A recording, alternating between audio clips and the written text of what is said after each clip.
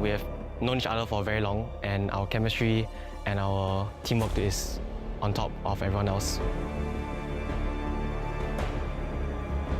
Kita bakal ngeluarin surprise pick, mungkin nggak bakal ada orang yang tahu bakal kita ngeluarin mungkin dari komposisi hero apa, strategi kita apa.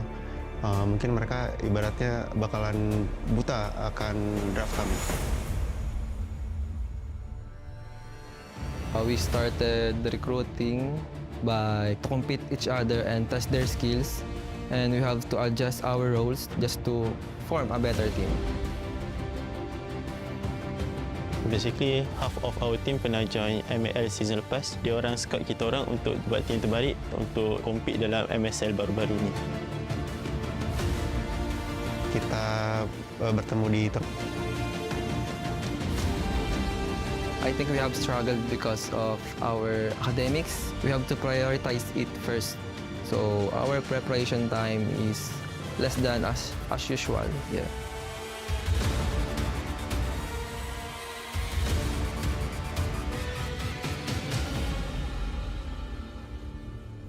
On top of a student life, having to go to school, study, even working part-time, it makes us like really on a tight schedule in order to train and find time to spare for this tournament.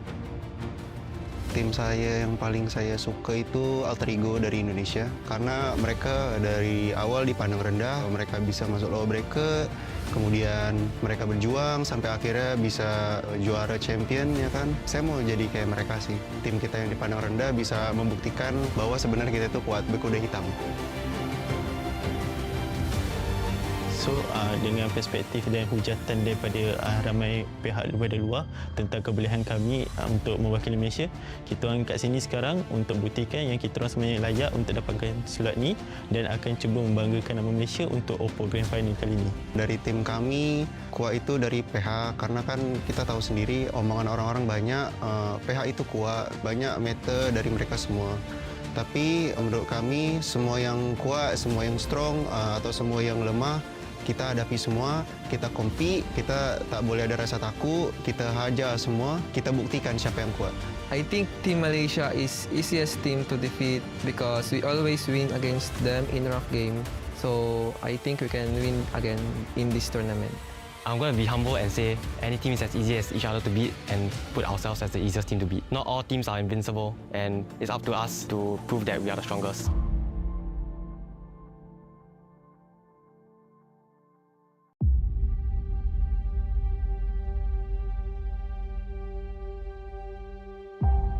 I formed this last mini team to qualify through SG qualifier and didn't expect us to be champion in the SG. So sebab kita orang dah main lama, from high kita orang dah tahu what does they want in game. Kalau dari segi comms, kita orang maybe quite smooth. Ya kelemahan tim kita sih sebenarnya kalau di rank doang sih sering kalah gitu kan. Tapi kalau udah di turnamen, mode serius, ya bantai-bantai menang lah. I don't think any weakness of our team. We just continuous learning and we stay consistent in our gameplay. We are confident that we can win.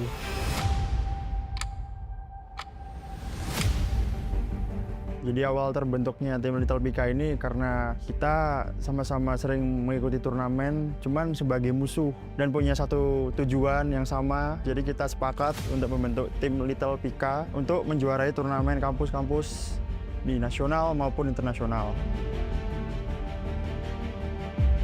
Previously, when I'm in SG, I had like a completely different team and we were training a lot, we were winning a lot of tournaments together. But when I came to join this team, it was like a completely different environment for me. Kita orang kan student, so masing-masing ada time yang diorang free and ada yang tak free sebab diorang ada final year project ke, ada yang tengah buat internship juga. Sometimes kita orang dapatkan playtime tu quite hard. Kemarin sih tim gue sempat kalah BO1 ya di final nasional kemarin, jadi sempat turun ke lower bracket dulu. Jadi kita lebih banyak berjuang di lower lah dan sempat apa ya kayak parno dikit lah gimana nih mau lolos. The strength of our team is our chemistry because we played for almost more than 1 year. We always the tournament's champion. That's our strength.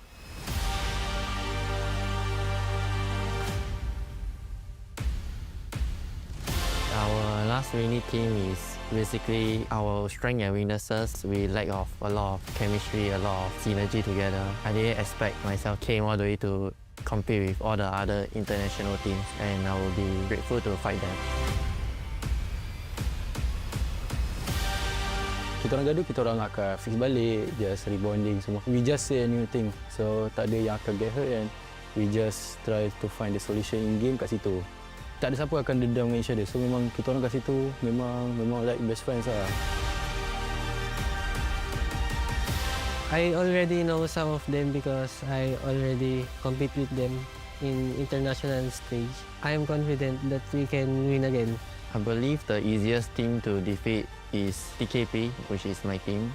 It is a very huge challenge for us to compete with the other teams, and I hope we can put up a good fight for the other teams. Honest review, honest opinion lah. Kalau saya rasa MSL Malaysia lah. Kita orang sangat-sangat selalu lah jumpa diorang. Sometimes we be screen partner, so macam quite confident lah untuk going against diorang. Betulnya gue respect sih sama semua tim.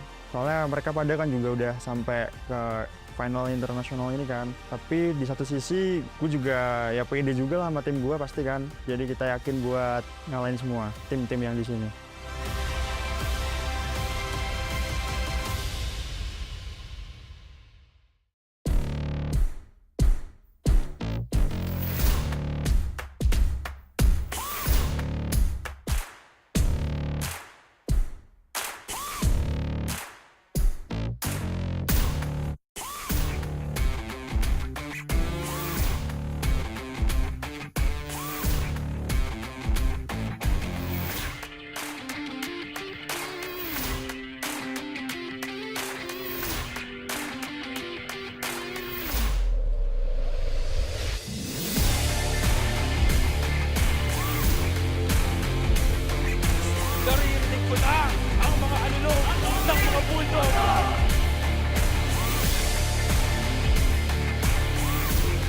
Congratulations everyone to all our participants and winners. This is the OPPO Hyper Legend Cup.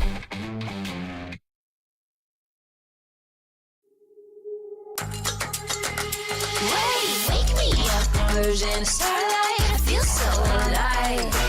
Ooh yeah, yeah, ooh yeah. Different vibe, different mind. Ooh yeah, yeah, ooh yeah. Kaleidoscope this side.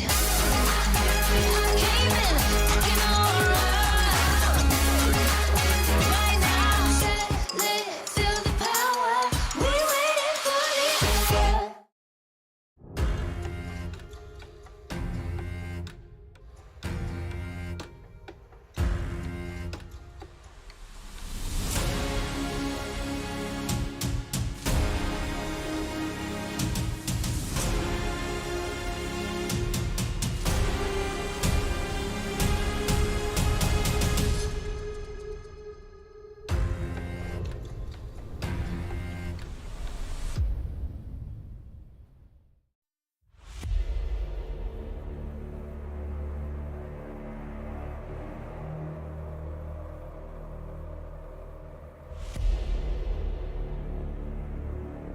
Kita orang punya chemistry and execute team game plan lagi tinggi daripada tim-tim lain.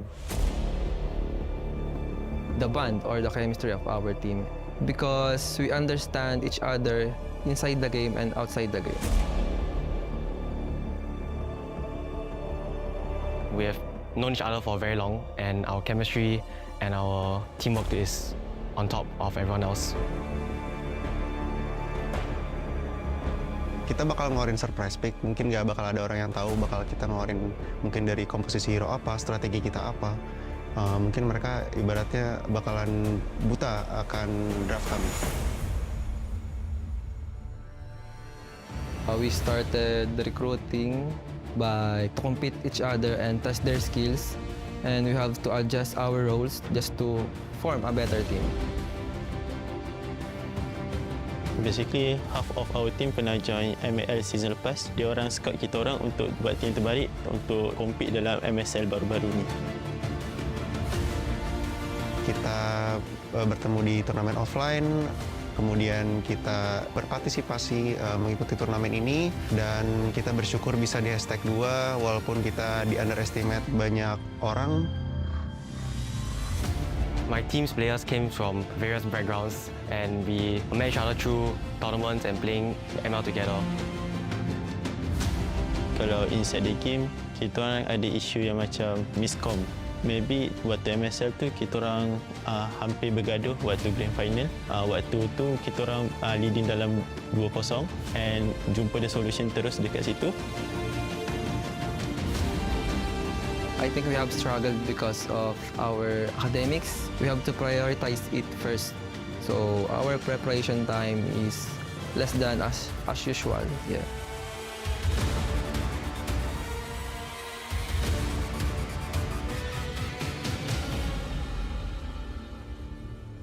On top of a student life, having to go to school, study, even working part-time, it makes us like really on a tight schedule in order to train and find time to spare for this tournament. Tim saya yang paling saya suka itu alter ego dari Indonesia karena mereka dari awal dipandang rendah, mereka bisa masuk low bracket, kemudian mereka berjuang sampai akhirnya bisa juara champion ya kan. Saya mau jadi kayak mereka sih. Tim kita yang dipandang rendah bisa membuktikan bahwa sebenarnya kita itu kuat berkuda hitam. So dengan perspektif dan hujatan daripada ramai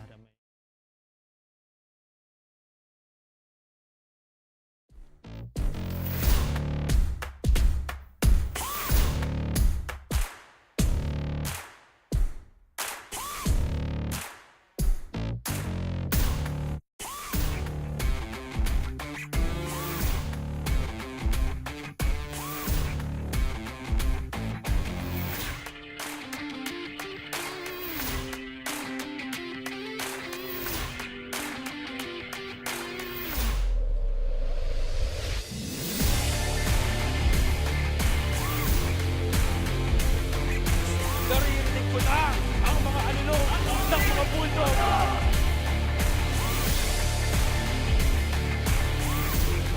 Congratulations everyone to all our participants and winners. This is the OPPO Hyper Legend Cup.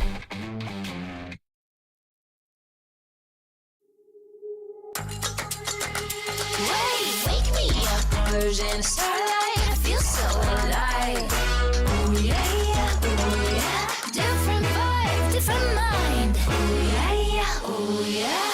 Kaleidoscope this side. Came in, looking all around. Right now, set, lit, feel the power. We waited for the answer.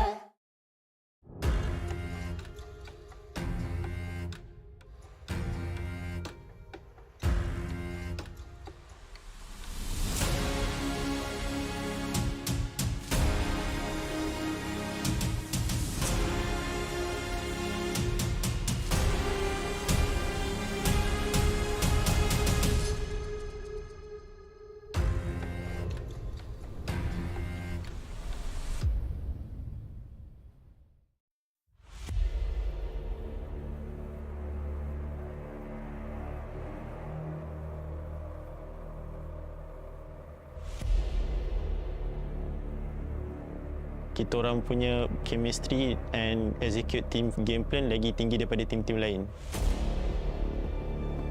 The bond or the chemistry of our team, because we understand each other inside the game and outside the game. We have known each other for very long and our chemistry and our teamwork is on top of everyone else.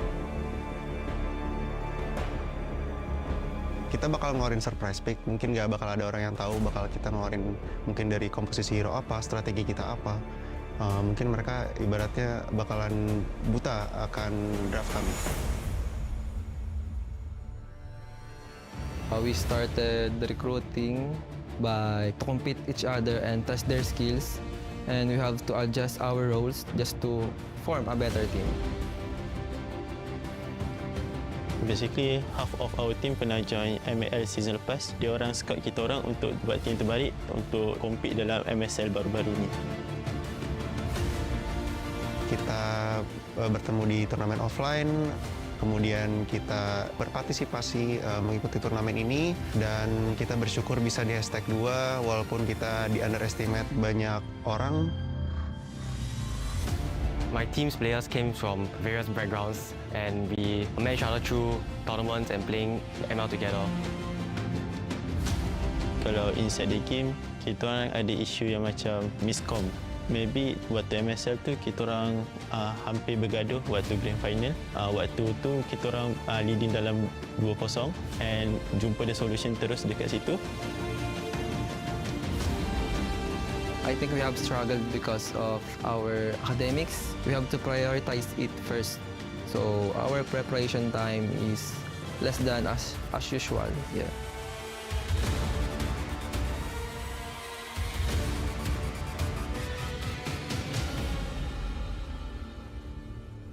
On top of a student life, having to go to school, study, even working part-time, it makes us like really on a tight schedule in order to train and find time to spare for this tournament. Tim saya yang paling saya suka itu alter ego dari Indonesia, karena mereka dari awal dipandang rendah, mereka bisa masuk low bracket, kemudian mereka berjuang sampai akhirnya bisa juara champion, ya kan. Saya mau jadi kayak mereka sih. Tim kita yang dipandang rendah bisa membuktikan bahwa sebenarnya kita itu kuat berkuda hitam.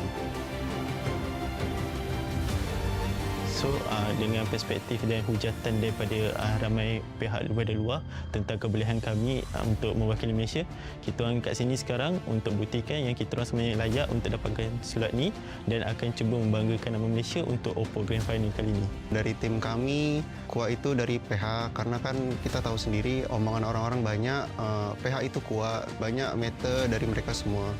Tapi menurut kami, semua yang kuat, semua yang strong, atau semua yang lemah, kita hadapi semua, kita compete, kita tak boleh ada rasa takut, kita hajar semua, kita buktikan siapa yang kuat. I think Team Malaysia is easiest team to defeat because we always win against them in rough game. So I think we can win again in this tournament.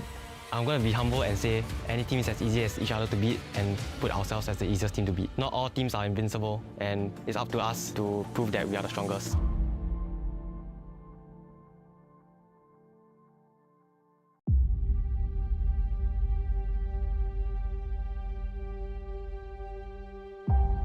I formed this last mini team to qualify through SG qualifier and didn't expect us to be champion in the SG. So sebab kita orang dah main lama, from high kita orang dah tahu what does they want in game. Kalau dari segi comms, kita orang maybe quite smooth. Ya kelemahan tim kita sih sebenarnya kalau di rank doang sih sering kalah gitu kan. Tapi kalau udah di turnamen, mode serius, ya bantai-bantai menang lah. I don't think any weakness of our team. We just continuous learning and we stay consistent in our gameplay. We are confident that we can win.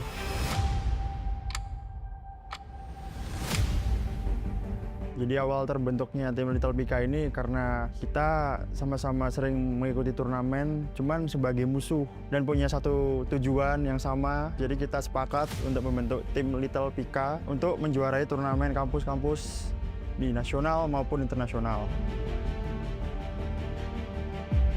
Previously, when I'm in SG, I had like a completely different team and we were training a lot, we were winning a lot of tournaments together. But when I came to join this team, it was like a completely different environment for me.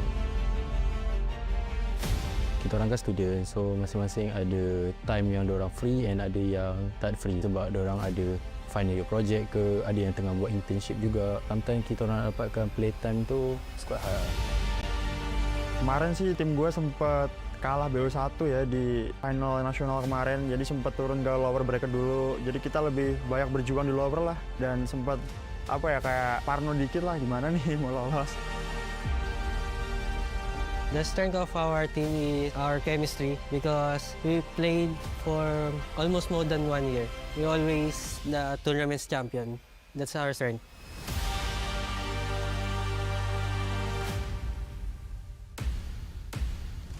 Our last mini team is Basically, our strength and weaknesses, we lack of a lot of chemistry, a lot of synergy together. I didn't expect myself came all the way to compete with all the other international teams, and I will be grateful to fight them. Kita orang gaduh, kita orang akan fix balik, just rebonding semua. We just say a new thing, so tak ada yang akan get hurt and we just try to find the solution in game kat situ. Tak ada siapa akan dendam dengan each other, so memang kita orang kat situ memang like best friends lah. I already know some of them because I already compete with them in international stage. I am confident that we can win again. I believe the easiest team to defeat is TKP, which is my team. It is a very huge challenge for us to compete with the other teams, and I hope we can put our good fight for the other teams. Honest review, honest opinion lah. Kat saya rasa MSM Malaysia lah. Kita orang sangat-sangat selalu lah jumpa diorang. Sometimes we be screen partners, so macam quite confident lah untuk going against diorang. Betulnya gue respect sih sama semua tim. Soalnya mereka pada kan juga udah sampai ke final internasional ini kan. Tapi di satu sisi gue juga ya pede juga lah sama tim gue pasti kan. Jadi kita yakin buat ngalahin semua tim-tim yang di sini.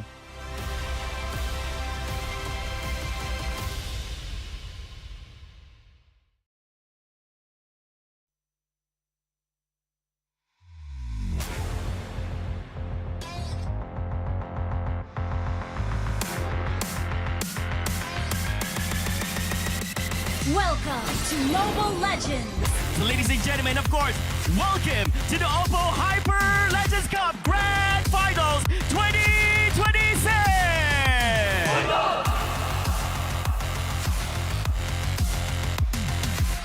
Locked up, and that's a mega Q already. This is a full-on dive into the base. The stun! Yet again! Being saved! This is over. It's GG. It's done.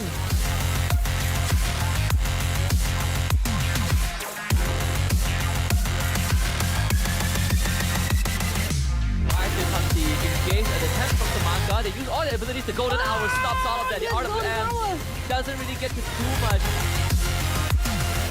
It's on to 2, but the quad damage is dead. They're just gonna be free hitting the members of LP. Leoma got a double kill, but it doesn't matter. Today, we will find out which 3 teams fighting for the championships. But only one will rise above the rest.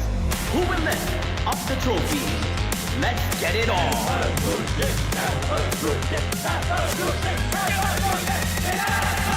And that is where Soloz and Mizu can actually done the damage. No! You got loaded! You got taken out!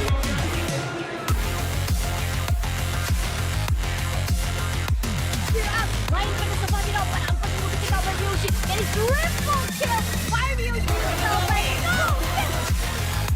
Here we go. Kind of moving to the fountain, but this way. They push it on.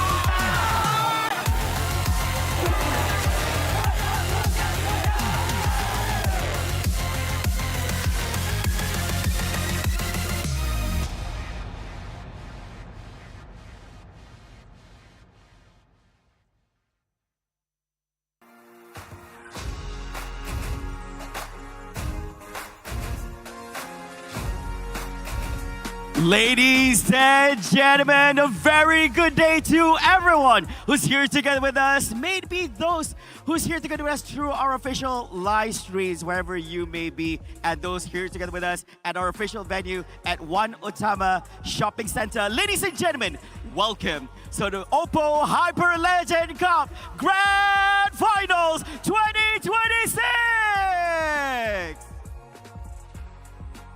Amazing crowd we have right here for today. Now, for those who missed out on all the actions in the last 3 days, today is day number 4, or should I say the final day together for this championship.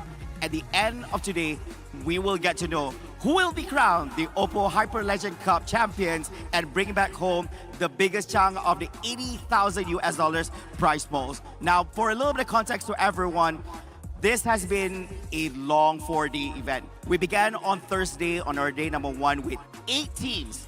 8 teams some of the best Mobile Legends by players that the world has to offer. Hailing from 4 great nations, from Malaysia, Singapore, the Philippines, and Indonesia. And at the starting point of today's day event, we have 3 teams, our top 3, which will begin our day with the upper bracket segments, and then dropping down to a lower bracket segments, and followed by the grand finals. Who will reign supreme? Who will become the champion? All this and more will be unveiled later on this evening. Now, of course, ladies and gentlemen, I'm very sure you guys would like to get up close and personal and get to know our top 3 team better. So it would be my honor to introduce to you the teams for you today here on the main stage. So let's begin with our first team, waiting here at the lower bracket semifinals and ready to claim that grand finals up. Give it up for KPTM X Velocity!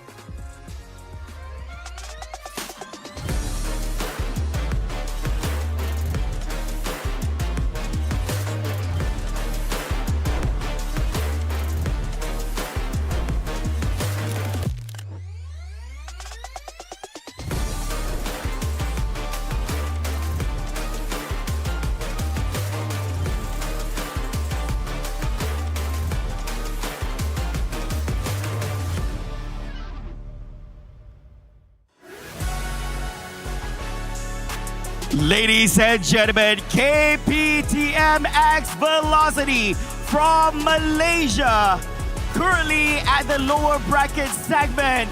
They had a tough run yesterday, back-to-back matches. 3 matches in a row, and still here crawling through the lower brackets. Ladies and gentlemen, give it up for KPTM X Velocity!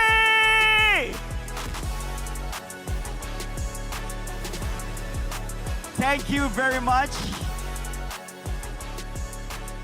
Ladies and gents, our next team, hailing from the Philippines, we're still setting a record of no losses yet here through the upper brackets. Make some noise for NU Bulldog! I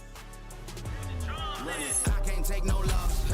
I don't even know what it costs. I hit the ground, then it go off. Yeah, hit the ground, then it go off. Yeah, I can't take no loss. Yeah, I don't even know what it costs. I hit the ground, then it go off. Yeah, hit the ground, then it go off. Yeah, I can't take no loss. Yeah, I don't even know what it costs. Yeah, I hit the ground, then it go off. Yeah, hit the ground, then it go off. Yeah, run it. Ooh, I really feel it's my time. Think it's my year. Yeah, I really feel it's my time. Think it's my year. Yeah, I really feel it's my time. Think it's my.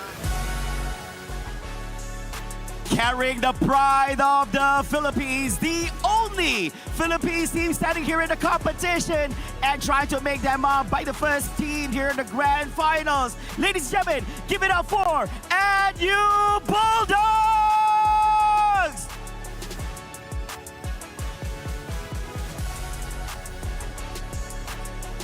They seem like an away team over here. Big sandwich between 2 Malaysian teams. But trust me when I say this, they are definitely going to bring in their A-game.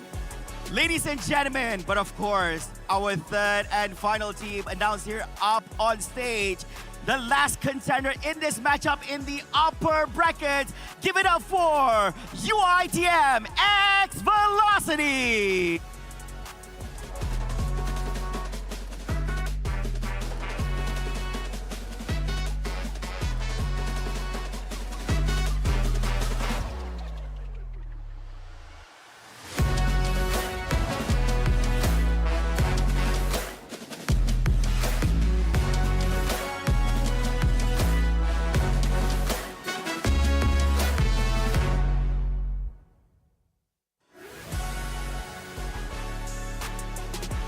Ladies and gentlemen, from Malaysia, our athletes here from UITM X Velocity, still no losses yet through the upper bracket first round, the quarterfinals best of 3 series, and here they are as the second team upper bracket. Ladies and gentlemen, give it up for UITM X Velocity!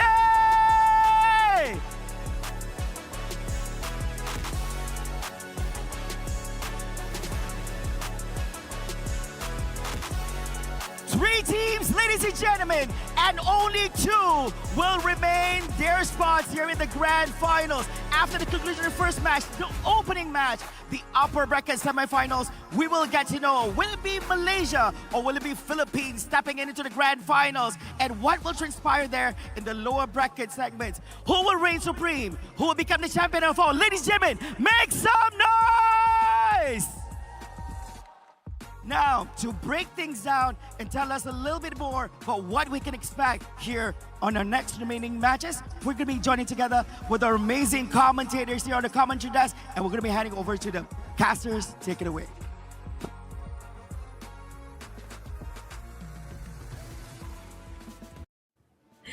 Thank you, Flava, for the amazing opening introductions from one team to another team. And I mean, it's not even introduction, it's a music video for all the teams. So welcome everybody. This is the OPPO X Hyper Legend Cup 2026, brought to you by OPPO as well as Moontoon MLBB. You're with me, Fasha Bunny. And on the desk today, we do not have Husky. We do not have Abento. We do not have Fira, but we got KBC Sensei, aka Ken, right here to cast for the grand finals. How are you, Ken?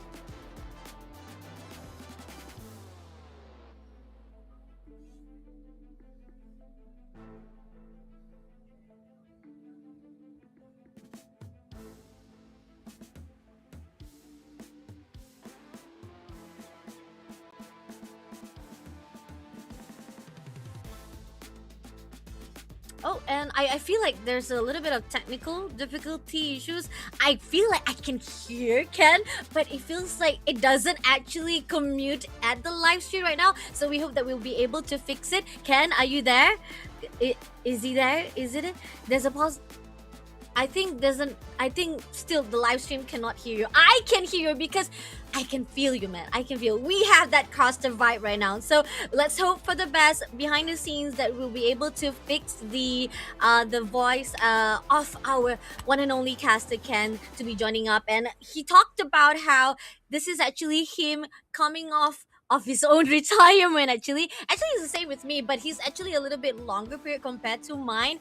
Abento dragged me from the retirement, so now let us, the OPPO Hyper Legend Cup, dragging him out of his own comfort zone to join into our MLBB scene tournament. I think it's been almost half a year from him casting tournaments, right? So Ken, I think I can hear you now. Are you there?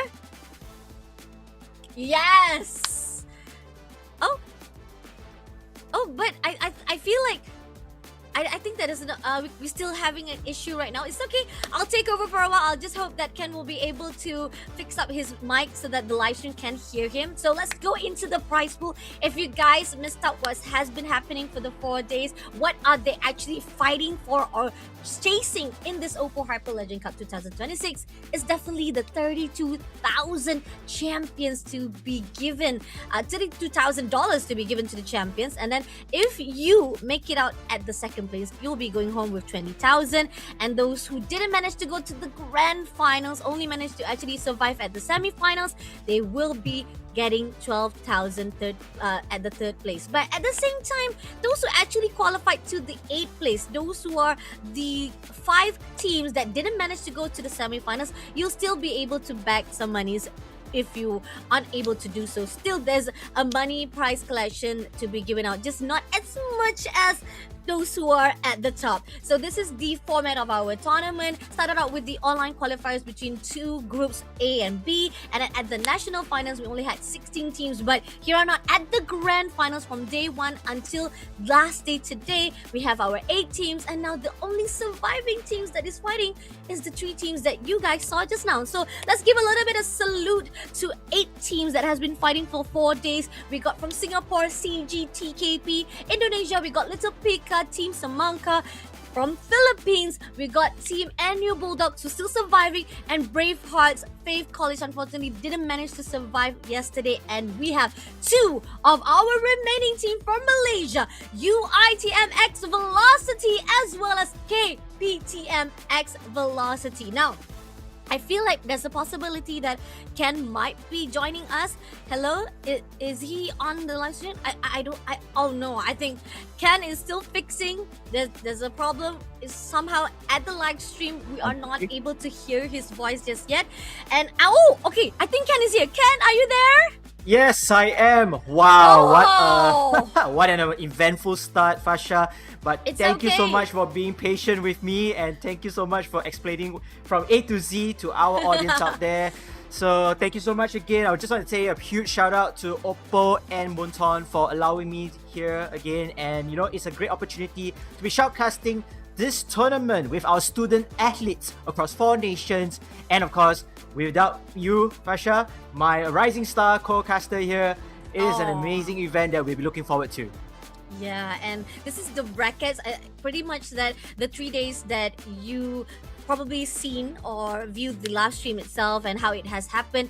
It has been a really tight fight indeed. We've seen from the first round of the day whereby most teams, 4 teams, was actually dropped down to the lower bracket, and then they were trying to actually pull through from that lower bracket. And just like Flava said, it is a great honor to see the grinds of our KPTM X Velocity that pulled through after they was dropped by the NU Bulldogs. But the question is, who will be meeting them once we see our first match of the day, which is the first series right after this, between the UITM X Velocity versus the team of NU Bulldogs. And it seems that they're gonna do a little bit of flip of coins there to see who will get the first pick.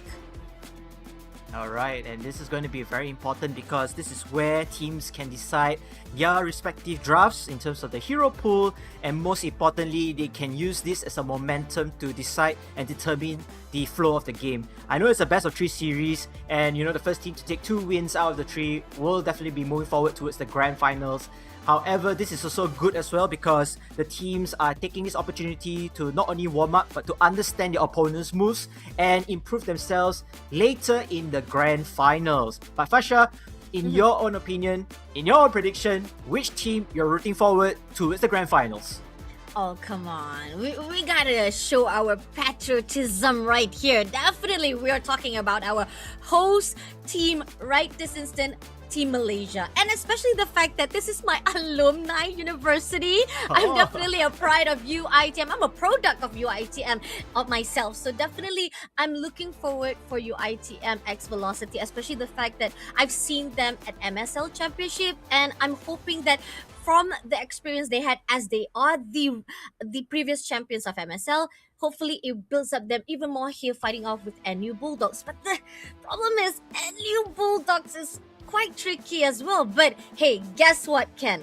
This event is not just us far away at the online stage. They have a physical tournament that people can actually join and watch them right in front of their faces, right at their eyes, and they can see the idols playing off.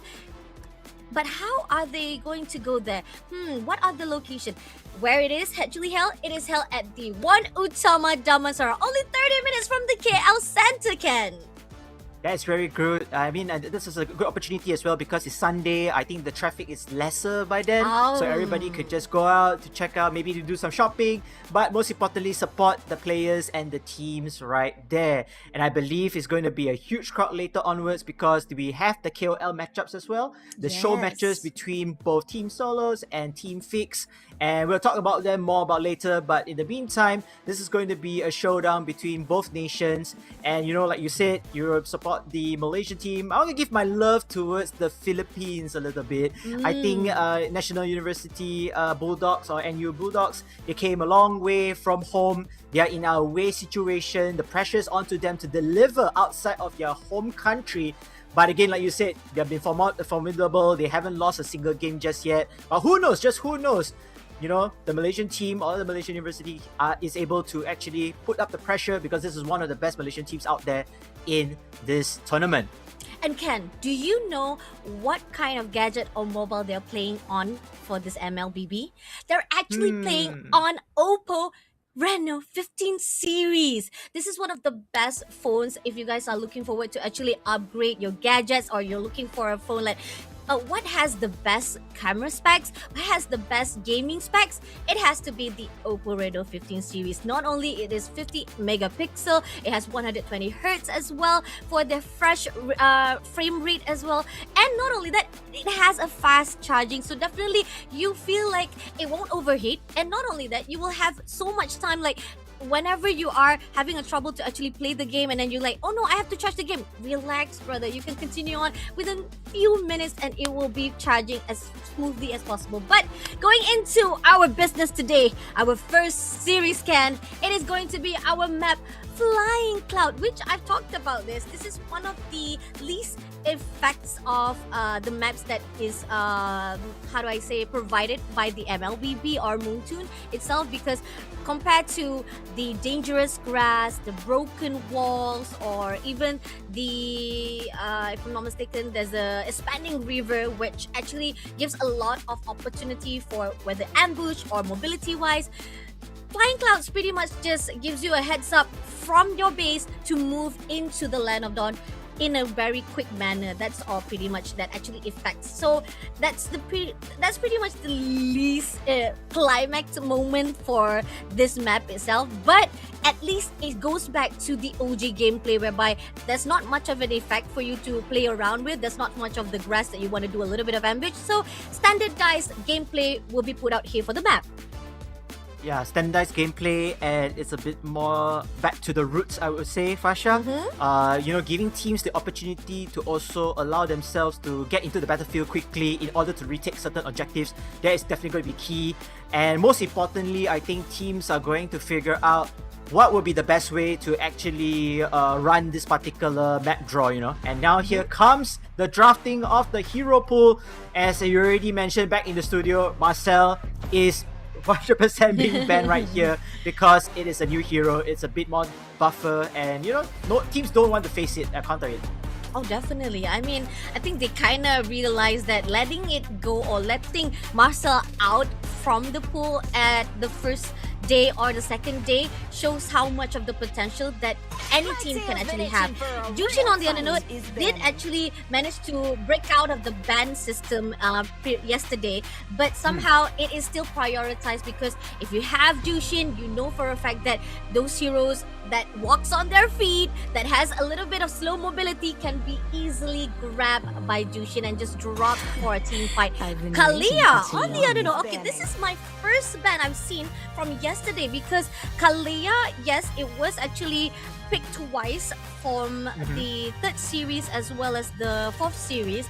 Not pretty much prioritized actually. I'm not sure why UITMX Velocity is actually prioritizing this, but Kalia is also one of the good heroes as well to be picked up, because it is one of the roamers that can actually pick off with a Tsunami Slam, definitely, but it is a single-sided and you need kind of a fast follow-up. And new Bulldogs, I think those are the things that UITMX Velocity is actually thinking, that if NU gets the setup and a good follow-up, it is going to be critical for them. And I'm loving the idea that is portrayed here for UITMX Velocity. Carry, on the other note, has been taken out. I think NU Bulldog has been banning Carry twice yesterday, so it shows that NU really doesn't want anyone to mess with their tank setup, because they love to play tanky setup or tanky junglers or tanky heroes in their gameplay. Your team. Yes, I do agree on that. And then having to take out those damage per second heroes or DPS is very, very important, especially when you keep on sustaining in the battlefield. And now you do see that Fedrinus has been out, and a couple of bans already in place where teams are going to figure how they're going to run it. But first pick is available, and it's going to be Glue, taken by the Malaysia team here. I feel like this is a good option, because you want Glue to be your primary roamer to deal as much disruption, as much disturbance across their respective jungles. It's more of taking over a little bit more of the battlefield into the favor of the Malaysian team. Oh, agree, definitely. Glue right now is definitely a 100% hero. Is either to be banned or to be contested immediately. And having Glue, I think pretty much I remember NU Bulldogs actually paired out with Phoveus, and it's quite strong, and it's difficult for the team of KPTMX Velocity actually to spot off. So taking Phoveus as well is a good strategy coming up from NU Bulldogs. pairing it with Freya, which we know for a fact that Freya can be a flex hero, and this could be meaning that they're gonna go all out for the double fighter lane. Going into the side of UiTM Velocity, however, they picked up Sora. Sora is going to be a very awesome choice. I would say Sora can actually do the two different forms, and depending on the particular form, the hero has provided a lot of CC and a lot of support in terms of the damage as well. So I think there will be a follow-up, but Cloud will be the selection, the marksman selection in place, and I think Cloud is also going to be a good alternative to just burn down the heroes, especially in late game fights or just single pick-offs, provided as well he has the mobility to escape away from danger. Definitely, with the Blazing Duet, definitely that's one of the things that we have our gold laner be able to actually have the escape mechanism. Now, Yi Sun-shin, I think yesterday and as well as the day number 2, Yi Sun-shin was pretty much banned off, not really a prioritized hero, but it can actually have a little bit of effects for the draft that can be set off, because we have Zetian and we have Yi Sun-shin that has the capability of opening their maps with their ults, right? Fury of the Phoenix, Mountain Shocker, and those twos are definitely something that most teams are trying to avoid. But with Yi Sun-shin being picked up by NU Bulldogs, I'm seeing a little bit of intense coming in. They have their damage. They also have a little bit of sustainability for the setup that will be put out by Phoveus with the Infernal Pursuit. Now, they need to actually figure out if they want to actually... Probably UiTM X Velocity will be targeting a little bit of the pools of the mid lane, right? Mid lane would be their priorities to just shut down a little bit more of the pool itself. Now, Lucas will be taken out from the equation because Team UiTM Velocity still needs their jungler. Yes, they need their jungler. They need somebody who can, just heal off opponents' buff from there. Oh, the Faramis has been already banned right here, so try to disrupt as much of the hero pool from NU Bulldogs is placed. But again, I'm not so worried for the Malaysian team because again, we have a vast pool of heroes. It's more about how they can synchronize with the particular hero pool or the 5 heroes that they chose from there. And eventually, most importantly, the team fights. The team fights are going to be the ones that's going to be determining who is going to be have an upper advantage towards their opponents in place. Now, going back to what we just said earlier on, I mean, they are going to find their particular mage. Probably, try to guess a mage, perhaps a mage dealer in your mind.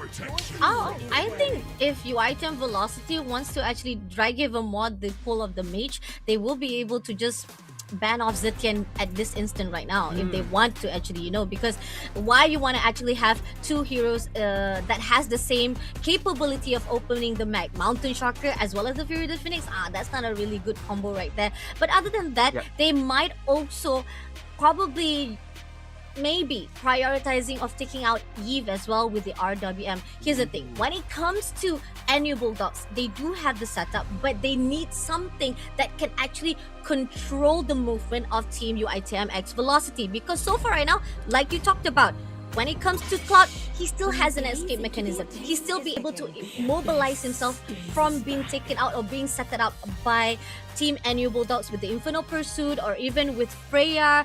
And as well, we do have Glue to make sure that he'll be able to actually hard guard the frontliners as much as possible. So this is something that we are saying, oh, but Selena, yes, Selena is also one of the top priorities yesterday, and Abyssal Arrow is something that Team UiTM Velocity would love to avoid. Yeah, you're having the Abyssal Arrow from Selena to set things up for possibly NU if they were to select them and then straight away go for the gank or that pick off instantly. So that's a great ban coming forward. Now it's coming down to Hilda. Hilda would be the official, their primary roamer tank for the side of NU Bulldogs. NU Bulldogs now, it seems like they are actually running this very, very fast pace. They're looking forward to bring Hilda in order to roam as quickly as possible from lane after lane, or perhaps to support whichever heroes is needed in their respective battles in place. But now it's coming down to that one particular mage. Which mage do you think NU Bulldogs should pick up for here? It's like this is where the fine line that once Selena has been taken out, Eve and Zetian is still open. I mean, if they want to actually go to the back line even more, they possibly will be able to pick up Farsa as well. Farsa, oh, but no! UIT and Velocity take Farsa for themselves with Guinevere. Now, Guinevere having that special migration as well as the Violet Recruit, I feel like Team UITM X Velocity is a little bit of mirroring what NU Bulldogs did to KPTM X Velocity. It's like saying that, hey, you did that to our little brothers. This is us just giving off the same flair that you did, taking them down with 2-0. Easy breezy yesterday. And I'm loving it. I'm loving how to see how UITM X Velocity is actually adapting and showing off the skills that they've learned from the previous fight. Now, NU Bulldogs, like I said, since Farsa has already been taken out, the only options left is either they want to actually have that strong team fight that can hold the ground, it has to be Yves, or even a little bit of damage that they need right now, it could be Zetian. So, Zetian will be the last pick, just like I've already predicted. Yeah, that is a great prediction right there, Fasha. I think for team University Malaya VEMV, they're going to focus more on the team fights to try to get as much team battles as possible within the 5 heroes, while the other end, NU Bulldogs, going to focus more on quick roaming, quick flexibility, jumping in for pickoffs, and then hoping that they get enough objectives to power it up themselves later in the long run. Oh, this is a great draft, definitely from both sides. They also have their answers, they have their own setups. Compared to how I see from the side of Team NU Bulldogs, it could go a little bit more on the ganking side compared to how it's going to be like from the side of Team UITM Velocity. UITM X Velocity, I feel like they're certain point of time, if there's a possibility they cannot hold up with the gang, they still be able to do the solo push, and this is what we like to see from the side of Team UITM Velocity. If they are not able to actually have that one-on-one fight, they will be able to have that backup. That is if they'll be able to actually execute it perfectly. So let's take a look and let's see what's going to happen here at the OPPO Hyper Legend Cup 2026. Your review Fashavani as well as Ken for the first series, first game of the day. First game of the game here, and most importantly, this is where you need to quickly clear your lane, so UITM managed to do so. But speaking of which, ladies and gentlemen, live drop redeem code for your free diamonds are already online, so stand by ready. Remember, it's limited redemption, so make sure to be the first come first serve. And now here it is, as we will wait for the rest of the teams to quickly set up to get their XPs and of course gold in hand. But for you, the viewers out there, make sure to get your diamonds. Yeah, it's a long code pen, so they really have to screenshot it and type it out at the game. But already! Ooh, barely surviving that, but thank God he managed to actually survive it out and now had to back off. But so much of aggression has already been done right here at the mid. And as you talked about, when it comes to having Hilda on your hand, Patulan definitely will be able to actually move as quickly as possible, will be able to give a lot of support, whether going into the top lane, mid lane, or even to the bottom lane. And this is what we've seen so far. Patulan is being a little bit of nuisance, but in a supportive way for his team. And here on out, even though we do see that Yed as well as RT trying to do their best to push in for the mid, is coming in right now. There you go, Estachio going in for the mountain. Oh, able to take down the first blood here by Blast, but Estachio getting Yed as well. That's a double piece right here in the hands of Team NU Bulldogs. Yes, Fasha, like you said already, having Patulan running the Hilda, quickly roaming from one end to another. The main focus of Team NU Bulldogs is to go for that quick gank, the quick picks-off, using the ability of Fasha. And now, they are going to get objectives. First Lord Turtle fall into the hands of NU Bulldogs, just extending the XP and goal lead for the Filipino team. Clean, definitely clean execution coming out from Team NU Bulldogs right now. And Team UITM Velocity, they know for a fact that for them to actually have that power spike or even getting online right now, it's not going to be easy. So the way how they want to play it off right now is to play safe. Because again, NU Bulldogs, they're biting it. They're literally bullying them right from the get-go because they know they have that capability. And that's why they're always doing that invasion. As Tasha takes out yet again, and already, you're not going to be able to do so right there. This is a problem when it comes to the teams of UITM draft. Yes, they're sturdy, but it takes lot of time for them to do so. Yeah, a lot of time to set up, and you mentioned that playing safe is the best way for them, but if you play safe means you're allowing jungle invasions from the opposite team. You're allowing NU Bulldogs to determine the playground, to determine their playset in place. Now, speaking of which, it seems there's going to be a little bit of counter-attack, Fasha.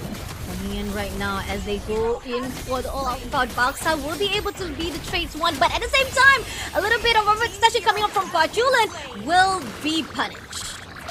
Will be punished for 1-to-1 trade. 2-for-0. Yeah, so there's a good counter attack coming in from UITM Malaysia. However, is that going to be enough right now? Because again, the tempo is still being set up by Team NU Bulldogs. And speaking of which, nearly killing off Siti Nursana right there, but Sora is able to make it out alive, back to the base and recover.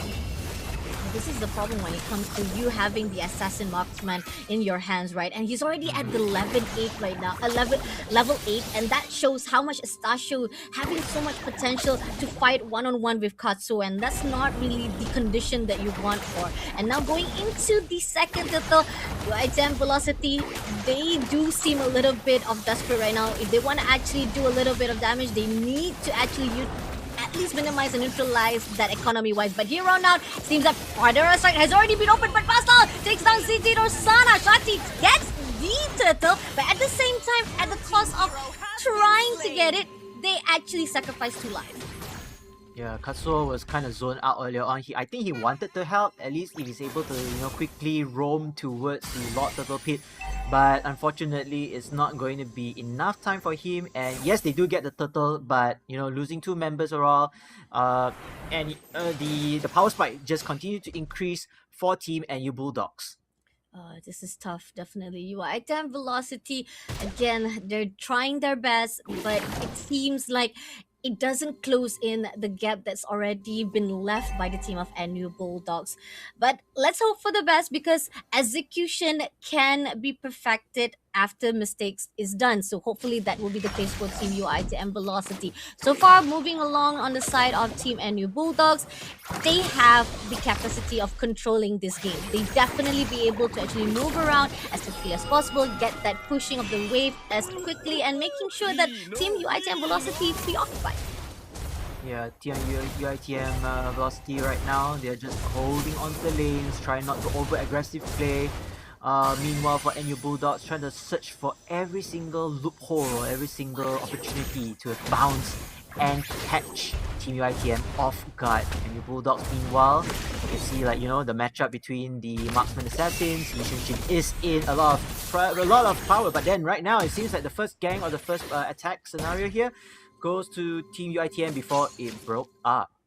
Nicely, okay. At least they'll be able to actually disengage nicely to Team NU Bulldogs. But here's the thing, they are setting things up right here. So Siti Nursana needs to be aware of this and have to be careful, because that setup might actually end up not in their favor. And look at that, Siti Nursana had to flicker away, barely left. But will Team Velocity be able to actually have a little bit of revenge? I don't think so, because with the turtles already spawned out, their main objective needs to be redirect to another lane. So this is something that I'm liking, how UITM Velocity, they're a little bit disciplined, not too ambitious, and not too trying to actually go back and fix things out so far.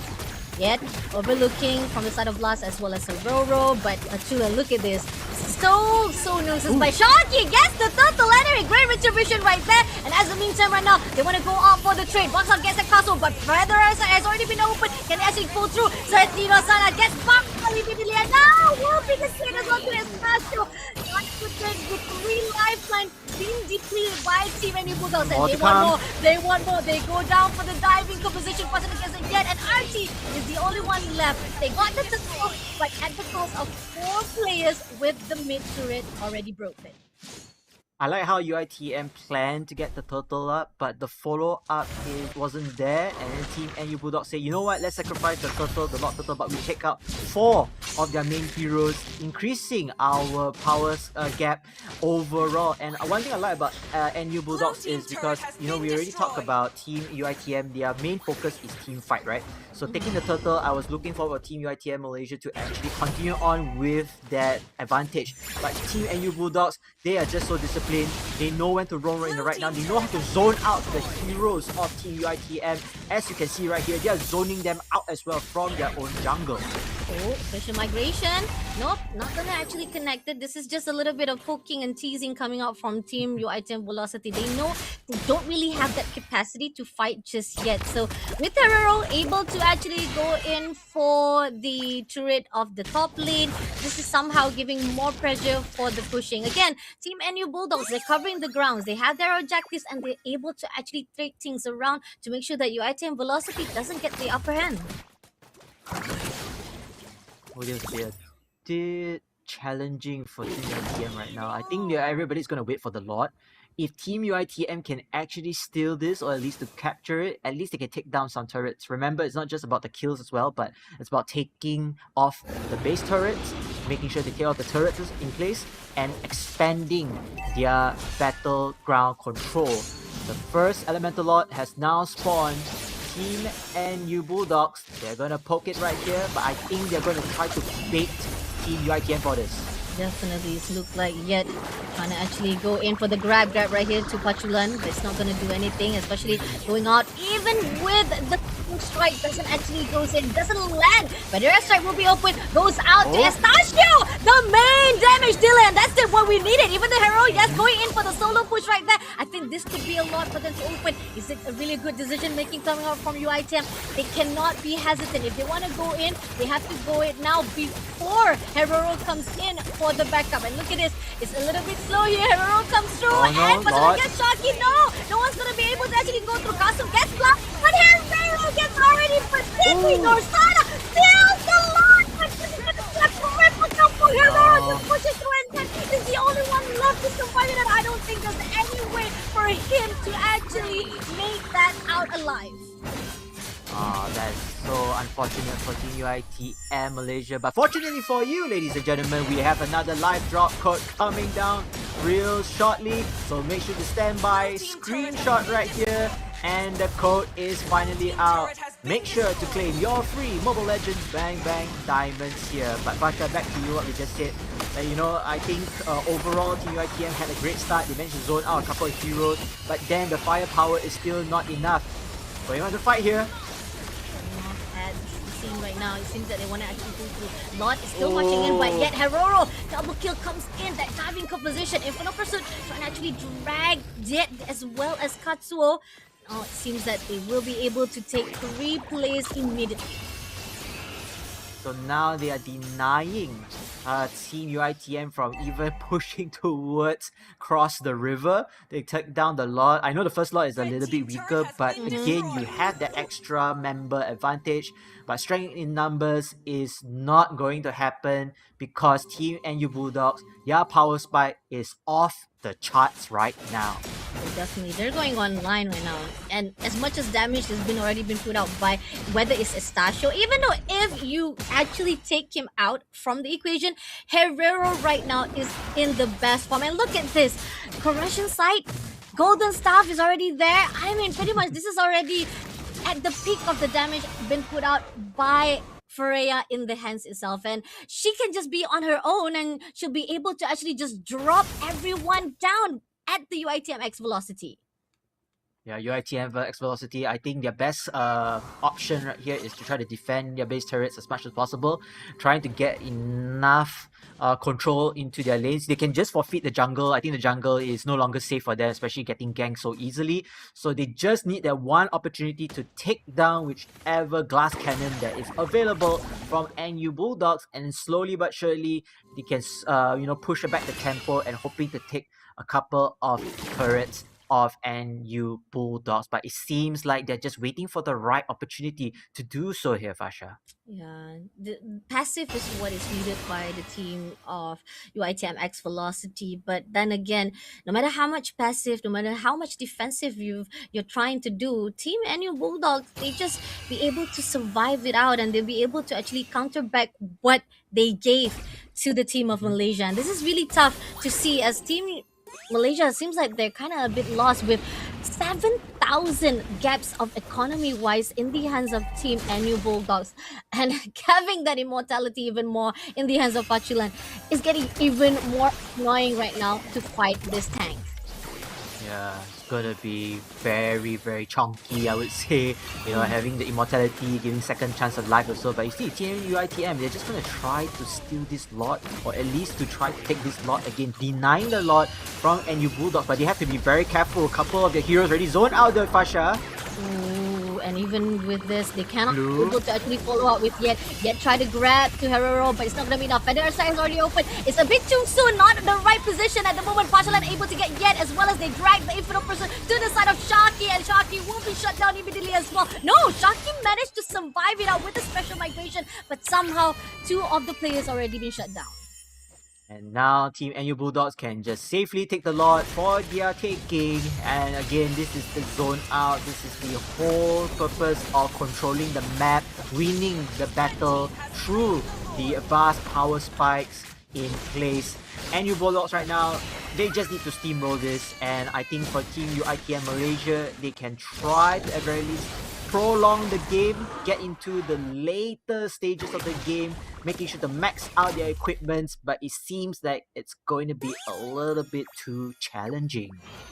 This combo is broken. I definitely talked about how Zetian's Fury of the Phoenix and the Mountain Sharker should not be given the opportunity to be paired up, and they gave it all to NU Bulldogs, and that's the struggle that's coming out from the team of UITM X Velocity. Yeah, you might be able to actually move away from the Mountain Shocker, but don't forget, Fury of the Phoenix is coming up as well to slow you down, and you won't be able to actually go through. Now, this slot marching is going to break straight away the mid turret, and this is going to give that opportunity to just jump invasion into the baseline. Let's see if UITM Velocity be able to set up the lead.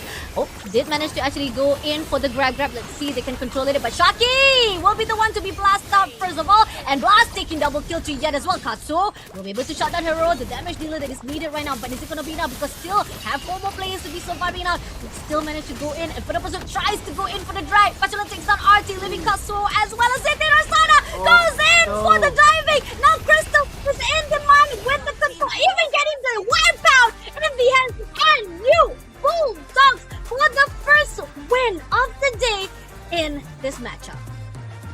What a play coming in from NU Bulldogs, Fasha. Straight away, no BS, no shenanigans, clean kills, and all the way to the crystal base. And you know, this is basically textbook plays, right? You already have the upper advantage, you have the power spike already.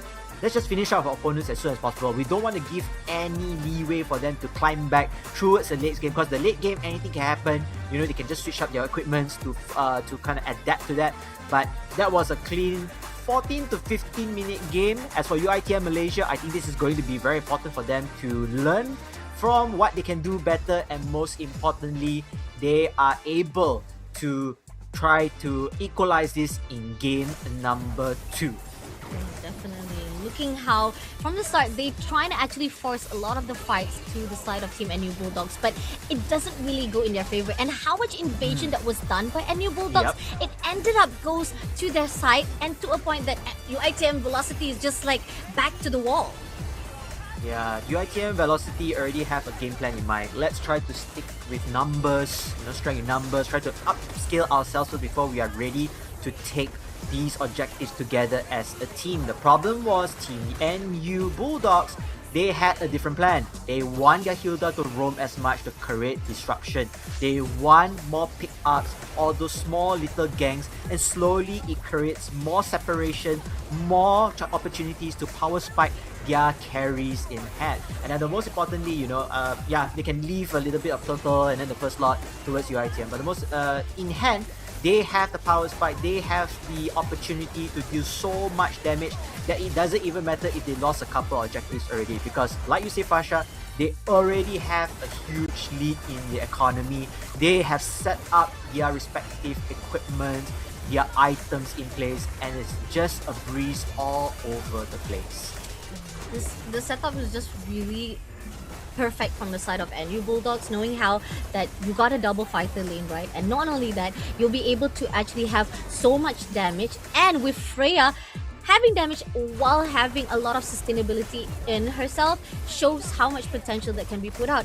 Goes back to the draft wise that I've seen, and this is where great setup comes in, and the diving goes out from Pachulan. Pachulan is just so fearless, just jumps in and gets everything done with that last hit, and that's why he is the MVP for the first game. 6-1, 17 KDA with a total of course 96%. I think it shouldn't be 96%, it should be 100%. He was everywhere. He was where you didn't even want him to be there. He'll be there, and he will make sure that he will cover every ground for the NU Bulldogs.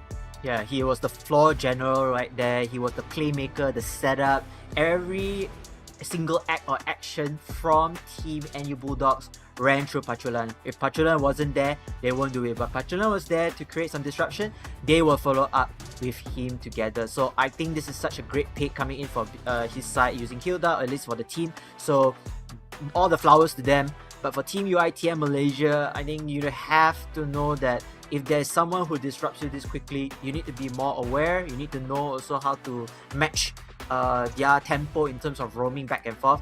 And it's all about just holding on and trying to get the best opportunities, the best pickups as possible. But Pachulan did it with his team, and they deserve game 1. Oh, they definitely deserve it.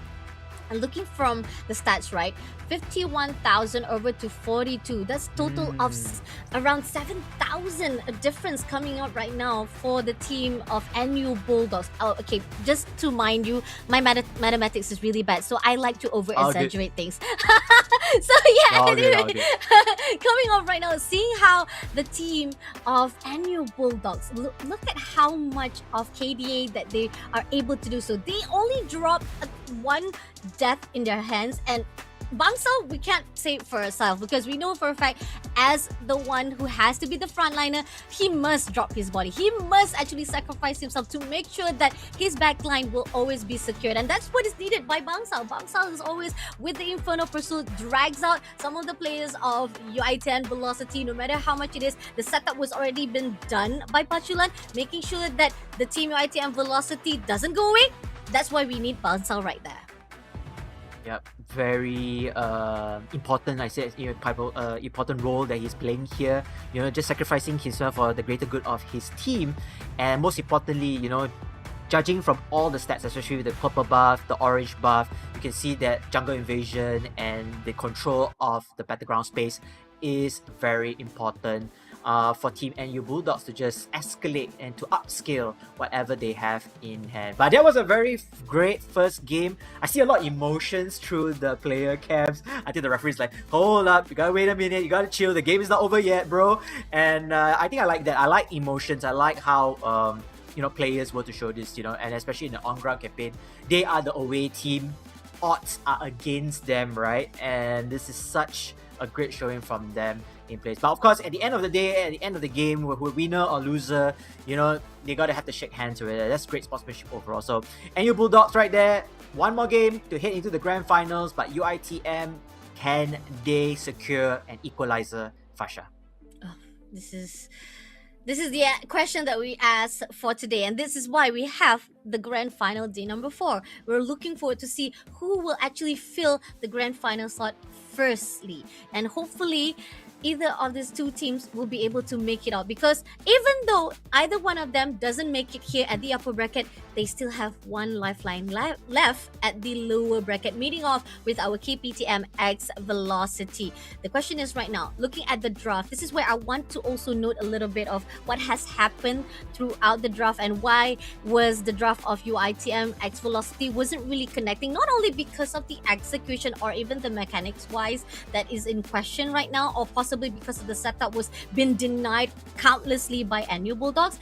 I emphasize that there's if you already see Yisenshin, YSS has already been given away to NU Bulldogs, you need to take out Zetian immediately. They only need like one jungler. They only need like one jungler as well as one tank as well as one mid laner, and you need to drive more of the pulls of the mid lane. Ended up you taking out that Selena, even though yes, that Abyssal Arrow is actually one of the things that you want to avoid. You want to make sure that it doesn't actually immobilize you. It doesn't really stun you that much, but it doesn't do as much as power against with the Fury of the Phoenix. So those are the crucial things that your ITM X Velocity need to be aware of, not to actually draft themselves, giving themselves away to a point that NU Bulldogs can read through that. Yeah, I agree with you on this scenario. Overall, I think NU Bulldogs also, they stick to their game plan. From time to time, they want to get those early ganks, they want to get the early fast roaming across the maps very quickly to set up different positions uncomfortably for Team UITM. UITM Malaysia, I feel like, you have the glue to, give you a little bit more of a fighting team fight advantage, but if you don't follow up with the remaining members, getting the right heroes, getting the right pick-offs, then it's all for nothing, right? But it's okay. I mean, this is again learning experience, back and forth. You can see the team as well. They're just discussing, just having fun. Most importantly, you have to have fun right there. And if let's say they don't make it this round, then they have another chance, like you said earlier on, Fasha. Speaking of which, ladies and gentlemen, again, this is going to be Championship Sunday, day 4, final day of the OPPO Hyper Legend Cup. And again, all of our student athletes here are just doing their very best to give you all a great show. But if you are down here at one Utama, make sure to test out all the devices there. Make sure to say hi to the players, as we have tons of activities right on ground. I wish we could be there though, Fasha, but unfortunately, we have to work. We have to work, unfortunately. So those who are free, available right now, and you guys are wondering, it's the weekend, it's too boring to stay at home. Well, if you're near Klang Valley or you're in KL, 30 minutes away, you'll be able to actually drive to one Utama at Damansara and go to the new main wing or new concourse, whereby it's the biggest wing. I'm not sure if you've been to one Utama or OU, Ken, because the fact is, the old wing used to be just a small fragment of one Utama. Once they added the new wing, OU becomes like a huge maze that I always get lost. Yes. And you can guess clock in 10,000 steps anytime, any day if you want to walk more than 10,000 right? actually. But hey, I mean, it's a great day over there. It's a Championship Sunday. I think the traffic is going to be lesser. And speaking of which, the drafting for Game 2 is out. We have Fedrin, Carry, and Zusin already being banned out. Fasha, what will this mean? I mean, this is pretty much standardized or stick by the book rules. Is definitely, that's one of the things that we saw from the first match itself. Take out Kari, you don't want to actually mess around with the Stank Slayer. Jushin, one of the heroes that definitely have a potential to mess up your setup or mess up your movement, your mobility wise. So definitely want to take out Marcel as well. Nobody wants to mess around with that hero, but Uranus been shut down as well by NU Bulldogs. And I think pretty much UITM Velocity did use this against Braveheart's Faith College previously, and maybe this is the reason why they kind of do a little bit of respect ban to the side of UITM X Velocity. Uranus, if you actually let it go, it can be a little bit of hassle having that kind of sturdiness. You know for a fact that Uranus is very tanky, definitely will be able to hold the solid ground on his own by himself and having a good front liner for himself. But Hilda, on the other note, UITM X Velocity, like, Bachelor was really annoying with it. So definitely going to take that out from himself. So Hilda will be a respect ban. But Fovia has been picked up immediately. I think if it's not broken, why fix it? So definitely NU Bulldogs know Fovius is one of the best pick, but that kind of actually give an opportunity for the glue to be picked up again. I know that UITM X Velocity wasn't really as effective as it is during the first draft, but I think that if they can actually fix up what they execute previously, glue can still be a good choice. And Cloud also can be a steal right here, because I think UITM X Velocity can also perform well with Cloud as well. Yeah, I think Cloud is going to be the one factor that he needs to upskill as much as possible, getting the golden stuff, getting all those equipments in place, which already, as you predicted, Fasha, they will be getting him, including Guinevere, which was the previous round earlier on. But again, it's how fast they can upskill themselves. It's how fast they can get their equipments before their other opponents, marksman or assassin, gets their items apart or get activated online quickly. So I like the concept, but execution wise, it's something that they have to work about. Comparing to game 1, Yi Xuanxun will make his appearance once again for NU Bulldogs. And speaking of which, the ultimate for Yi Xuanxun, just open things up, open more information, intel, just don't give any breathing space for Team UITM to do anything or to set up anything from there. So I kind of like this. Stick to that, including Zetian once again. Oh man. No, again. I mean, it's the same comfortable picks. It's gonna be I'm gonna tell you later onwards. They're gonna try to find one more roamer, which can be as flexible as Hilda and Uranus. Yep. So we are gonna guess it. I'm gonna guess probably it's Glue or somebody else in hand if they do not ban this. Agree, definitely. Even if Glue will be banned off for this second phase or the last phase of the banning, you still have Sora. Sora, unless you want to actually ban off straight away, it's not really preferable. It's not really necessary for you to actually ban off even more tank heroes right now, which is why you kind of actually want to make sure that you have enough of the pool for you to pick up. But Khalid been picked up right here by UITMX Velocity to be banned off. I mean, yeah, understandable. Sandstorm can be a little bit of nuisance. You want to actually be able to avoid Cloud being taken off, even though he has the escape mechanism. Sandstorm or Khalid himself, he has such a mobility. He can be a bit of struggle or having a lot of problems to the side of UITMX Velocity itself. But Selena been banned off instead from NU Bulldogs. NU Bulldogs banning out Selena, which they can also kind of pick themselves up. But I think they don't need that already, since you have Yi Xuanxun, or others, Zetian as well, to help out, right, overall. So they can just forego that.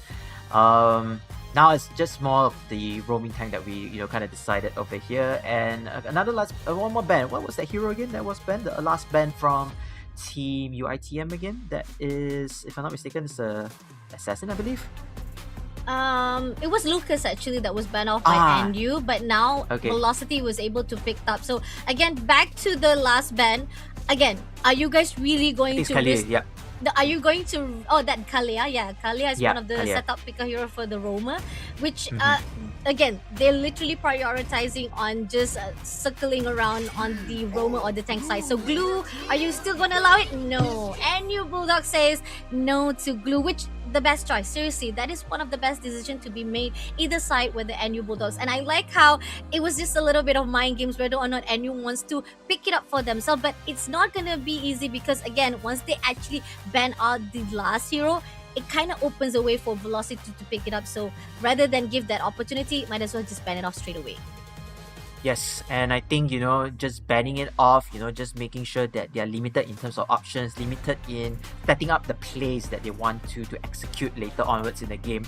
Overall, I think UITM, they have to choose something. Oh, is that a Eve? That's a Eve.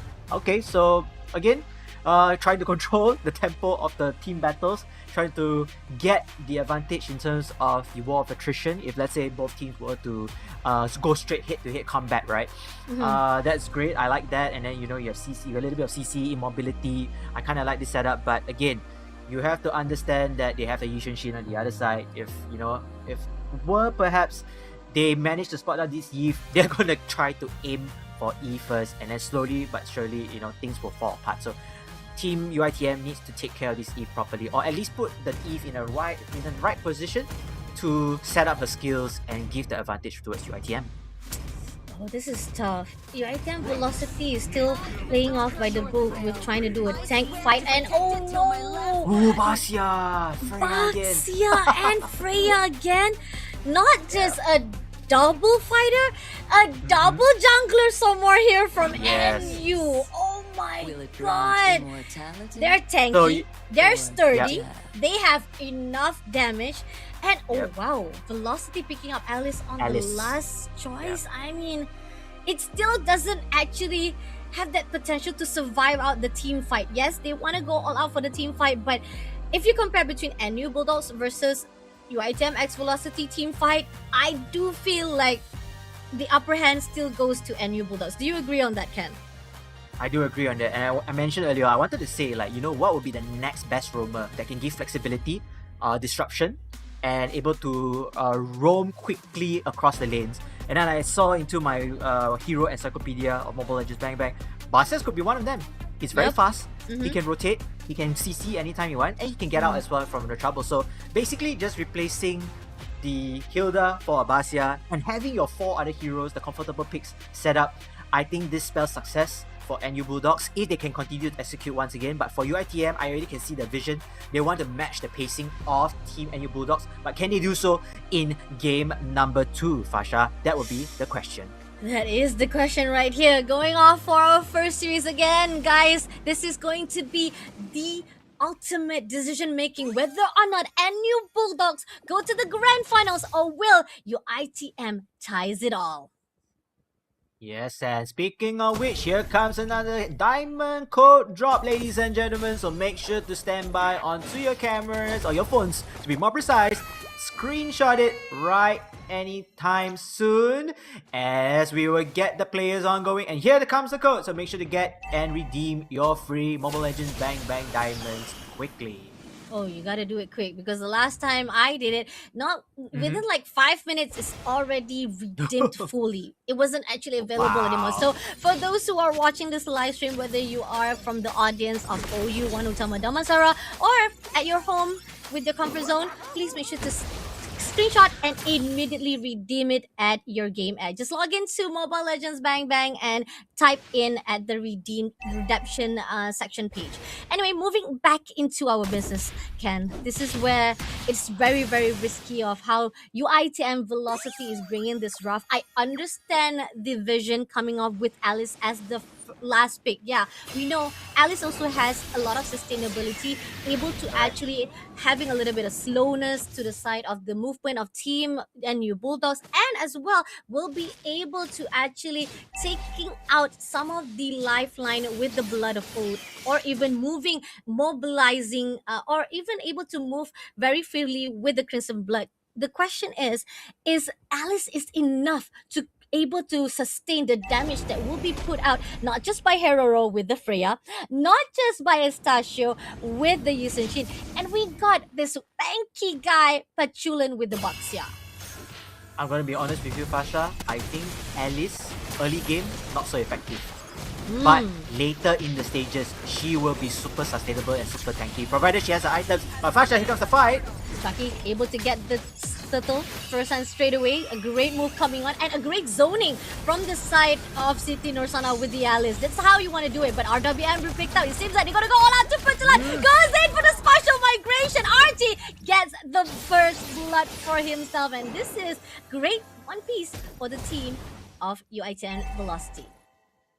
Speaking of which, I really like how they are aggressive here, but then, and aggressive as they get, you have to be very careful. Shaki, very, very low on HP, leaving City Nosana alone, but Shaki will fall down already, and leaving 1, 2, 3, 1, 2, 4, and they will get double kills for themselves.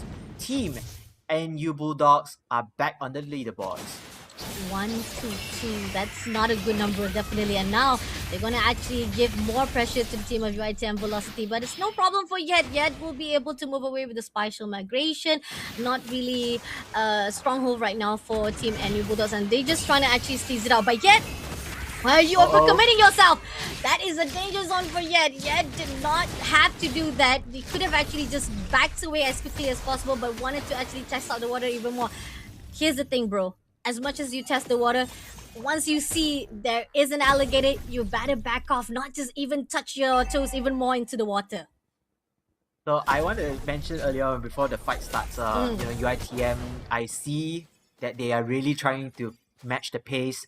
Managed to get the turtle. They get Eve, I believe was Artsy, who actually get the first blood. It was a great move overall. But then after sudden, they tried to invade the jungle of NU Bulldogs, but NU Bulldogs was already prepared for that, and they lost 2 casualties on their side. So it's I mean, yeah, you want to be as aggressive as possible after taking down 1 hero, but it's only just 1 hero, you know, there are other 4 more heroes over there, and the intel coming in from Team UITM hasn't been clicking at this point, and they have to be very careful if they want to follow up into more kills or more aggression.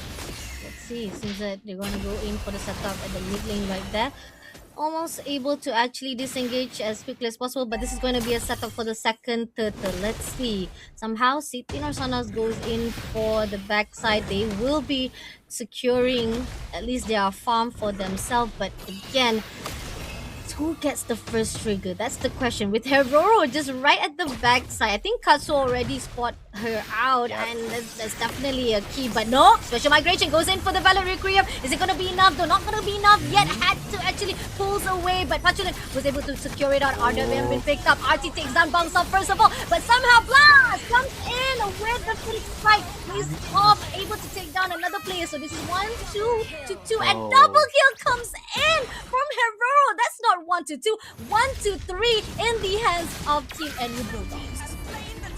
Like again, the battle setup for Team UITM, I can already see what they're trying to do. Trying to get as many heroes clumped up, complicate things overall. You can see that multiple heroes from Team NU Bulldogs already lost their HP, at least down to the state of health. But then, here comes Heroro, fully activated, fully battle ready. Look at the equipment already in place, so hardened with the golden staff, with the battle axe, all the way just dealing so much damage. And again, pick off after pick off, this is where Team NU Bulldogs strive the most. Oh, this is tough coming out for Team UITM Velocity. The setup, the follow-up is just not really enough for them to actually secure that last hit. Yet did manage to actually did a good job catching up at least 2 of the players from the team of NU Bulldogs, but there's not much of a damage to actually have it to go through for it all. So definitely this is something that UITM Velocity needs to go back to the drawing board, right? So think back, make sure that at least even though you have the setup, have that damage to actually pull through as well, to make sure that the last hit will be able to secure the kills. And Team NU Bulldogs, their counter-wise is just much more better compared to UITM Velocity. And looking on the side of how much they've already pushed into the top lane, these players of Team NU Bulldogs, they're just getting comfortable and more. Yeah, and then they have the flexibility to roam anytime they want. They can just come from A, also top to bottom instantly. So they are not going to give UITM any opportunities to take down whatever the turrets they have. Sure, the first level turrets possibly will be destroyed soon, very quickly, but among comparing the area of battleground, the area of control, Team NU Bulldogs has the upper advantage here, provided of course UITM is able to catch one of their players or the most crucial players off guard. Now the pit turtle, so the Lord Turtle is right here. I believe they are trying to get as quickly as possible, trying to upscale the battle here, but Fasha, looks like there's a battle coming on here. Fasha migration yet had to pull away, and immediately yet steals away the turtle, which is amazing job coming out right here. And even NU Bulldogs, the zoning was done perfectly to a point they couldn't do anything. Yeah, and I like the pickup already from Guinevere right there, able to execute it properly, but most importantly, get out of danger. You see, the earlier game, they will just follow up without any backup plan, but NU Bulldogs just punish them straight away. But this time around, they said, you know what, let's just take the turtle, let's get whatever power spikes we can, and get the hell out of there, which they did it right now. Oh, great equalize right now. Even though, yeah, they might be a little bit slow, but it was a really good execution for them to recover just a little bit of what has been done by Team NU Bulldogs. Now, NU Bulldogs, even though they lost that turtle, they still have the 3,000 gaps of economy-wise, and they're still pushing. They even got the second level turret at the top lane, so they're still able to control some of the invasions coming from the side into the territory of Team UITM Velocity. So UITM Velocity, they cannot do any more mistakes. Oh, going in for the strike. I don't think that's a good condition, but I think there's a reason why they want to make sure they can be able to take down Blast. Great zoning coming out. Fire Magician with the Violet Requiem, but is it going to be enough damage though? Katsuo needs to actually pull through with the damage. Wasn't able to actually contribute. But Mountain Shocker comes in right here. It seems they goes in for the Blood of Oath. Siti Norsana wants to drag this out, but nobody's actually following up. Siti Norsana, you better back off because it's not going to be easy with RT as well as Katsuo saying that it's done. It's a done deal. They'll be able to survive it out. Yeah, it's very difficult for Team UITM to deal so much damage. And speaking of damage, we have rewards, ladies and gentlemen. Live drop code redemption coming soon. So make sure to stand by, ready, like what Fasha said. And the code is out. Screenshot it and claim it as soon as possible. So Fasha, you said 5 minutes, right? I tell you what, within 3 minutes, the code will be fully redeemed. Oh, I definitely. This is the grand final, so I know for a fact there's a lot more audience and viewers are watching this, so they will definitely be as quick as possible with their hands. So yeah, be wise, everybody. Be wise and be as quick as possible to get that freebase. But we still have more. Don't worry if you didn't manage to do so. Just stay tuned and keep on supporting us. But while they are actually contesting for the lot, goes in for the Furizer Phoenix right here. Yet having a little bit difficulty with Bangsal, but doing it great zone. Blast takes down Yet immediately, but Shaki gets the lot. Estasio unfortunately goes in for the third, but RT gets Pachulan. Estasio getting double kill to Suti Rosana, but here RT all alone, not be able to survive out. This is going to be a team wipe down in the hands of Team NU Bulldogs, even though they lost that loss. Oh man, I mean, this is a reminiscence or deja vu from game number 1. The idea was there, objectives taken, but the problem was they don't have enough firepower, they don't have enough power spike to take that fight in place. You can already see UITM setting up really well. All the ultimates were just coming out, just making sure that their opponents got CC'd, got taken down to as much as possible in terms of their health points, but it's still not enough to finish the job. And speaking of finishing the job, it looks like Team NU Bulldogs, they have dominated one time again. I think so far they only lost one turret, maybe the second one later in the middle lane, but then about it. The map is theirs to keep, and it's going back to game number 1. Can UITM continue to power scale towards the late game, or even in fact, can they survive towards the late game in order to take this game back into their favor? And they're going in, starting out. Pachulan immediately will be taken out immediately. But at the same time, Balsa will be able to shut down right here. RT will be the next victim in the hero hands. Mountain Shocker comes through again. A little bit too far off. Doesn't have enough to actually survive it out. And this is where the final, I'm actually wondering, Yet's builds, is he actually capable enough to actually control all the damage that's been poured out by the team of NU Bulldogs? Because I can feel that Yet is not as sturdy, as tanky as he should be, and this is where the fine line Team UITM Velocity is falling back compared to NU Bulldogs, who can manage to survive it out. And it seems that this mid lane turret is definitely going to be picked up immediately by the team of NU Bulldogs. We're zoning out and they're not even overcommitting. They know, they're so disciplined. They take their time, goes in for the farm, goes for the invasion, and making sure that they will be able to prepare for the next lot. Yeah, textbook plays again, don't overcommit, don't give your opponents a chance to come back just because of silly mistakes. Control the jungle, keep your opponents guessing, keep them zoned out into their own base. And it's all about waiting for the next 35 seconds in the clock. The second lot will be more painful. You have one man advantage or one hero advantage in this case, 6 versus 5.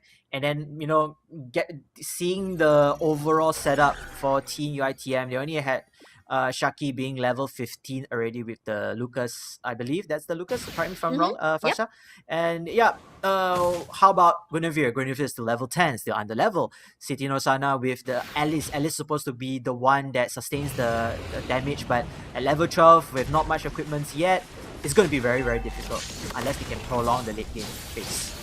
This lot is definitely going to be given freely to Team NU Bulldogs. But somehow, I don't think that's a good choice for Team UITM Velocity, who wants to actually go in for attack, because they should definitely have enough damage to just pull through. But Altashika comes in, RWM been picked up just to make sure they'll be able to disengage as quickly as possible. I'm liking it, but again, it's like you throwing as much as risks or much of resources that you needed just to actually survive the attacks that put out by the team of NU Bulldogs. I don't want to be a pessimistic, but look at judging from things now, lot going into the middle lane. This is a stronger lot overall.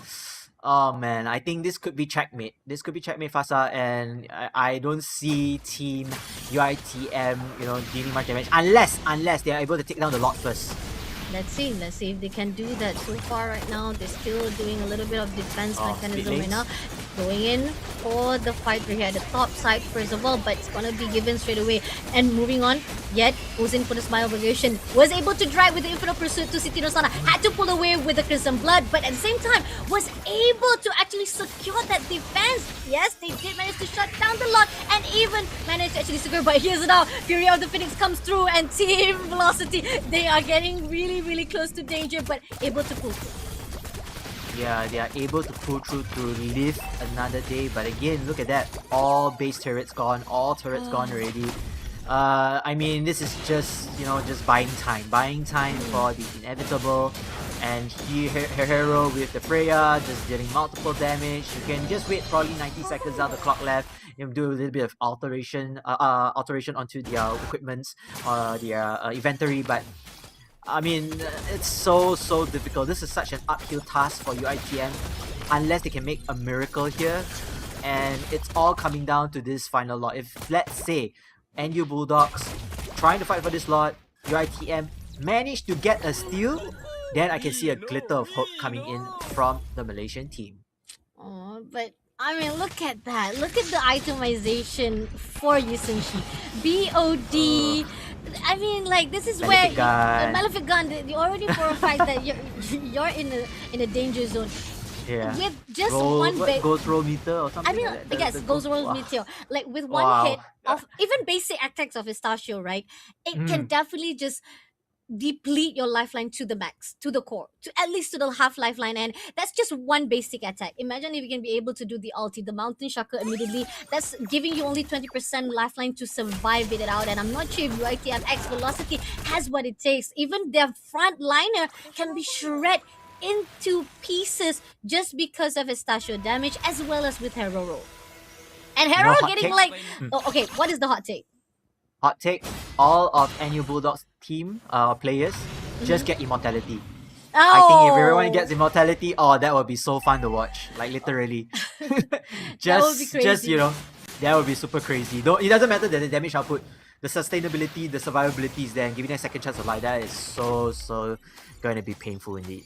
Agree, definitely, and I don't think they will be able to contest this third lot. Definitely, it's not going to be a good move, even if they will try to actually steal it. Let's see if Shaki or Yed has something to say, and they're leaving RT to fend for the base all by himself, and it's not really a good condition, especially the fact that we are seeing Patulan as well as Estacio already spotted RT all by himself. Goes out for the Mountain Shaka. RWM, nope! Estacio gets the kill, as well as Hero goes in for Shaki, now leaving 3 players. Spatial Migration with the Violent Recruit, but is it going to be enough? Nope, not going to be enough because Spatial takes down Yet. With Kazuo able to take down Estacio before being triggered off by Blast himself, but here, the Crystal, unfortunately, will be taken by NU Bulldogs, and just recalling, showing off that, sorry Malaysia, you have to be dropped to the lower bracket. We'll be the first grand finalists here at the Hyper Legend Cup. Team Philippine NU Bulldogs.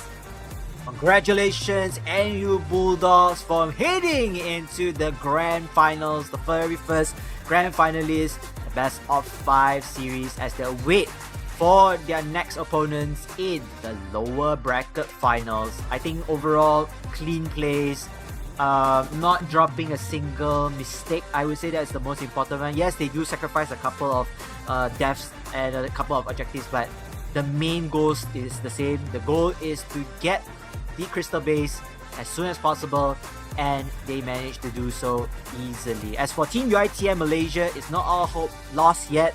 I think this is a good way to just wake them up, because later onwards they're going to go up against their sister team, I believe, and this is going to be a good fight, and they have the momentum onwards, because the more games you play, the more momentum that you have, and you'll be locked in forever. And I'm looking forward to see UITM Malaysia hopefully heading into the grand finals, but if not, There will be another Malaysian team, EKP TJ, I believe that's the name. And then moving forward and taking the Malaysian flag towards the grand finals. Yeah, and it is at least we know for a fact that it is definitely a confirmation for a fact that either way, going into the lower bracket, we're still going to see Team Malaysia. We just don't know which one of the Team Malaysia that will be representing towards to the grand final slot number 2, whether or not it's going to be UiTM X Velocity or is it going to be KPTM X Velocity. And I've talked about how UiTM X Velocity is the brother who able to actually take the champion for MSL championship. They should have the better experience wise. They are much more capable of going in for the grand finals, even though it does look as if they're not really prepared to fight off with the team of NU Bulldogs. I feel like there was not much of respect was given because they should have saw when it comes to Yi Sun Shin a little bit too much damage to be given out. And not only that, Yi Sun Shin was prioritized with Zetian as well. So you've already spotted out that combo. At least take out that Freya. That Freya was just a monster indeed coming from Team NU Bulldogs. Yeah, NU Bulldogs already earlier on having 4 of their comfortable picks with one roamer that is being different but still provides the same impact overall. It's just unfortunate that the drafting here. Remember, drafting is 50% of the game and the other 50% is the execution and the game plan overall, including the mechanical plays in game. But drafting can be so important. It could be the make or break scenario, and it gives that team an upper advantage if they are able to play the full strength of their draft hero pool. And NU Bulldogs managed to do so right here, away from home. And speaking away from home, Estacio, he is the MVP for the user of Yi Chun Xin. KD of 4-1-13. And I think pretty much you talked about how it would be crazy and funny if the players of NU Bulldogs suddenly buy the last itemized immortality. Guess what? I think you're pretty much linked telepathically with them because Estacio actually picked up the immortality. That's why going into the diving composition, he managed to survive it out, even though with the Violent Requiem that was done by Yedir. And that's why he did that last hit, immediately shutting down 4 of the players from the team of UiTM X Velocity. So you really are right on the money, my friend. Definitely so, and then especially just trying to churn out as much damage while trying to stay alive as possible, Fasha. I think that's a great move. Quick adjustments towards there. Provided I think he doesn't need the shoes anymore. He is just going in and deal as much damage and helping his team to stay alive as long as possible. And you can see from the stats right here, I think overall a little bit closer for Team UiTM, try to keep the economy gap as close, but it's still not enough. And if you look at the objectives overall, Team NU Bulldogs, they have completed every single objective checkbook check mark that is available here. The check boxes are all ticked till the end. Probably the turtle, they lost one, but it's okay. I get kills. I get the same amount of kills, the same amount of gold, and I deny my opponents the buff of the turtle. So again, it is still a victory in my books. Team NU Bulldogs deserve this grand finalist spot. There's a lot of directions that you can go in right now, and that's what NU Bulldogs is showing off. Even if you will be able to get the objective with the total, I'll still be able to trade it off with dropping some bodies or even getting at least the objectives of pushing the lane. If you'll be able to push the waves, and this is what we saw from NU Bulldogs, they lost the turtle, they still be able to drag 2 of the turrets from the top as well as the bottom.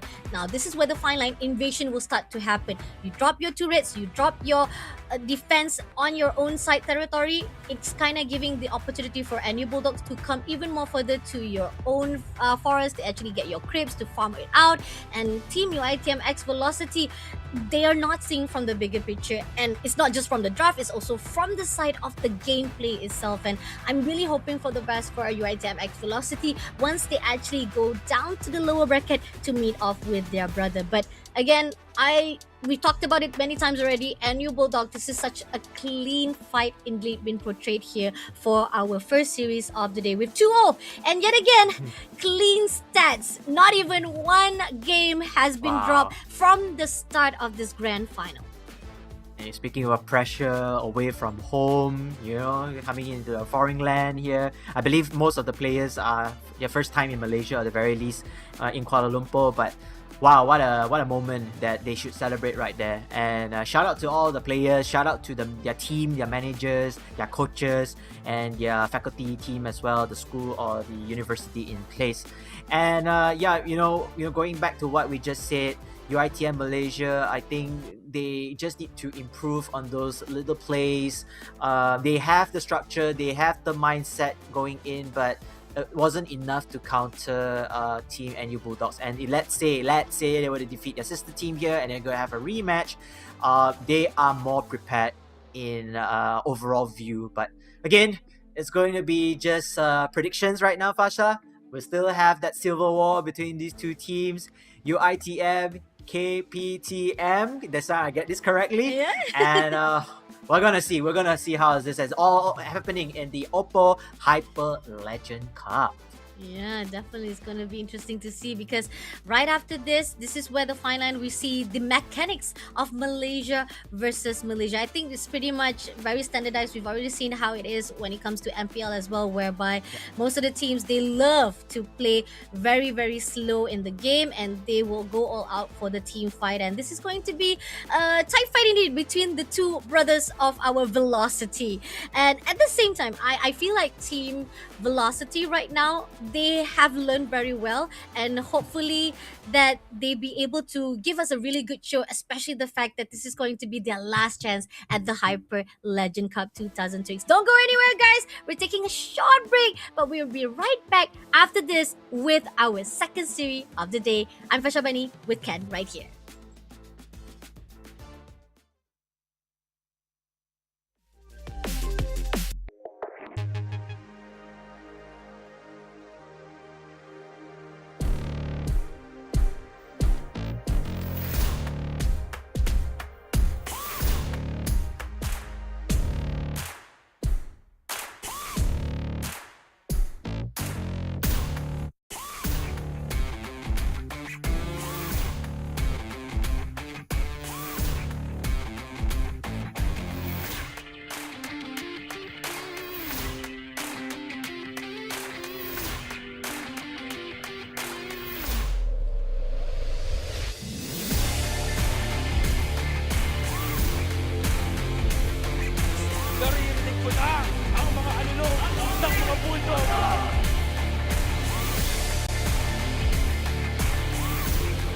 Congratulations everyone to all our participants and winners. This is the OPPO Hyper Legend Cup.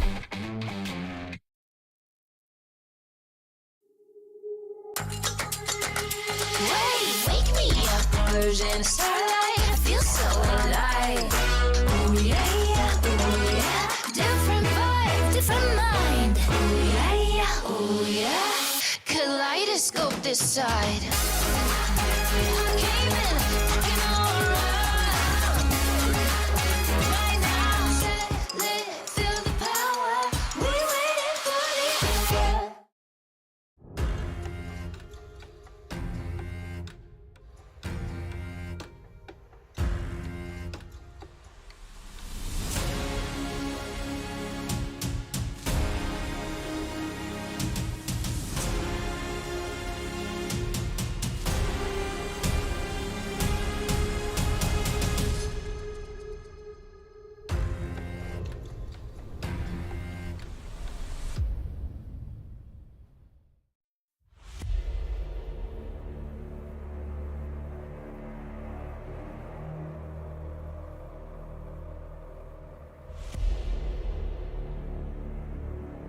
Kita orang punya chemistry and execute team game plan lagi tinggi daripada tim-tim lain. The bond or the chemistry of our team, because we understand each other inside the game and outside the game. We have known each other for very long, and our chemistry and our teamwork is on top of everyone else. Kita bakal ngeluarin surprise pick, mungkin nggak bakal ada orang yang tahu bakal kita ngeluarin mungkin dari komposisi hero apa, strategi kita apa. Mungkin mereka ibaratnya bakalan buta akan draft kami. We started recruiting by compete each other and test their skills, and we have to adjust our roles just to form a better team. Basically, half of our team pernah join ML season lepas. Dia orang scout kita orang untuk buat team terbaik untuk compete dalam MSL baru-baru ni. Kita bertemu di turnamen offline, kemudian kita berpartisipasi mengikuti turnamen ini, dan kita bersyukur bisa di hashtag 2 walaupun kita di underestimate banyak orang. My team's players came from various backgrounds and we met each other through tournaments and playing ML together. Kalau inside the game, kita orang ada isu yang macam miscom. Maybe waktu MSL tu kita orang hampir bergaduh waktu grand final. Waktu tu kita orang leading dalam 2-0 and jumpa the solution terus dekat situ. I think we have struggled because of our academics. We have to prioritize it first. So our preparation time is less than as usual. Yeah.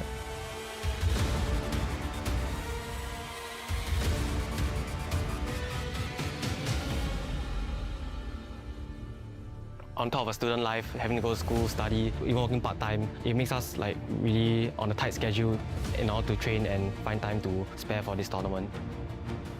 Tim saya yang paling saya suka itu alter ego dari Indonesia, karena mereka dari awal dipandang rendah, mereka bisa masuk lower bracket, kemudian mereka berjuang sampai akhirnya bisa juara champion, ya kan. Saya mau jadi kayak mereka sih. Tim kita yang dipandang rendah bisa membuktikan bahwa sebenarnya kita itu kuat, berkuda hitam.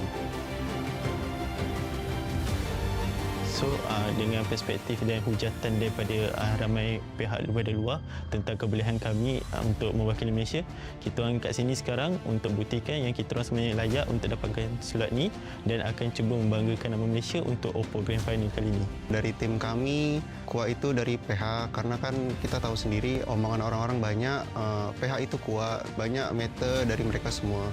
Tapi menurut kami, semua yang kuat, semua yang strong, atau semua yang lemah, kita hadapi semua, kita compete, kita tak boleh ada rasa takut, kita hajar semua, kita buktikan siapa yang kuat.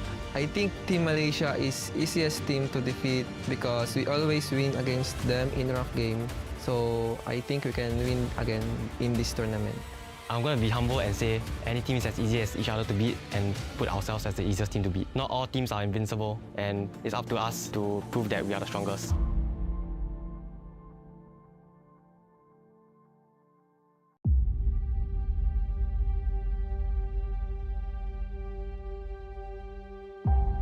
I formed this last mini team to qualify through SG qualifier and didn't expect us to be champion in the SG. So sebab kita orang dah main lama, from heart kita orang dah tahu what does they want in game. Kalau dari segi comms, kita orang maybe quite smooth. Ya kelemahan tim kita sih sebenarnya kalau di rank doang sih sering kalah gitu kan. Tapi kalau udah di turnamen, mode serius, ya bantai-bantai menang lah. I don't think any weakness of our team. We just continuous learning and we stay consistent in our gameplay. We are confident that we can win.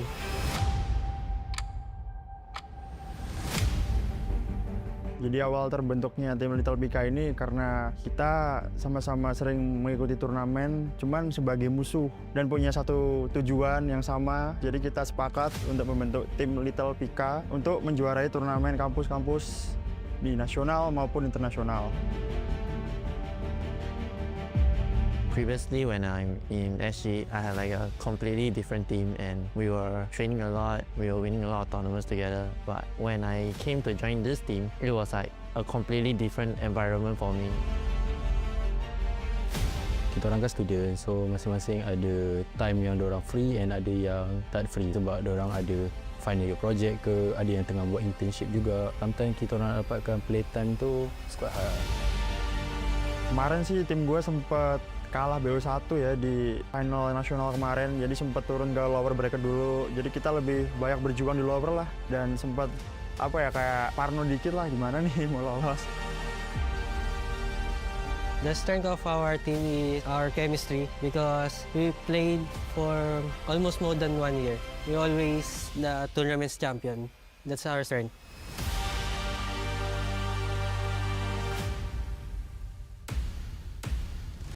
Our last mini team is basically our strength and weaknesses. We lack of a lot of chemistry, a lot of synergy together. I didn't expect myself came all the way to compete with all the other international teams, and I will be grateful to fight them.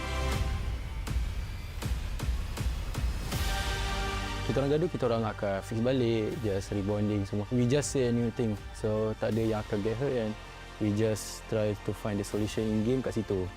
Tak ada siapa akan dendam dengan each other, so memang kita orang kat situ memang like best friends lah. I already know some of them because I already compete with them in international stage. I am confident that we can win again. I believe the easiest team to defeat is TKP, which is my team. It is a very huge challenge for us to compete with the other teams, and I hope we can put our good fight for the other teams. Honest review, honest opinion lah. Kat saya rasa MSM Malaysia lah. Kita orang sangat-sangat selalu lah jumpa diorang. Sometimes we be screen partner, so macam quite confident lah untuk going against diorang. Betulnya gue respect sih sama semua tim. Soalnya mereka pada kan juga udah sampai ke final internasional ini kan. Tapi di satu sisi gue juga ya pede juga lah sama tim gue pasti kan. Jadi kita yakin buat ngalahin semua tim-tim yang di sini.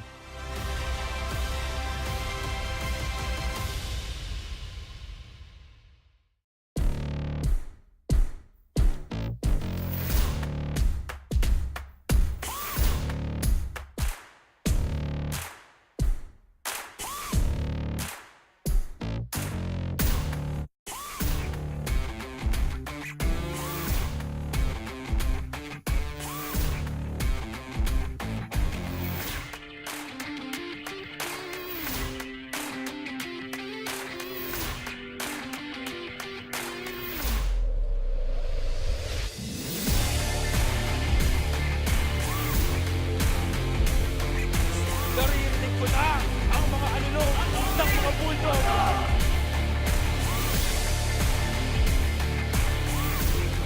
Congratulations everyone to all our participants and winners. This is the OPPO Hyper Legend Cup.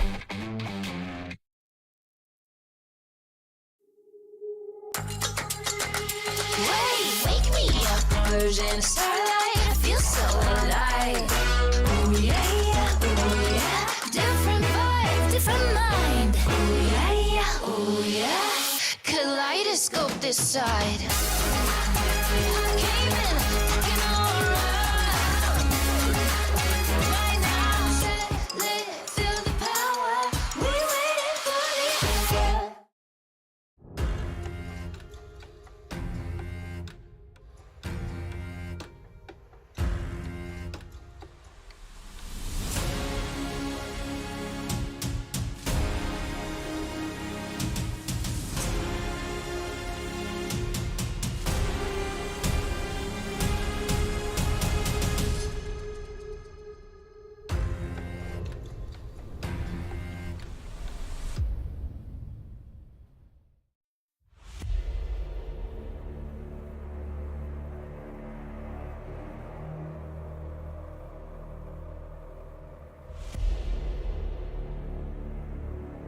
Kita orang punya chemistry and execute team game plan lagi tinggi daripada tim-tim lain.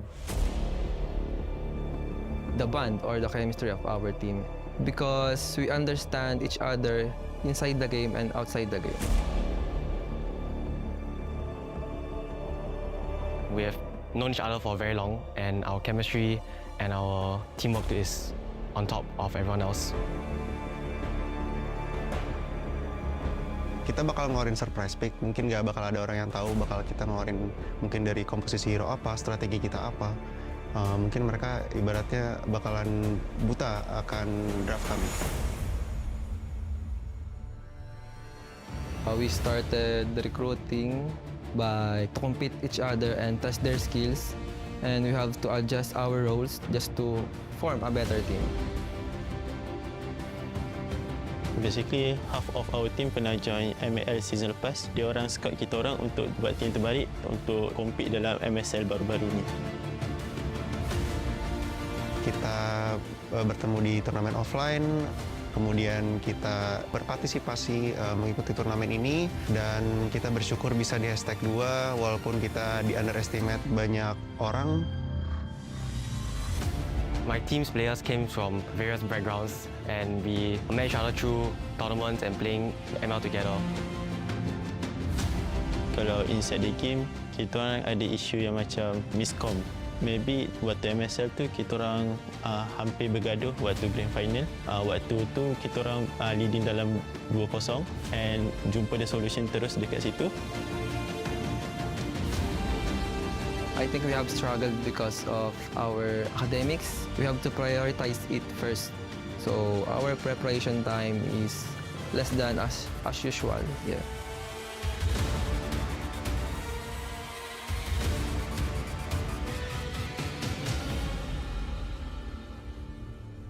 On top of a student life, having to go to school, study, even working part-time, it makes us like really on a tight schedule in order to train and find time to spare for this tournament. Tim saya yang paling saya suka itu alter ego dari Indonesia, karena mereka dari awal dipandang rendah, mereka bisa masuk low bracket, kemudian mereka berjuang sampai akhirnya bisa juara champion, ya kan. Saya mau jadi kayak mereka sih. Tim kita yang dipandang rendah bisa membuktikan bahwa sebenarnya kita itu kuat, berkuda hitam. So, dengan perspektif dan hujatan daripada ramai pihak daripada luar tentang kebolehan kami untuk mewakili Malaysia, kita orang kat sini sekarang untuk buktikan yang kita orang sebenarnya layak untuk dapatkan sulat ni dan akan cuba membanggakan nama Malaysia untuk OPPO Grand Final kali ini. Dari tim kami, kuat itu dari PH, karena kan kita tahu sendiri omongan orang-orang banyak, PH itu kuat, banyak meter dari mereka semua. Tapi menurut kami, semua yang kuat, semua yang strong, atau semua yang lemah, kita hadapi semua, kita compete, kita tak boleh ada rasa takut, kita hajar semua, kita buktikan siapa yang kuat. I think Team Malaysia is easiest team to defeat because we always win against them in rough game. So I think we can win again in this tournament. I'm going to be humble and say any team is as easy as each other to beat and put ourselves as the easiest team to beat. Not all teams are invincible and it's up to us to prove that we are the strongest.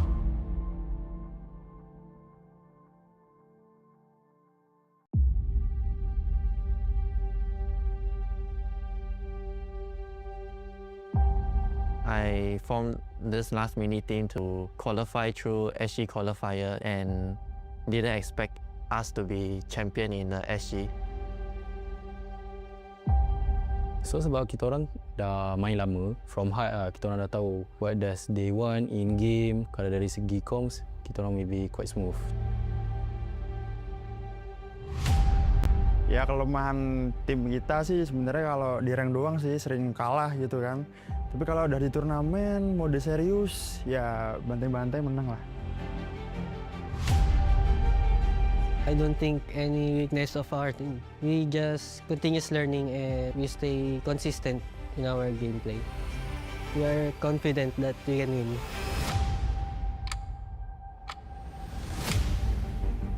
Jadi awal terbentuknya tim Little BK ini karena kita sama-sama sering mengikuti turnamen, cuman sebagai musuh dan punya satu tujuan yang sama. Jadi kita sepakat untuk membentuk tim Little BK untuk menjuarai turnamen kampus-kampus di nasional maupun internasional. Previously, when I'm in SG, I had like a completely different team and we were training a lot, we were winning a lot of tournaments together. But when I came to join this team, it was like a completely different environment for me. Kita orang kan student, so masing-masing ada time yang diorang free and ada yang tak free. Sebab diorang ada final year project ke, ada yang tengah buat internship juga. Sometimes kita orang dapatkan playtime tu quite hard.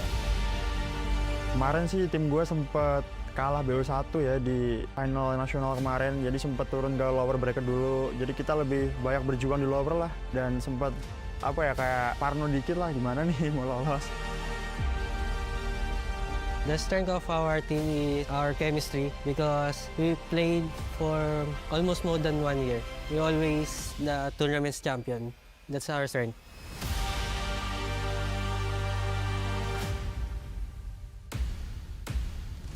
Our last mini team is basically our strength and weaknesses. We lack of a lot of chemistry, a lot of synergy together. I didn't expect myself came all the way to compete with all the other international teams, and I will be grateful to fight them. Kita orang gaduh, kita orang akan fix balik, just rebonding semua. We just say a new thing, so tak ada yang akan get hurt and we just try to find the solution in game kat situ. Tak ada siapa akan dendam dengan each other, so memang kita orang kat situ memang like best friends lah. I already know some of them because I already compete with them in international stage. I am confident that we can win again. I believe the easiest team to defeat is TKP, which is my team. It is a very huge challenge for us to compete with the other teams, and I hope we can put up a good fight for the other teams. Honest review, honest opinion lah. Kalau saya rasa MSL Malaysia lah. Kita orang sangat-sangat selalu lah jumpa diorang. Sometimes we be screen partner, so macam quite confident lah untuk going against diorang. Betulnya gue respect sih sama semua tim. Soalnya mereka pada kan juga udah sampai ke final internasional ini kan. Tapi di satu sisi gue juga ya pede juga lah sama tim gue pasti kan. Jadi kita yakin buat ngalahin semua tim-tim yang di sini.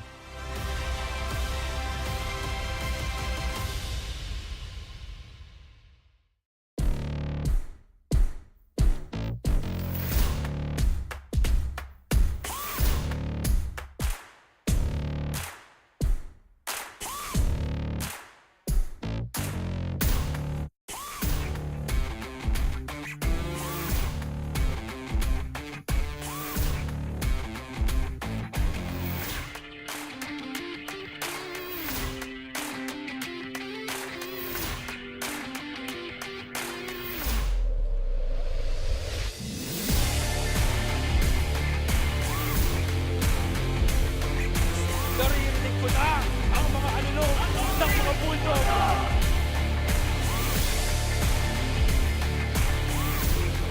Congratulations everyone to all our participants and winners. This is the OPPO Hyper Legend Cup.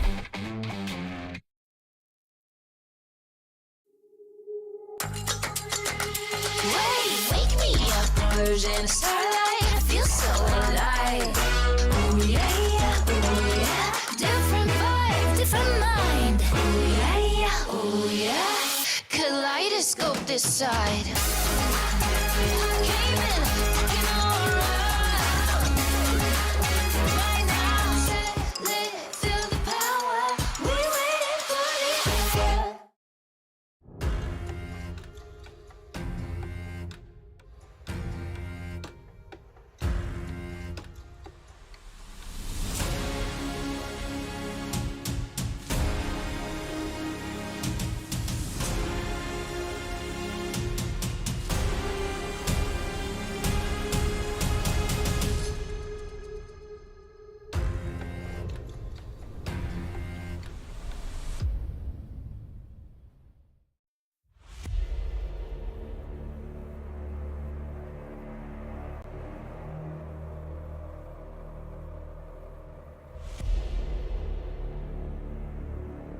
Kita orang punya chemistry and execute team game plan lagi tinggi daripada tim-tim lain.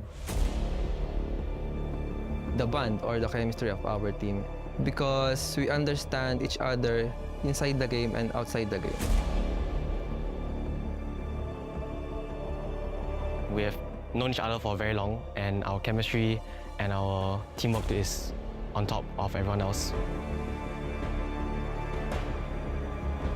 Kita bakal ngeluarin surprise pick, mungkin nggak bakal ada orang yang tahu bakal kita ngeluarin mungkin dari komposisi hero apa, strategi kita apa.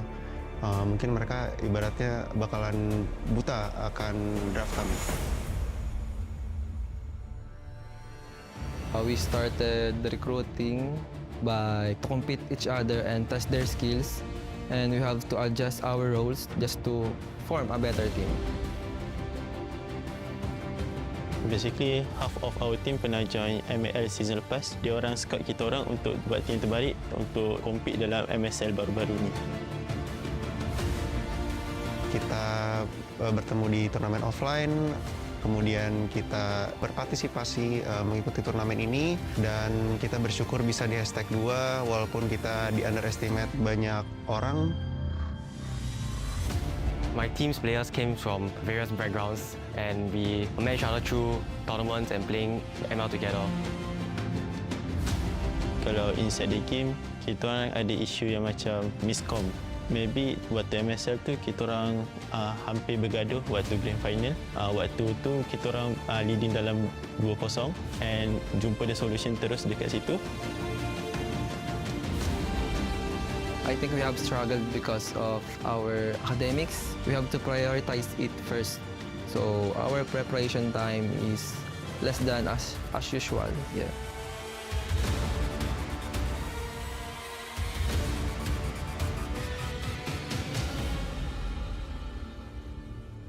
On top of a student life, having to go to school, study, even working part-time, it makes us like really on a tight schedule in order to train and find time to spare for this tournament. Tim saya yang paling saya suka itu alter ego dari Indonesia karena mereka dari awal dipandang rendah, mereka bisa masuk lower bracket, kemudian mereka berjuang sampai akhirnya bisa juara champion ya kan. Saya mau jadi kayak mereka sih. Tim kita yang dipandang rendah bisa membuktikan bahwa sebenarnya kita itu kuat berkuda hitam. So dengan perspektif dan hujatan daripada ramai pihak daripada luar tentang kebolehan kami untuk mewakili Malaysia, kita orang kat sini sekarang untuk buktikan yang kita orang sebenarnya layak untuk dapatkan slot ni dan akan cuba membanggakan nama Malaysia untuk OPPO Grand Final kali ini. Dari tim kami, kuat itu dari PH karena kan kita tahu sendiri omongan orang-orang banyak, PH itu kuat, banyak meter dari mereka semua. Tapi menurut kami semua yang kuat, semua yang strong atau semua yang lemah kita hadapi semua, kita compete, kita tak boleh ada rasa takut, kita hajar semua, kita buktikan siapa yang kuat. I think Team Malaysia is easiest team to defeat because we always win against them in rough game. So I think we can win again in this tournament. I'm going to be humble and say any team is as easy as each other to beat and put ourselves as the easiest team to beat. Not all teams are invincible and it's up to us to prove that we are the strongest.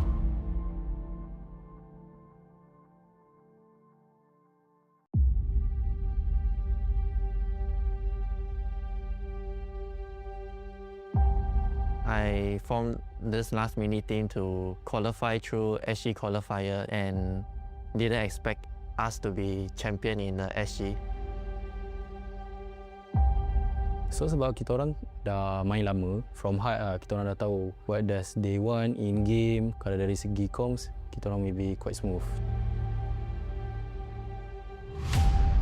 Ya kelemahan tim kita sih sebenarnya kalau di rank doang sih sering kalah gitu kan. Tapi kalau udah di turnamen, mode serius, ya bantai-bantai menang lah. I don't think any weakness of our team. We just continuous learning and we stay consistent in our gameplay. We are confident that we can win.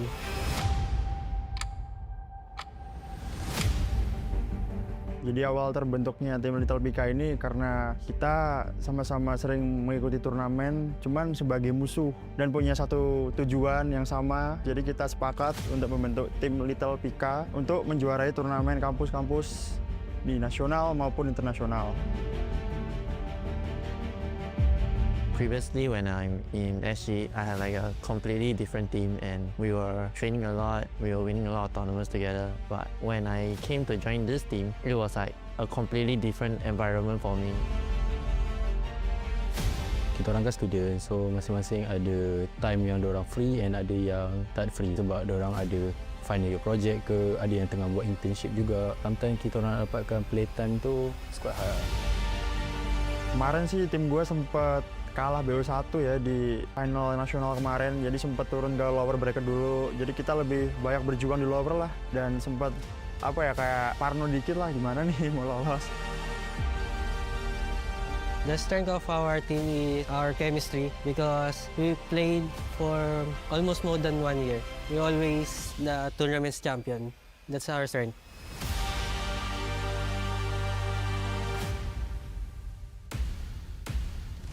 Our last mini team is Basically, our strength and weaknesses, we lack of a lot of chemistry, a lot of synergy together. I didn't expect myself came all the way to compete with all the other international teams, and I will be grateful to fight them.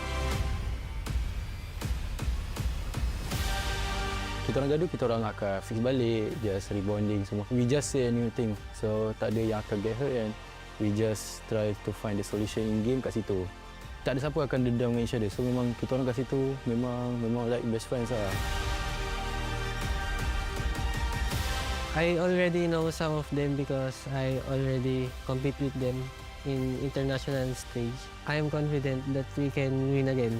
I believe the easiest team to defeat is TKP, which is my team. It is a very huge challenge for us to compete with the other teams, and I hope we can put our good fight for the other teams. Honest review, honest opinion lah. Kat saya rasa MSM Malaysia lah. Kita orang sangat-sangat selalu lah jumpa diorang. Sometimes we be screen partner, so macam quite confident lah untuk going against diorang. Betulnya gue respect sih sama semua tim. Soalnya mereka pada kan juga udah sampai ke final internasional ini kan. Tapi di satu sisi gue juga ya pede juga lah sama tim gue pasti kan. Jadi kita yakin buat ngalahin semua tim-tim yang di sini.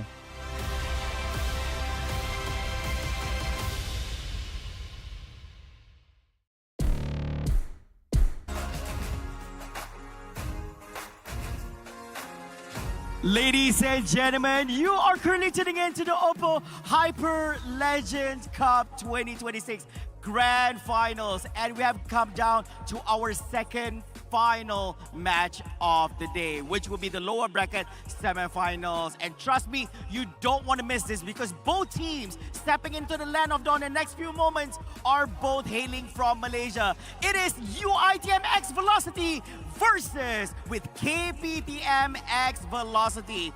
Now, it has been a long journey together. We start off on Thursday on day number 1. We started on first round matches in the upper bracket segments, and then followed by non-stop actions going through the second day on Friday.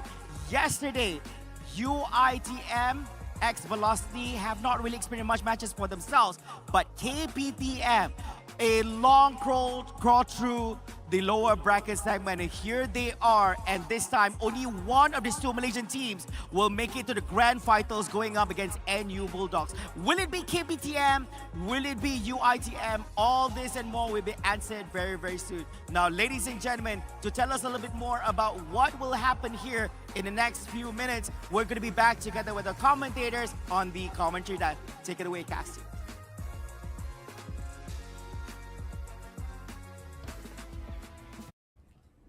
Thanks, Flava, and welcome back to the OPPO Hyper Legend Cup 2026. And as you can see, Flava is actually at the stage at OU Damansara. So if you guys have nothing to do, please go check it out. Just drop by at 1 Utama Damansara, just 30 minutes from KL Center. Definitely you'll be able to experience the physical of tournament offline, meeting your idols, and not only that, you'll be able to check out the booth that is installed there. And I think we do have cosplay today as well. But back here, this is going to be our desk because we're not be able to go there. I am your cousin for today with Ken, Pasha, Bunny right here, and it has been amazing for the first game. And right now, moving into the second game, what are your thoughts, Ken? Yeah, it's gonna be a huge battle between the civil war between both universities right here, UITM versus KPTM. Speaking of which, this is of course the grand finals, the last day, the championship Sunday, where we're determining two grand finalists and eventually the ultimate champion for the OPPO Hyper Legend Cup Mobile Legends Bang Bang Campus Series 2026. This is live right here at 1 Utama, like what Fasha just said. And most importantly, thank you so much to OPPO. Everything sponsored by the OPPO Reno 15. Make your golden moment. So I'm looking forward to see these two teams match up. I know brother-sister team, whichever we call it. But again, we've always been saying that KPTM has been the less elite experience, not the best team out there. But again, they have already did two comebacks from there, and comparing to yesterday, they have been phenomenal. So I hope to see this momentum going up forward. But what do you think so far, Fasa? I mean, it has been a long journey for the team of KPTM X Velocity. They had to grind really, really hard because right after they dropped that upper bracket, they really had to push through for another 2 matches. So that means yesterday was already a long day. And here's the thing, when it comes to you have to have the longer journey. I know there's a saying, the Malay saying that jauh perjalanan, luas pemandangan, aka the longer journey, the beautiful the view. But it's not really that beautiful if you make a mistake. And this is what I'm worried about KPTM X Velocity. Yes, you may have had a longer journey. Maybe you had more experience coming from the bottom to the top right now. I'm trying to actually make it through to the grand final stage. It's just that I feel like it can also down you from your momentum, your mental energy, probably your emotion, as well as your physical as well has been run down because of that long journey. Do you agree on that, Ken? I do agree on one point that, it's all coming down to the mental game and, physically the players are tired. But I feel like, if you're a Malaysian, you have accommodation around, that's pretty okay. There's not much traveling time that can be done as well. I believe the players are all stationed under one roof across nearby Utama, which is the shopping mall center that all the players are having a tournament here. So I think it's still okay. Just probably waking up a little bit earlier. You know me, and Fasha, sometimes, it's the just students. the fight that they had to go through. And do you know that they didn't even able to actually fight off with a clean sweep? It means that they had to really go for the long run. They go all out 3 fights, the best of 3. That means goes all out to the best of 1. That means it kind of actually exits every single energy, every single mental points that they need to pull through just to get to where they are right now. So again, I'm just worried that it will affect them on the long run as they coming in for this day number 4. This is the last day, and I know it has been tough, but let's take a look for the map, because previously yesterday I think we went to Broken Wall for 6 times in a row. So but we're back to the Flying Cloud again. I am a little bit, how do I say, not to say dislike, hate is a strong word as well, but I do feel like Flying Clouds is just back to the OGs, back to the days where you just want to stick to the status quo, just go back to the drawing boards and knowing that, okay, this is what we need to do, like just a directional or front to front fight. And that's what we saw between the team of NU Bulldogs versus the UITM X Velocity. And here's the thing, we talked about KPTM, now let's go to UITM X Velocity, who just had their loss. Do you think that will affect them, or will they actually be brought back because of that loss, Ken? I think they are going to recover from that. As student athletes, I think the mentality moving forward is, go through the next play, go to the next play. Because why? You will never get back the plays that you already finished off already and stuff. So on to the next play, make things better, improve on that. And the only downside I will see KPTM is, like you said, Fasa, they'll be playing a very, very long game. They might show all their cards, right? All the cards have been dealt off, and this might give more information for opponents to kind of read them here. But again, this is a new series, this is a new game. All the best to do with both teams. You can already see a couple of bans coming out here. Fasha, take it away. Look at that, Baxia, Carrie, as well as Valentina already been taken out by UITM. That means there's someone that they want to make sure that team KPTM will not be able to steal their ults. This is one thing about IMU, definitely. It is something very risky, especially when it comes to your ults to be steal away from the players. But Glue is still open, but it seems that Sora will be picked up first of all for the team of UITM Velocity. On the side of KPTM, still, Glue is still open, but the ban side for them, they are closing off Jushin, Fovius, as well as Lucas. I think pretty much Lucas, they did see UITM using it previously with NU Bulldogs, even though it didn't have much of an effect because they lost it. But Shaki is one of a hell of a guy using that Lucas. And like I said, Glue is open, so they need to take that before it be stolen for the second point for the UITM Velocity. Not only that, they picked up Cloud, which we know when it comes to Saurus using Cloud, he will be definitely power monster on that hero. Yeah, that's a great pickup. Out of the respect bans and just taking away, trying to take away the comfortable picks from Team UITM Malaysia. I think that's a great move overall, but using it and going against their counter, that's even phenomenal. It's all coming down to the execution part here. As for Team UITM, they need to know what other heroes they are more comfortable pairing it here, and it will be Hilda and Zetian. So very deja vu-ish, Fasha. This was the two heroes that were selected previously from NU Bulldogs, and you can already tell the whole setup here is all quick, fast-paced gameplay, getting the gank offs and getting the power spike as soon as possible. Ooh, and even Team KPTM picking up the Uranus as well. So now all that's left for the team of both of this team of UITM Velocity as well as KPTM, they just need to figure out which hero pools of the jungler they want to cut down even more. Now Harley's been taken out. If UITM Velocity want to shut down even more, they might actually take out YSS, because we did see YSS has been performing profoundly, even though it wasn't really favored on yesterday's fight, but Fanny I do and feel like it's Harley. really performing well for NU Bulldogs. Fanny, on the other note, even though with the nerf that's been done by her, she has a quick reflex of mobility, and it's not really not to say it's a one counted for the Hilda side, even though Hilda might not be able to catch Fanny because of the steel cable, but once she depletes that stamina, it's going to be very quick to catch on to Fanny. So again, talking about jungler, are they going to actually shut down even more jungler, or Team UITM is thinking like, hey, let's take more of the mid laner, because they are not just looking for the jungler, they also need some mid lane. So they take Guinevere. Oh, interesting. I think Guinevere, when it comes to the special migration as well as Valiant Recruit, you know it's a really good setup coming in, but Lilia been picked out. Great burst damage comes through from the side of KPTM. You know, I was about to say Nana. You know, I was like, wait a minute, hold up. This is a different hero. Yeah, it just confuses me a little bit. Almost right? sisters. Almost sisters, correct. And I like this pickup because, you know, you can see that KPTM, they prioritize on also pacing. They prioritize on getting out from trouble. Yep. With the roamers, with the quick mobility setup here. And now it's coming down to which assassin they want to run, which fighter they want to run here. Because yes, you have Cloud, you can play the marksman assassin role, but if you have another perfect DPS hero to kind of pair with them, that would be amazing so far.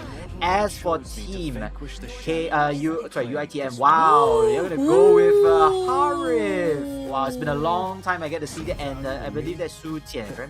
Or this is the new hero. This is the whole new hero. But Frederick as well. Whoa, they're taking Frederick as the primary fighter. Wow, okay. Suyo Fredrin, as well as Harith coming in. I'm loving how the magical force coming off from the UITM Velocity is bursting at the moment right now. Compared to how the setup is coming in from the side of KPTM, they're more to actually sturdiness. They're more to actually solid grounds. They know how to actually have a good escape mechanism, especially with the fact that you have Fredrin as the tank jungler, as the utility jungler to be precise. So those are the things that Team Velocity KPTM is actually looking forward. You want to go for the aggression? We'll be the passive one that can guard ourselves as hotly as possible, and we'll go back for the counter-wise, which I've seen this before. They've done it before. KPTM Velocity, they might actually make a couple mistakes along the way, but they did manage to pull through. And this is what I said. They had the longer journey. They made it through from that lower bracket right until now to make sure that they'll be able to be meeting off their brothers right here for the last lower bracket semifinals. And we're looking forward to it because this is our second series of the day. Malaysian, are you ready to see two of our Malaysia team fighting off? This is KPTM X Velocity versus UITM X Velocity. Yes, and definitely it's going to be a great matchup between these two. Let's see who is able to dictate the battlefield instantly from here. Speaking of dictating, it looks like Nani is going to be a little bit too over-aggressive right here, getting caught off guard by the side of Team UITM Malaysia. UITM Malaysia will be jungle invading first, so they will have an upper advantage in terms of XP and goal overall. However, Team KPTM Velocity, oh no, look at that, Mizu so close right there. Just toying around, poking him off with a lot of damage. Okay, I mean, yeah, Uranus, you don't need to worry much, but here's the thing. Nani gets the first butt to Yet immediately. I mean, a little bit of overextension that was needed by the team of KPTM Velocity. They know for a fact that if they really want to punish the team of UITM, Bottom they lane. need to go all out for aggression. And here's the thing, once they already set things up for the mid lane, they can actually pull through. It is slower for the side of team UITM Velocity, but they can be able to actually maneuver once they're able to find out that counter-wise. But so far, for the team of KPTM, I'm liking the way how they really go out or get at least aggression to the side of their brothers. Yeah, because they're playing almost the same role, the same format set up here. Speaking of format, here comes the fight. It looks like it's going to be a little bit messy for both teams here, if I'm right. And then they will try to hold out each other just to break it off. Probably do a bait and switch like you said earlier, Fasa, to see who is able to over-commit, and then eventually just counter the play back towards them. And now the turtle has spawned. It looks like Team KPTM has the upper advantage earlier on, but then now the turtle will be taken away from Team UITM. Nicely done, and now they're gonna actually go for the retribution. It seems like not that Surgeon Strike doesn't make it through. Unfortunately, doesn't land it. Shaki not only getting the turtle, slains out Nani instantly, giving one lifeline to the side of UITM Velocity. And because of that, hey guys, let's give a round of applause to our players who were able to get that one kill. We give you a freebies as well because of that victory. So please make sure to screenshot, guys. Screenshot indeed. Make sure to quickly claim it as well, because Fasha did mention 5 minutes instantly wiped out. Yeah. And now both teams are just playing, just controlling the tempo, just holding on to that, getting into their resources. I think so far, this is going to be more about later who is able to initiate the fights. Whoever is able to initiate the team fights and win from the battles, they will have a little bit of more of the upscale advantage. Let's see if the setup that we see so far from the side of Team UITM, they don't really probably try to actually go all out. They're making sure that the team of KPTM start the trigger first, and then they counter every single step. And this is where I said, the more that you try to actually bait out the players of UITM, the more that they know what you're going to do. They leave out all the resources, but here on out, this is going to be difficult, but yet you have no problem to actually spit it out immediately. And there, a really good job coming up for the finish of Strike as well. But one shot goes in, Jin takes down Shaki immediately. I think they overcompensate and they didn't expect that to a point that they were able to take down Shaki immediately. Yeah, Shaki though, he's going to be one of the core members that's going to deal lots of damage, and with that death, it's going to stunt his growth a little bit. I would rather want Yet here to die or to sacrifice his life against, compared to a DPS, a hero, but I mean, it seems that at least they lose one rather than lose both heroes, if I'm not mistaken. But to actually sacrifice Shaki, the one who actually, as the jungler itself, it's not going to be good for the stats itself, especially the fact that Wafi right now is still untouchable, getting already 2 assists, so it gives a lot of more potential for Wafi to actually have that securism for his own stats. But somehow right here, this is going to be a second turtle, was able to take by Wafi, so it's going to be 1-for-1 for both sides of the team to get the turtle for themselves. And there's no such turn up from the side of Team UITM as well to at least counter trade that lost turtle. So this is a little bit of safeness coming from both sides. A little bit more passive, a little bit more cautious to be more precise. Just waiting for the primary objectives to come out, The turtle is out. Let's try to contest for that. If we are able to get the turtle, we have either two options. Continue on with the fight or just fall back and prevent casualties. Speaking of preventing casualties here, so close with Sora, with the Harif being burned out right there. And it looks like Wafi is coming from behind the lines. Let's see if this is going to be a diving composition coming in from Wafi. Power of the Wilderness, Sora takes down Yet immediately, but at the same time, double kill to Katsuo. Even with the Zaman Force, could not able to trap Jin or even Wafi. And this is a really bad combination coming up for the team of UITM. They lost 2 of their players, even despite they tried to hold it out. The ganking is already starting for the team of KPTM. Now they're getting more vicious. Saurus will get the turret as well as right here. Even if with a grab, you're not going to be able to do so. So this is going to be a tough situation for the team of UITM, losing Siti Norsana as well. Yeah, I mean, that was very, very unfortunate that they lost not only the objective, but Sora here, who was supposed to be, you know, the protected roamer overall. Just unfortunate that they could not capitalize, or at least, you know, when they lose the objective, they would just fall back and quickly retreat. Speaking of which, Team KPTM, they are actually at the driver's seat here, so it looks like multiple games being played. Mentally, physically drained is not an option here, and they just continue on fighting for their tournament lifeline. This is tough. This is what I'm talking about when it comes to the setup of KPTM. They have a lot of sturdiness.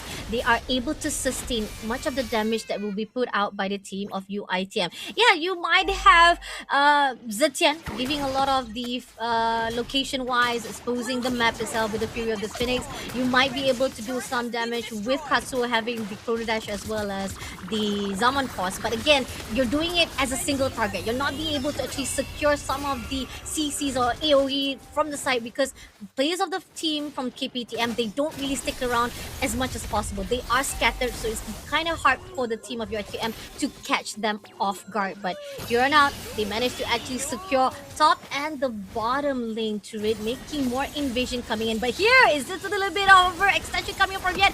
Ooh, safe call coming in, but still, that was a little bit too risky from the team of UITM.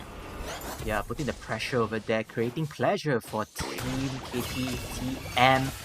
Just controlling the battlegrounds, just zoning out their opponents with 82 seconds for the very first level Lord. I think overall UITM, we just need to have one good fight. If they can manage to get one good fight right here, they might be able to do something. Pasha, here comes the fight. I don't think they'll be able to do anything because that's Mizu. That's kind of Mizu. You're fighting with a Uranus and it's like Mizu just saying like, come and catch me if you can, you know? Because that's not going to be a case with them. Even 4 players dropping themselves right to Mizu all by himself, he'll be fine. He's a freaking Uranus. He's a steal. So definitely there's not a problem. And it's also a little bit of disruption or even a confusion coming up from the team of UITM because they were too preoccupied with Mizu, ended up giving an opportunity for the team of KPTM. Solace all by himself, just solo pushing right at the top. Yeah, solo pushing, getting the levels, getting the turret, you know, just putting pressure. But then it looks like here comes the pick-off, but it's the opposite side instead. KPTM continuing on with the dominance right here, Pasha. It looks like they want to pick off more behind enemy lines. Mizu, let's see, the diving composition comes in with the power of wilderness. Diamond Force been put out just for the escape mechanism. Is it going to be enough though? Sitting or Sana, unfortunately, will be the one to be taken out. Oh, but he did manage to take down Jin before being shut down by Wafi. But still, that's just 2-4-2 though for the team of UITM. Oh, I mean, this is UITM's comeback, I would say, but it's not entirely fully successful. You know, they still lose members back and forth. They still don't have the comfortability to control this Lord Pit later in the stages of the game. And again, like you can see from the terms of the economy or the level upscaling, Team KPTM is in the driver's seat. But again, just that one fight, probably that one mistake that KPTM were to make, they can capitalize onto that, and that will be it for Team UITM to take over this race. Looking on the setup that has been put out by Team UITM, I just feel like it's because they don't really have anyone to catch. They don't have anyone that can actually pull the team of KPTM into their setup. That's the problem for their own gameplay right now because you got only Hilda to be roaming around, trying to do some scrimmage, trying to do actually trigger a little bit with the power of wilderness, but only catches one. Again, this is just a little bit of single target, doesn't have that AoE, and coming in right now, Soros takes down Kaso, and moving along, gets the Fury of the Phoenix as well done. Shaki goes in for the trade for Soros, but then again, is it going to be enough though? Team has Wafi goes in for the fight with Shaki, backs it off, got 2 players, but this is going to be a lot for them to open it up. And even with Yed trying to actually do a little bit of nuisance, it's not going to be easy. RT just at the back line doing some Phoenix strikes. It's not going to be easy as Team KPTM will have it in the back. And yet, unfortunately, you're not going to get away with this with a lot of the dragginess coming in from Jin himself. Yeah, it's gonna be so difficult for for UITM. And speaking of difficulty, you won't have any difficulty getting this live drop code. So make sure to go ahead and redeem right now. And again, big shout out to OPPO and Munton for the opportunity, and the codes for everybody to claim. Go screenshot it, guys. Make sure that you guys redeem it as quickly as possible, and hopefully it will be as quick as Team UITM try to recover from a lot of these losses to the side of KPTM. Because so far KPTM, I'm loving their gameplay. I'm loving their gang. They know how to actually fight it off. They know who can actually withstand on themselves. I mean, like Mizu having that emblem Brave Smite, right? This is like the key of tank. If you got that Brave Smite, you're gonna be able to survive all by yourself. You're the zoner, you're the front line, and you don't need to worry much. You just let your back line do their job, just giving all the contribution of the damage for themselves, and they'll be fine on their own, even if Mizu is not there. And this is where the fine line that Mizu will be able to take the game. And somehow Mizu just trying to zone out yet there, again trying to find a way how to actually find a loophole to fight off with the team of KPTM. But I don't think it's going to be easy, because Team KPTM, they're solid. They're literally covering their grounds, and as this is the first lot marching in, Holy Defense definitely will be triggered. Yes, triggered here. It seems like they are trying to take down this base turret as soon as possible to improve their minion waves to super minions at the very least. And then controlling again this jungle, especially deja vu for UITM, facing NU Bulldogs back onto their base, and now they have to face the same scenario against their sister or brother team KPTM. And I like how KPTM already have the power skill ready. They can just bait and switch anytime if Team UITM were to overcommit in the fights.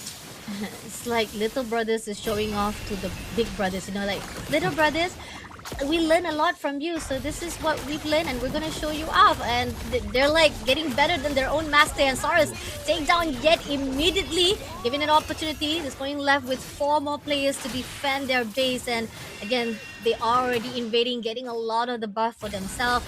Team KPTM is getting more confident, putting out that Shadow Edge energy, and it seems that Mizu goes in for the diving, just try to do a little bit of teasing with the Ionic Edge as well. City Norsana say like, go away, get out of our base, come on, we're trying to defend it. But Team KPTM, they don't need to worry much, because within 40 seconds the lot is coming in, and if they get that lot for the second march, it will be breeze for them to break that base to bear immediately, and getting the opportunity to just go to the crystal. Yeah, and then you mentioned that Mizu has been disrupting, creating nuisance against Team UITM. I feel this is why people ban Uranus, right? Yeah. Not only he's fast, but he's tanky. And with the emblem as well that you mentioned earlier, Brave Smite, it increases his regen, HP, the survivability is all there in one package. And it's not just about getting kills as well, but it's to set up the entirety of the playstyle or the game plan. Lot is out, so can we see UITM do something? But with that Uranus still alive and they're just holding and creating nuisance, it's going to be very difficult for them to at least take objectives right now. You want to pour as much as damage you want, but you can't. Look at this. Mizu is untouchable. You do as much. They even put out these second skills and even ultimate coming out from City Norsana. It doesn't even blink an eye. Like, he's untouchable. Mizu right now is definitely at his own peak. He survives it out and he's just gonna zone out 4 players all by himself. And Team KPTM, they're having a fun time of their life right now, because they know they can depend on this one Uranus to just zone out everyone from UITM. You know what's funny? Mizu actually just zoned out Shaki. Shaki is the one running away. I thought Shaki was the one supposed to deal damage towards him, but it was the opposite around, and this just shows how tanky really this roamer is. Maybe he overplays a little bit, yeah, it's fine, but you're using all your utilities, you're using all of your resources just to kill a roaming tank. Is that even possible? Is that even a fair trade? We have to see about that. Oh, look at that. They're throwing everything to Mizu. Mizu is untouchable. He still survived. He has 50% of his line is still surviving, and they had to back off. Shaki just swinging every single shots that he has, and yet it's not enough to break through. Even the Zaman Force as well as the Chrono Dash that was thrown out by Katsuo is still not enough. And this is where they break the mid lane turret. Lot is coming through right now, and I feel like this could be the final defense that UITM is about to set things up, and they might actually lose it and come in for the diversion right there. Mizu will be the one to go in for the fight, but at the same time, Power Witness comes through, trying to actually hold things down. Jin in, had to back away, even though able to pick through, but this crystal needs to be in the focus. Saurus takes down yet immediately, and at the same time, Fury of the Phoenix does manage to actually break through. That's a good defense coming in from RT, making sure that at least the team of KPTM backs away. But here's the thing, it's bare. The base is already almost bare, and they're getting that bottom lane load as well. Mizu again, making sure that RT just goes back to the back line as well as at the fountain. We're still at the 50% left right here, and shots coming through from Saurus. Oh, so much damage coming in from Saurus, this one Cloud himself. Yeah, the Cloud, especially his positioning to not get in danger while having Mizu and perhaps Jin to just continuously roaming, continuously making nuisance out of Team UITM. I think this is such a great move. If I believe that is the Wind Talker or the other equipment that has been taken out, correct me if I'm wrong, Fasha, but that increases the damage again on this Cloud. The Cloud is, wow, I mean, literally, Malefic Gun, you have the Gold Rose Meteor, you have the Golden Staff, the Demon Hunter Sword, everything. It's literally all the Holy Trinity items.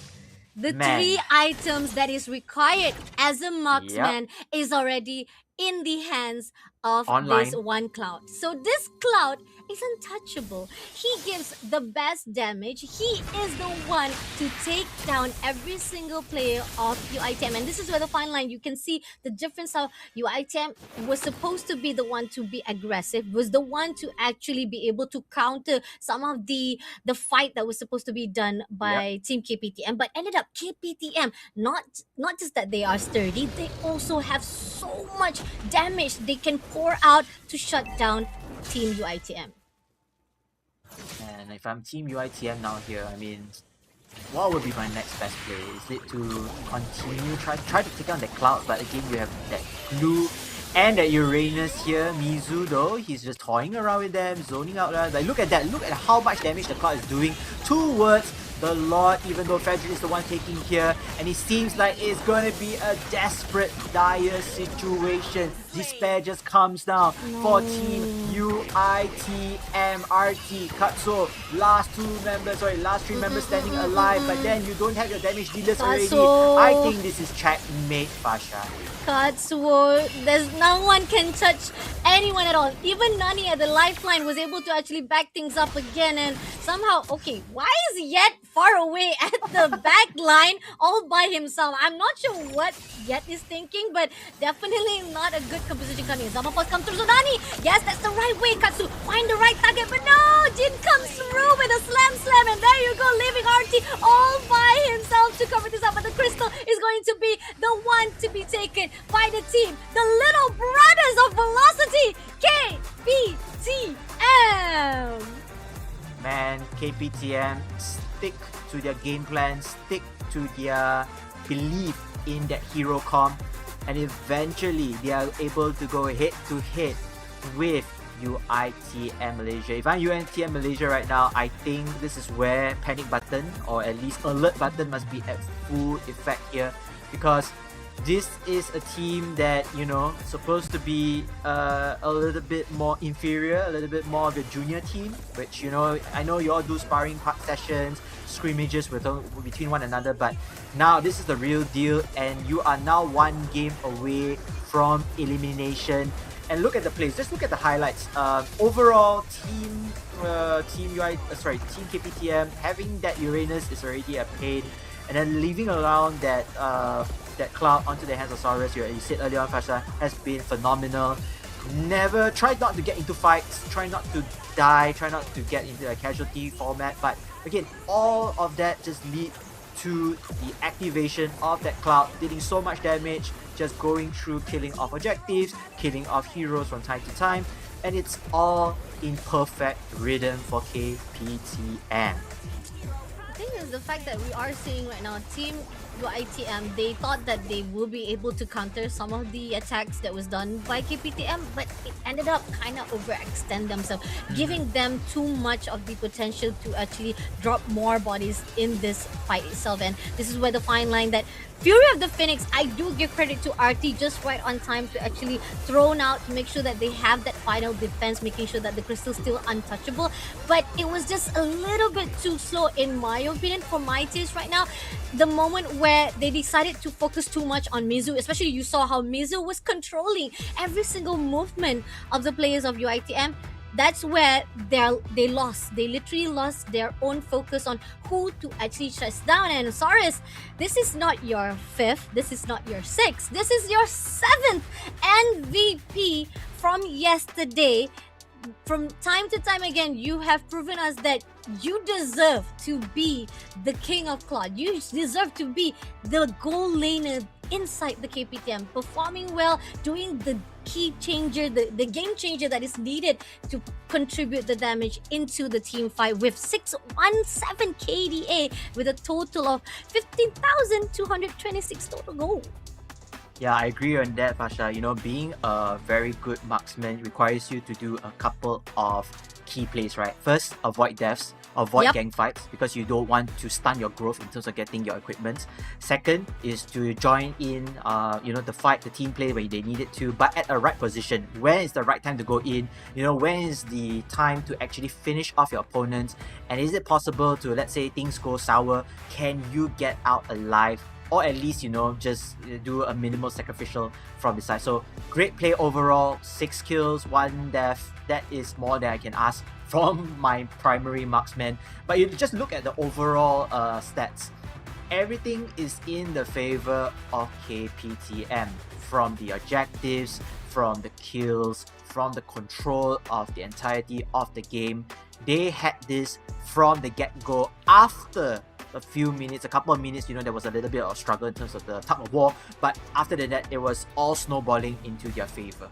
And looking on how 9,000 gaps off that economy-wise, definitely Team KPTM was just in a better state compared to how UITM is. And you can see how Fedrin, Wafi was not even able to be caught by the team of UITM. 3011 KDA, and I'm looking forward to see how much damage was taken out or given by Nani himself, because I feel like Nani also contribute a lot of those damage to help Saurus to get that final hits. And nonetheless, the setup that was done by even Jin was able to pull through, making sure that no one gets out alive, and this is what KPTM wants. And look at that, 76.2 thousand damage deal, plus with Saurus 90,000.5.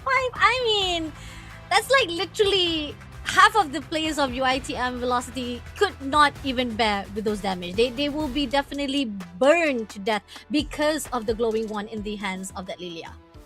Yeah, and I agree with you. And then, we had to give shout out to their roamers. Mizu, we've been talking about him earlier in the game, just causing so much disruption, causing them confusion as well. You're just taking damage, taking hits. Just don't die, but enough to cause chaos. And chaos, he did create right there, Fasha. And you already seen that, you already have 3, I would say, tanky heroes, 3 flexible heroes. And you always mentioned this earlier on. Utility. They can flex to whichever position they need to. They can allow their top damage dealers to breathe freely, to farm freely. And eventually when the time comes, there is where they do the dirty work. They do the dirty plays. They make sure they take and soak up all the damage they need. But it's okay. It's for the team. They are playing the team game, and eventually they get the win. Agree. And not only them get the win, I just saw a guy got his own win by buying one of the OPPO Reno 15 series. Wow! Congratulations congrats. to the guy for upgrading his own gadget. So this is why it is so fun to be there at the physical tournament at the One Utama Damansara. You'll be able to actually monitor, you get to see views, the audience, as well as the fight that is right there at the stage as well, and you get to actually scout some new gadgets for yourself as well. But for the second map today, we are going to the Broken Walls, and this is where the fine line of, if you want to steal, you gotta steal here, because the Turtle Pit as well as the Lord Pit is wide open. You can take it from the back and you can take it from the front, and this is the crucial state of the players not only able to steal the Lord and the Turtle, they also will be able to move around freely without having so much structure and landscape guarding them too much. Now let's go to the phase of the banning as well as the draft wise. We do see that Jushin, Lucas as well as Fovius has already been banned off. I think this is pretty much already standardized from the previous fights. The question is, Team UITM Velocity, do they want to do a little bit of respect ban to the side of Team KPTM? Maybe take out that glue, because that glue in the hands of Jin is just a bit too much. And we saw how NU Bulldogs, they either take it for themselves or they deny it and ban it off straight away. Personally, I think for Team UITM, since they're going to have the second pick, I believe so. Yeah, they can try to deny it as soon as possible, and they can just focus on damage dealers first. If they do have the opportunity to take it, then yes, they might do so. But there's so many other tanks out there, or the tank Uranus. Uranus, Hilda. You got so many options. So I think banning the glue is a good play coming in from you, Fasha. But again, if they want it, why not? I think they just have to ban off that Uranus. The Uranus was just too much for KPTM just now. Mizu was just a crazy steal that cannot be moved at all. He is a mountain. He is the one that makes sure that KPTM was untouchable. So this is something that UITM must think, like, do they want to take out that Uranus? Even though they might actually have to let go of the glue, there's other way for them to take out. Maybe Katsuo has been seen performing well with Cloud as well. Yep. So that could actually be in their favor. Take out, give that glue to them. Give that Katsuo, Katsuo gets the Cloud for themselves instead. So that's a really good trade. But no! KPTM says, like, you know what? Saurus needs his Cloud. We make sure that that's our priority now. It's rare. It's very rare that you see from the draft wise that most of the teams will prioritize getting their goal lane first. Usually they will just make sure that they open up with a tank. They open up with the roamer first. But Team KPTM, they already know what they want to actually get here for the fight. Yeah, that was very a surprise pick personally, I feel. Number one, you did mention that banning out the Uranus, that's good. I think Uranus has caused more damage than, the glue itself, right? That was the primary roamer, a primary nuisance, a primary playmaker to do so. But not taking the Cloud. Clicking the Cloud is already a surprise pick. You're just going to focus that, hey, Saurus, we're going to give you this, you're going to do your magic, and then we'll focus on the rest. You just make sure to stay alive and get activated as soon as possible. Now, if you want to back off UITM, they're going to take the glue, they're going to take the Novaris, I believe that's the character. That one is Valentina. Valentina, yes, correct. Get very confused with my images of my heroes. That's alright. It's okay, it's fine. They changed already heroes. because of the revamps already a lot. Yeah. Correct. I like these two heroes. I think they will be able to deal more damage and most importantly flexible from there. But Alice comes into play. Alice will be the one that will resubstitute Uranus or any of the roaming that tank. Like, speaking of roaming, they already got Basia. Whoa, this is gonna be very difficult to do so.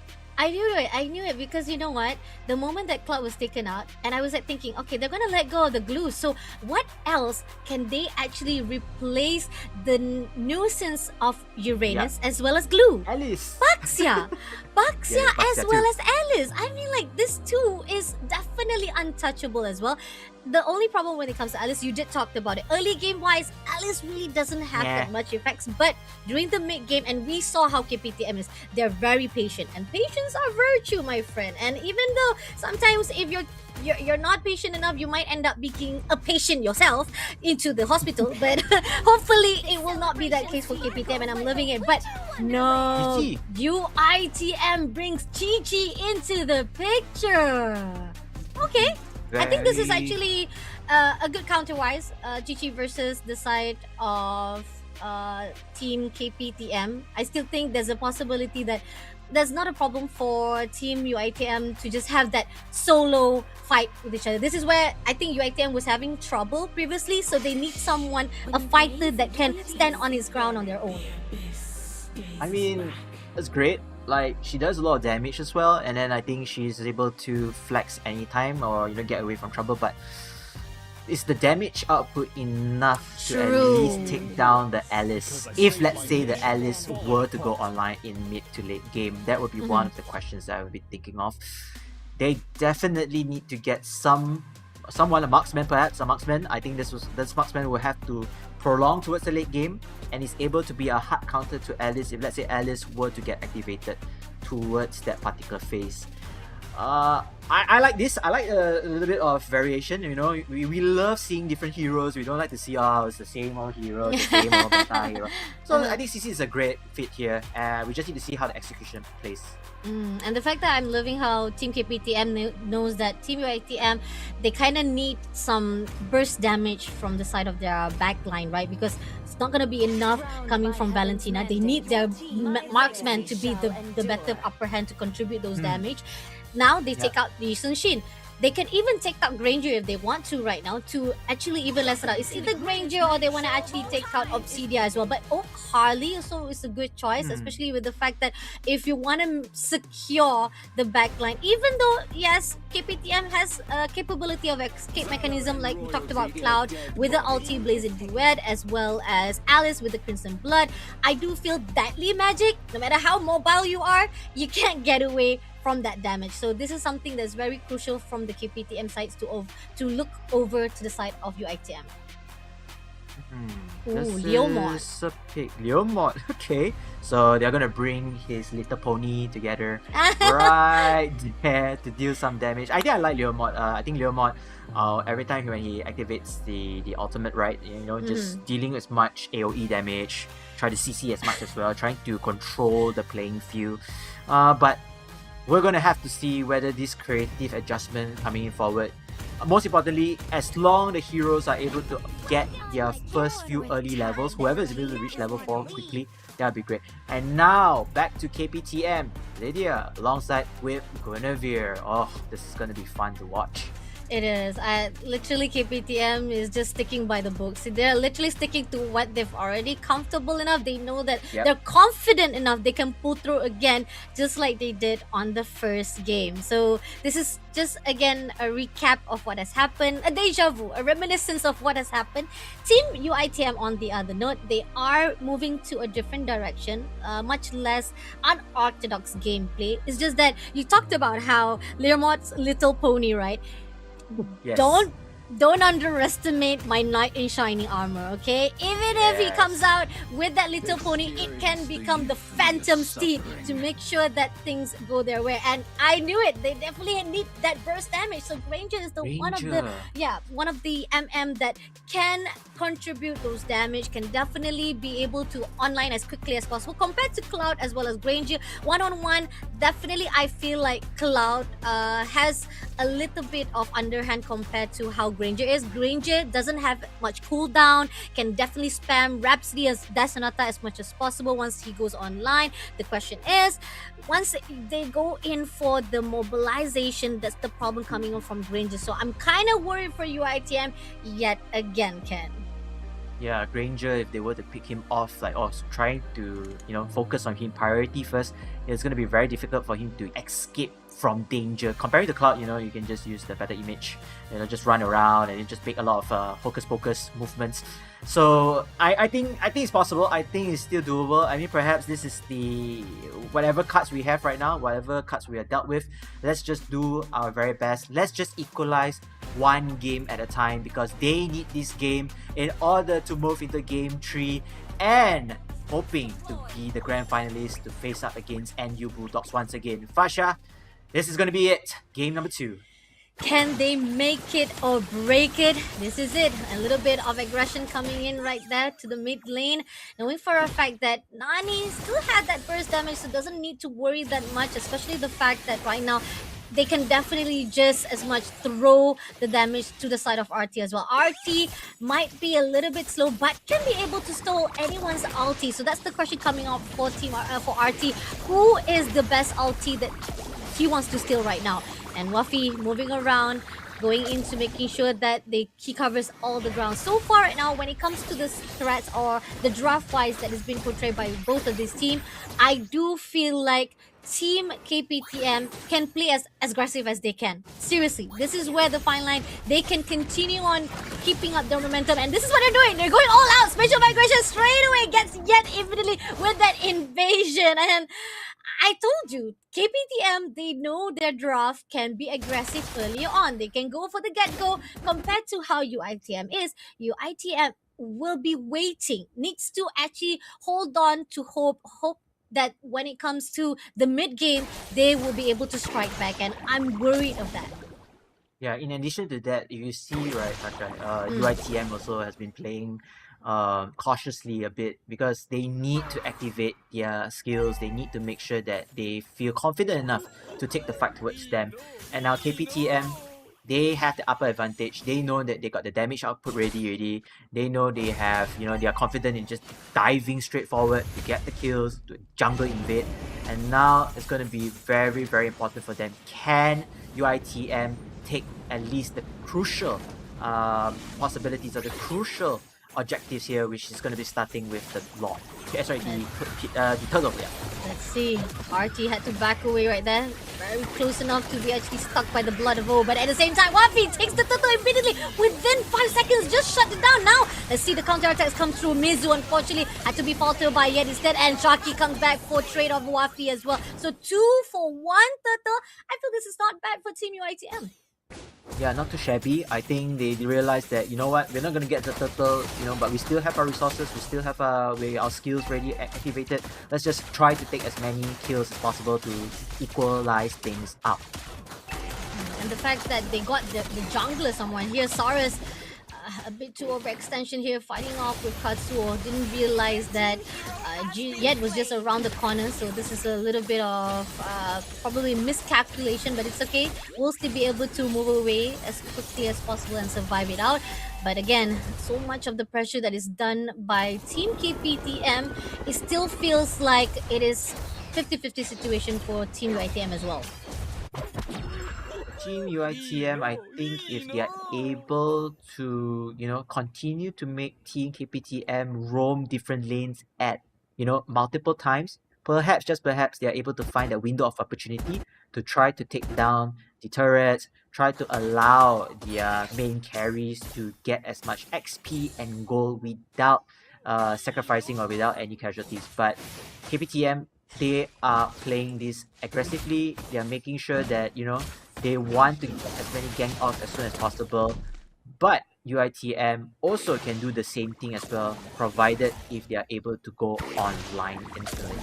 Oh, look at that. And you talked about it, how UITM needs to be a little bit aggressive, and this is what they're doing. They're literally trying to actually gank up against Team KPTM, because if it doesn't work out that passive-aggressive, might as well just go all out aggressive, all or nothing. True. And pretty much KPTM can read the book right now. They do feel like Team UITM is getting a little bit desperate in what they're doing, and this is going to be the second turtle to contest. Let's see who will get the better RN. Right behind there, we do see Saurus going to join in, but goes in a force spatial migration. Requiem was able to do so much damage, but still they got the turtle. Now they're pushing in. Grab comes through, and it seems like Yet will be able to actually zone out Jin. But at the mid of it all, UITM doesn't get the trade. Not only that, they had to sacrifice one of their players. Yeah, no turtle, one casualty, and no kills. This was even worse than the first scenario that we just watched earlier on. And this is where KPTM, they are learning from their mistakes. They are saying, you know what, let's just get the turtle, but if we can follow up, let's just follow up here. And speaking of follow up, another one bites the dust. It is none other than City, aka GG. It's going to be very, very difficult here. And speaking of which, speaking of difficulty, there's no difficulty in redeeming your diamonds here. Ladies and gentlemen, feel free to stand by, take a screenshot of the code. Like Pasha said, you better get the code, you better redeem it right now, because you're redeeming 5 minutes or 2 minutes now, it's going to be done.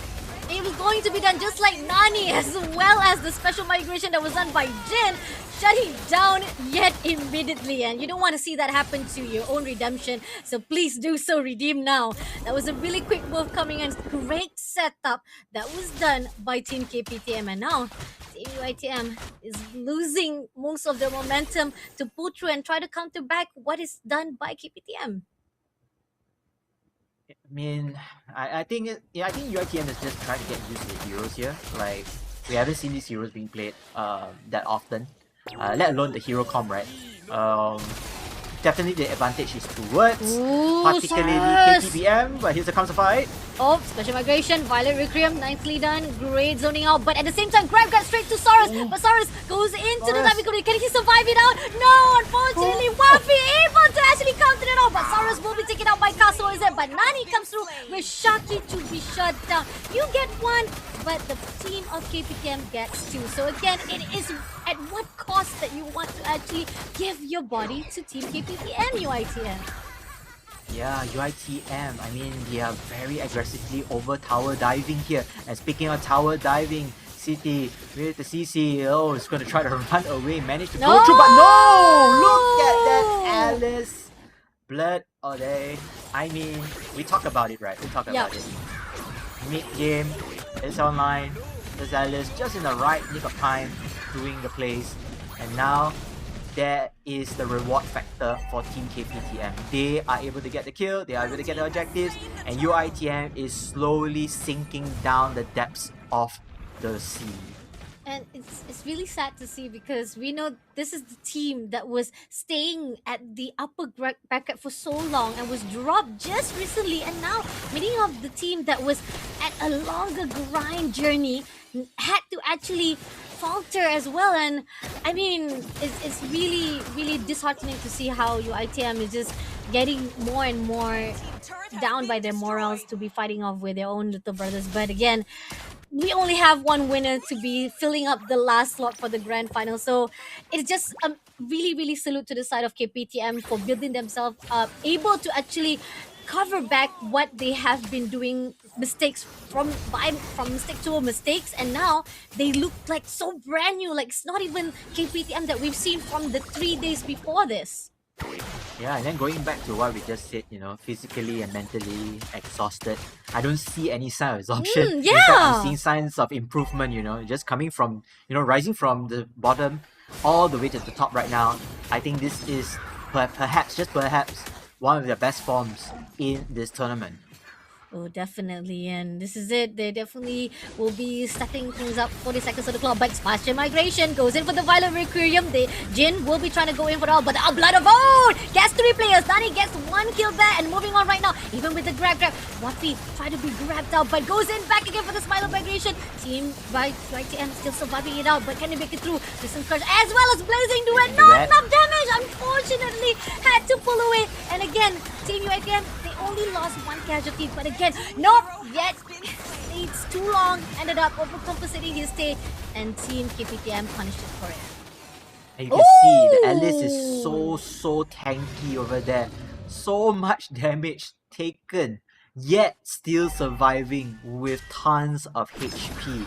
So I think I'm safe to say that you know, I guess this Alice is online right now, Fasha. Yep, definitely. And did you saw that last shot Katsuo did? It was like it was really right on point to Nani, but I feel like it was just still not enough damage that is needed by this one marksman. And we talked about how on the draft of UITM, they don't have much of damage dealer that can actually contribute to get that last hit. And this is again a little bit of overextension coming up from City Norsana.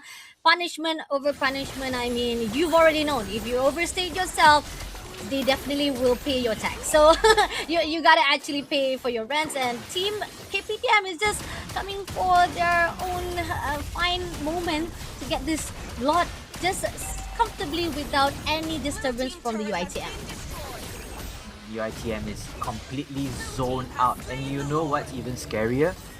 Their middle lane middle lane turret is still here, it's still alive, but yet it felt like, you know, there was zero advantage given, there was zero possibilities for them to even win the fight. They just get picked off time after time after time. I'm not sure because of the map draw, there's the broken walls and stuff, but again, the confidence coming out from KPTM is at high peak, absolutely.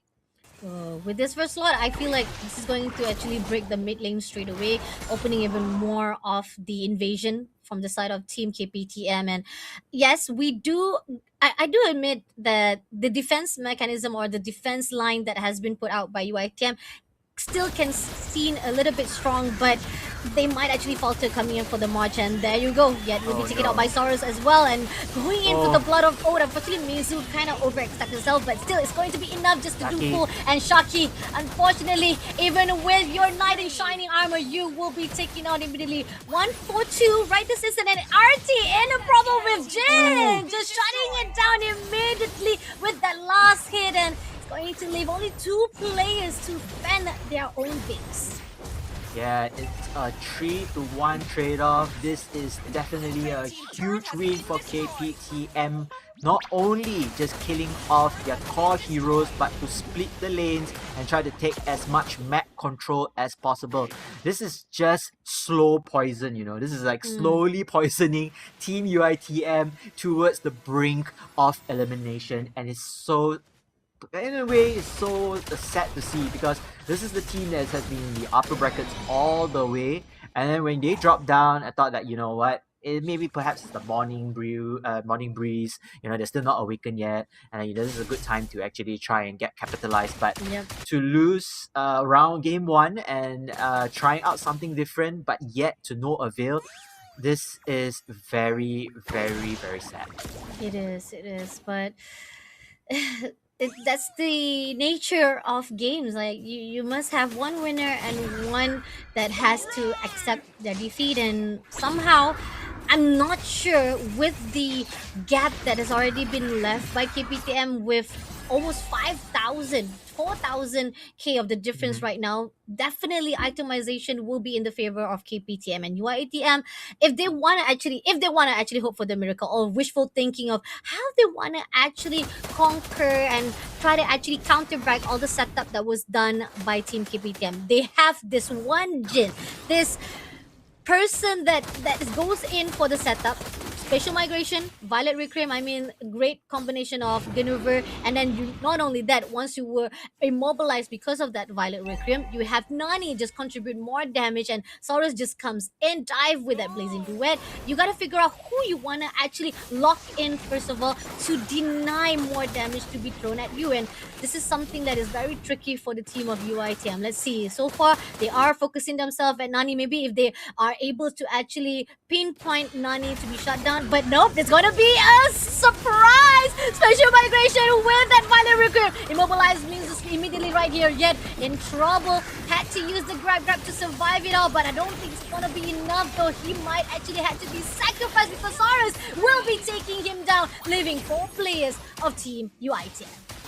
And there goes their tank roamer here. They don't have anybody to do the dirty work by sustaining the damage, and most importantly, Lord is open, is up for grabs for Team KPTM. Now you can see the UITM, they are trying to retaliate this fight here. Can they do so though in the nick of time? Wafi takes down the Lord, and now here comes the counter attack back on KPTM towards UITM. UITM are just running away, cowering in fear. And speaking of fear, we got a code. Don't be fear with our code, because we will keep on giving you guys freebies. So please screenshot, take a picture, and please redeem at the game app. Just write down on the redemption page and you will get free items from us here for supporting Hyper Legend Cup. But this is going to be the second lot to be taken by Team KPTM, and I like the fact that they were trying to actually zone out the players, but Shaki, I think, just overextend himself was not really the right move for him, because you know for a fact that there's no way you're going to be able to contest that lot. You could have actually just wait for the reset, but Spatial Migration, Violet Reclaim gets the 2 players right there immediately. Soloz takes down City Rorsana. Now moving on for the 2 to be shut down. Mizu takes down yet immediately. Now Shaki, you're not going to be able to get away with your steed, and now leaving only 2 players. Crystal is on the loose right now. RT going to do some damage, but you're all alone. What can you do? Even with the IAU, it's not going to do it the favor, and giving the second win, meaning it is a confirmed second grand finalist will be in the hands of KPTM X Velocity. KPTM X Velocity dropping down to the lower brackets, crawling out from their graveyard from time after time. The comeback is real, and now we have our second grand finalist into this tournament. And they are going to face up against the powerhouse, none other than NU Bulldogs. Just like a phoenix rising from their ashes, they are looking shinier, sturdier, confident to be fighting off, and hopefully to meet off again. NU Bulldogs will change a little bit of the history that was made yesterday, but we do want to give a little bit of salute, an acknowledgement to the team of UITM X Velocity. They did amazing from the start, but somehow the day number 4 is the end of their journey. But when we look back on how the highlights is, right, and how the team of KPTM was able to secure this win, there was so much of the setup that was done by KPTM that could not be cancelled out by UITM. UITM was just like, didn't know what to do. That they do have Glue, they do have Shaki. They thought that with having Shaki able to actually run away as quickly as well, you need a jungler that was able to move around. But here's the thing, Wafi is also that. Baxia can move around quickly as possible and be able to contribute as much as possible. And not only that, he's tanky. And you can't get any better than that as a jungler. And somehow, no matter how much they try to actually counterwise all the setup that was done, Team KPTM just goes beyond what UITM imagined. Yeah, I mean, KPTM has been phenomenal so far. Every of your heroes serve a purpose, you know, like you just said, you have the Basia just roaming around, you have Cloud, in the hands of Saurus, I think we don't need to say that much. Jin executing, initiating so well, and then you have Lydia doing backlines damage, but most importantly Mizu with the Alice. We have seen a couple of plays sniping with the Blood Ode, creating CC Havoc, and eventually everything just goes up and up and up for this game. And I mean, this is just so good for Team KPTM. KPTM, I think, you know, after learning from all the defeats, or, you know, being very alert, picking up all this and, you know, minimizing mistakes, I think they deserve to be in the grand finals. As for UITM, like you said, Fasha, they have been playing really well. Maybe it's the fatigue, or maybe it's, you know, just because of the shock of the loss. But again, they still did their best. They still, it's already an achievement to reach third place over here. And the MVP is going to be Jin. I think he's deserving. He's deserving for this MVP. Like, let's take a look. You already definitely said there's so many specials, so many violent requiems. Like, that's so good. It's so good overall. And I think you have a better knowledge, especially with the play-by-play done by him. Oh, agree, definitely. He's the game changer. We gotta say he's the key to every setup that it was successfully land for the players of Team KPTM to shut down UITM. 4-0-14 KDA. Nobody even touched him. Nobody was actually looking at him, I think. Pretty much most of the UITM was just looking forward to see whether they can actually fight off with Wafi, which is kind of the wrong place to actually look at. And they even thought that, hey, maybe we could actually get the damage dealer, either get Saurus. They did manage to actually take Saurus because Saurus was just a little bit overextending himself. It was a bit too long, but yet they still have Nani. Even though you don't have Saurus, you still have Nani to contribute and get that last hit, and that shadow energy was just superbly amazing. And you have that Black Shoes. You talked about how the ultimate in the hands of Lilia, you'll be able to escape as quickly as possible and have no worries whatsoever. And looking at the stats itself, like, still maintaining that 8,000 economy-wise gap between UITM as well as KPTM, but this kills is a little bit too far off to what UITM has portrayed from all of this 4 days. So I'm a bit disappointed, but it is what it is. Yeah, it is what it is, and I think you have to give, you know, a little bit of credit for where UITM is trying out this new lineup. Maybe, just maybe, they're not comfortable. These heroes are not their comfort picks, but they have to make something up, right? It's already a do or die situation. Perhaps if, let's say, they are able to equalize this game, in third game, they have something again in their hands that which we will be awed to ourselves. But it's no game 3, you know, their journey ends. But again, shout out to them in GGWP. Hopefully they're able to improve, and we'll see them in the near future for all the players out there. Definitely. And looking from the damage dealt by, not just by Saurus, but by Nani, 78.1k. That's why I said, even if Saurus was been targeted countless of time by UITM, you still have Nani. Nani will still be able to survive it out. So let's go back to recap from all of the 8 teams that was fighting off on the first day. 4 teams was dropped down to the lower bracket, and then joining in from both sides of the 2 team from Malaysia, we see that the only one that was dropped was KPTM, and we talked about, Flava talked about. Yeah. KPTM had a longer journey, longer grind. They had to crawl out of their own graveyard and they come out alive. They're not a zombie, but yet they look like they're a phoenix, just rising above and flying, soaring through every single obstacle that was put out for them here at the OPPO Hyper Legend Cup. And now they have to meet once again the Team Philippine and New Bulldogs. Wow, they played 8 games in total after calculating the amount of games they have to play since day 1. And then after that, they have to go into the grand finals. They are gonna win another 3 more in order to secure the championship. So we are going to see. I'm really very excited to see this entire matchup because previously I think they lost. They lost to NU Bulldogs. All right, 2-0. Okay, fine, never mind. That is just one game. We have that game in our bag. We're just trying to crawl back again. And they managed to do so. They managed to learn from their mistakes. They managed to refine their entire play style and eventually catch their brother or the elder brother team so well. And I think perhaps they are ready for this matchup anytime, any day.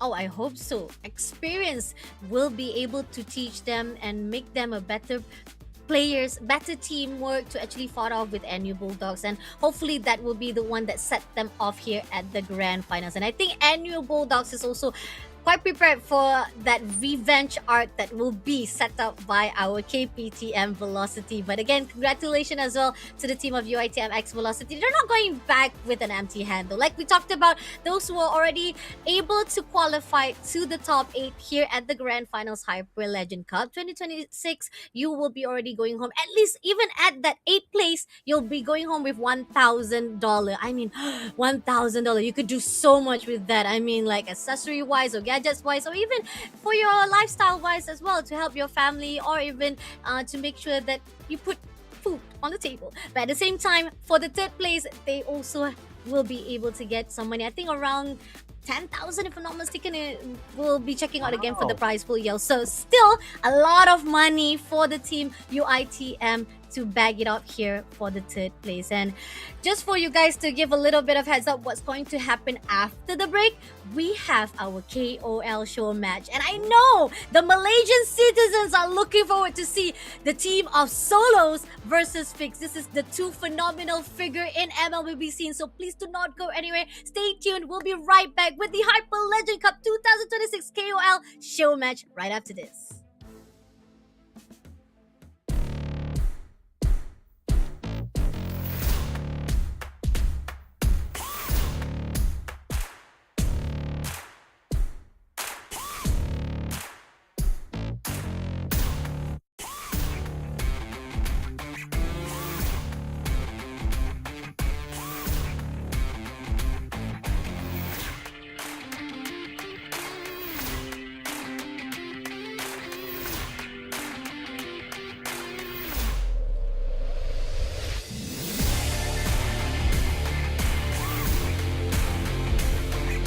Naririnig ko na ang mga alulong ng mga bulldog.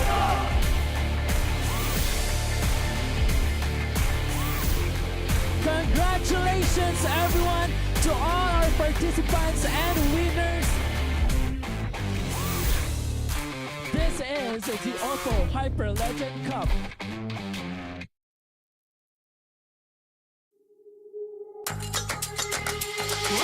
Wake me up, converge in the starlight. I feel so alive. Ooh yeah, yeah, ooh yeah. Different vibe, different mind. Ooh yeah, yeah, ooh yeah. Kaleidoscope this side. Came in, looking all around. Right now, set, lit, feel the power. We waiting for the answer.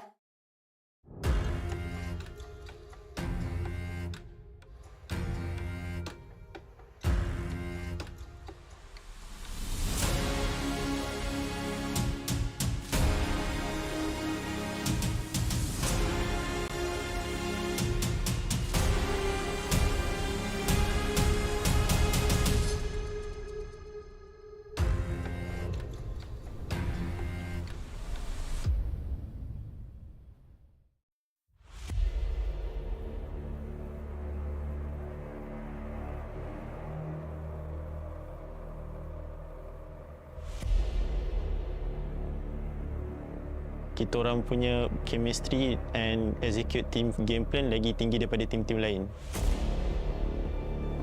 The bond or the chemistry of our team, because we understand each other inside the game and outside the game. We have known each other for very long, and our chemistry and our teamwork is on top of everyone else. Kita bakal ngeluarin surprise pick, mungkin nggak bakal ada orang yang tahu bakal kita ngeluarin mungkin dari komposisi hero apa, strategi kita apa. Mungkin mereka ibaratnya bakalan buta akan draft kami. We started the recruiting by compete each other and test their skills, and we have to adjust our roles just to form a better team.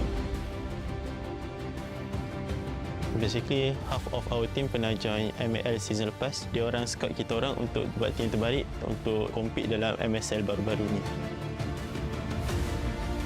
Kita bertemu di turnamen offline, kemudian kita berpartisipasi mengikuti turnamen ini, dan kita bersyukur bisa di hashtag 2 walaupun kita di underestimate banyak orang. My team's players came from various backgrounds, and we met each other through tournaments and playing ML together. Kalau inside the game, kita orang ada isu yang macam miscom. Maybe waktu MSL tu kita orang hampir bergaduh waktu grand final. Waktu tu kita orang leading dalam 2-0 and jumpa the solution terus dekat situ. I think we have struggled because of our academics. We have to prioritize it first. So our preparation time is less than as usual. Yeah.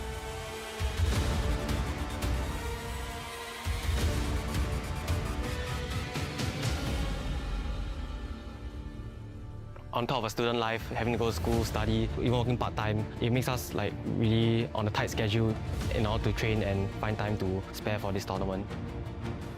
Tim saya yang paling saya suka itu alter ego dari Indonesia, karena mereka dari awal dipandang rendah, mereka bisa masuk low bracket, kemudian mereka berjuang sampai akhirnya bisa juara champion, ya kan. Saya mau jadi kayak mereka sih. Tim kita yang dipandang rendah bisa membuktikan bahwa sebenarnya kita itu kuat, berkuda hitam. So, dengan perspektif dan hujatan daripada ramai pihak daripada luar tentang kebolehan kami untuk mewakili Malaysia, kita orang kat sini sekarang untuk buktikan yang kita orang sebenarnya layak untuk dapatkan slot ni dan akan cuba membanggakan nama Malaysia untuk OPPO Grand Final kali ini. Dari tim kami, kuat itu dari PH, karena kan kita tahu sendiri omongan orang-orang banyak, PH itu kuat, banyak meta dari mereka semua. Tapi menurut kami, semua yang kuat, semua yang strong, atau semua yang lemah, kita hadapi semua, kita compete, kita tak boleh ada rasa takut, kita hajar semua, kita buktikan siapa yang kuat. I think Team Malaysia is easiest team to defeat because we always win against them in rough game. So I think we can win again in this tournament. I'm going to be humble and say any team is as easy as each other to beat and put ourselves as the easiest team to beat. Not all teams are invincible, and it's up to us to prove that we are the strongest.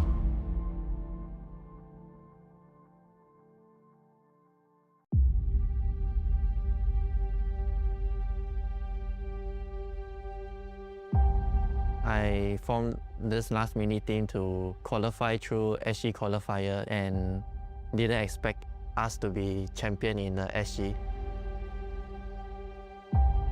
So sebab kita orang dah main lama, from heart kita orang dah tahu what does they want in game. Kalau dari segi comms, kita orang maybe quite smooth.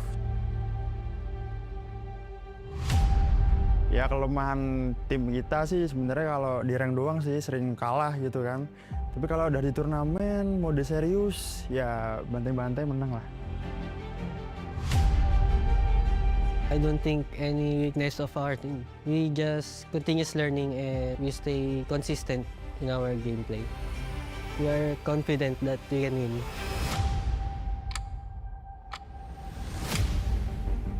Jadi awal terbentuknya tim Little BK ini karena kita sama-sama sering mengikuti turnamen, cuman sebagai musuh dan punya satu tujuan yang sama. Jadi kita sepakat untuk membentuk tim Little BK untuk menjuarai turnamen kampus-kampus di nasional maupun internasional.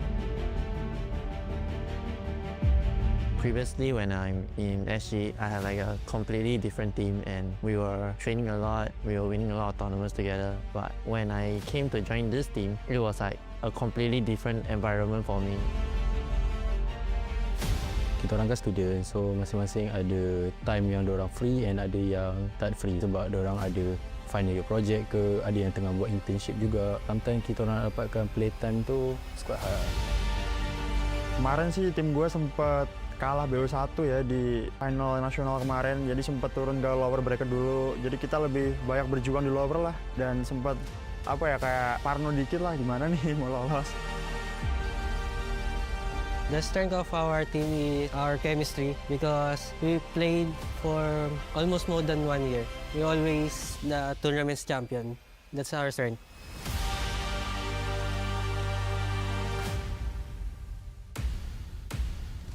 Our last mini team is basically our strength and weaknesses. We lack of a lot of chemistry, a lot of synergy together. I didn't expect myself came all the way to compete with all the other international teams and I will be grateful to fight them. Kita orang gaduh, kita orang akan fix balik, just rebonding semua. We just say a new thing, so tak ada yang akan get hurt and we just try to find the solution in game kat situ. Tak ada siapa akan dendam dengan each other, so memang kita orang kat situ memang like best friends lah. I already know some of them because I already compete with them in international stage. I am confident that we can win again. I believe the easiest team to defeat is TKP, which is my team. It is a very huge challenge for us to compete with the other teams and I hope we can put our good fight for the other teams. Honest review, honest opinion lah. Kat saya rasa MSM Malaysia lah. Kita orang sangat-sangat selalu lah jumpa diorang. Sometimes we be screen partner, so macam quite confident lah untuk going against diorang. Betulnya gue respect sih sama semua tim. Soalnya mereka pada kan juga udah sampai ke final internasional ini kan. Tapi di satu sisi gue juga ya pede juga lah sama tim gue pasti kan. Jadi kita yakin buat ngalahin semua tim-tim yang di sini.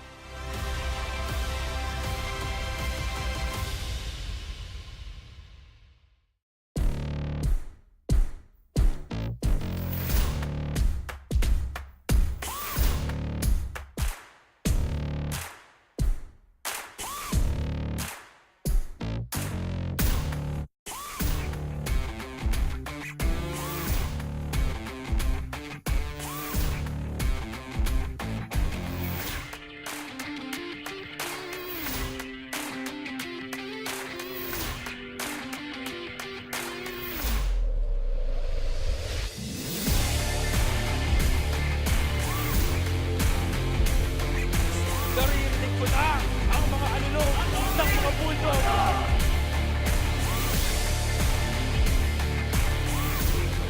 Congratulations everyone to all our participants and winners. This is the OPPO Hyper Legend Cup.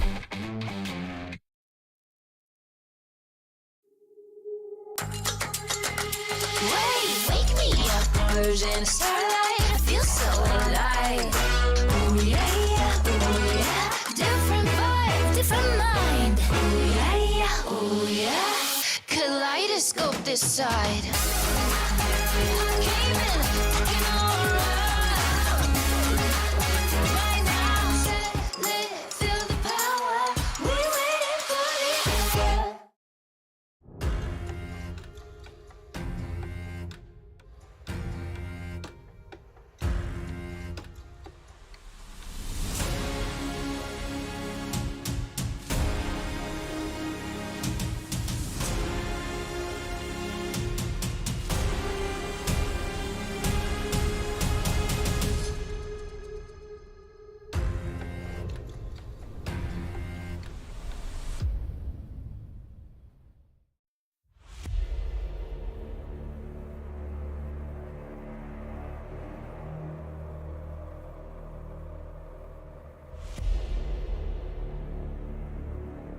Kita orang punya chemistry and execute team game plan lagi tinggi daripada tim-tim lain. The bond or the chemistry of our team because we understand each other inside the game and outside the game. We have known each other for very long, and our chemistry and our teamwork is on top of everyone else. Kita bakal ngeluarin surprise pick, mungkin nggak bakal ada orang yang tahu bakal kita ngeluarin mungkin dari komposisi hero apa, strategi kita apa. Mungkin mereka ibaratnya bakalan buta akan draft kami. We started the recruiting by to compete each other and test their skills, and we have to adjust our roles just to form a better team. Basically, half of our team pernah join ML season lepas. Dia orang scout kita orang untuk buat team terbaik untuk compete dalam MSL baru-baru ni. Kita bertemu di turnamen offline, kemudian kita berpartisipasi mengikuti turnamen ini, dan kita bersyukur bisa di #2 walaupun kita di underestimate banyak orang. My team's players came from various backgrounds, and we met each other through tournaments and playing ML together. Kalau inside the game, kita orang ada isu yang macam miscom. Maybe waktu MSL tu kita orang hampir bergaduh waktu grand final. Waktu tu kita orang leading dalam 2-0 and jumpa the solution terus dekat situ. I think we have struggled because of our academics. We have to prioritize it first. So our preparation time is less than as usual. Yeah.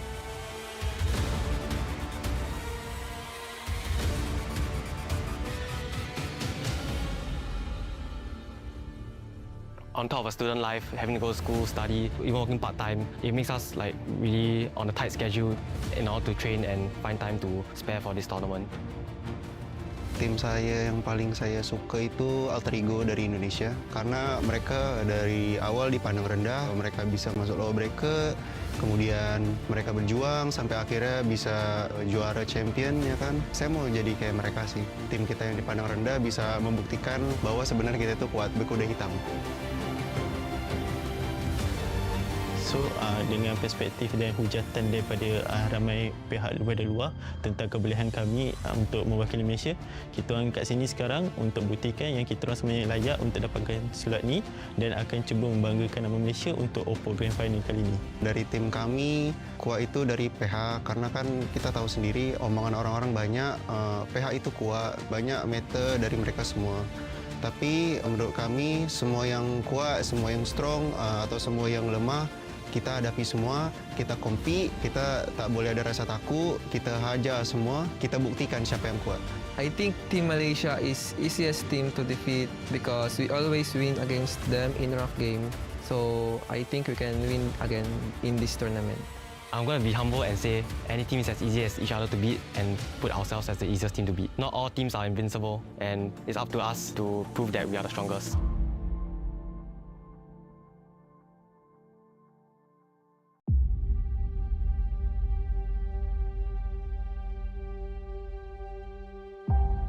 I formed this last mini team to qualify through SG qualifier and didn't expect us to be champion in the SG. So sebab kita orang dah main lama, from high kita orang dah tahu what does they want in game. Kalau dari segi comms, kita orang maybe quite smooth. Ya kelemahan tim kita sih sebenarnya kalau di rank doang sih sering kalah gitu kan. Tapi kalau udah di turnamen, mode serius, ya bantai-bantai menang lah. I don't think any weakness of our team. We just continuous learning and we stay consistent in our gameplay. We are confident that we can win.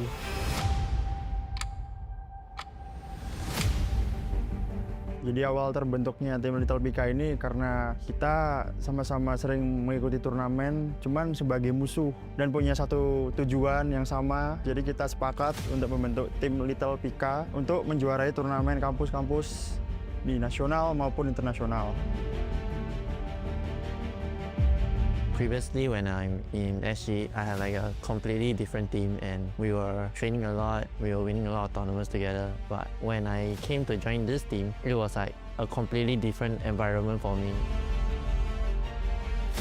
Kita orang kan student, so masing-masing ada time yang diorang free and ada yang tak free sebab diorang ada final year project ke, ada yang tengah buat internship juga. Sometimes kita orang dapatkan playtime tu quite hard. Kemarin sih tim gue sempat kalah BO1 ya di final nasional kemarin, jadi sempat turun ke lower bracket dulu. Jadi kita lebih banyak berjuang di lower lah dan sempat kayak parno dikit lah gimana nih mau lolos.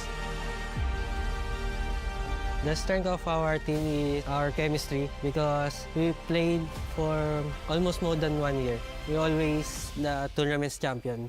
That's our strength.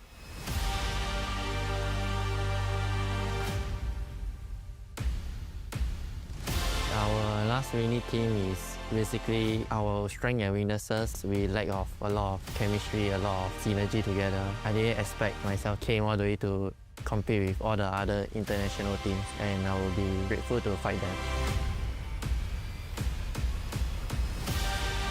Kita orang gaduh, kita orang akan fix balik, just rebonding semua. We just say a new thing, so tak ada yang akan get hurt and we just try to find the solution in game kat situ. Tak ada siapa akan dendam dengan each other, so memang kita orang kat situ memang like best friends lah. I already know some of them because I already compete with them in international stage. I am confident that we can win again. I believe the easiest team to defeat is TKP, which is my team.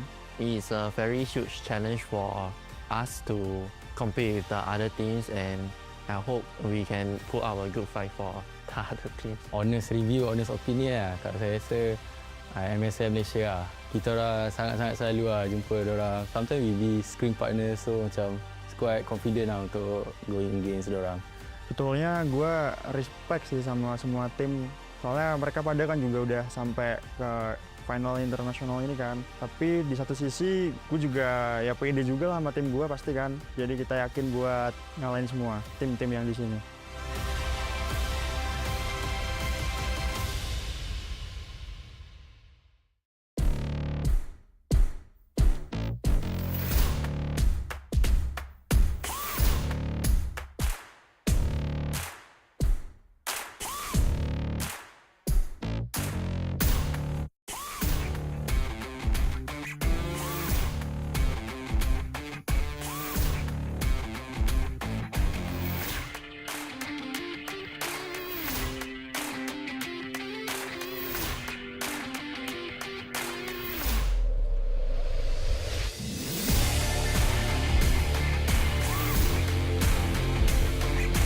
Naririnig ko na ang mga alulong ng mga bulldog.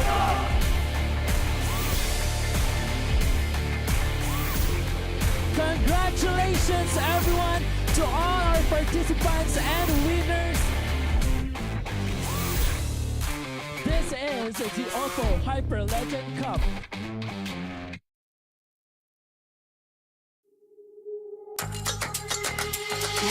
Wake me up, converge in the starlight. I feel so alive. Ooh yeah, yeah, ooh yeah. Different vibe, different mind. Ooh yeah, yeah, ooh yeah. Kaleidoscope this side. Came in, looking all around. Right now, set, lit, feel the power. We waiting for the answer.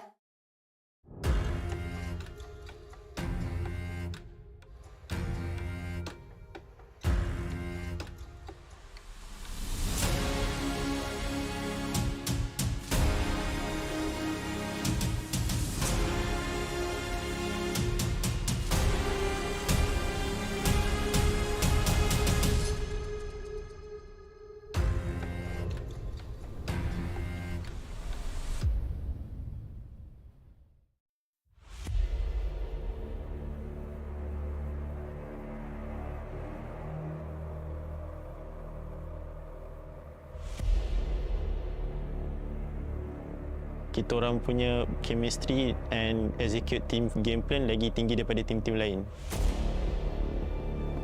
The bond or the chemistry of our team, because we understand each other inside the game and outside the game. We have known each other for very long, and our chemistry and our teamwork is on top of everyone else. Kita bakal ngeluarin surprise pick, mungkin nggak bakal ada orang yang tahu bakal kita ngeluarin mungkin dari komposisi hero apa, strategi kita apa. Mungkin mereka ibaratnya bakalan buta akan draft kami. We started recruiting by compete each other and test their skills, and we have to adjust our roles just to form a better team. Basically, half of our team pernah join ML season lepas. Dia orang scout kita orang untuk buat team terbaik untuk compete dalam MSL baru-baru ni. Kita bertemu di turnamen offline, kemudian kita berpartisipasi mengikuti turnamen ini, dan kita bersyukur bisa di hashtag 2 walaupun kita di underestimate banyak orang. My team's players came from various backgrounds, and we met each other through tournaments and playing ML together. Kalau inside the game, kita orang ada isu yang macam miscom. Maybe waktu MSL tu kita orang hampir bergaduh waktu grand final. Waktu tu kita orang leading dalam 2-0 and jumpa the solution terus dekat situ. I think we have struggled because of our academics. We have to prioritize it first. So our preparation time is less than as usual. Yeah.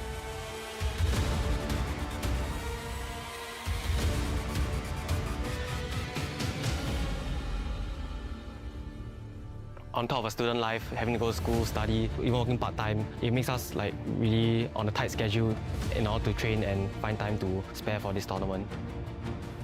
Tim saya yang paling saya suka itu alter ego dari Indonesia, karena mereka dari awal dipandang rendah, mereka bisa masuk low bracket, kemudian mereka berjuang sampai akhirnya bisa juara champion, ya kan. Saya mau jadi kayak mereka sih. Tim kita yang dipandang rendah bisa membuktikan bahwa sebenarnya kita itu kuat, berkuda hitam. So, dengan perspektif dan hujatan daripada ramai pihak daripada luar tentang kebolehan kami untuk mewakili Malaysia, kita orang kat sini sekarang untuk buktikan yang kita orang sebenarnya layak untuk dapatkan slot ni dan akan cuba membanggakan nama Malaysia untuk OPPO Grand Final kali ini. Dari tim kami, kuat itu dari PH, karena kan kita tahu sendiri omongan orang-orang banyak, PH itu kuat, banyak meta dari mereka semua. Tapi menurut kami, semua yang kuat, semua yang strong, atau semua yang lemah, kita hadapi semua, kita compete, kita tak boleh ada rasa takut, kita hajar semua, kita buktikan siapa yang kuat. I think Team Malaysia is easiest team to defeat because we always win against them in rough game. So I think we can win again in this tournament.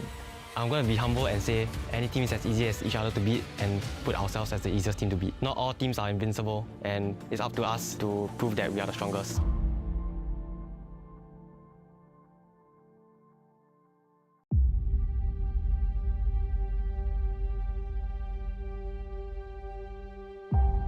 I formed this last mini team to qualify through SG qualifier and didn't expect us to be champion in the SG. So sebab kita orang dah main lama, from heart kita orang dah tahu what does they want in game. Kalau dari segi comms, kita orang maybe quite smooth. Ya kelemahan tim kita sih sebenarnya kalau di rank doang sih sering kalah gitu kan. Tapi kalau udah di turnamen, mode serius, ya bantai-bantai menang lah. I don't think any weakness of our team. We just continuous learning and we stay consistent in our gameplay. We are confident that we can win.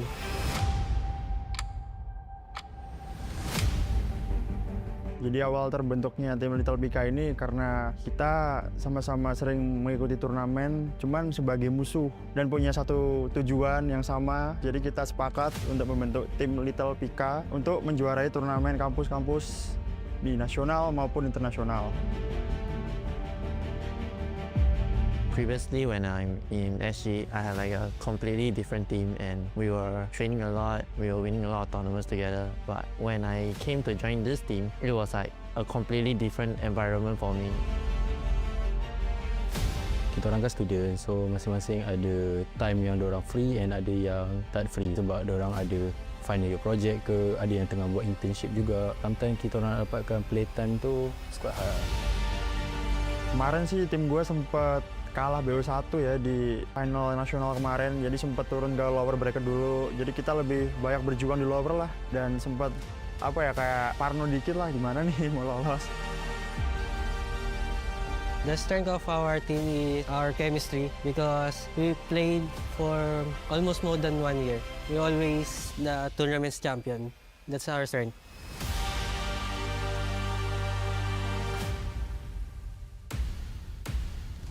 Our last winning team is basically our strength and weaknesses. We lack of a lot of chemistry, a lot of synergy together. I didn't expect myself came all the way to compete with all the other international teams, and I will be grateful to fight them.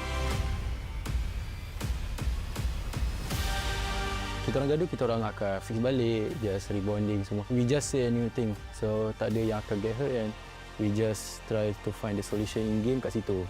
Tak ada siapa akan dendam dengan each other, so memang kita orang kat situ memang like best friends lah. I already know some of them because I already compete with them in international stage. I am confident that we can win again. I believe the easiest team to defeat is TKP, which is my team. It is a very huge challenge for us to compete with the other teams, and I hope we can put up a good fight for the other teams. Honest review, honest opinion lah. Kalau saya rasa MSM Malaysia lah. Kita orang sangat-sangat selalu lah jumpa diorang. Sometimes we be screen partner, so macam quite confident lah untuk going against diorang. Betulnya gue respect sih sama semua tim. Soalnya mereka pada kan juga udah sampai ke final internasional ini kan. Tapi di satu sisi gue juga ya pede juga lah sama tim gue pasti kan. Jadi kita yakin buat ngalahin semua tim-tim yang di sini.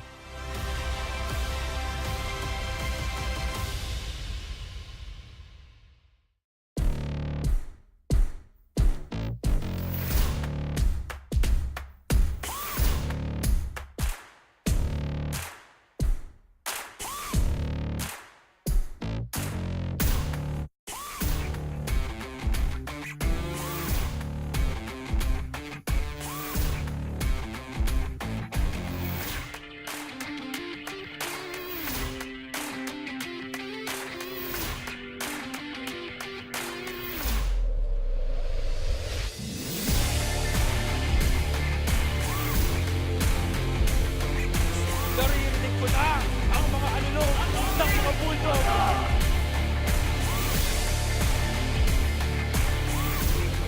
Congratulations everyone to all our participants and winners. This is the OPPO Hyper Legend Cup.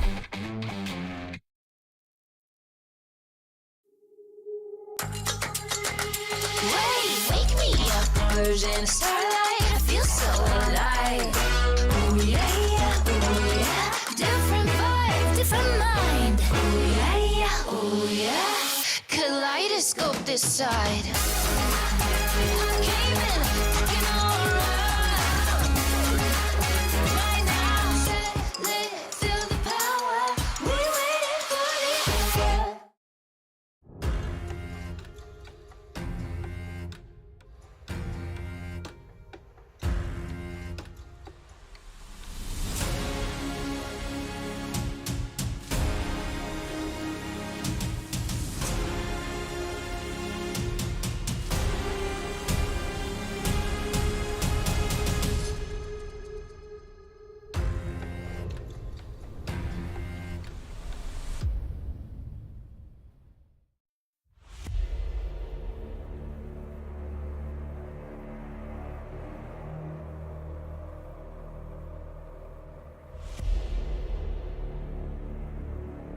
Kita orang punya chemistry and execute team game plan lagi tinggi daripada tim-tim lain. The bond or the chemistry of our team, because we understand each other inside the game and outside the game. We have known each other for very long, and our chemistry and our teamwork is on top of everyone else. Kita bakal ngeluarin surprise pick, mungkin nggak bakal ada orang yang tahu bakal kita ngeluarin mungkin dari komposisi hero apa, strategi kita apa. Mungkin mereka ibaratnya bakalan buta akan draft kami. We started the recruiting by to compete each other and test their skills, and we have to adjust our roles just to form a better team.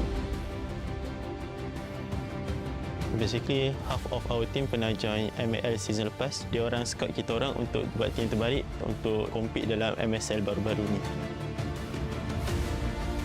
Kita bertemu di turnamen offline, kemudian kita berpartisipasi mengikuti turnamen ini, dan kita bersyukur bisa di hashtag 2 walaupun kita di underestimate banyak orang. My team's players came from various backgrounds and we met each other through tournaments and playing ML together. Kalau inside the game, kita orang ada isu yang macam miscom. Maybe waktu MSL tu kita orang hampir bergaduh waktu grand final. Waktu tu kita orang leading dalam 2-0 and jumpa the solution terus dekat situ. I think we have struggled because of our academics. We have to prioritize it first. So our preparation time is less than as usual. Yeah.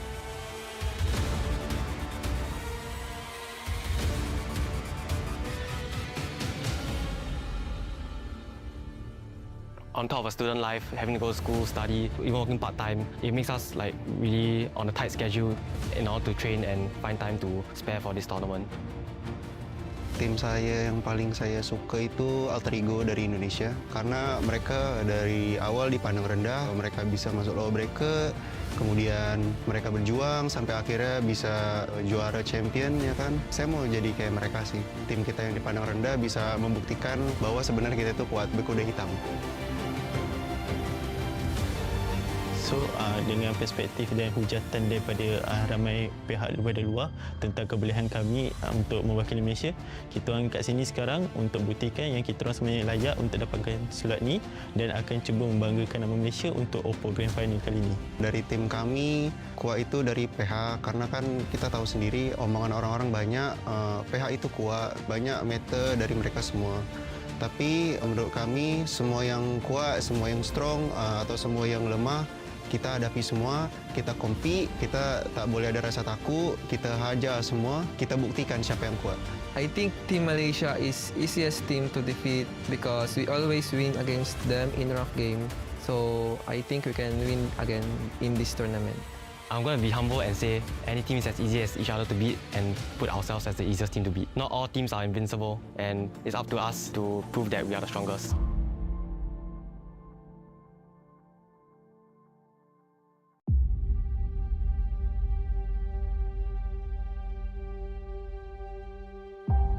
I formed this last mini team to qualify through SG qualifier and didn't expect us to be champion in the SG. So sebab kita orang dah main lama, from heart kita orang dah tahu what does they want in game. Kalau dari segi comms, kita orang maybe quite smooth. Ya kelemahan tim kita sih sebenarnya kalau di rank doang sih sering kalah gitu kan. Tapi kalau udah di turnamen, mode serius, ya bantai-bantai menang lah. I don't think any weakness of our team. We just continuous learning and we stay consistent in our gameplay. We are confident that we can win.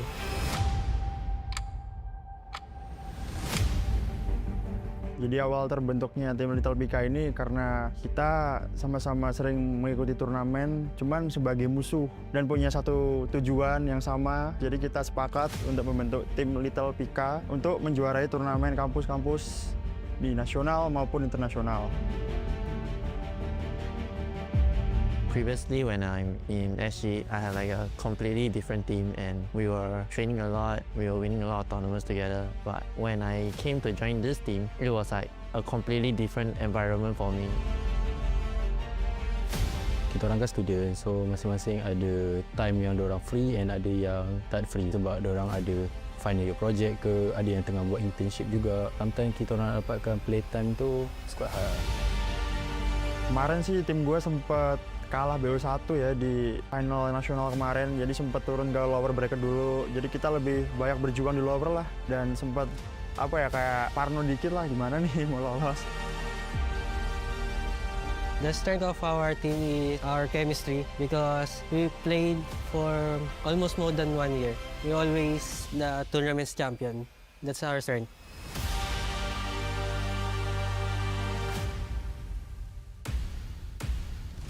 Our last rainy team is basically our strength and weaknesses. We lack of a lot of chemistry, a lot of synergy together. I didn't expect myself came all the way to compete with all the other international teams, and I will be grateful to fight them.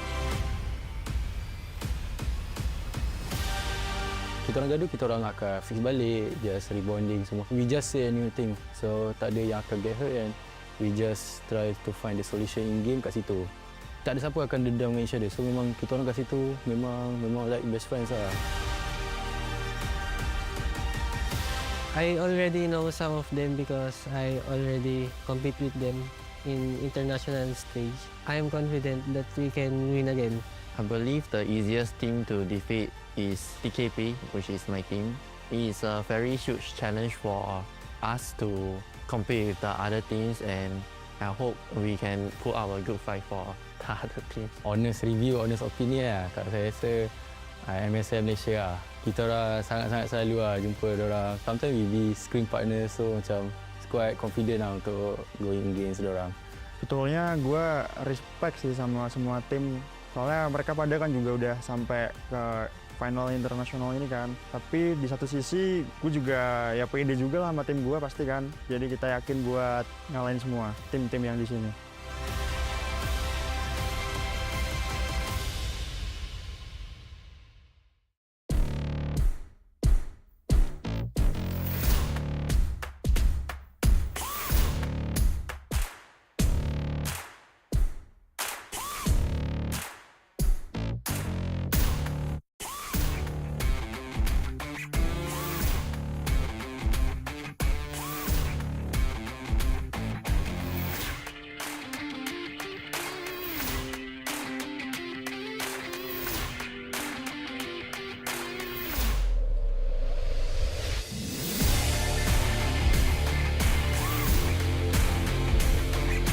Naririnig ko na ang mga alulong ng mga bulldog.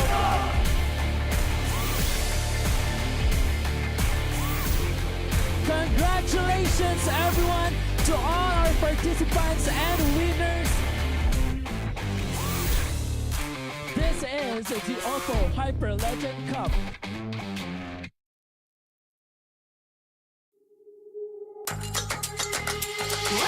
Wake me up, converge in the starlight. I feel so alive. Ooh yeah, yeah, ooh yeah. Different vibe, different mind. Ooh yeah, yeah, ooh yeah. Kaleidoscope this side. Came in, looking all around. Right now, set, lit, feel the power. We waiting for the answer.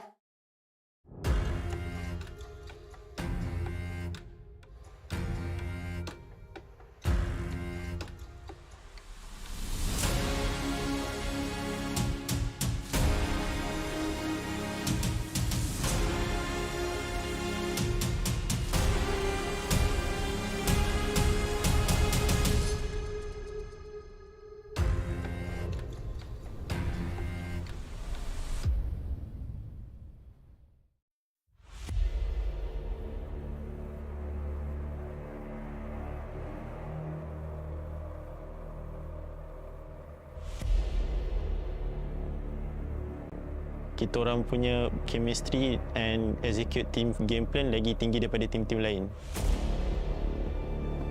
The bond or the chemistry of our team, because we understand each other inside the game and outside the game. We have known each other for very long, and our chemistry and our teamwork is on top of everyone else.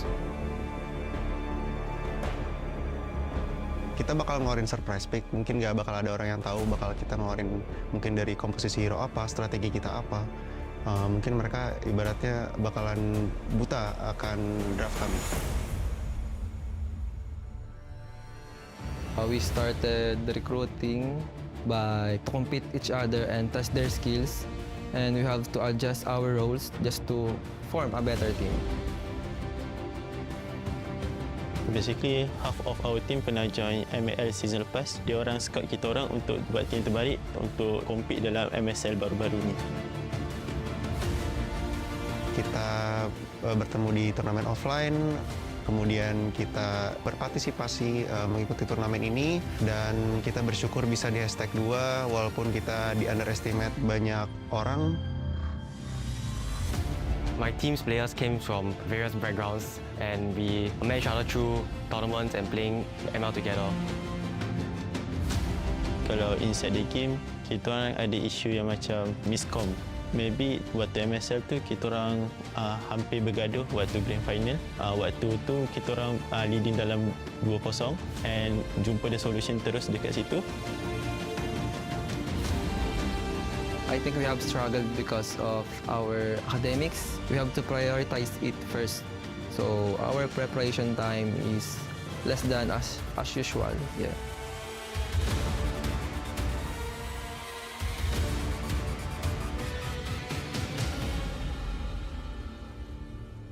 On top of a student life, having to go to school, study, even working part-time, it makes us like really on a tight schedule in order to train and find time to spare for this tournament. Tim saya yang paling saya suka itu alter ego dari Indonesia, karena mereka dari awal dipandang rendah, mereka bisa masuk low bracket, kemudian mereka berjuang sampai akhirnya bisa juara champion, ya kan. Saya mau jadi kayak mereka sih. Tim kita yang dipandang rendah bisa membuktikan bahwa sebenarnya kita itu kuat, berkuda hitam. So, dengan perspektif dan hujatan daripada ramai pihak daripada luar tentang kebolehan kami untuk mewakili Malaysia, kita orang kat sini sekarang untuk buktikan yang kita orang sebenarnya layak untuk dapatkan slot ni dan akan cuba membanggakan nama Malaysia untuk OPPO Grand Final kali ini. Dari tim kami, kuat itu dari PH, karena kan kita tahu sendiri omongan orang-orang banyak, PH itu kuat, banyak meter dari mereka semua. Tapi menurut kami, semua yang kuat, semua yang strong, atau semua yang lemah, kita hadapi semua, kita compete, kita tak boleh ada rasa takut, kita hajar semua, kita buktikan siapa yang kuat. I think Team Malaysia is easiest team to defeat because we always win against them in rough game. So I think we can win again in this tournament. I'm going to be humble and say any team is as easy as each other to beat and put ourselves as the easiest team to beat. Not all teams are invincible, and it's up to us to prove that we are the strongest.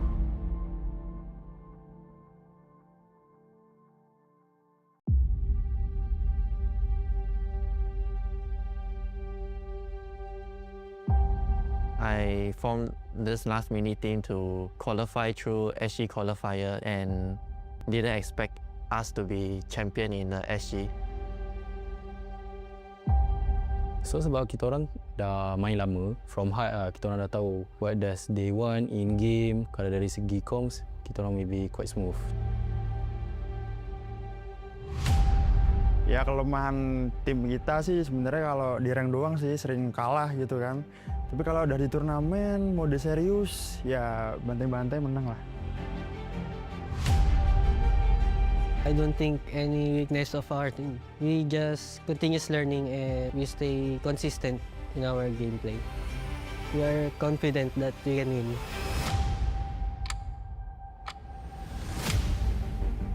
Jadi awal terbentuknya tim Little BK ini karena kita sama-sama sering mengikuti turnamen, cuman sebagai musuh dan punya satu tujuan yang sama. Jadi kita sepakat untuk membentuk tim Little BK untuk menjuarai turnamen kampus-kampus di nasional maupun internasional. Previously, when I'm in SG, I had like a completely different team and we were training a lot, we were winning a lot of tournaments together. But when I came to join this team, it was like a completely different environment for me. Kita orang kan student, so masing-masing ada time yang diorang free and ada yang tak free sebab diorang ada final year project ke, ada yang tengah buat internship juga. Sometimes kita orang dapatkan playtime tu quite hard. Kemarin sih tim gue sempet kalah BO1 ya di final nasional kemarin, jadi sempat turun ke lower bracket dulu. Jadi kita lebih banyak berjuang di lower lah, dan sempat kayak parno dikit lah gimana nih mau lolos. The strength of our team is our chemistry because we played for almost more than 1 year. We always the tournament's champion. That's our strength.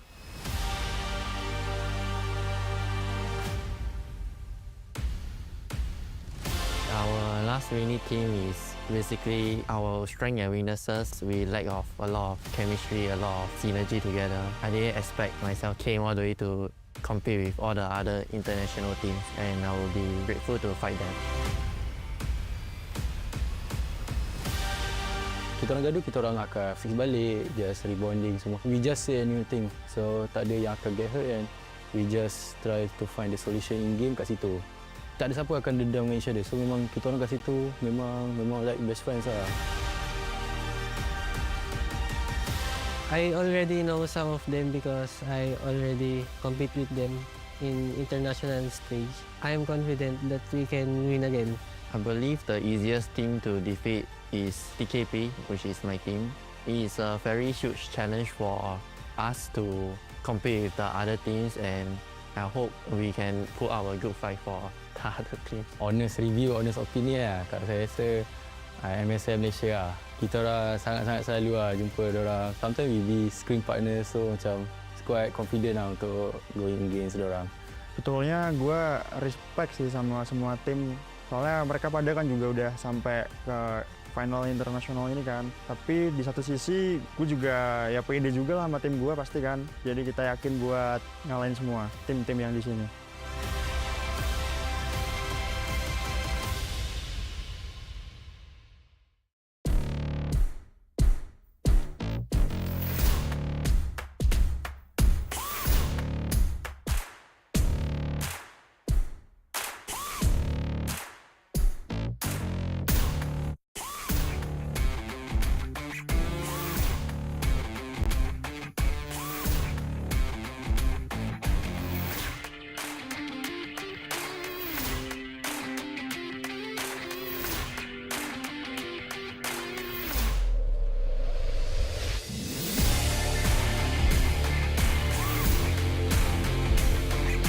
Naririnig ko na ang mga alulong ng mga bulldog.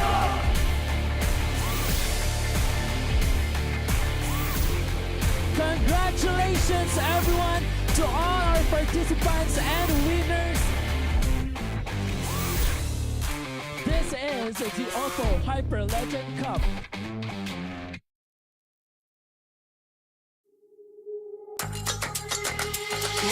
Wake me up, converge in the starlight. I feel so alive. Ooh yeah, yeah, ooh yeah. Different vibe, different mind. Ooh yeah, yeah, ooh yeah.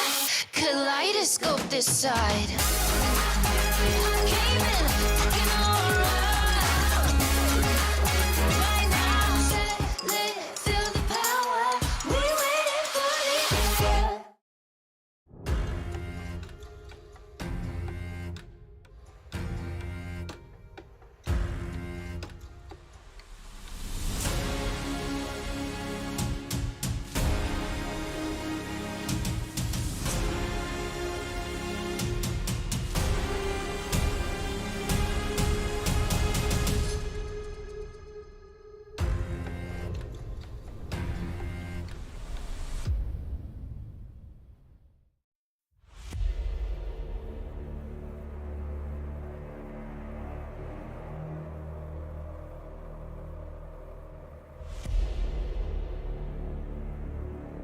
Kita orang punya chemistry and execute team game plan lagi tinggi daripada tim-tim lain.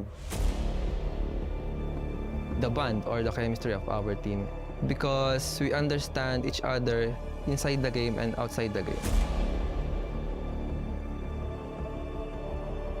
We have known each other for very long, and our chemistry and our teamwork is on top of everyone else.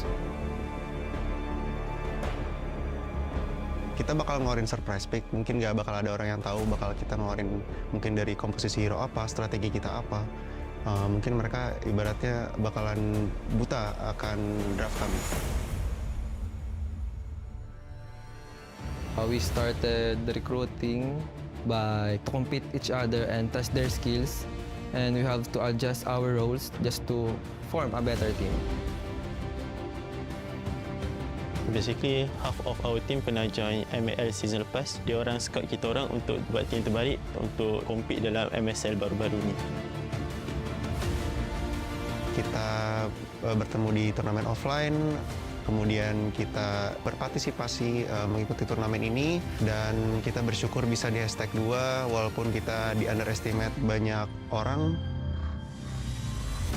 My team's players came from various backgrounds and we met each other through tournaments and playing ML together. Kalau inside the game, kita orang ada isu yang macam miscom. Maybe waktu MSL tu kita orang hampir bergaduh waktu grand final. Waktu tu kita orang leading dalam 2-0 and jumpa the solution terus dekat situ. I think we have struggled because of our academics. We have to prioritize it first. So our preparation time is less than as usual. Yeah.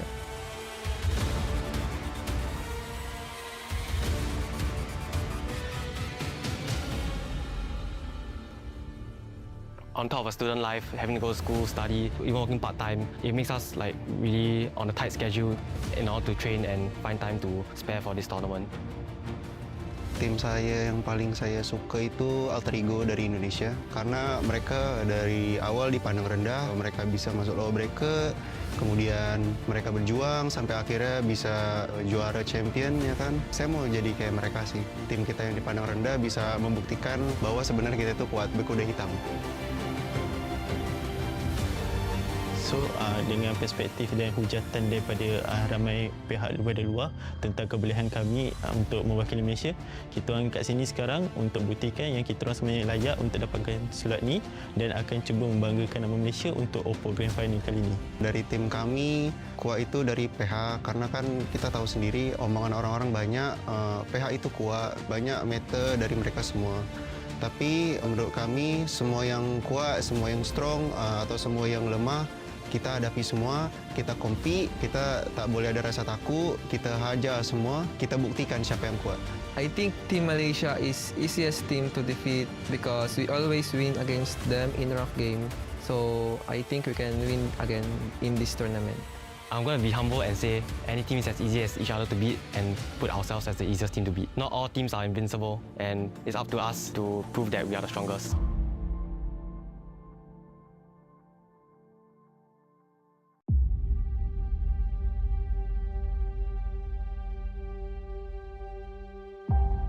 I formed this last mini team to qualify through SG qualifier and didn't expect us to be champion in the SG.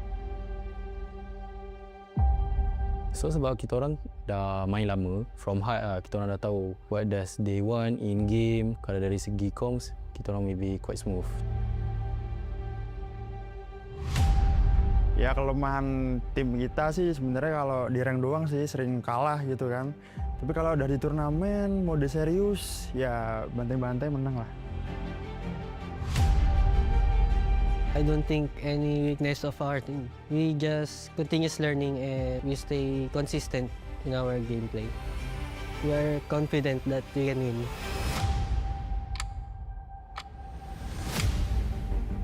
Jadi awal terbentuknya tim Little BK ini karena kita sama-sama sering mengikuti turnamen, cuman sebagai musuh dan punya satu tujuan yang sama. Jadi kita sepakat untuk membentuk tim Little BK untuk menjuarai turnamen kampus-kampus di nasional maupun internasional. Previously, when I'm in SG, I had like a completely different team and we were training a lot, we were winning a lot of tournaments together. But when I came to join this team, it was like a completely different environment for me.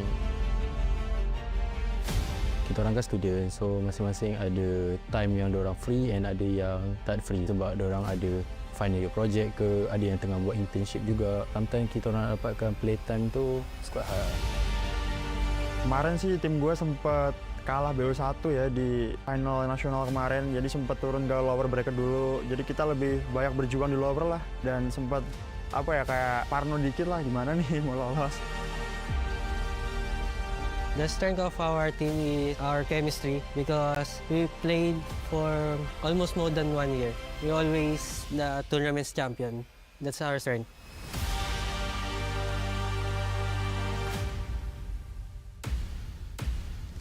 Our last winning team is basically our strength and weaknesses. We lack of a lot of chemistry, a lot of synergy together. I didn't expect myself came all the way to compete with all the other international teams, and I will be grateful to fight them. Kita orang gaduh, kita orang akan fix balik, just rebonding semua. We just say a new thing, so tak ada yang akan get hurt, and we just try to find the solution in game kat situ. Tak ada siapa akan dendam dengan each other, so memang kita orang kat situ memang like best friends lah.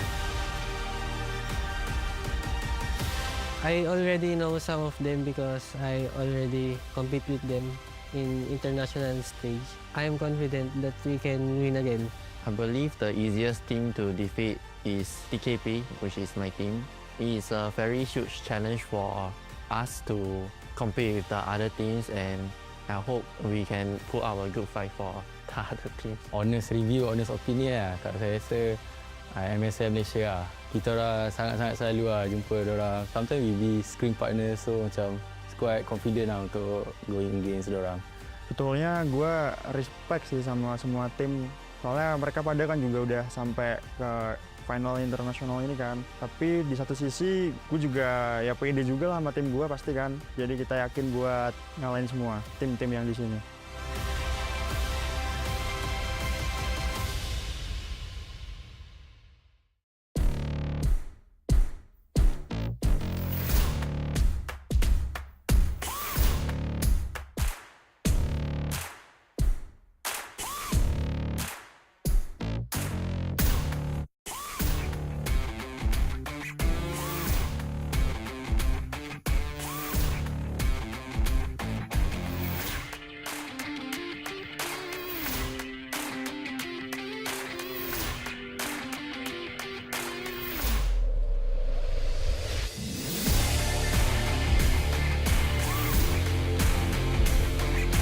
Naririnig ko na ang mga alulong ng mga bulldog.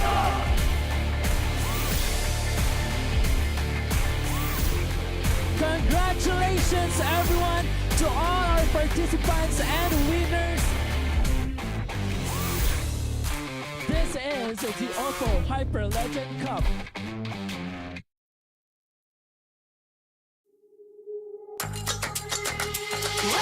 Wake me up, converge in the starlight. I feel so alive. Ooh yeah, yeah, ooh yeah. Different vibe, different mind. Ooh yeah, yeah, ooh yeah. Kaleidoscope this side. I came in looking alright. Right now, set, lit, feel the power. We waited for this.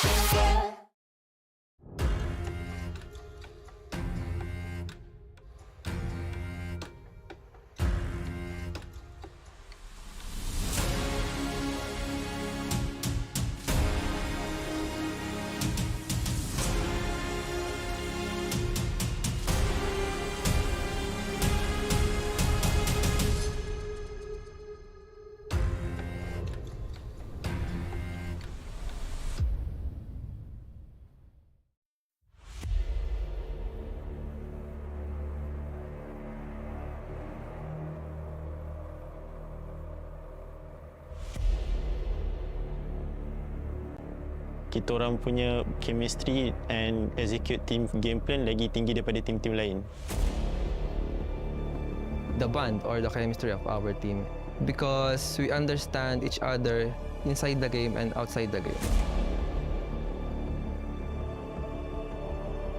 We have known each other for very long, and our chemistry and our teamwork is on top of everyone else. Kita bakal ngeluarin surprise pick, mungkin nggak bakal ada orang yang tahu bakal kita ngeluarin mungkin dari komposisi hero apa, strategi kita apa. Mungkin mereka ibaratnya bakalan buta akan draft kami. We started the recruiting by to compete each other and test their skills, and we have to adjust our roles just to form a better team. Basically, half of our team pernah join ML season lepas. Dia orang scout kita orang untuk buat team terbaik untuk compete dalam MSL baru-baru ni. Kita bertemu di turnamen offline, kemudian kita berpartisipasi mengikuti turnamen ini, dan kita bersyukur bisa di #2 walaupun kita di underestimate banyak orang. My team's players came from various backgrounds and we met each other through tournaments and playing ML together. Kalau inside the game, kita orang ada isu yang macam miscom. Maybe waktu MSL tu kita orang hampir bergaduh waktu grand final. Waktu tu kita orang leading dalam 2-0 and jumpa the solution terus dekat situ.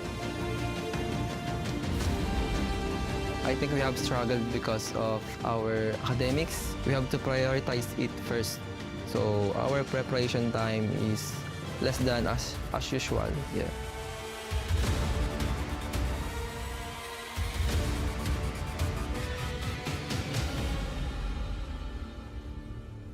On top of a student life, having to go to school, study, even working part-time, it makes us like really on a tight schedule in order to train and find time to spare for this tournament.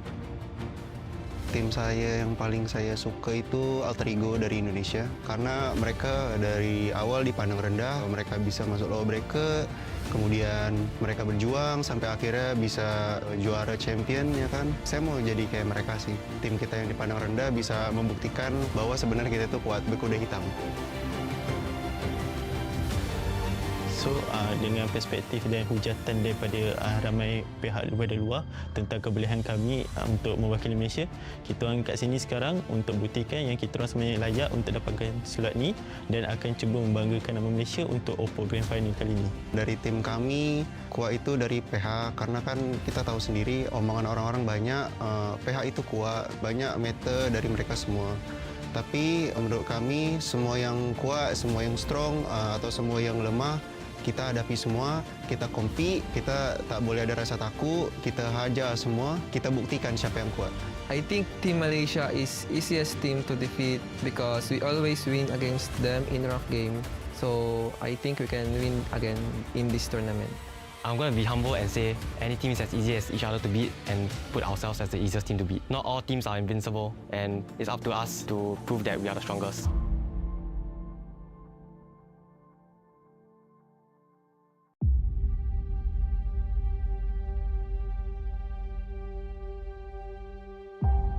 I formed this last mini team to qualify through SG qualifier and didn't expect us to be champion in the SG.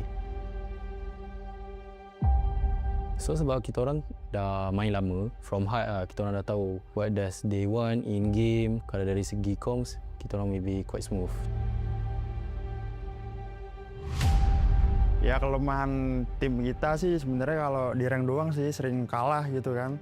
Tapi kalau udah di turnamen, mode serius, ya bantai-bantai menang lah. I don't think any weakness of our team. We just continuous learning and we stay consistent in our gameplay. We are confident that we can win.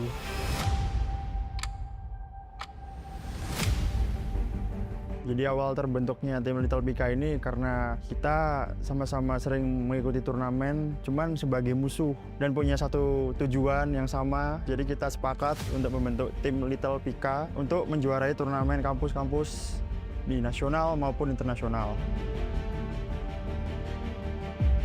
Previously, when I'm in SG, I had like a completely different team and we were training a lot, we were winning a lot of tournaments together. But when I came to join this team, it was like a completely different environment for me.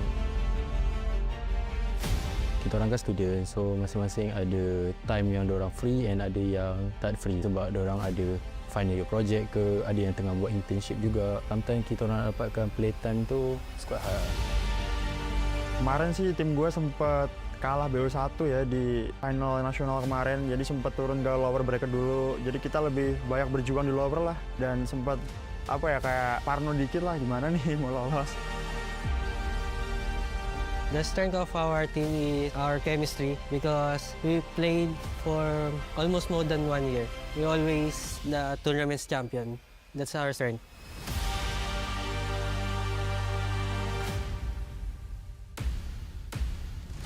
Our last winning team is basically our strength and weaknesses. We lack of a lot of chemistry, a lot of synergy together. I didn't expect myself came all the way to compete with all the other international teams, and I will be grateful to fight them.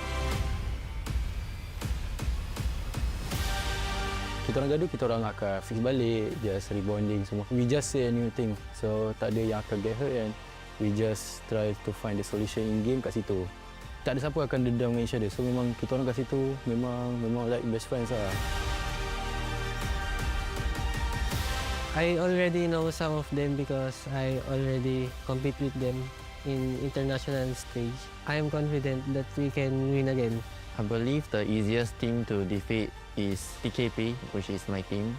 It is a very huge challenge for us to compete with the other teams, and I hope we can put our good fight for the other teams. Honest review, honest opinion lah. Kalau saya rasa MSM Malaysia lah. Kita orang sangat-sangat selalu lah jumpa diorang. Sometimes we be screen partner, so macam quite confident lah untuk going against diorang. Betulnya gue respect sih sama semua tim. Soalnya mereka pada kan juga udah sampai ke final internasional ini kan. Tapi di satu sisi gue juga ya pede juga lah sama tim gue pasti kan. Jadi kita yakin buat ngalahin semua tim-tim yang di sini.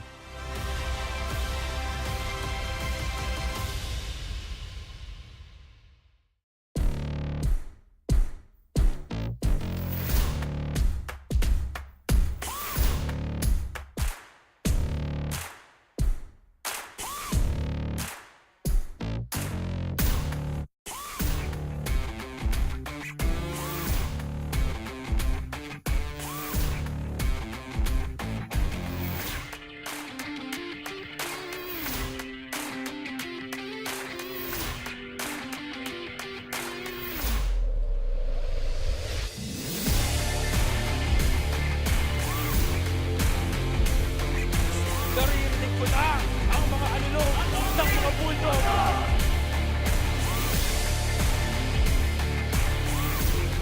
Congratulations everyone to all our participants and winners. This is the OPPO Hyper Legend Cup.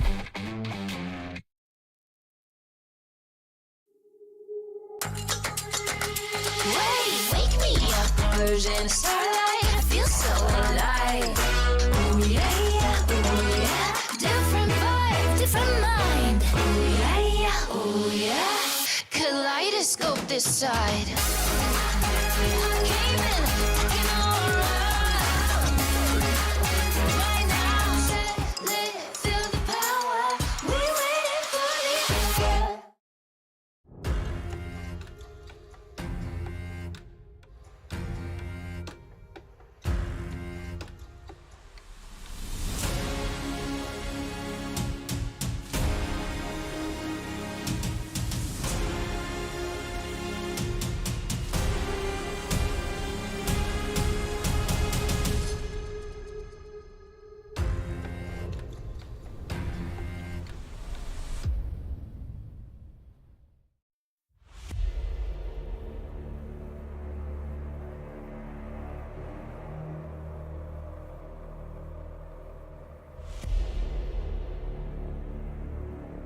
Kita orang punya chemistry and execute team game plan lagi tinggi daripada tim-tim lain.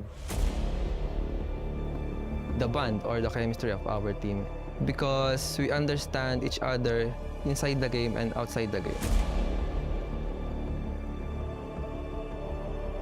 We have known each other for very long, and our chemistry and our teamwork is on top of everyone else. Kita bakal ngeluarin surprise pick, mungkin nggak bakal ada orang yang tahu bakal kita ngeluarin mungkin dari komposisi hero apa, strategi kita apa. Mungkin mereka ibaratnya bakalan buta akan draft kami. We started recruiting by compete each other and test their skills, and we have to adjust our roles just to form a better team. Basically, half of our team pernah join ML season lepas. Dia orang scout kita orang untuk buat team terbaik untuk compete dalam MSL baru-baru ni. Kita bertemu di turnamen offline, kemudian kita berpartisipasi mengikuti turnamen ini, dan kita bersyukur bisa di hashtag 2 walaupun kita di underestimate banyak orang. My team's players came from various backgrounds and we met each other through tournaments and playing ML together. Kalau inside the game, kita orang ada isu yang macam miscom. Maybe waktu MSL tu kita orang hampir bergaduh waktu grand final. Waktu tu kita orang leading dalam 2-0 and jumpa the solution terus dekat situ. I think we have struggled because of our academics. We have to prioritize it first. So our preparation time is less than as usual. Yeah.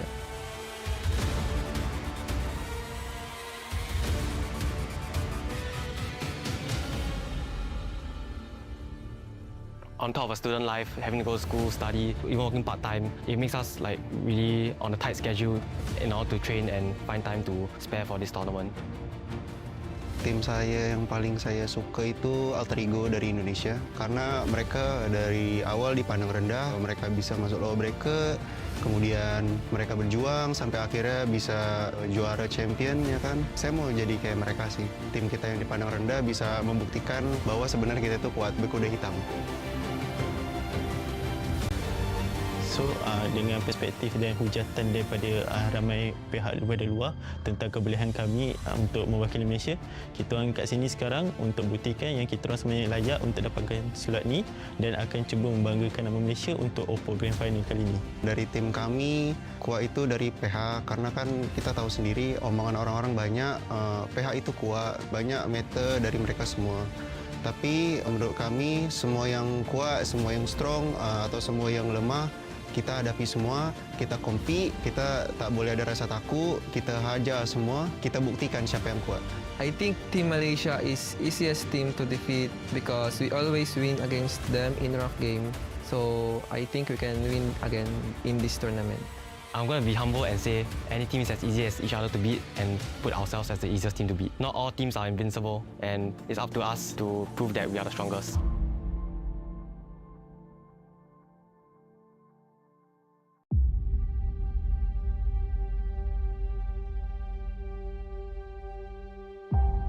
I formed this last mini team to qualify through SG qualifier and didn't expect us to be champion in the SG.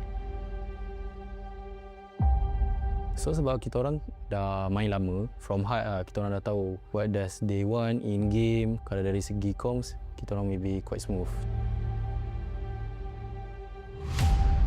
Ya kelemahan tim kita sih sebenarnya kalau di rank doang sih sering kalah gitu kan. Tapi kalau udah di turnamen, mode serius, ya bantai-bantai menang lah. I don't think any weakness of our team. We just continuous learning and we stay consistent in our gameplay. We are confident that we can win.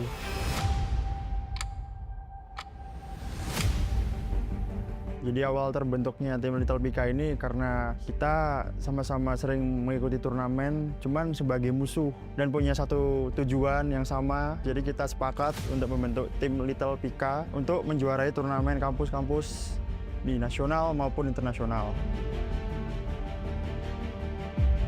Previously, when I'm in SG, I had like a completely different team and we were training a lot, we were winning a lot of tournaments together. But when I came to join this team, it was like a completely different environment for me.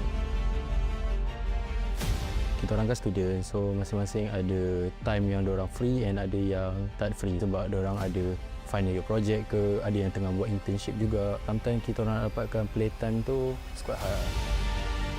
Kemarin sih tim gue sempat kalah BO1 ya di final nasional kemarin, jadi sempat turun ke lower bracket dulu. Jadi kita lebih banyak berjuang di lower lah dan sempat apa ya kayak parno dikit lah gimana nih mau lolos.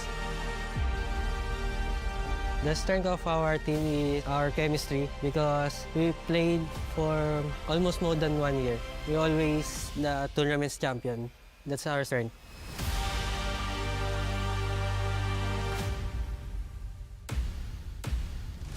Our last mini team is basically our strength and weaknesses. We lack of a lot of chemistry, a lot of synergy together. I didn't expect myself came all the way to compete with all the other international teams, and I will be grateful to fight them. Kita orang gaduh, kita orang akan fix balik, just rebonding semua. We just say a new thing, so tak ada yang akan get hurt and we just try to find the solution in game kat situ. Tak ada siapa akan dendam dengan each other, so memang kita orang kat situ memang like best friends lah. I already know some of them because I already compete with them in international stage. I am confident that we can win again. I believe the easiest team to defeat is TKP, which is my team.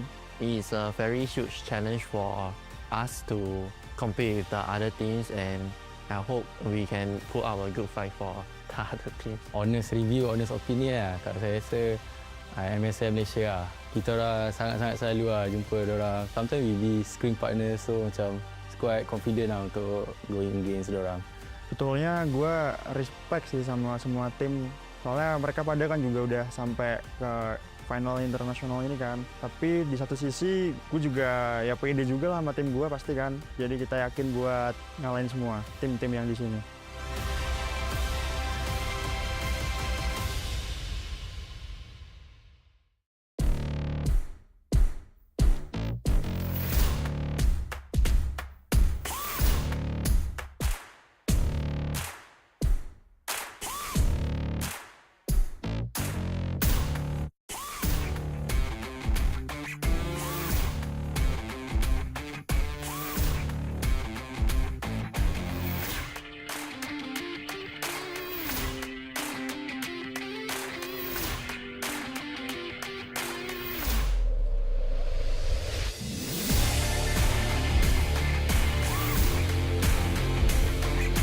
Naririnig ko na ang mga alulong ng mga bulldog.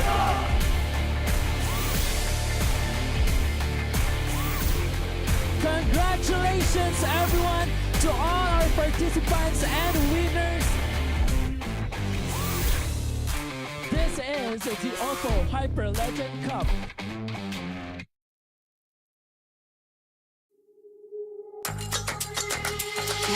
Wake me up, converge in starlight. I feel so alive. Ooh yeah, yeah, ooh yeah. Different vibe, different mind. Ooh yeah, yeah, ooh yeah. Kaleidoscope this side. Came in, looking all around. Right now, set, lit, feel the power. We waiting for the answer.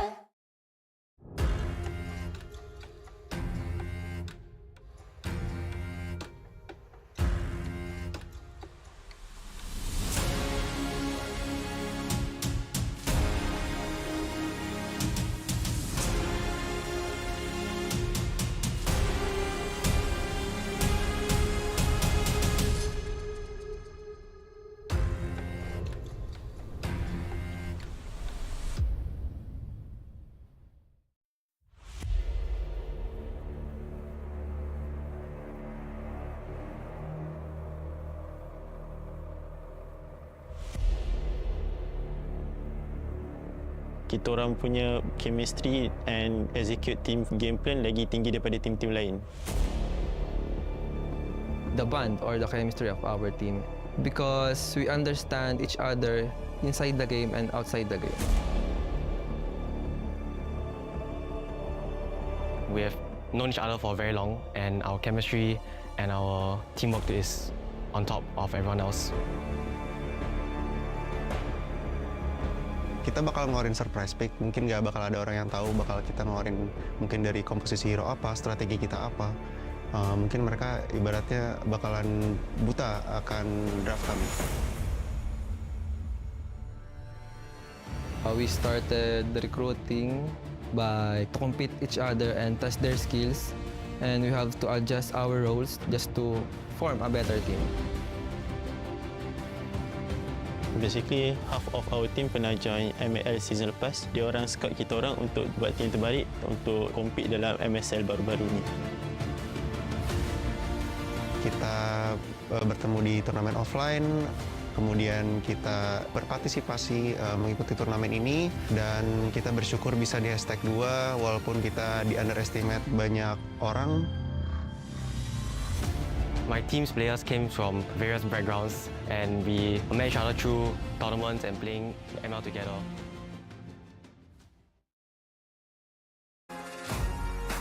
Malaysia, good day everyone!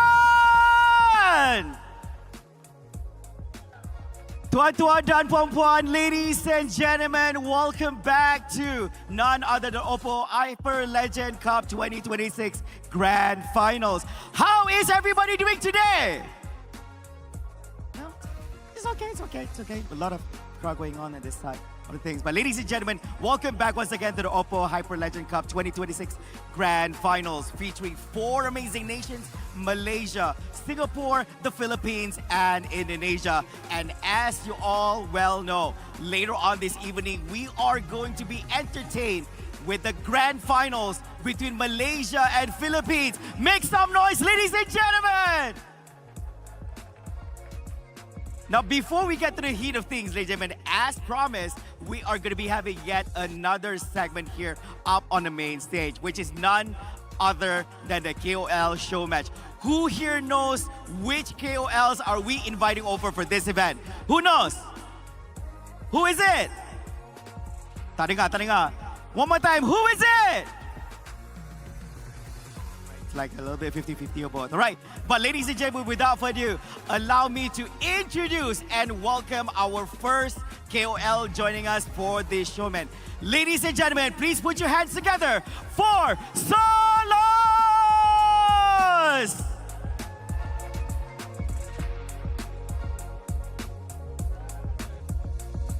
Wah, Abang Soloz kita. Soloz, apa khabar? Baik. Sihat Alhamdulillah. Sihat Alhamdulillah. Alright. So, selamat datang ke acara KOL Showmatch. Engkau dah banyak bermain Showmatch sebelum ini. So, apa bezanya Showmatch kali ini? Apa yang bakal kau bawakan kepada kita semua? Beza Showmatch kali ini sebab kali ini kita campur dengan beberapa negara. So, ini kali pertama lah. Sebab sebelum ni banyak dengan lokal je kan. Kali ini ada daripada Filipina, daripada Singapura. So, kita nak rasa macam mana communication dalam game tu. Ini bergantung pada kau sebab kau dah sebagai KOL jemputan dikira somewhat macam captain lah untuk pasukan. Kau rasa kau boleh... Just in case lah, contoh. Tiba-tiba time tengah main kan. Kalau ada yang tak boleh communicate dengan baik apa, memang main pakai insting ke? Pakai insting ke? Pakai insting saja. Okay. And of course, since kita cakap juga disebabkan acara ini melibatkan 4 negara untuk OPPO Hyper Legend, apa pendapat kau tentang kejohanan MLBB ini? Sebab kita ada 4 negara yang terlibat dalam ni. Kita ada Malaysia, kita ada Singapura, kita ada Filipina juga Singapura. Apa pendapat kau tentang inisiatif daripada OPPO kejohanan ni? Okey, kebiasaannya kalau kita nampak kebanyakannya developer ataupun organizer kan. Dia lebih ke arah buat satu campaign untuk satu region, satu negara lebih kurang. Cumanya kali ni diorang ambil inisiatif lebih, extra effort. Dia campurkan beberapa negara. So saya rasa macam, weh ni lagi gempak ni. Dia walaupun dia macam nak kata wacak-walan jugalah kan, lebih kurang lah.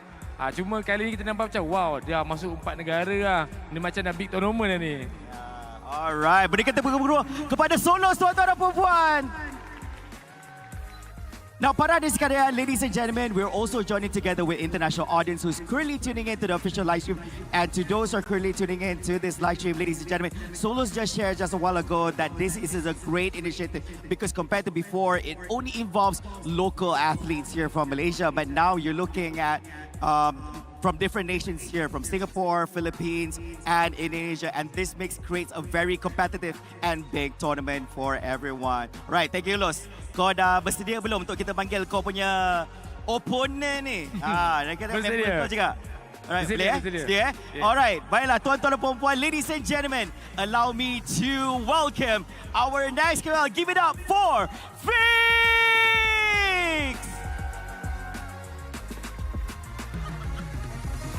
Feekz, sini Feekz, sini. Alright.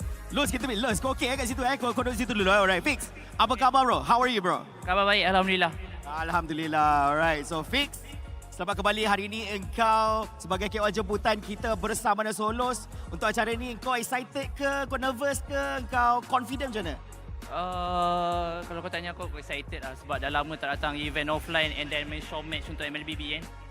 So rindu lah vibe-vibe tournament ni. Yeah. Alright.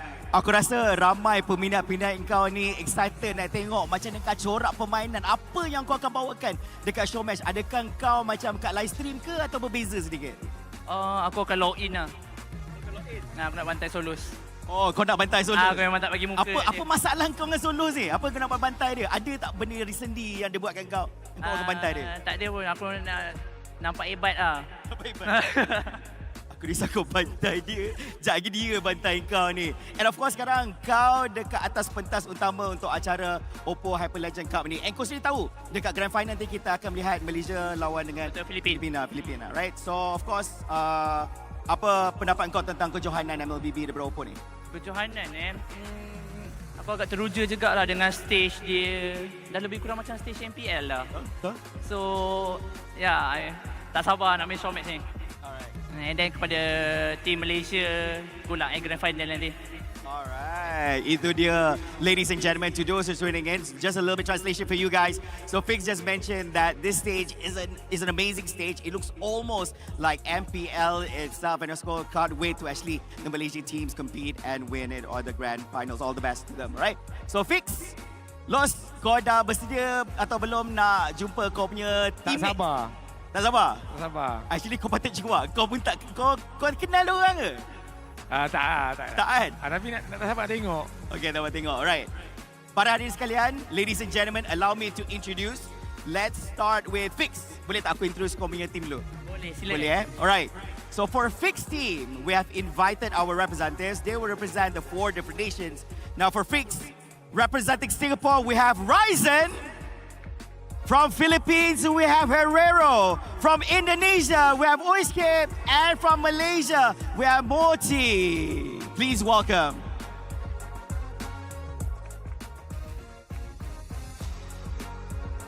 I still have no idea why they're not standing next to Feekz. Boleh lah. Here lah. Join Feekz together lah, you know. It felt like 4+1 already. Alright, Feekz. So this is your team, okay? You happy?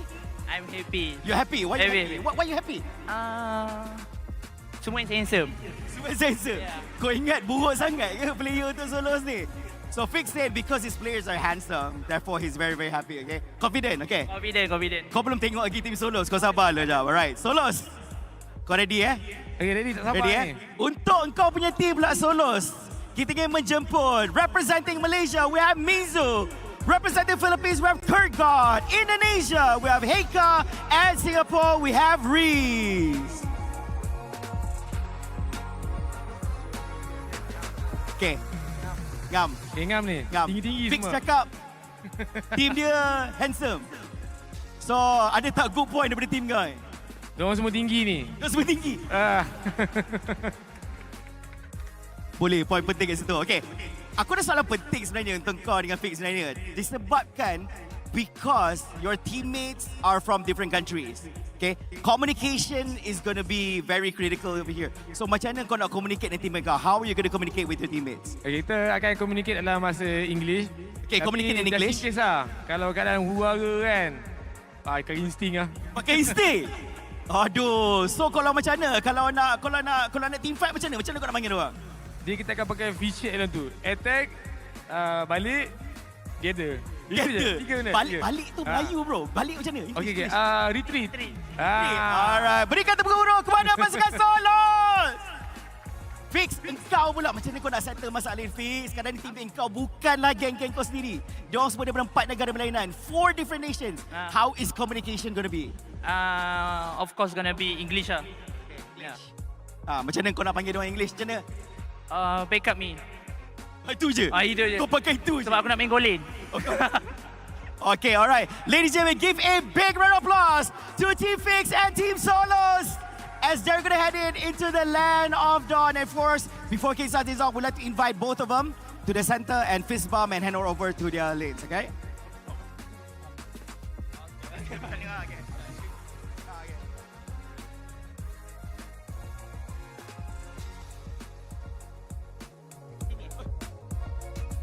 Didn't know there was bad blood going on here on stage. But nevertheless, ladies and gentlemen, the KOL show match is about to commence. We've already had a short introduction in regards to our KOLs together with your teammates. And now we're going to be handing it back to our casters to narrate this KOL show match. Whether or not it's going to be a fun one, whether or not it's going to be a competitive one, all this and more from our casters. Take it away.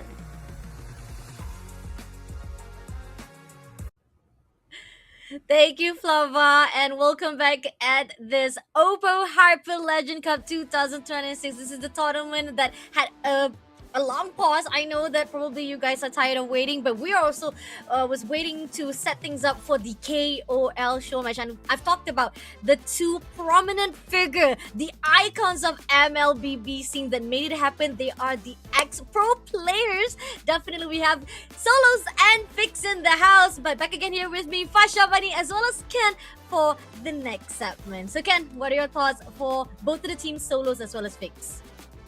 I mean, we talk about it off camera. Feekz has such a great lineup, and going up against Soloz, he did say that communication is very important. So it's going to be very interesting to see how they communicate one another from there. But if I would be rooting, definitely I would be rooting for my boy Feekz. We have a lot of history behind. I was with them. Was a team manager for GigFan back then, which was the championship team for MPL Season 3, going out against EVOS SG. I know it was a very long time, but he has been a great person. Even though his persona is more of a king of toxic. Yeah, he's Raja but toxic, right? But in real life, he's a very friendly person. He's a very nice person to deal with. And I still remember that one point when they lost to EVOS SG in the MSC quarterfinals.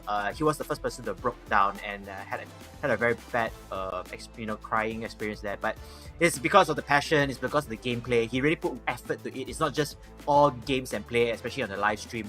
So as a professional player himself, he also has a high standard to deal with. But then along Soloz as well, he has been a prominent figure, and who doesn't know about Maharaja Soloz, right? I mean, Fasha. He has a movie just for him. And here's the thing.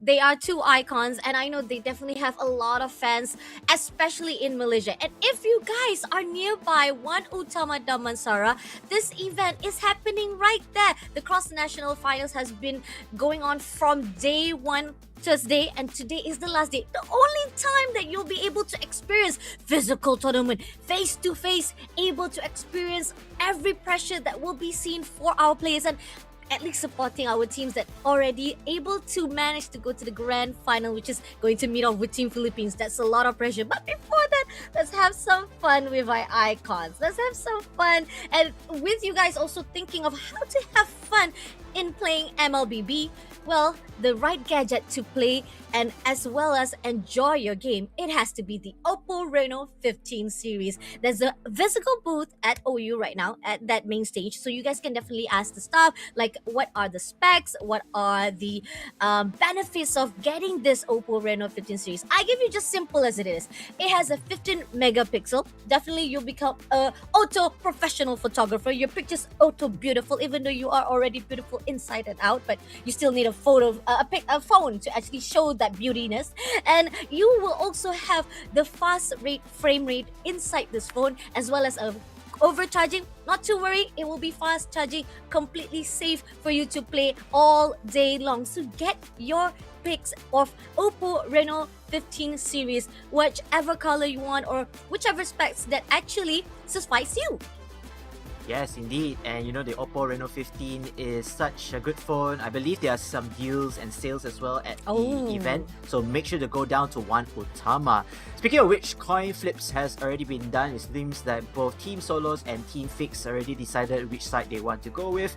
And this is going to be very, very important. I know it's just a mere show match, but I think pride is on the line, right, Fasha? They want to be the best team, and you already know that Feekz, he did say he wants to bantai Soloz as much as possible. And I think this is not bad blood, just more of healthy rivalry between these two prominent figures.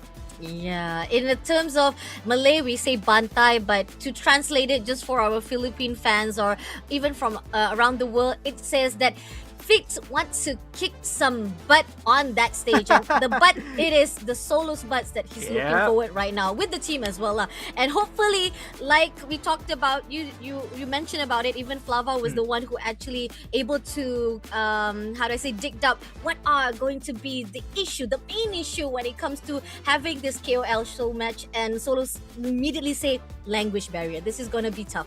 Definitely it's going to be tricky for all of them, especially the fact that this is their first time. They don't have much of experience-wise playing together. The chemistry has to be built right on spot. This is a spontaneous, but again, there are certain plays that we've already seen this 4 days. We've seen the capability of Mizu. He has been well doing tank as well. And Heroro, come on. He is a monster from NU Bulldogs. He has been doing a massive job for the team to actually go to the grand finals. He was the MVP somehow, come on. So definitely one of the addition that can definitely be a promising point for Feekz. And I agree on the side of how can... Pushing the side that probably you're very familiar, you're very well known with Feekz, and not only that, it's because this hero right here is in the hands of Feekz. I think that thing's gonna be wrong though. There's nothing going to go wrong because Hero will definitely be one of the game changer for Team Feekz. Yes, and for Soloz, he did say earlier on, it's all based on instinct when all goes south. I feel Soloz also, he does have a lot of experience in tournaments, and having a capable team is basically like ranked matchmaking, right? They are all Mythic Glory, just trying to vibe with one another. If anything goes wrong, just use the voice chat, just use the commands, launch attack, backup, and this is all just pure instinct and feeling towards the game. So let's hope that our two prominent figures, they haven't lost much competitive edge just yet, because their teams definitely are young and upcoming and are hungry to win. Oh, definitely. I think pretty much from their past experience, they know for a fact that this is... I agree on the note of instinct. It's more of because you've already grown to this MLBB, this game already. You play the games almost every day, right? Definitely, it's like a muscle memory in your thumb, in your brain already. You know what to do. Even if there might be some miscommunication, maybe you might be faltering in how to actually get your team to work together. But with muscle memory, with having a lot of knowledge of the game itself, I don't think that will be an issue right here between these two teams. And looking on the side of the two teams, right, let's get more in depth of Feekz itself, because I think you do agree on this, right? Previously, before he actually drag himself out from the professional scene, Feekz has been well known using goal lane or becoming a marksman. He's actually very, very comfort pick zone, definitely as a goal laner. So my question is, will he actually let that go and allow Heroro to take the lead? Because we've seen his potential, we've seen how much of capability that he has been put out here in the grand finals OPPO Hyper Legend Cup. Or do you think that Feekz will play comfort zone for himself here at the KOL Showmatch? Personally, I think Feekz is going to try to showcase, try to get all the highlights for himself. That is his persona overall. But again, this is the best of 3, right? I mean, there is always potential to allow the young players, the young bloods, to actually get and hold on that. I mean, Feekz has nothing to prove already. He's an MPL champion. He has already represented Malaysia for so many tournaments. And it's coming down to whether or not, hey, this is a show match. Let's just have fun. Let's just show people what was my prime before. But in return, let my team shine a bit. I can always play the back end. I be the back laner once again. I think this same goes to Soloz. I think Soloz has been, have been trying it out. He's also one of the best offlane assassins out there. Through Air Asia Cyan, through the Cyan days overall. So I also want to see how he's going to interact with the team overall in terms of team comp, and most importantly, just have fun. Oh, definitely. Oh, we're going in for the map draw. Is it Expanding River? Oh no, it's not. It's going to the Broken Walls. I feel like the map draw is broken, honestly, because from day 1 until day number 4, it has been going to Broken Walls like multiple times, more than multiple times actually, countless of times that they keep on bringing us. The God RNG says that I want to break some people's heart right now, so let's go to the Broken Walls every single match, and hopefully it will not break either side of this team, whether or not Soloz or Feekz. Because looking at Feekz is like having fun and he's already laughing. He's like, I think he's already having some idea of what he wants to pick here in this map. Yeah, and then going back to the broken walls, you did mention that it causes a lot of chaos, it causes a lot of different strategies to kind of take away particular objectives. So I'm looking forward to see very hyper-aggressive plays between both teams. And maybe, just maybe, Fasha, perhaps Mobile Legends, the game, they say that, you don't want broken walls, I'm going to give you more. 1, 2, 3. So I don't know, we shouldn't jinx it perhaps, but hey, it's all for fun. And speaking of which, here comes the hero drafting session.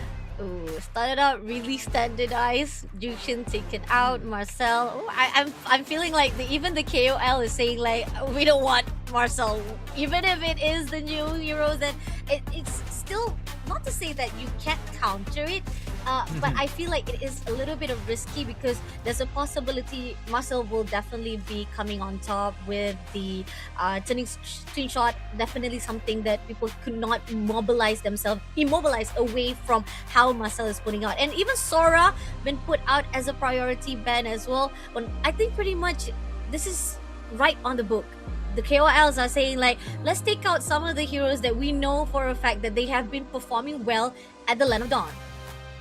Yeah, so far has been kind of serious. Well, they even banned out Fredrin. So I can feel the vibe now. First round, maybe, a little bit of tension there, a little bit of pressure. So we'll see. And then Guinevere has been banned as well. So you can already tell this is going to be a serious game, at least for game 1. Wow, Guinevere, Glue, Fredrin. Okay, but it's okay. We still have a couple of heroes that you want to actually tag out. I mean, if you want to pick out your... Not to say that M or gold lane is can be picked up Cloud right now, but sometimes it's a bit too fast for you to show your cards right now. So, wait, this is like a little bit of a technical screen issue right now. I don't think that Fredrin is the one to be picked. Yeah, exactly. So Freya is open to be taken. I mean, we've seen how Heroro is, and I'm liking the fact that Feekz is playing with the comfort zone of Heroro. Freya is definitely very, very abusive when it comes to gameplay, but to respond back, Soloz picked up Zitian and Carry. Oh my god, yeah, we keep on saying Carry been banned off throughout the whole day, and it finally has a chance to pop up, and Soloz takes that chance. Yeah, having Carry in here, she is definitely the tank killer. She's one of the OG heroes as well. Yeah. She just burn down tanks, burn down opponents so instantly, provided, Fasha, like you said, having the Holy Trinity ASAP. And you can see that Grok makes his presence alongside with Kadita. Wow, this is just bringing memories back, just back in MPL days. Wow, this is just so nostalgic. Oh, I love the setup coming out from Feekz. Feekz is really tactical right now. The setup comes in with Grok putting out that Mighty Barrier, and then he go for the Tectonic Shots to mobilize even more of the players. And you have Kadita with the Burst. You got two heroes already having a lot of damage coming off right now. I think Feekz is already in a good scene. And last shot or last choice coming up from Soloz is Uranus, which I love it because you know for a fact there's so much DPS from Feekz sides. You need someone to at least burn it down or at least absorb all those damage. And Uranus is one of the heroes that can do that. Now going into the late phase, it seems that we are seeing Harley as well as Kalea has already been taken off, as well as Yi Sun Shin, as well as Alice. A lot of the junglers been put out, as well as roamers that can survive that or doing a little bit of pick-off right there.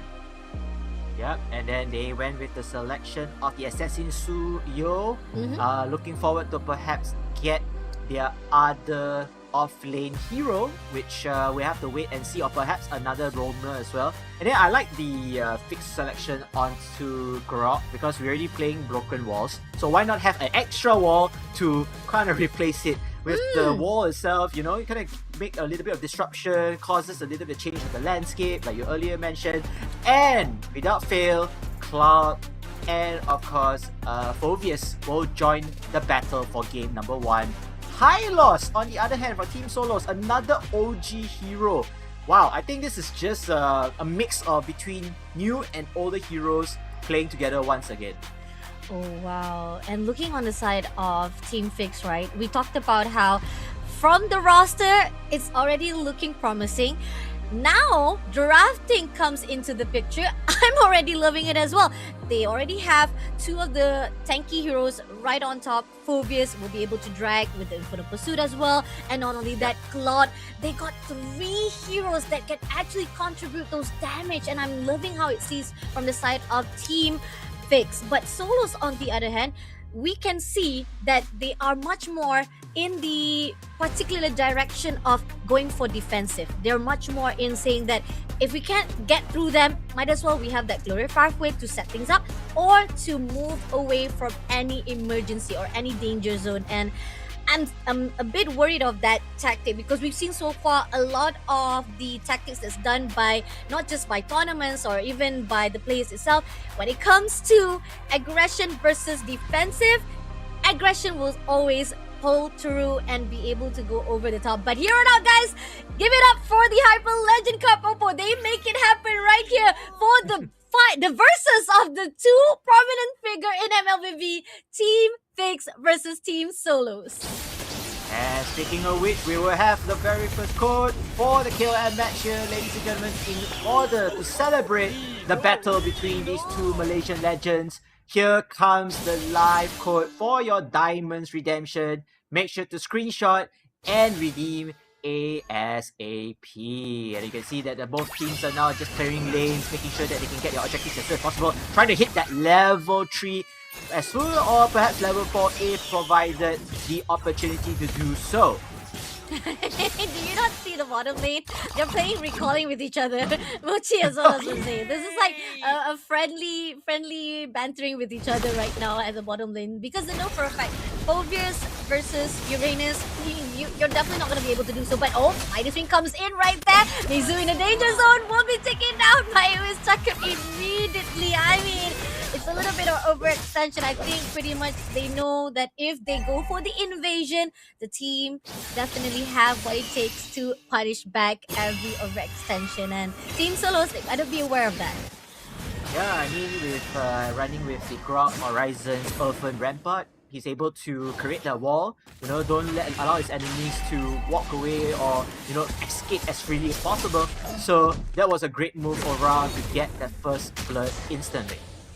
And we are seeing right now for the Team Soloz, like I said, they gotta play a little bit passive because that's how their strats are. This is what the drafts are. Even if there's a possibility of them trying to actually screw away, probably maybe just trigger a little bit of the scrimmage to the side of Team Feekz, but it might not be in the favor. But still, Fury of the Phoenix already been put out right there. Hero! First down with that Ocean's Breath and able to take down Mizu immediately, and Soloz get the turtle instead. 2 for 1 and with a turtle somewhere. Yeah, I think strength in numbers coming in from Team Soloz. They kind of have an objective to take this turtle.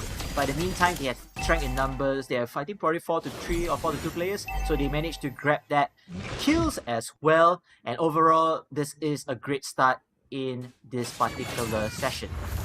Let's see if the Team Feekz will be able to recover from this. So far right now, not really. I mean, it is a big number, 1,000 gaps of economy-wise between Team Soloz. It seems that, Heroro, again, very, very ambitious, just getting the kills that he wants, I mean, like, yeah, you go in with the rough waves, definitely can burst out one player, but here's the thing, this is only Hero's, like, one-man show. The rest of the teams need to pull together as well, right? Agree on that. I mean, you're having the Katida, she can deal early damage early on, but later in the stages, the most important thing is your damage to second heroes. The assassins, the marksmen, they will be dealing damage. They'll be counting damage, but then look at that Tectonic Wave blasting coming out here. But it's not enough to secure any kills. And Soloz counter-attack with his compatriots right here. Before Mizu most likely gonna bite the dust. And no, what can you? Able to survive and hold on to fight another day. Defense-wise by Soloz is just superb. Mizu could have been taken down very quickly, but if it wasn't for that zoning, Mizu was just, he was nearly depending on Soloz to make sure that they don't actually move away into the diving composition. But again, right here, it seems that Heroro a bit too far off in the mid. They had to pull away with the breath of the ocean and still survive it out. Not to worry, but now we are seeing Team Follows is getting a little confident to actually gang things up, and they are looking forward to get the third turtle. And this is going to be an easy breezy if they can set things up. And even the team Feekz right now is nowhere to be found. It might be too late for them to even move in. Soloz gets the turtle, and not only that, Kurgot takes down Mochi. Miss Jacob goes for the trade, but Kurgot managed to get for the double kill right here. There's going to be 2 for 1 right here for the team of Soloz. Man, team instinct right there. Just showing their prowess, just making sure that they are able to get the objectives, but most importantly, zoning out with the Uranus and dealing multiple damage. Speaking of which, Mizu is in a lot of pain right there as Feekz is able to kill off the tank, but it's a 1-to-1 trade-off right here. 1-on-1 trade, but then again, the turret's already been dropped, so let's see if Feekz can actually fix things up right. Oh, nope, he decided to say like, you know, this is just too much for us to actually bait it off. And somehow, you got a half lifeline for you to actually fight off with a full Kurgot. That's not a good decision making, but again, we are seeing somehow a lot of the trades that is needed to be done by Team Soloz has been profoundly benefiting them, and to a point that Team Soloz knows if they lose one, at least they get something in return. Very curious to see what Feekz is going to do on his team, because right now they are losing in terms of the economy, and some likely they are going to lose their jungle as well. So how long can they sustain, or at the very least, when are they going to get the power spike? I probably think that Feekz really needs to level up as soon as possible, and just hoping that his team is able to contain the battlefield and allowing him to use the blazing move. And the fact that Ryzen, one shot just by Kurgot. That's why Carry is the mighty slayer, but Soloz gets a roll right there. Ustakip all by himself. There's 4 players right there just waiting for the diving composition. I don't think they'll be committing to it, but it's enough already to shut down Ryzen as well as Hero. One of the heroes that we're supposed to be a bit tanky, which is Grok. Yeah, but you know, when we said that once again, Carry has always been the tank killer. The Carry, that's the nickname that we always gave to her back in MPL Season 2 and 3. You know, just working wonders at the point of time. And Soloz once again being so well fed, being so carefully away from danger and slowly upscaling it. This is going to be very interesting because Soloz, he is definitely ready to attack anytime when the team gives the signal. They need a little bit of setup, and Ryzen was the one supposed to be the game changer, the one that can have that key, go in for the tectonic charge or even go in for the urgent wrapping to shut down, demobilize anyone from the players of Team Soloz. But somehow Furious of Phoenix comes in, they're a little bit of stun right here. Risakub in a danger zone, Ryzen trying to do a little bit of zoning, but Glorious Power comes through, and no, Moti, what are you doing? You comes in just to give the body, and Risakub will be taken out by Kurgot with Soloz taking out Moti. So 2 more lifeline in the hands of Team Soloz. I mean, Feekz is solo farming downwards at the bottom lane, but again, this puts his team in jeopardy because he's trying to get as much HP, get as much upskill without any casualties, but he's giving away the middle lane, and the middle lane is now exposed because he's not there to join the fight. Definitely, the damage dealer that is needed to contribute is not there, and even though you are actually redirecting your diversion to make sure that at least you'll be able to have that one objective, it kind of actually put a little bit of SOS for the rest of the players here for Team Feekz. So he needs to be aware that the players, the teammates needs their help as well. And here, diving composition coming, Reza is going for the Ionic Dart as well as Glory Power been put out. Pushing out right here with a slingshot by Mizu. Kurgot takes down Mochi, Soloz takes down Ryzen. Another 2 to be taken out by Feekz. Feekz not done yet. Was go for Hiccup, but I don't think it's going to be enough though because Soloz comes in and had to pull away with the Battle Mirror image. My goodness, imagine Team Soloz fighting the fight in between 2 turrets and still surviving right there. Yes, they managed to get a kill over Heka, but is that enough to follow up with the counter attack? Even Reza keep on trying to actually taken down by them, and this is where we saw a little bit of glimpse of what has happened between the team of UITM and KPTM. If you keep on trying to target that Uranus, it's not gonna be easy. And you look at that, Rinzi! Oh, have no fear. Just jumps into the base and goes in for the zoning. And now leaving everyone from the team of Soloz to do some cleaning. And now he'll be able to actually clear out that holy defense. And Rizé is comfortable in the enemy's territory. He's doing well now. Mizu comes through. The turret's gonna be pushed out just a little bit further, but with the Fury of the Phoenix, the Fire also been put out just as the escape mechanism for the team. And then again, turret has been checked out. Ryzen being immediately shredded by Kurgod carry, and now moving on. Even if you try to drag out the players, it's not gonna be enough. Leaving with Mochi as well as Hero. Just one hit by Hika could have been a terminal for him, but there you go. Reze just overlooking from behind and recalling as well. The Crystal is overlooking right here as the focus. Feekz! Shut down by Hika himself! And Mochi also with one strike of that Phoenix strike is going to be very tough. Back again with 3 players, but is it going to be enough though? Minion comes through, still left with 4 players, but it seems that Soloz is still trying to actually break it. They don't want to actually end it off right, but no, this is going to be a mistake. You overstayed your place, and this is where you might be mistaken. But Kurgod comes in with the damage. Spinning wheels, doesn't see anyone, but Rizé still zoning it out. Let's see if Kurgod can do so, but no, goes for the takedown in charge! Kurgod is in the danger zone, goes in for the mighty swing, and Kurgod might be taken out by Mochi, and this could be the last defense that is needed for the team of Feekz, and Rizé is the only one left, even if he wants to get Ryzen for the last hit. Wow, what a sequence of events there. The battle of attrition coming in from both teams. I was about to say Kurgod, very nice zoning, very nice killing as well. He's able to aim and take down so many multiple heroes. The only downside about Team Soloz is, like you said, overstaying, committing.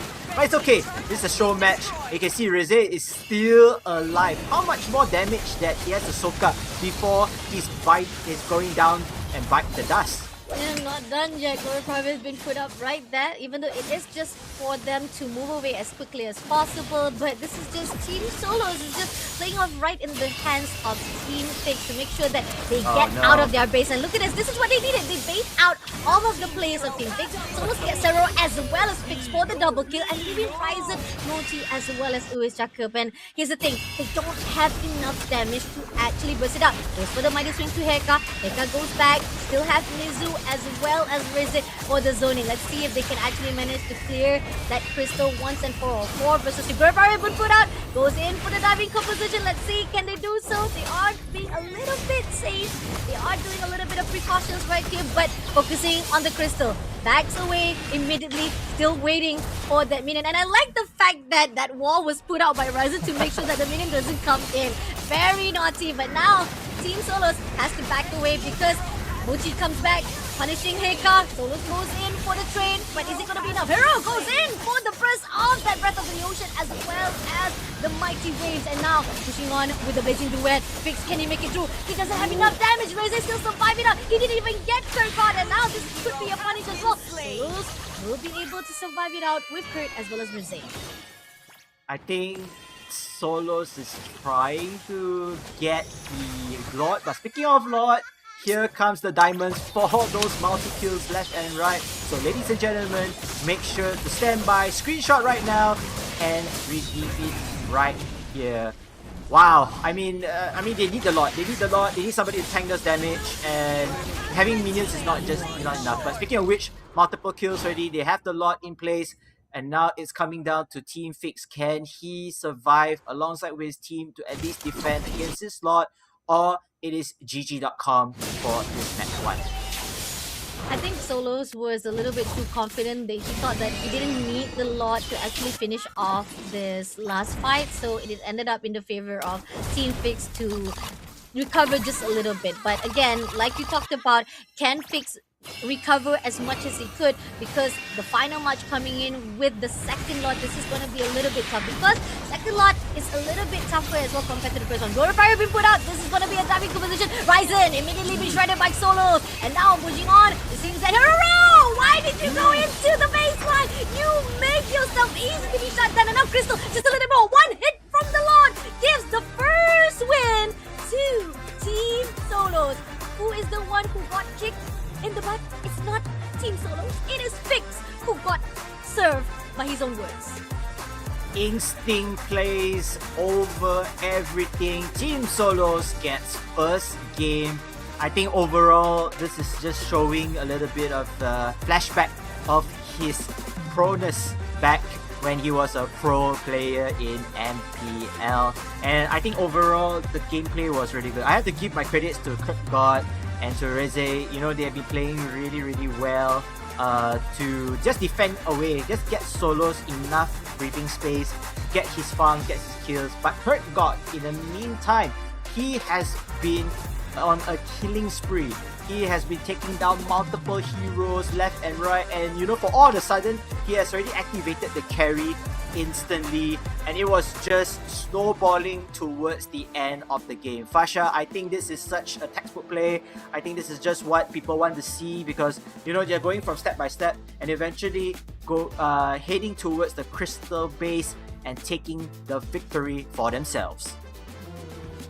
I stand corrected. I said that aggressiveness over passive can be a bit of a risk, but Soloz just proved me wrong and says that sometimes defense can be the best counter for those who are too overcommitting themselves, and this is what we see from the team of Feekz. But then again, I don't think that it's pretty much because of the overcommitting or aggressiveness. It's because, again, I think Team Feekz, they thought that with their strats they could play with their own movement style, they'll be able to control the game. But I do feel like there's a little bit of hesitation sometimes.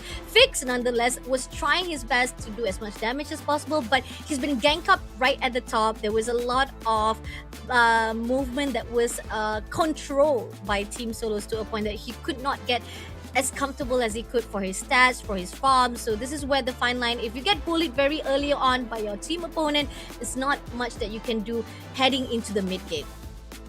Yeah, and then I think they tried to stage a comeback earlier on when Team Soloz overstayed at their base. But if you notice, right, even though they managed to get some kills and all, but they are just unable to take down Reze, which is the Uranus.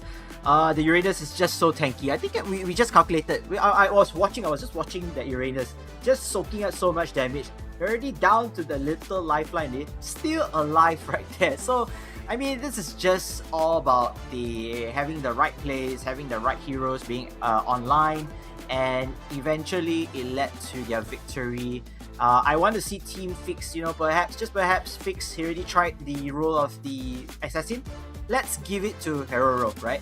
Let's pass down the flame to the Youngblood, and let's try to see Feekz whether he's more comfortable playing other flexible heroes in here. Because I believe every single pro player there, I mean, aside from the student athletes, but as a pro player, they can play multiple roles. And we're moving into the second map. Is it going to be Bronco? I don't think so. It's going to be Expanding River this time. At least we are expanding our choices now. God RNG, thank you so much. So, I do agree on the note of you can. Thank you very much. Because the fact that I do feel like Heroro on the mid lane positioning, there's no.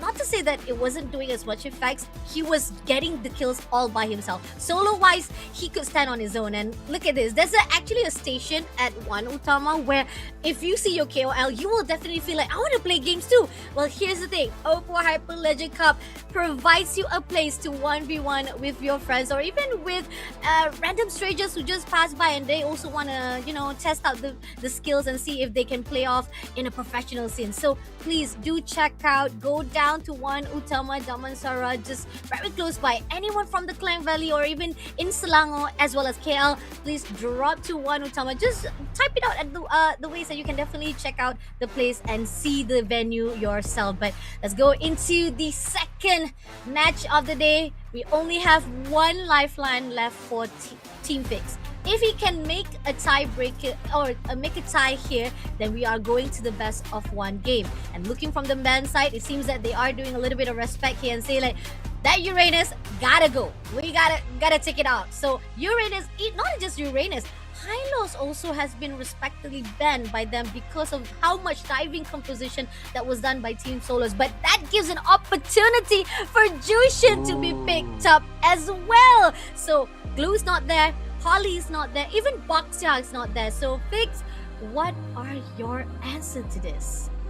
Yeah, I like how Team Feekz just straight away used 3 of their bans to ban all the roaming heroes, which caused a lot of nuisance.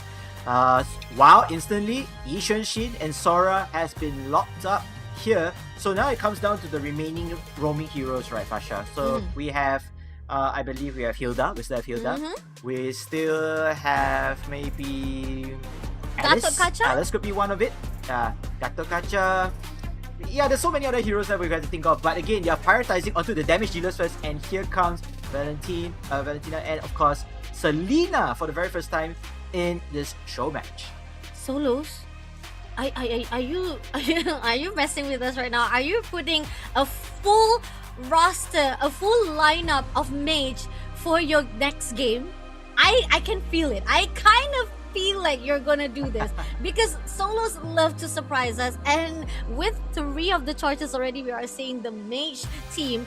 I'm not surprised if the 2 last heroes will be mage as well. But looking on the side of Feekz, you talked about how Hilda is still open to be taken, so Feekz is still playing by the books, picked up Hilda as well as Sora to be seen. This is where they know that they need something sturdy, and with amount of damage in the hands of Soloz, right? Not just the damage on the side of physical, but magical wise, and this is going to be very, very interesting to see once they go into the fight at Land of Dawn. Yeah, Fedrin is still open. We have the other fighters. Phoveus is also still open. So it's coming down to how Team Soloz wants to play this year. They did ban the Zetian, I believe, right just now, earlier on. And Carry, out of respect, banning it up because we don't want to see Kurt God using it again to burn down multiple heroes. So yeah, it's I mean, it's going all the way, and I believe that's a Leomod, correct me if I'm wrong? Yep, Leomod, as well as the Yves. last hero. Wow, Yves. Okay, so now roamers. Who are the primary roamers / tanks for Team Soloz? Fasha, give your predictions right now. I mean, you talked about how Fredin is still open to be taken if they want to. I mean, Gatot Kaca also up for grabs if they want to actually go into that lane. Again, on the side of Feekz, they still need a little bit of magic right now in their hands. So, looking on the side of Team Soloz, right? They've already taken a lot of the mage from the equation already. They have their own sets of mage in their hands. So, right now, for Team Feekz, they need to take one. But no, they ended up saying like, you know what? We're going to take Rangers. So now... Couple of marksmen. So Yi Xuanxin is definitely going to be the jungler. So Granger will be at the goal lane. Only left with 1 mid lane. And I knew it! They want to go all out mage. Except for Hanabi. The one that people keep saying the hero of Dark System. But hey, I digress. I resent that statement because you know what? Hanabi is not a Dark System hero. It's just that you guys are not playing it by the book. That's all. Hanabi is one of the best heroes. It has a difficulty with the new draft, especially with the new addition of heroes here inside the pool of ranks. Do you agree on that, Ken? I do agree on that. And there's a Kagura Hanabi rivalry right there. We're only lacking Hayabusa.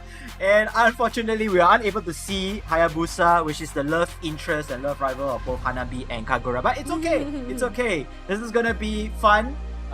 Looking forward to see what these two teams have in store. Kagura has been also one of the OG heroes, going back and forth with the umbrella. Hanabi, like you said, Dark System. I totally disagree that Hanabi has been very important back in previous MPLs. Game decisions as well being made through the good plays of Hanabi. So we are going to see how this all unfold in the second match of this KOL show match. Definitely. This is going to be interesting to see between Team Soloz and Team Feekz. I thought that Soloz was going to actually do something very crazy to a point that he picks all mage immediately for all of the 5 rosters, but at least he picked out Hanabi. That there's possibly a priority for him for that. But because he wants to flag his hero, that's why. Soloz. Now I get it. But here we are, guys. Welcome again here at the Hyper Legend Cup. This is the KOL show match between Team Soloz versus Team Feekz. And look at that. They're already going in aggression a little bit to the mid lane. Mid lane will be the most crucial lane here.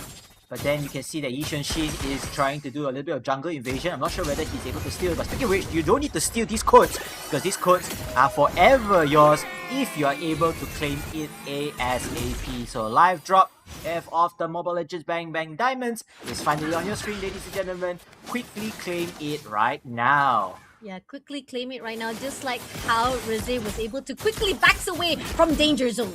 Almost been tagged down by the team of Soloz, but oh no, oh god, we'll be able to take down Mochi. I think pretty much this is just the, how do I say, the job scope of a Roma itself. If you are a Roma, as a Mochi, you know for a fact that you're going to be the one to sacrifice yourself. You need to find as much as information and somehow at least try to do a little bit of nuisance to all of the invasion that is done by your opponent. But it seems that Team Soloz don't have any problems at all, and they're ganking up right away from the top to the bottom. And at this moment right now, again, Kurgot having a difficulty there. Herrero will be able to take it down immediately. Rizé, no, that is a danger zone. Had to flicker away to move on the safe side. Yeah, the safe side to at least escape right there. And Mochi, despite his first casualty, is able to give a little bit more support in terms of the roaming and intel. The most important is intel and knowing when to strike your opponents right there. Just creating nuisance, setting up game plans for team fights and team objective taking.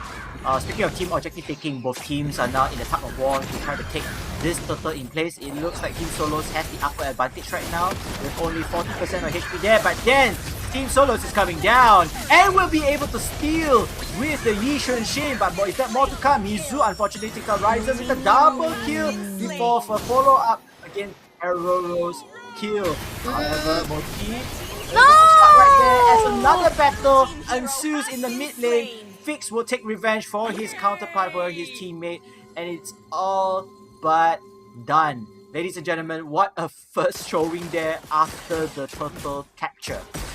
Wow, Team Soloz looking much more sturdy than ever. And even though Team Feekz, yes, they did manage to actually trade up a couple of heroes there, but it was still not enough. And even so, right here, we are seeing Team Soloz still having a foot on their grounds and be able to actually defend and counter back all of the engagement. So far, I feel like at this moment, Mizu will be able to withstand Sora, even though I feel like it is a risky situation. But Herrero able to take down Soloz for that diving conversion. I think pretty much they weren't really expecting the aggression coming off from Team Feekz, but this is just a back and forth coming off from Team Feekz to make sure they can recover as much as possible, because they got the economy wise. It's just that they're kind of losing some of the team fights to the side of Team Soloz. So let's see if they can recover from it.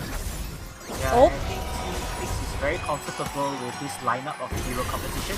They are a bit more aggressive, but in a sense that they know what to do when they bail out from danger. And I kind of like this overall, as this is now equal ground between these two teams. Goes in for the surging strike right there.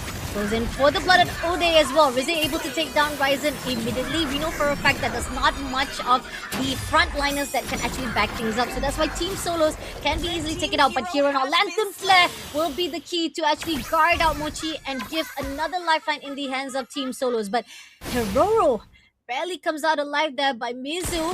Now it seems that even though Feekz has a good setup, but oh no, 1v1! One-on-one Hanabi, and Feekz comes back to shoot out with the Death Sonata. Doesn't make it through, but then he ended up being taken by Kurgot himself, and Usaka traded off with Rizé, but the turtle already been stolen by Mizu, and this is a chaotic scene right now between Team Feekz and Team Soloz. And kills after kills, like basically punch after punch, proof after proof, you know, it's just back and forth right now between these two teams. And you know, I think perhaps like the caster's curse or jinx, right? Every time I just said a team that performed really well, suddenly they just got wiped out instantly, which was happening just now earlier on. So overall, still early, still both teams are equal footing, but later on when we move on to the 7-minute mark towards the middle game, that's where we are able to see a little bit of a dominance, and whoever is able to lead the race right here. A kill from the side of Team Feekz will start things off.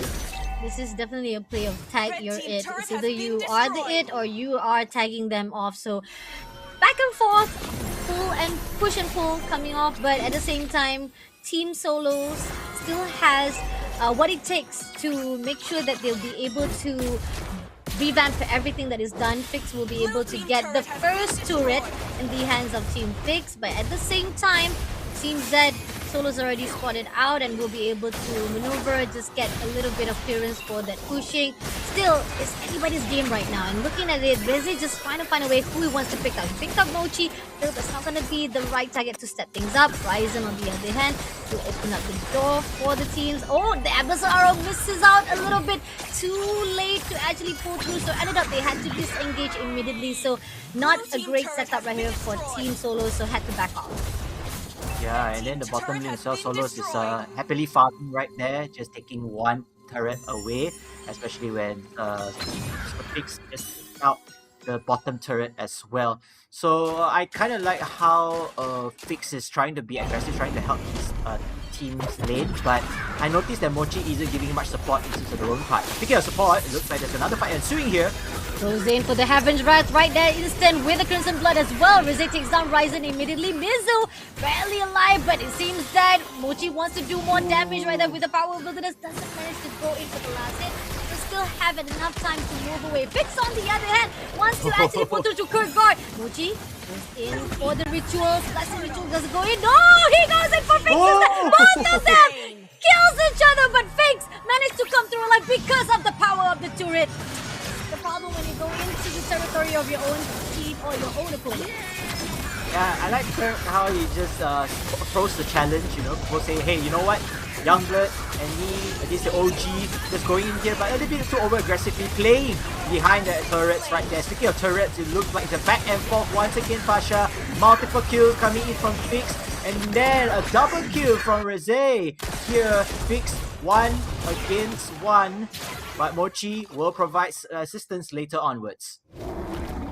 I feel like, again, this is just back and forth. And literally, like, it's either you guys take me down or I'll take you down. And this is pretty much what is the context right now between Soloz as well as Feekz. They're pretty much just seeing who can actually play. This is pretty much a one solid direct fight, meaning like they're not really pretty much focusing on the objective. They just want to see who has the better mechanism to fight one-on-one. And I do feel it is pretty much chaotic, but let's see if they can actually have a little bit of balance. Heka comes in, try to actually pick out Haguro, but then Bison goes in for the zoning. Mochi on the other note, try to actually go one-on-one with Soloz, but Kurt comes along and I don't think so. Even Heka managed to take down Ryzen, but was backed out by Feekz as well for the trade. So 1-for-1 right now for both teams. So far 12-13, not much of a difference. Even economy-wise, it's just 1,000 of the difference for both of them. Again, it's anybody games. Yeah, Feekz hasn't been caught out just yet. And speaking of which, he just caught out by the Abyssal Arrow.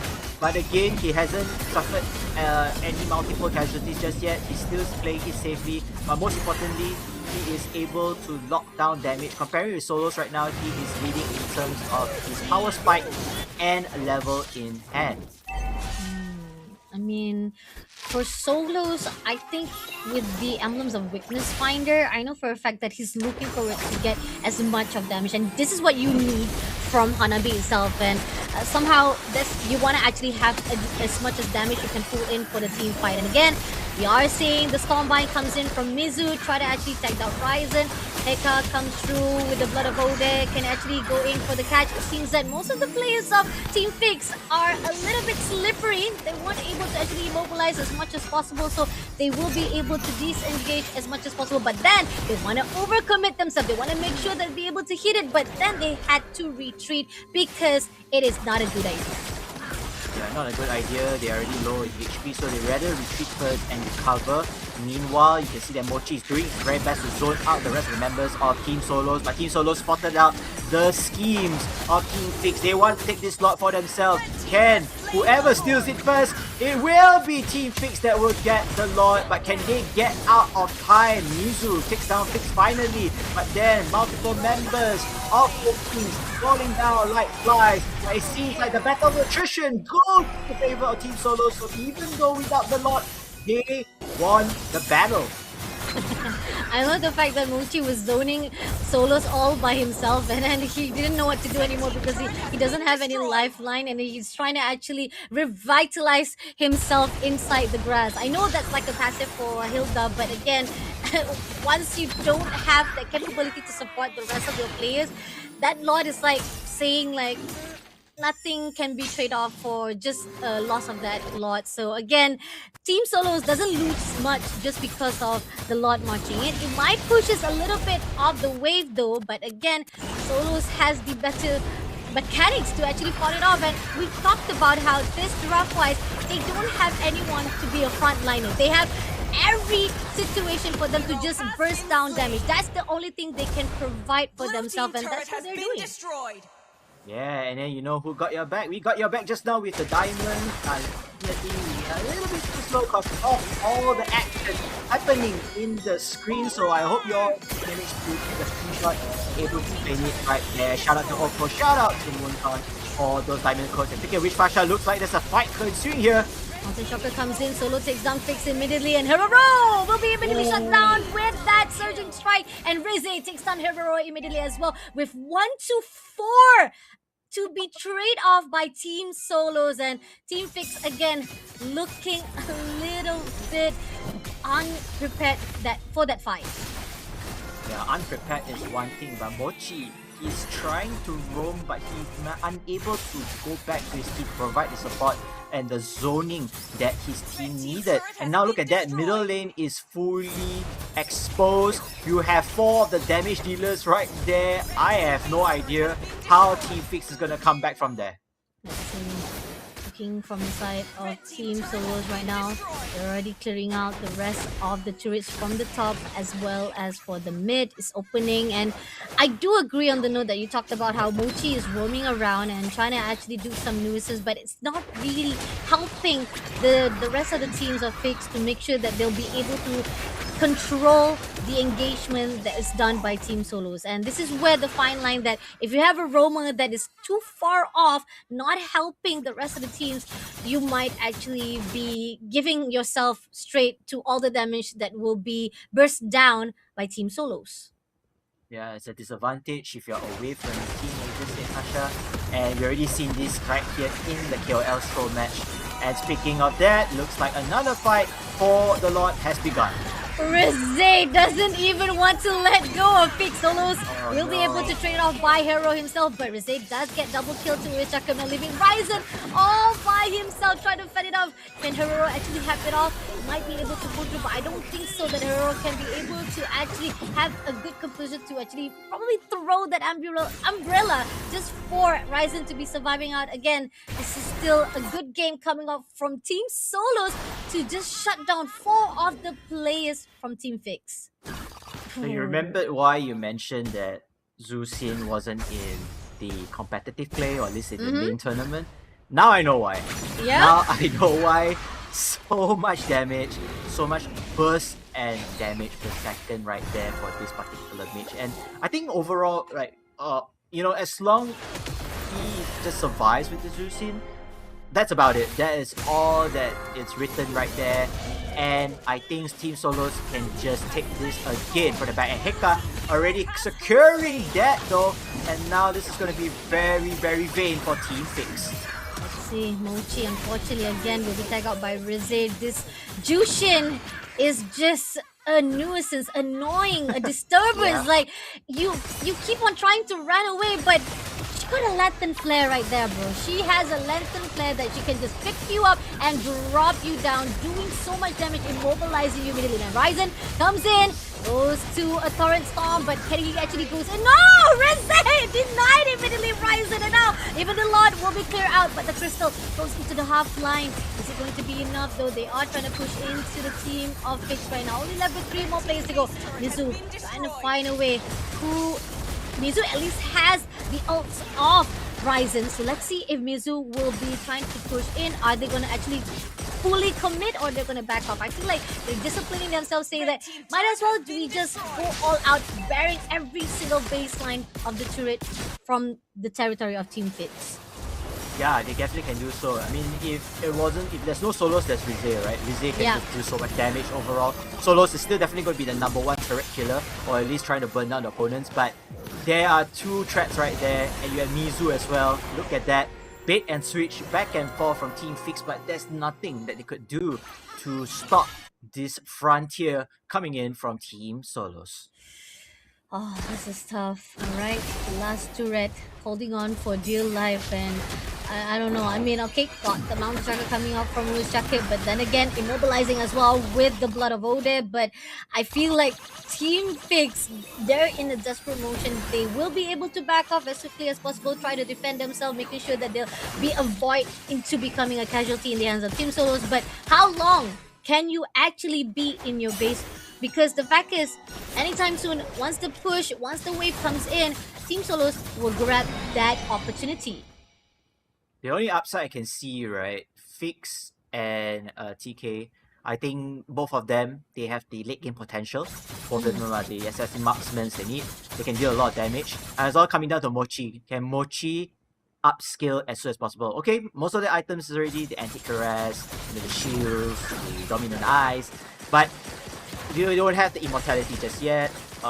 You know, you definitely need more sustainability coming in from the roamers, or at least the fighters, to tank as much damage, and then allowing Feekz and TK to do their stuff back lane.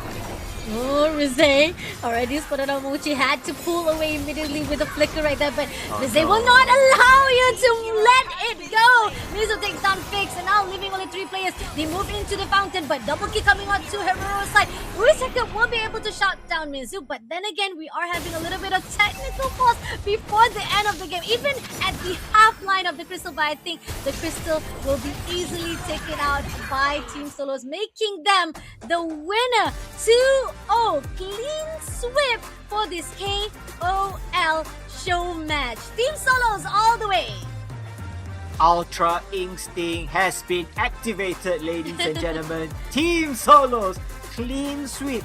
Team Feekz, unfortunately, the MPL champion and his young bloods will have to wait for another opportunity right here to take revenge against Team Soloz and his team. But before that, this is a GG's, well played for both teams. Look at that, all smiles on their faces here. They know it's just a fun show match, but at least they are giving a great show to the audience on ground and online.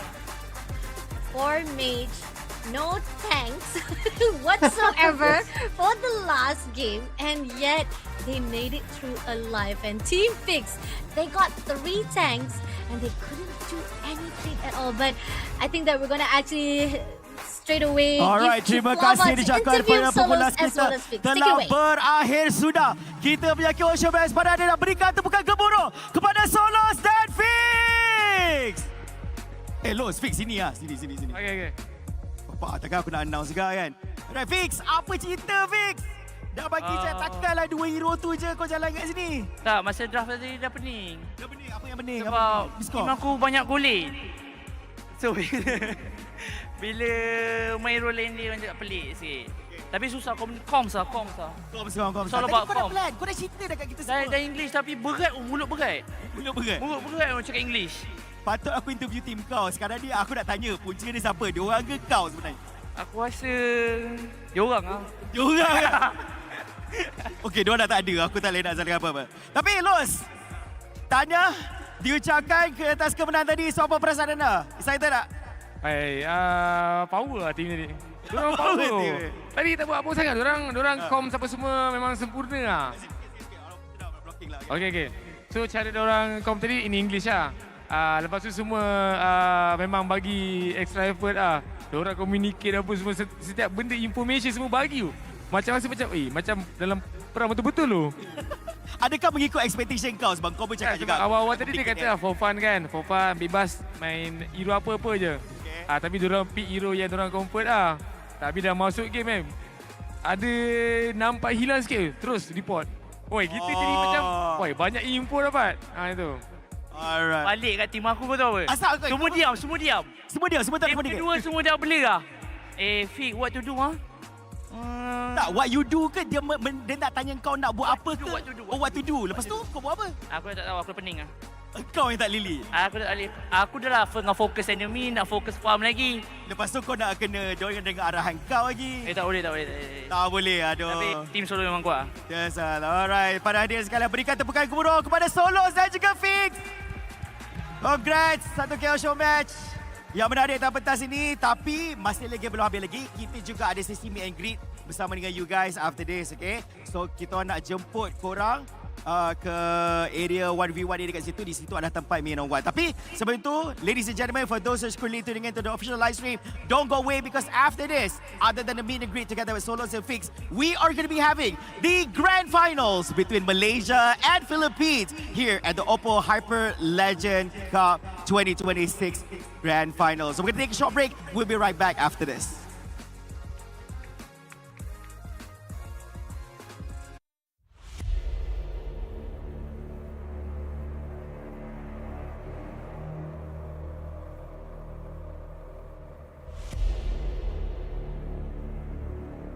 Kita orang punya chemistry and execute team game plan lagi tinggi daripada tim-tim lain.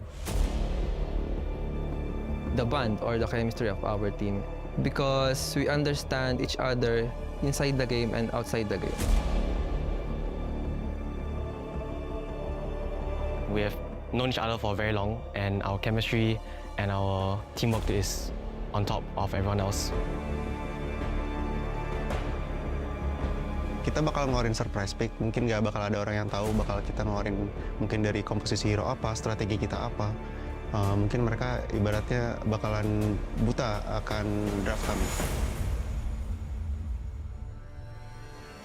We started the recruiting by to compete each other and test their skills, and we have to adjust our roles just to form a better team. Basically, half of our team pernah join ML season lepas. Dia orang scout kita orang untuk buat team terbaik untuk compete dalam MSL baru-baru ni. Kita bertemu di turnamen offline, kemudian kita berpartisipasi mengikuti turnamen ini, dan kita bersyukur bisa di hashtag 2 walaupun kita di underestimate banyak orang.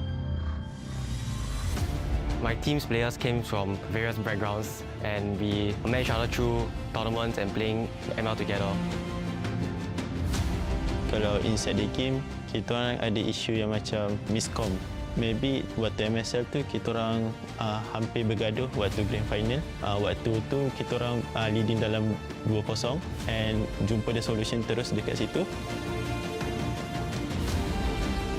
I think we have struggled because of our academics. We have to prioritize it first. So our preparation time is less than as usual. Yeah.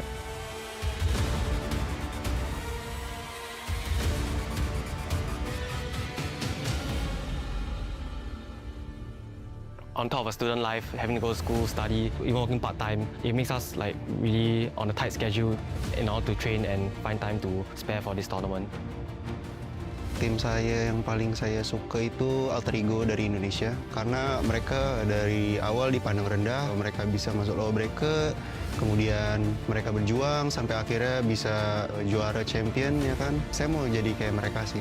Tim kita yang dipandang rendah bisa membuktikan bahwa sebenarnya kita itu kuat berkuda hitam.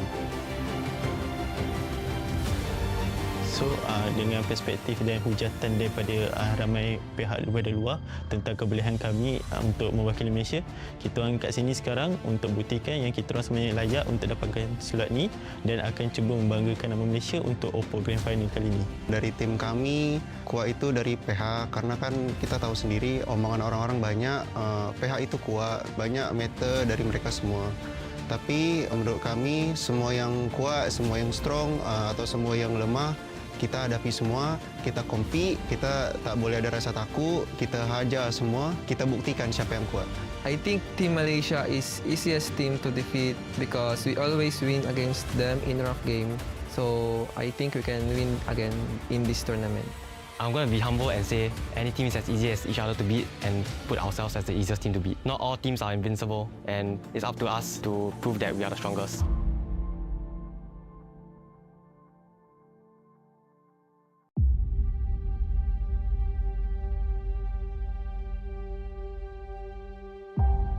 I formed this last mini team to qualify through SG qualifier and didn't expect us to be champion in the SG. So sebab kita orang dah main lama, from heart lah, kita orang dah tahu what does they want in game. Kalau dari segi comms, kita orang maybe quite smooth. Ya kelemahan tim kita sih sebenarnya kalau di rank doang sih sering kalah gitu kan. Tapi kalau udah di turnamen mode serius ya bantai-bantai menang lah. I don't think any weakness of our team. We just continuous learning and we stay consistent in our gameplay. We are confident that we can win.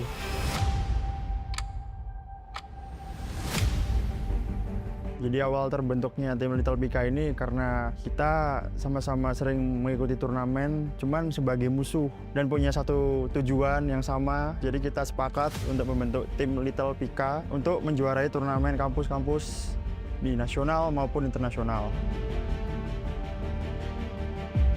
Previously, when I'm in SG, I had like a completely different team and we were training a lot, we were winning a lot of tournaments together. But when I came to join this team, it was like a completely different environment for me.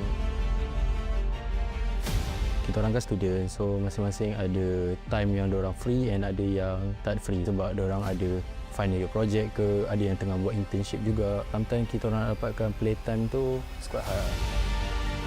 Kemarin sih tim gue sempat kalah BO1 ya di final nasional kemarin, jadi sempat turun ke lower bracket dulu. Jadi kita lebih banyak berjuang di lower lah dan sempat apa ya kayak parno dikit lah gimana nih mau lolos.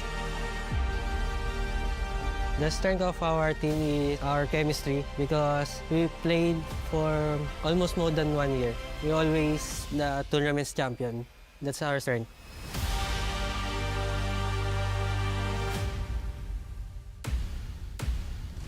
Our last mini team is basically our strength and weaknesses. We lack of a lot of chemistry, a lot of synergy together. I didn't expect myself came all the way to compete with all the other international teams and I will be grateful to fight them.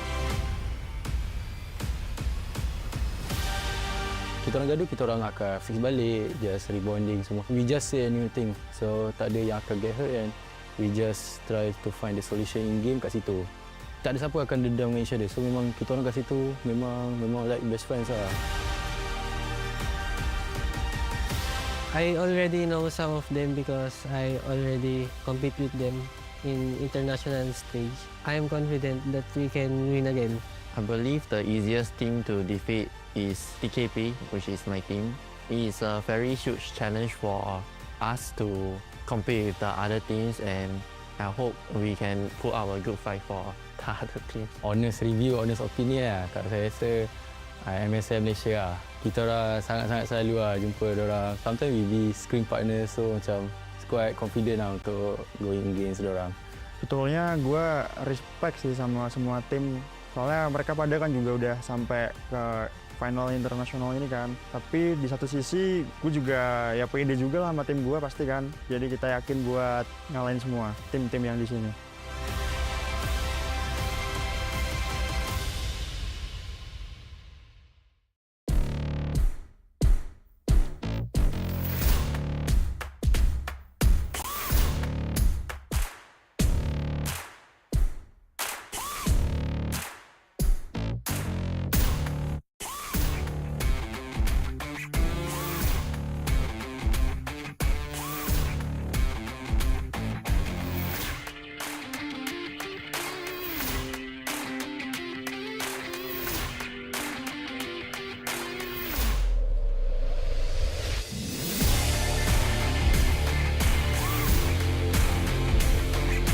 Naririnig ko na ang mga alulong ng mga bulldog.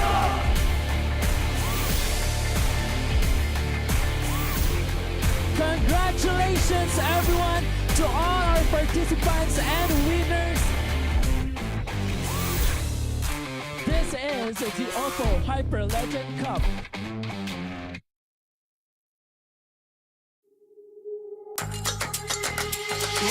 Wake me up, converge in starlight. I feel so alive. Ooh yeah, yeah, ooh yeah. Different vibe, different mind. Ooh yeah, yeah. this side. I came in looking alright. Right now, set, lit, feel the power. We waiting for the hour.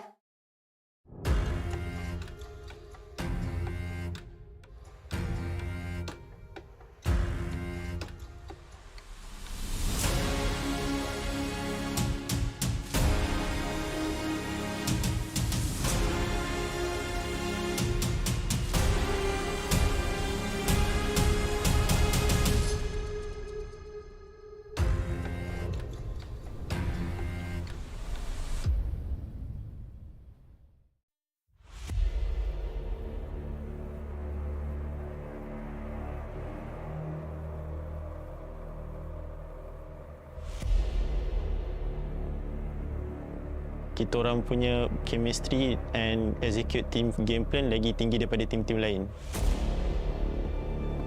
The bond or the chemistry of our team, because we understand each other inside the game and outside the game. We have known each other for very long, and our chemistry and our teamwork is on top of everyone else. Kita bakal ngeluarin surprise pick, mungkin nggak bakal ada orang yang tahu bakal kita ngeluarin mungkin dari komposisi hero apa, strategi kita apa. Mungkin mereka ibaratnya bakalan buta akan draft kami.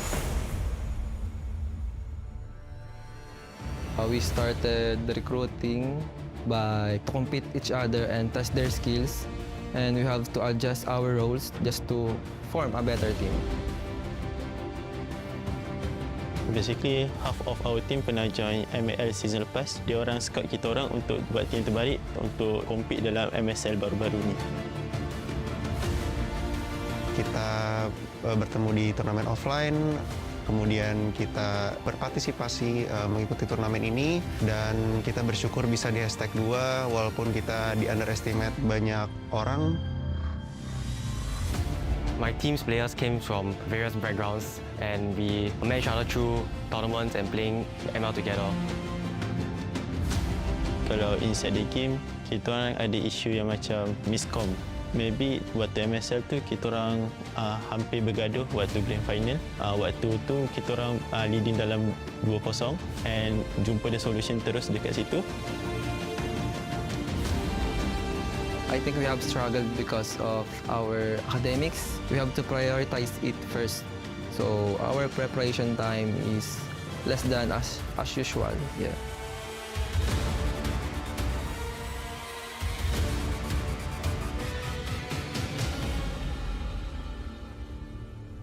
On top of a student life, having to go to school, study, even working part-time, it makes us like really on a tight schedule in order to train and find time to spare for this tournament. Tim saya yang paling saya suka itu alter ego dari Indonesia, karena mereka dari awal dipandang rendah, mereka bisa masuk low bracket, kemudian mereka berjuang sampai akhirnya bisa juara champion, ya kan. Saya mau jadi kayak mereka sih. Tim kita yang dipandang rendah bisa membuktikan bahwa sebenarnya kita itu kuat berkuda hitam. So dengan perspektif dan hujatan daripada ramai pihak daripada luar tentang kebolehan kami untuk mewakili Malaysia, kita orang kat sini sekarang untuk buktikan yang kita orang sebenarnya layak untuk dapatkan slot ni dan akan cuba membanggakan nama Malaysia untuk OPPO Grand Final kali ini. Dari tim kami, kuat itu dari PH, karena kan kita tahu sendiri omongan orang-orang banyak, PH itu kuat, banyak meta dari mereka semua. Tapi menurut kami, semua yang kuat, semua yang strong, atau semua yang lemah, kita hadapi semua, kita compete, kita tak boleh ada rasa takut, kita hajar semua, kita buktikan siapa yang kuat. I think Team Malaysia is easiest team to defeat because we always win against them in rough game. So I think we can win again in this tournament. I'm going to be humble and say any team is as easy as each other to beat and put ourselves as the easiest team to beat. Not all teams are invincible, and it's up to us to prove that we are the strongest.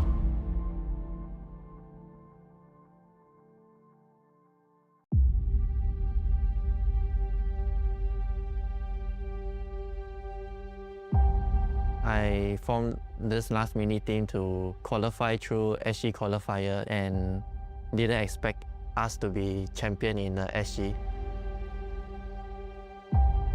So sebab kita orang dah main lama, from heart kita orang dah tahu what does they want in game. Kalau dari segi comms, kita orang maybe quite smooth. Ya kelemahan tim kita sih sebenarnya kalau di rank doang sih sering kalah gitu kan. Tapi kalau udah di turnamen, mode serius, ya bantai-bantai menang lah. I don't think any weakness of our team. We just continuous learning and we stay consistent in our gameplay. We are confident that we can win.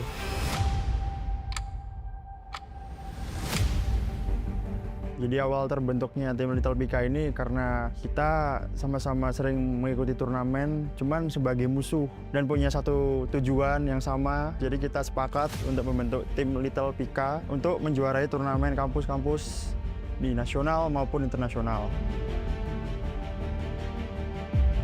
Previously, when I'm in SG, I had like a completely different team and we were training a lot, we were winning a lot of tournaments together. But when I came to join this team, it was like a completely different environment for me.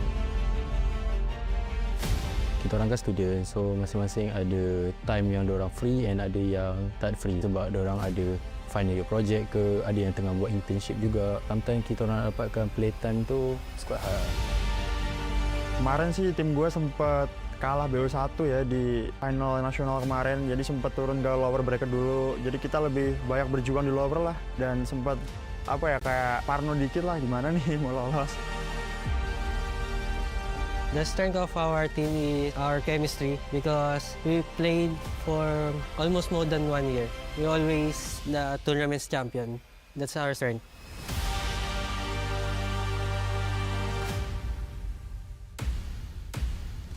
Our last winning team is basically our strength and weaknesses. We lack of a lot of chemistry, a lot of synergy together. I didn't expect myself came all the way to compete with all the other international teams and I will be grateful to fight them.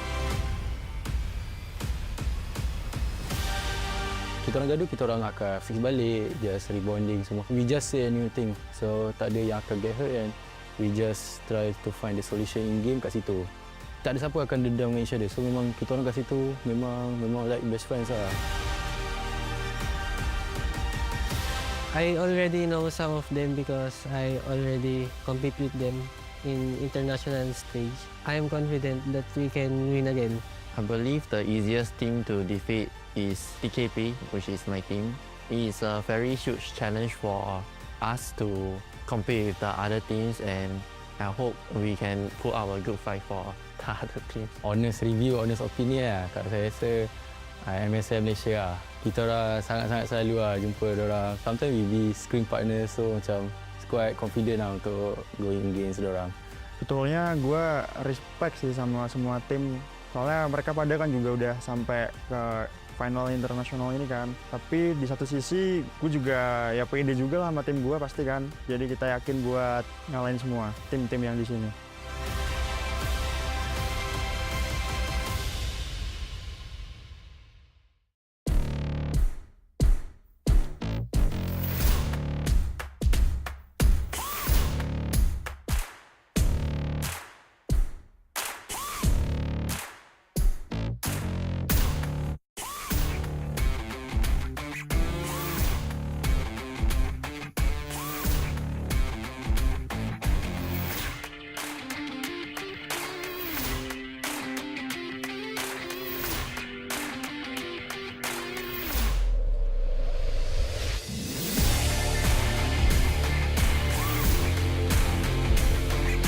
Naririnig ko na ang mga alulong ng mga bulldog.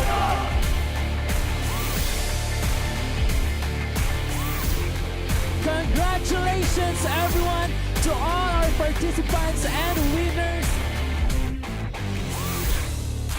This is the OPPO Hyper Legend Cup.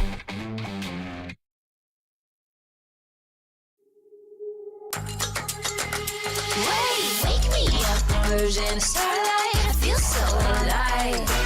Ooh yeah, yeah, ooh yeah. Different vibe, different mind. Ooh yeah, yeah, ooh yeah.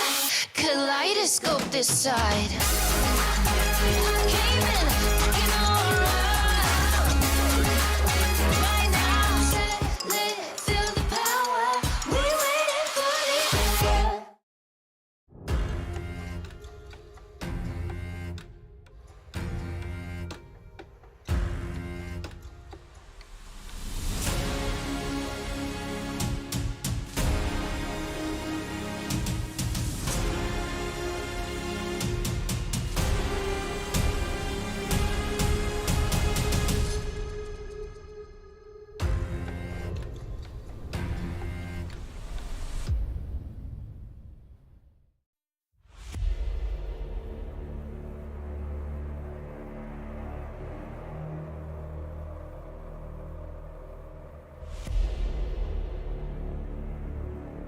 kita orang punya chemistry and execute team game plan lagi tinggi daripada tim-tim lain. The bond or the chemistry of our team, because we understand each other inside the game and outside the game.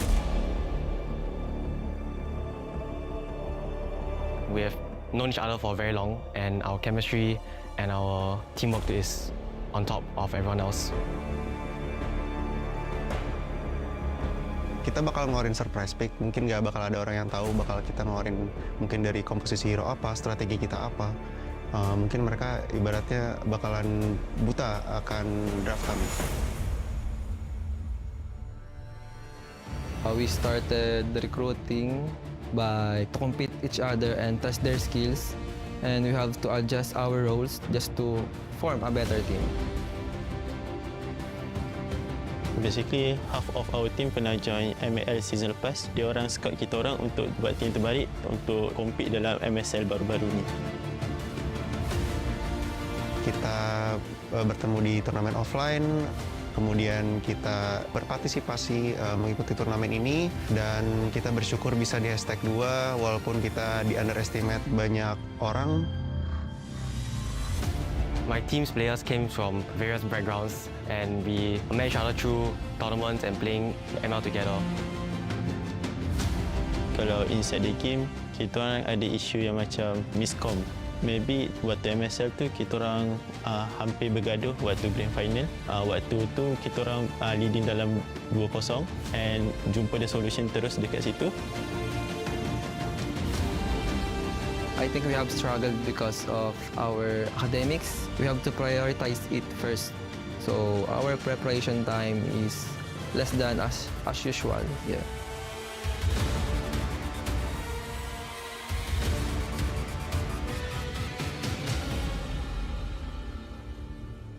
On top of a student life, having to go to school, study, even working part-time, it makes us like really on a tight schedule in order to train and find time to spare for this tournament.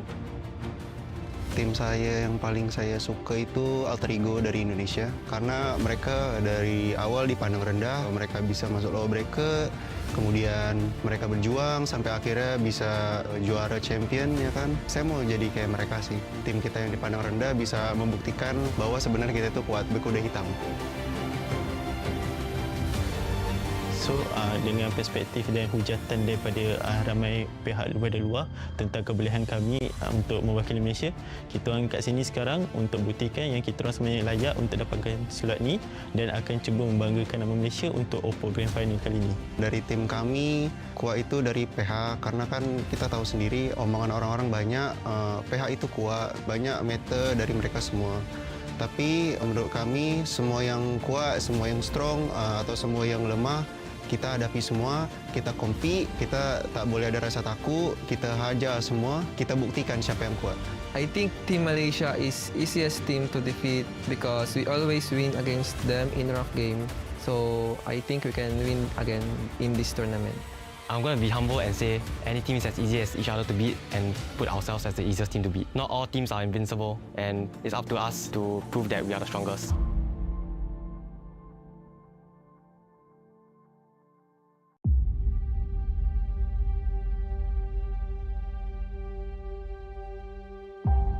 I formed this last mini team to qualify through SG qualifier and didn't expect us to be champion in the SG. So sebab kita orang dah main lama, from heart kita orang dah tahu what does they want in game. Kalau dari segi comms, kita orang maybe quite smooth. Ya kelemahan tim kita sih sebenarnya kalau di rank doang sih sering kalah gitu kan. Tapi kalau udah di turnamen, mode serius, ya bantai-bantai menang lah. I don't think any weakness of our team. We just continuous learning and we stay consistent in our gameplay. We are confident that we can win.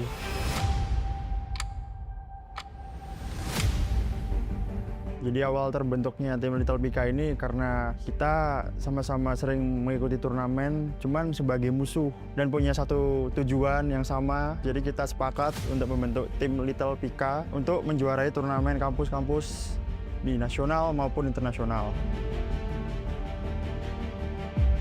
Previously, when I'm in SG, I had like a completely different team and we were training a lot, we were winning a lot of tournaments together. But when I came to join this team, it was like a completely different environment for me. Kita orang kan student, so masing-masing ada time yang diorang free and ada yang tak free sebab diorang ada final year project ke, ada yang tengah buat internship juga. Sometimes kita orang dapatkan playtime tu quite hard. Kemarin sih tim gue sempat kalah BO1 ya di final nasional kemarin, jadi sempat turun ke lower bracket dulu. Jadi kita lebih banyak berjuang di lower lah dan sempat apa ya kayak parno dikit lah gimana nih mau lolos. The strength of our team is our chemistry because we played for almost more than 1 year. We always the tournament's champion. That's our strength.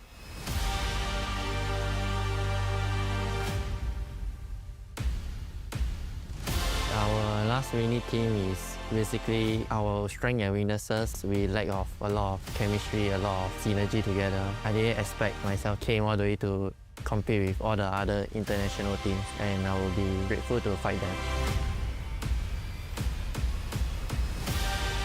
Kita orang gaduh, kita orang akan fix balik, just rebonding semua. We just say a new thing, so tak ada yang akan get hurt and we just try to find the solution in game kat situ. Tak ada siapa akan dendam dengan each other, so memang kita orang kat situ memang like best friends lah. I already know some of them because I already compete with them in international stage. I am confident that we can win again. I believe the easiest team to defeat is TKP, which is my team. It is a very huge challenge for us to compete with the other teams and I hope we can put our good fight for the other team. Honest review, honest opinion lah. Kalau saya rasa MSM Malaysia lah. Kita orang sangat-sangat selalu lah jumpa diorang. Sometimes we be screen partner, so macam quite confident lah untuk going against diorang.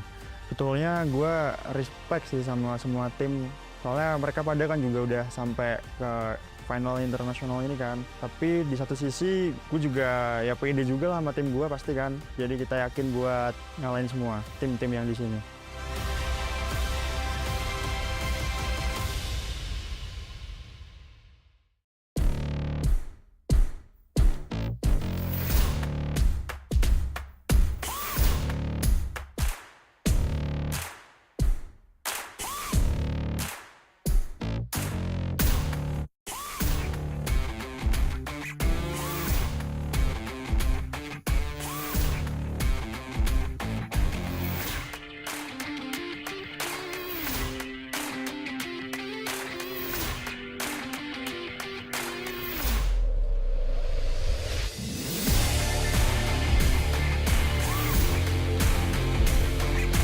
Naririnig ko na ang mga alulong ng mga bulldog.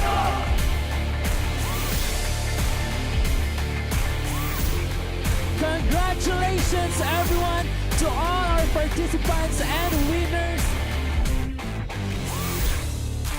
This is the OPPO Hyper Legend Cup.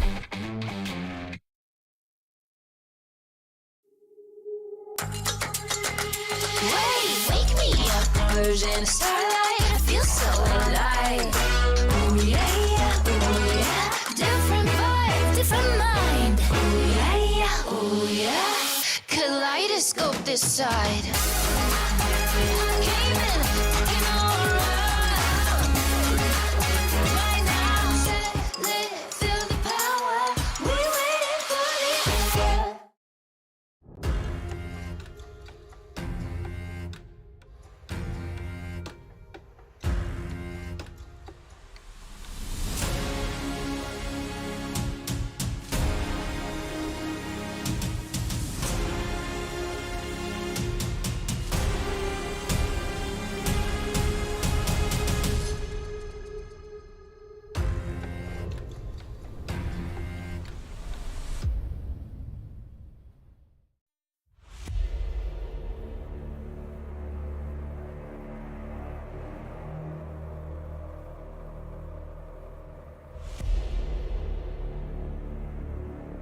Kita orang punya chemistry and execute team game plan lagi tinggi daripada tim-tim lain.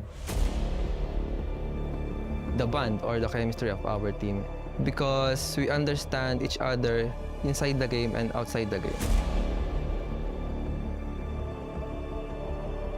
We have known each other for very long, and our chemistry and our teamwork is on top of everyone else. Kita bakal ngeluarin surprise pick, mungkin nggak bakal ada orang yang tahu bakal kita ngeluarin mungkin dari komposisi hero apa, strategi kita apa. Mungkin mereka ibaratnya bakalan buta akan draft kami. We started recruiting by to compete each other and test their skills, and we have to adjust our roles just to form a better team. Basically, half of our team pernah join ML season lepas. Dia orang scout kita orang untuk buat team terbaik untuk compete dalam MSL baru-baru ni. Kita bertemu di turnamen offline, kemudian kita berpartisipasi mengikuti turnamen ini, dan kita bersyukur bisa di hashtag 2 walaupun kita di underestimate banyak orang. My team's players came from various backgrounds, and we met each other through tournaments and playing ML together. Kalau inside the game, kita orang ada isu yang macam miscom. Maybe waktu MSL tu kita orang hampir bergaduh waktu grand final. Waktu tu kita orang leading dalam 2-0 and jumpa the solution terus dekat situ. I think we have struggled because of our academics. We have to prioritize it first. So our preparation time is less than as usual. Yeah.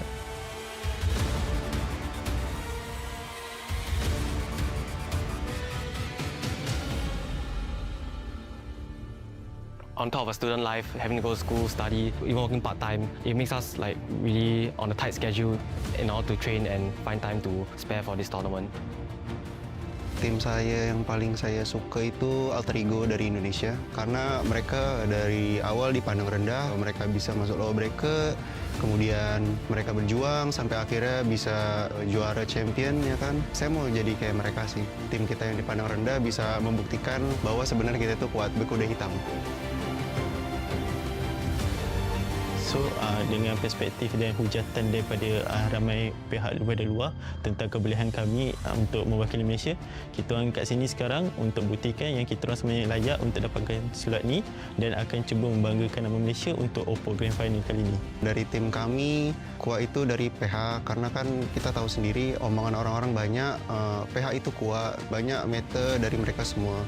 Tapi menurut kami, semua yang kuat, semua yang strong, atau semua yang lemah, kita hadapi semua, kita compete, kita tak boleh ada rasa takut, kita hajar semua, kita buktikan siapa yang kuat. I think Team Malaysia is easiest team to defeat because we always win against them in rough game. So I think we can win again in this tournament. I'm going to be humble and say any team is as easy as each other to beat and put ourselves as the easiest team to beat. Not all teams are invincible, and it's up to us to prove that we are the strongest.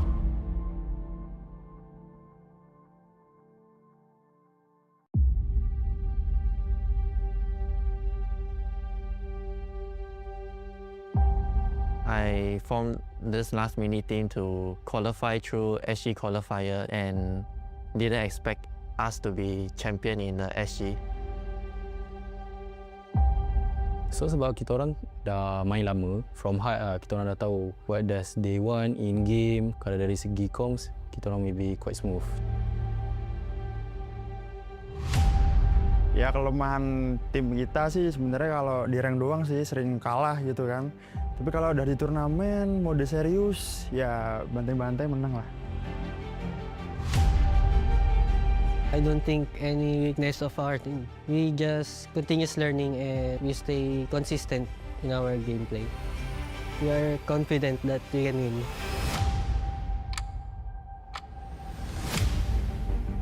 Jadi awal terbentuknya tim Little BK ini karena kita sama-sama sering mengikuti turnamen, cuman sebagai musuh dan punya satu tujuan yang sama. Jadi kita sepakat untuk membentuk tim Little BK untuk menjuarai turnamen kampus-kampus di nasional maupun internasional.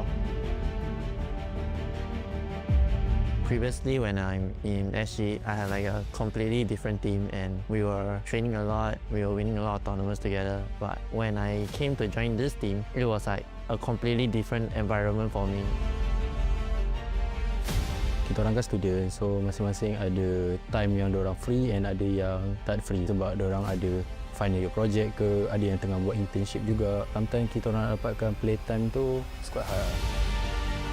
Kemarin sih tim gue sempat kalah BO1 ya di final nasional kemarin, jadi sempat turun ke lower bracket dulu. Jadi kita lebih banyak berjuang di lower lah, dan sempat kayak parno dikit lah gimana nih mau lolos. The strength of our team is our chemistry because we played for almost more than 1 year. We always the tournament's champion. That's our strength.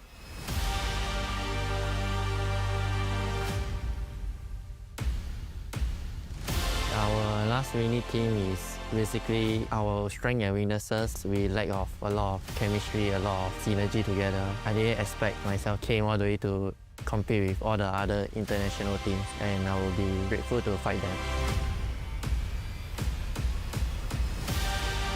Kita orang gaduh, kita orang akan fix balik, just rebonding semua. We just say a new thing, so tak ada yang akan get hurt and we just try to find the solution in game kat situ. Tak ada siapa akan dendam dengan each other, so memang kita orang kat situ memang like best friends lah. I already know some of them because I already compete with them in international stage. I am confident that we can win again. I believe the easiest team to defeat is TKP, which is my team. It is a very huge challenge for us to compete with the other teams, and I hope we can put our good fight for the other teams. Honest review, honest opinion lah. Kat saya rasa MCS Malaysia lah. Kita orang sangat-sangat selalu lah jumpa diorang. Sometimes we be screen partners, so macam quite confident lah untuk going against diorang. Betulnya gue respect sih sama semua tim. Soalnya mereka pada kan juga udah sampai ke final internasional ini kan. Tapi di satu sisi gue juga ya pede juga lah sama tim gue pasti kan. Jadi kita yakin buat ngalahin semua tim-tim yang di sini.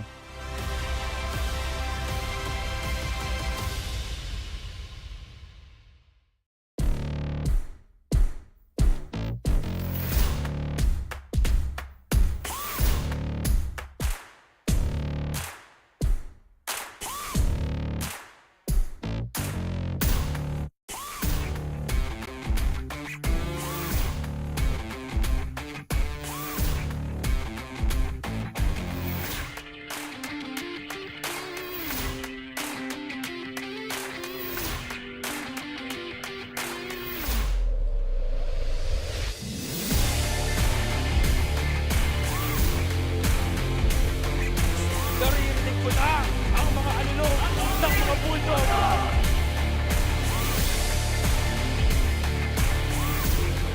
Congratulations everyone to all our participants and winners. This is the OPPO Hyper Legend Cup.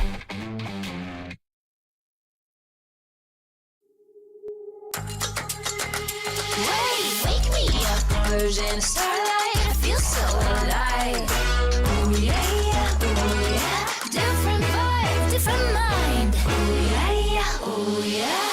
Kaleidoscope this side. I came in, looking alright. Right now, set, lit, feel the power. We waiting for the answer.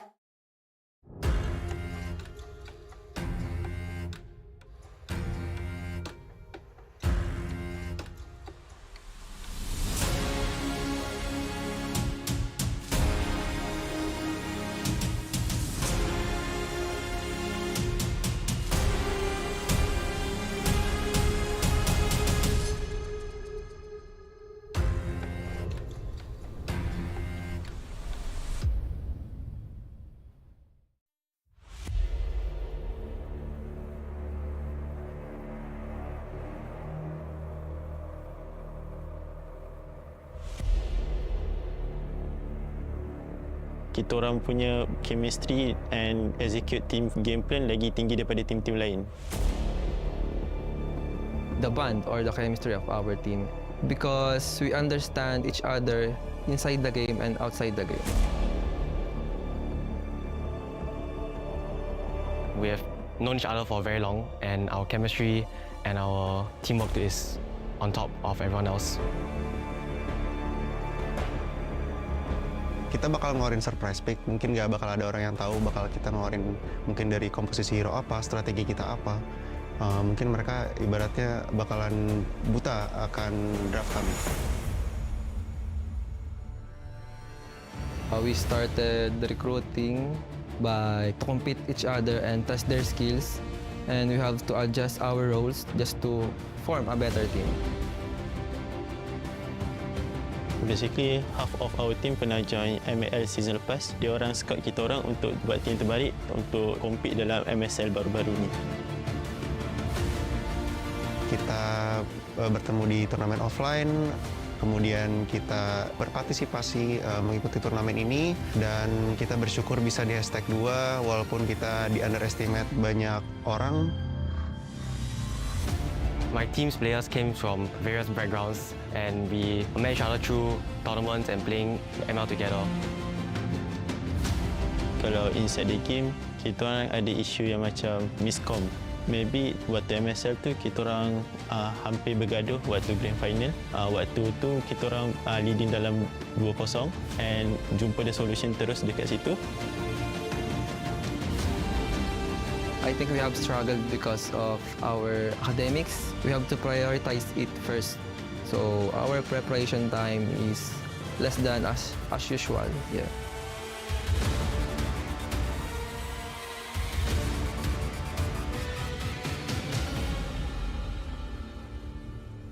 On top of a student life, having to go to school, study, even working part-time, it makes us like really on a tight schedule in order to train and find time to spare for this tournament.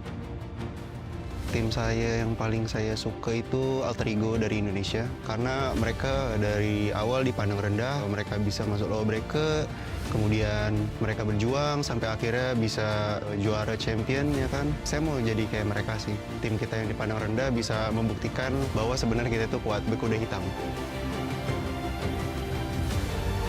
So dengan perspektif dan hujatan daripada ramai pihak daripada luar tentang kebolehan kami untuk mewakili Malaysia, kita orang kat sini sekarang untuk buktikan yang kita orang sebenarnya layak untuk dapatkan slot ni dan akan cuba membanggakan nama Malaysia untuk OPPO Grand Final kali ini. Dari tim kami, kuat itu dari PH, karena kan kita tahu sendiri omongan orang-orang banyak, PH itu kuat, banyak meta dari mereka semua.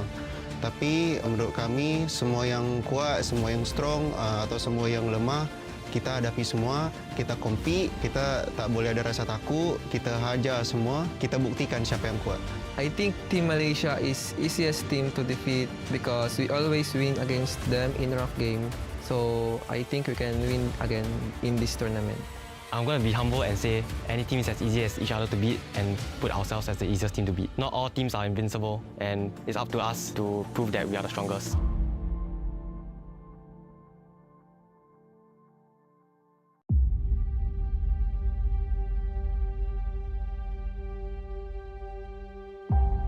I formed this last mini team to qualify through SG qualifier and didn't expect us to be champion in the SG.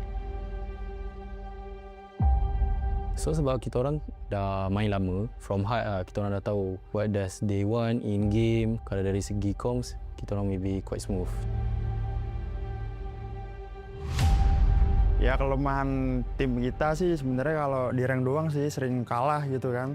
Tapi kalau udah di turnamen, mode serius, ya bantai-bantai menang lah.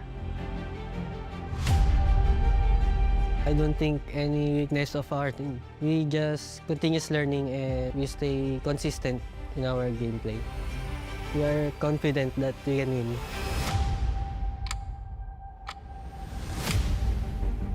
Jadi awal terbentuknya tim Little BK ini karena kita sama-sama sering mengikuti turnamen, cuman sebagai musuh dan punya satu tujuan yang sama. Jadi kita sepakat untuk membentuk tim Little BK untuk menjuarai turnamen kampus-kampus di nasional maupun internasional.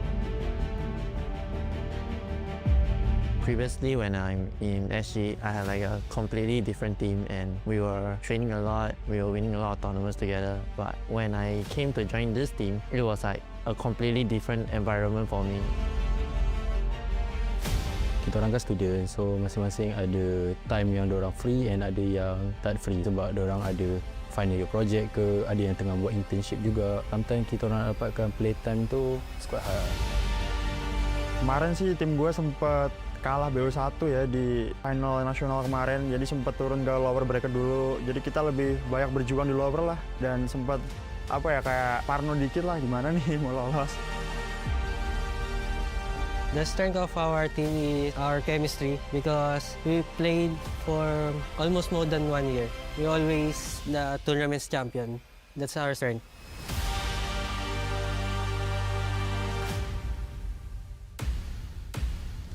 Our last winning team is basically our strength and weaknesses. We lack of a lot of chemistry, a lot of synergy together. I didn't expect myself came all the way to compete with all the other international teams, and I will be grateful to fight them.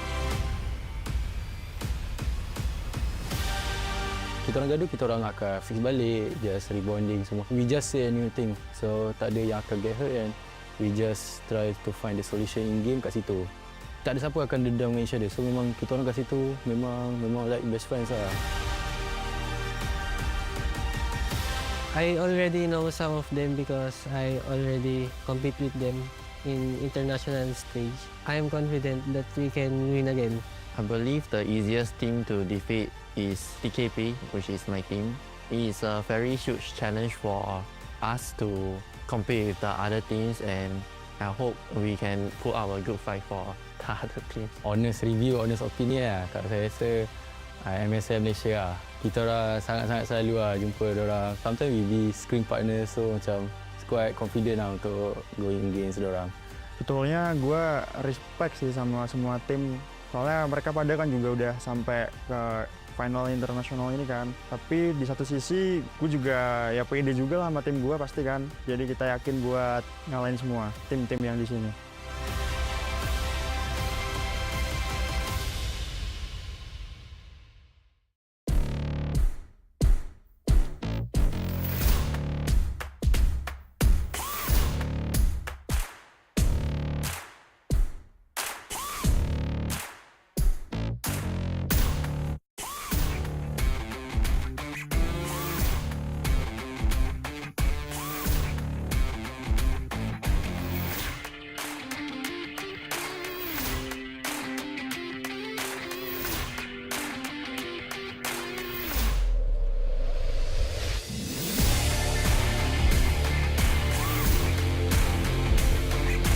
Naririnig ko na ang mga alulong ng mga bulldog.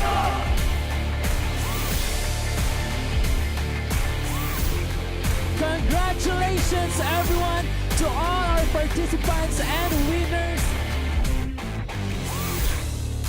This is the OPPO Hyper Legend Cup.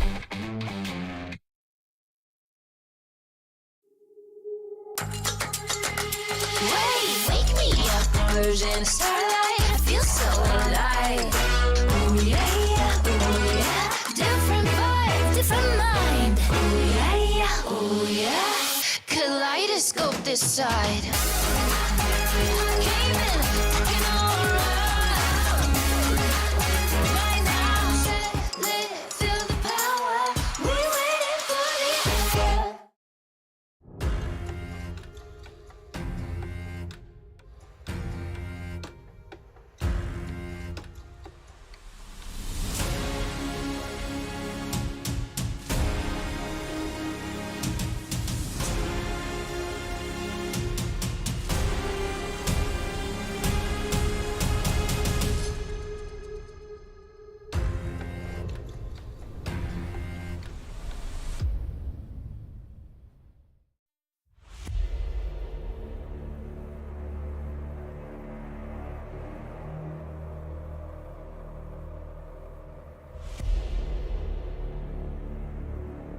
Kita orang punya chemistry and execute team game plan lagi tinggi daripada tim-tim lain.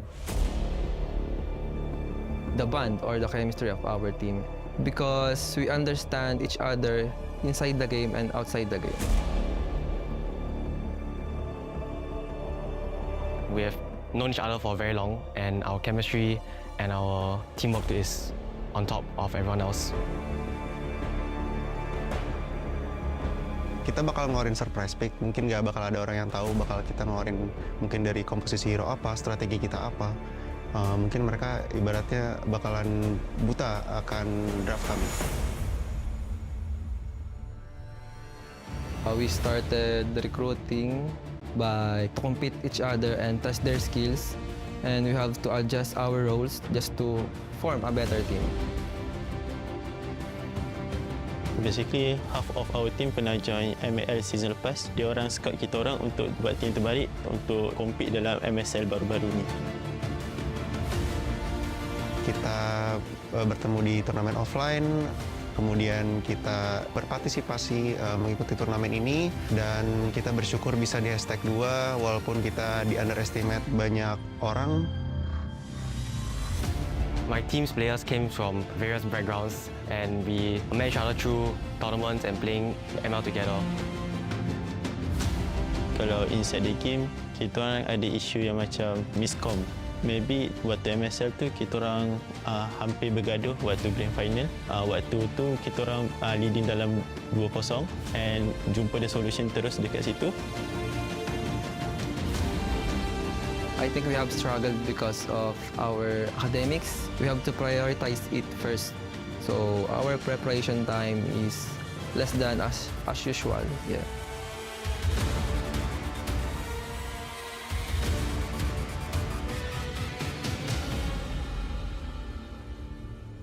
On top of student life, having to go to school, study, even working part-time, it makes us like really on a tight schedule in order to train and find time to spare for this tournament.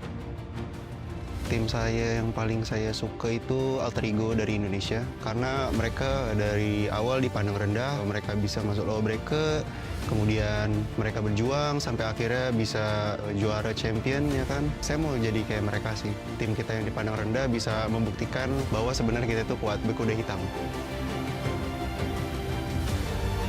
So, dengan perspektif dan hujatan daripada ramai pihak daripada luar tentang kebolehan kami untuk mewakili Malaysia, kita orang kat sini sekarang untuk buktikan yang kita orang sebenarnya layak untuk dapatkan sulat ni dan akan cuba membanggakan nama Malaysia untuk OPPO Grand Final kali ini. Dari tim kami, kuat itu dari PH, karena kan kita tahu sendiri omongan orang-orang banyak, PH itu kuat, banyak meta dari mereka semua. Tapi menurut kami, semua yang kuat, semua yang strong, atau semua yang lemah, kita hadapi semua, kita compete, kita tak boleh ada rasa takut, kita hajar semua, kita buktikan siapa yang kuat. I think Team Malaysia is easiest team to defeat because we always win against them in rough game. So I think we can win again in this tournament. I'm going to be humble and say any team is as easy as each other to beat and put ourselves as the easiest team to beat. Not all teams are invincible, and it's up to us to prove that we are the strongest.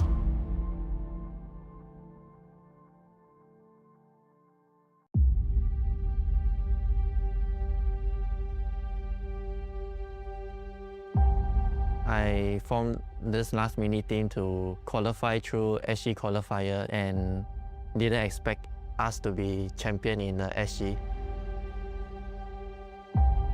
So sebab kita orang dah main lama, from high kita orang dah tahu what does they want in game. Kalau dari segi comms, kita orang maybe quite smooth.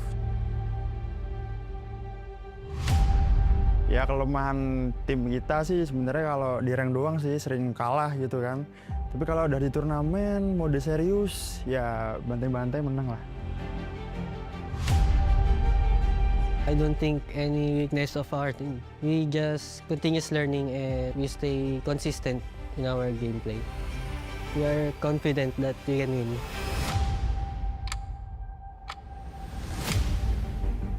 Jadi awal terbentuknya tim Little BK ini karena kita sama-sama sering mengikuti turnamen, cuman sebagai musuh dan punya satu tujuan yang sama. Jadi kita sepakat untuk membentuk tim Little BK untuk menjuarai turnamen kampus-kampus di nasional maupun internasional. Previously, when I'm in SG, I had like a completely different team and we were training a lot, we were winning a lot of tournaments together. But when I came to join this team, it was like a completely different environment for me. Kita orang kan student, so masing-masing ada time yang diorang free and ada yang tak free sebab diorang ada final year project ke, ada yang tengah buat internship juga. Sometimes kita orang dapatkan playtime tu quite hard. Kemarin sih tim gue sempet kalah BO1 ya di final nasional kemarin, jadi sempat turun ke lower bracket dulu. Jadi kita lebih banyak berjuang di lower lah, dan sempat kayak parno dikit lah, gimana nih mau lolos. The strength of our team is our chemistry because we played for almost more than 1 year. We always the tournament's champion. That's our strength.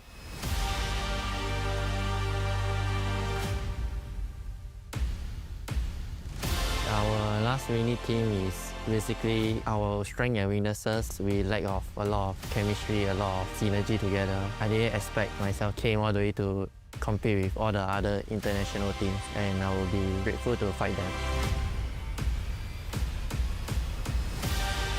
Kita orang gaduh, kita orang akan fix balik, just rebonding semua. We just say a new thing, so tak ada yang akan get hurt, and we just try to find the solution in game kat situ. Tak ada siapa akan dendam dengan each other, so memang kita orang kat situ memang like best friends lah. I already know some of them because I already compete with them in international stage. I am confident that we can win again. I believe the easiest team to defeat is TKP, which is my team. It is a very huge challenge for us to compete with the other teams, and I hope we can put our good fight for the other teams. Honest review, honest opinion lah. Kat saya rasa MSM Malaysia lah. Kita orang sangat-sangat selalu lah jumpa diorang. Sometimes we be screen partner, so macam quite confident lah untuk going against diorang. Betulnya gue respect sih sama semua tim. Soalnya mereka pada kan juga udah sampai ke final internasional ini kan. Tapi di satu sisi gue juga ya pede juga lah sama tim gue pasti kan. Jadi kita yakin buat ngalahin semua tim-tim yang di sini.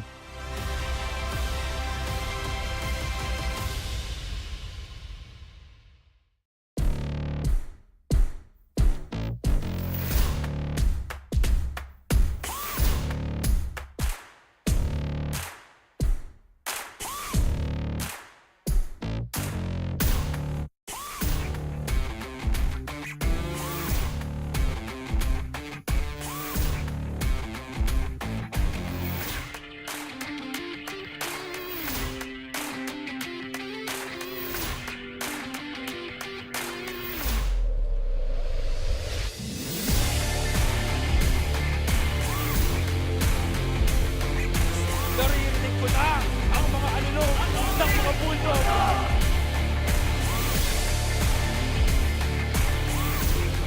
Congratulations everyone to all our participants and winners. This is the OPPO Hyper Legend Cup.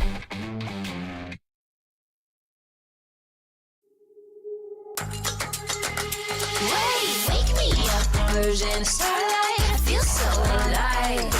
Ooh yeah, yeah, ooh yeah. Different vibe, different mind. Ooh yeah, yeah, ooh yeah. Kaleidoscope this side. Came in, looking alright. Right now, set, lit, feel the power. We waiting for it.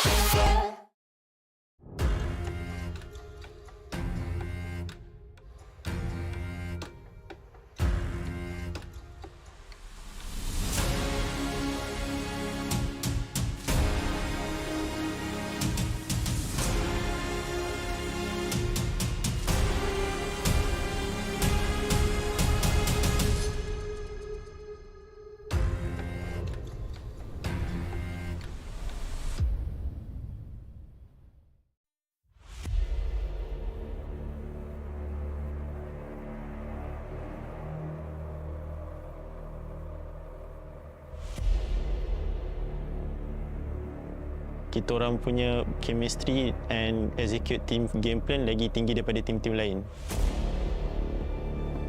The bond or the chemistry of our team, because we understand each other inside the game and outside the game. We have known each other for very long, and our chemistry and our teamwork is on top of everyone else. Kita bakal ngeluarin surprise pick, mungkin nggak bakal ada orang yang tahu bakal kita ngeluarin mungkin dari komposisi hero apa, strategi kita apa. mungkin mereka ibaratnya bakalan buta akan draft kami.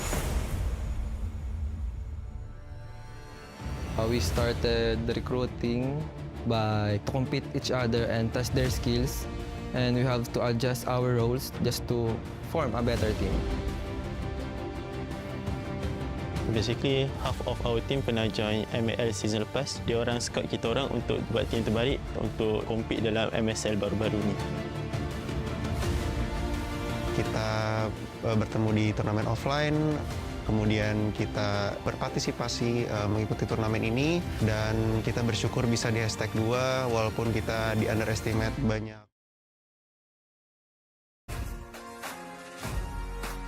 Ladies and gentlemen, welcome to the grand finals of the OPPO Hyper Legend Cup 2026! The time is now where two teams from two different nations will face off against one another. One final series. 10 will take a step into the land of dawn, and 5 will emerge victorious as the OPPO Hyper Legend Cup 2026 Grand Finals champion. Now, ladies and gentlemen, before we continue further, just a gentle reminder to everyone tuning into this official live stream and to those who are here together with us for our main event. At the end of the day for today, not only will we be crowning our champion, but also gentle reminder to everyone that we're also doing a very special giveaway for our final day together, where we're giving away 20,000 MLBB diamonds and give away a brand new unit of the OPPO Reno 15 series, all right? So be sure to stick around until the end of the event to be part of this extensive giveaway. Now, ladies and gentlemen, it gives me great pleasure and honor to introduce you our first grand finalist coming into the grand finals, hailing from the upper brackets. Give it up, representing the Philippines, we have NU Bulldogs! Take no loss. I don't even know what it costs. I hit the ground then I go off. Yeah, hit the ground then I go off. Yeah, I can't take no loss. Yeah, I don't even know what it costs. I hit the ground then I go off. Yeah, hit the ground then I go off. Yeah, I can't take no loss. Yeah, I don't even know what it costs. Yeah, I hit the ground then I go off. Yeah, hit the ground then I go off. Yeah, yeah, run it. Oh, I really feel it's my time. Think it's my year. Yeah, yeah, I really feel it's my time. Think it's my year. Yeah, yeah, I really feel it's my time. Think it's my. Victory after victory after victory, passing through the upper brackets. Here they are, ladies and gentlemen, NU Bulldogs from the Philippines!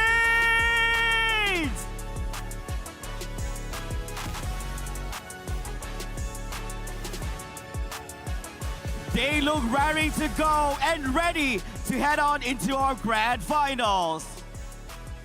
Now, ladies and gentlemen, this match will be incomplete without introducing our next team. Now, our next team, representing Malaysia, give it up for KPTM X Velocity!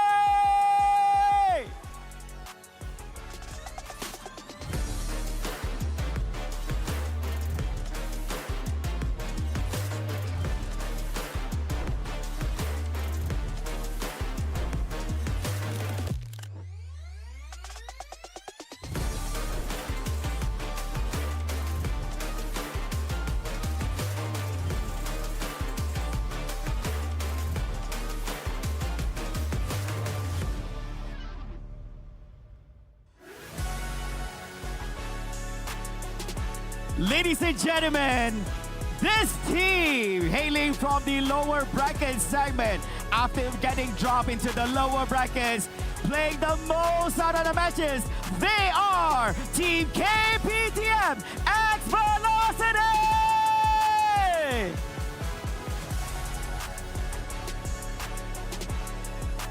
Shouldering the Malaysia pride, the second team here in the grand finals. Ladies and gentlemen, one more series. and all questions will be answered. Will it be Malaysia? But will it be Philippines? But before all that, ladies and gentlemen, we would like to welcome the IGLs from both teams to come out here to center stage for a small interview. So we'd like to invite over from NU Bulldogs and KPTM X Velocity. Come and join me here.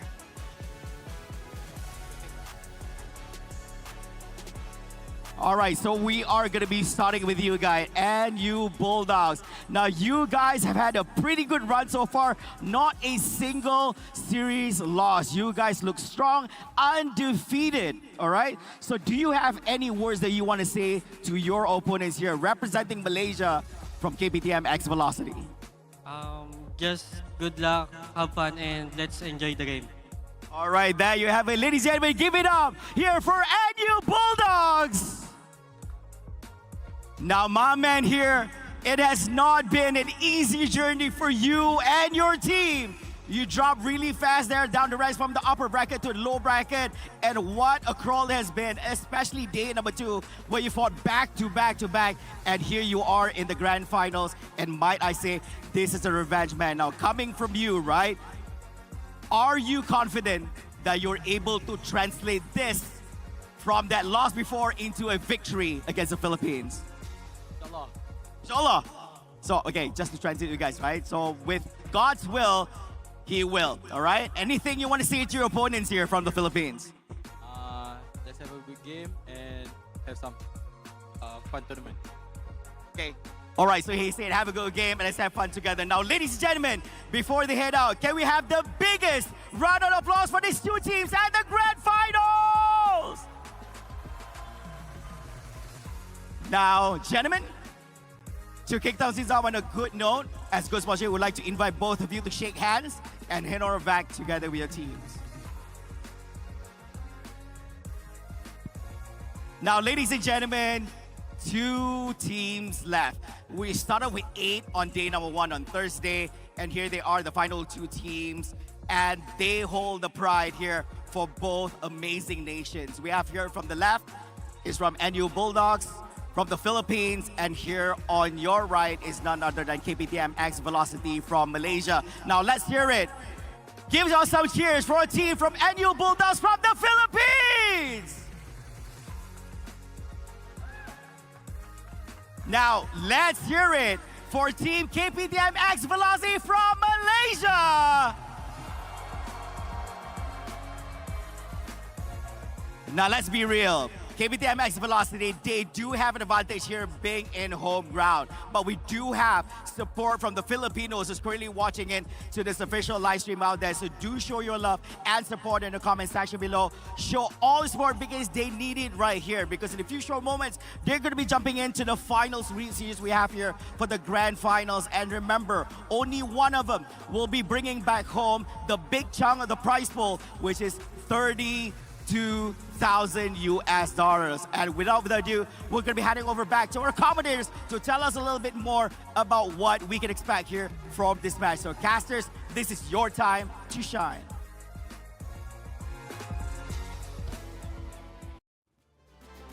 After 4 days of running into this cross-national tournament that is brought to you by OPPO, Hyper Legend Cup 2026 is closing to its end. But before we do that, we need to crown the champions. And it could be either one of them. Either the team Malaysia, KPTM X Velocity, or would it be the team NU Bulldogs from Philippines? Welcome back, guys. This is the grand finals. You're with Fasha Bunny with Ken right here at the Caster Desk.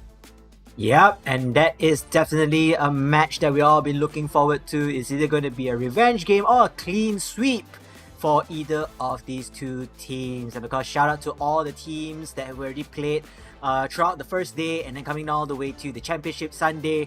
One champion shall be crowned. And of course, we would like to tell everybody that, just show your support here. Just come down to one Utama, Damansara, right? Like 30 minutes around the KL area. And it is such an awesome time to be right there.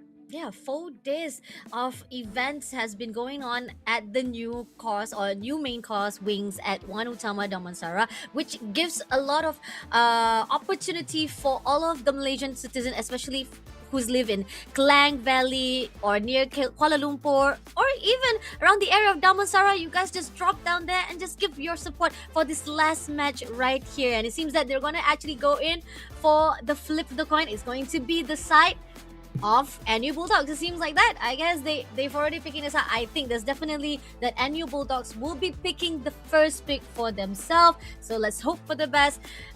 We will go into the draft later on and we'll see what are the bands and picks that will be chosen, and let's do more even recap in depth of what has happened throughout day 1 until day number 4 till we arrive to this moment whereby, like Plava said, just like we've talked previously as well, whereby Team NU Bulldogs has been performing superbly, just like OPPO Reno 15 series. Again, we talked about how the players are playing on this phone to a point that they have performed in anonymous or in the most astounding performance. And even KPTM, it seems that they are very comfortable with this phone. So if you guys are looking for a phone to upgrade your gadgets or thinking that I need a new phone for gaming, it's gotta be OPPO Reno 15 series, Ken. Yep, I think the OPPO Reno C15 series has already created multiple memories, multiple highlights, showcasing the players, the student athletes. When they're playing with the phone, they manage to get a lot of MVP highlights, kills, assists, and showing us some top tier university or at least collegiate level of tournaments in this arena. And most importantly, you know, like you said earlier, Fasha, you know, you can have a very good photo with it and you can have a lag-free experience, especially playing Mobile Legends Bang Bang. And it's all coming down, consolidating everything into the grand finals. Speaking of which, here we have the map draw right now. It's none other than Dangerous Grass, letting the opponents guess and have to be cautious in their every movement within the map because of the dangerous terrain. Yeah, I'm a little bit like distracted because how the KPTM was a little bit doing a public display advertisement just now. I'm like, oh, nice, doing some show off with your OPPO Reno. I like it. There has to be someone on the Marshall stage to say like, please promote that phone. Please, we need that. And I'm loving it. Doing your job scope very wisely from KPTM. But going back to what you were saying, Dangerous Grass map for the opening of our grand finals. I think that we rarely see, I mean, not to say that we don't see Dangerous Grass, but it has been the least amount of map that has been opened up for the teams to play here. But we've known the capability, the landscape that can be provided in this map, whereby you'll be able to do a lot of ambush. You have a lot of heroes that can actually have the capability of using their passive to actually gain a lot of potential inside that Dangerous Grass, such as Hilda. So those are the things that maybe be in particular the prioritization of the heroes. So going back into the phase of the band, we see Fredrin, Carrie, as well as Jushin back into the drawing boards, as well as to the straight of our books. These are the heroes that we definitely do not want to be given opportunity to be taken by either side, whether it's NU Bulldogs or even Team KPTM Velocity Malaysia. Here's the thing. We saw NU Bulldogs taking down UITM Velocity because they didn't respect enough that Yi Sun-Jin. Will KPTM do the same thing for this last two-phase ban? I feel the team itself, they will do their study here, but they need to see what is being banned out here. And you know, we already have a roamer, another marksman, Fedrin as well, the fighter, roamer in place, a jungler. So I think maybe, just maybe, they might just try to ban this Yi Sun-Shin. But yeah, they haven't faced the opponent yet just recently, and they did not. They went with the Freya. I think the Freya is a bigger threat because in the hands of Heroro, he's able to do so much damage on that. So I think the Yi Sun-Shin most likely be a big optional pick from the side of Team NU Bulldogs. Let's see if, because of the fact that they're opening this option for NU Bulldogs, will they be picking up. But for the first pick, usually you don't really pick up the marksman early on because they know it's not really a necessity. But glue, yep, definitely one of the top priorities will be able to pick up by NU Bulldogs. Now, Team Velocity, if you want to actually snatch that Cloud immediately because it is your comfort pick, it's one of the heroes that has been very prominent, very resourceful to be used by Saurus. Saurus has been performing well, so it's one of the heroes that they can utilize and comfort pick for here. But Goodhaver also one of the top picks as well for KPTM. We see how they set it up with this special migration as well as Violet Requiem. So I'm feeling that Team Velocity, they're sticking to what they've already comfortable and confident with. Yeah, confident picks, comfortable enough to use them and produce results. I think this is basically the go-to moves coming in from both teams, specifically for Team KPTM Velocity right there. And most importantly, they have Saurus. His Cloud has been performing really well, has been in multiple MVP highlights, but we have to always remember that you have to make sure that Cloud gets away from trouble, slowly spike up, able to get the respective goal and equipments as soon as possible to hit the Holy Trinity in hand. And now going back to Team NU Bulldogs, Selena is widely open and be available alongside with the Basia. This is going to be very, very interesting to see two tank roaming heroes just face to face one another and trying to create as much chaos and disruption across the map. They have a lot of catch here. Selena with the Abyssal Arrow, definitely NU is setting up to make sure that they'll be able to have a good team fight, immobilize Team Velocity. Yes, they do have a little bit of escape mechanism, but I mean, if you escape the Wrath or even the grab from Glue, you still need to be aware of how Selena shoots the Abyssal Arrow. But back to the basic as well, we see Lilia has been prioritized again and again as well by Team KPTM. So it is a little bit of repeat what we see, and I'm just a bit scared. I'm not saying that it's not good. It is good because you're playing with what you are confident in, and you know that you've been doing the same formation over and over and again, right? But I'm worried that NU Bulldogs have read your move because you've already done it a couple of times and you talked about it. The longer the journey, the longer the view, people can know what is your stacks already. You can see the cards that you've already unfold throughout your game. So this is a little bit of risk from the side of Velocity, but I hope they will be prepared with what they are going to provide here in the team fight. But moving into the second phase of the ban, Alice been taken out as well as Leslie. I do agree on Leslie as well. When it comes to Leslie, Herrera has been performing well as a sniper, the ultimate sniper as well. So this is something crucial when it comes to the dangerous guys. Even if you might be able to run away as fast as possible to avoid those shots, but here's the thing.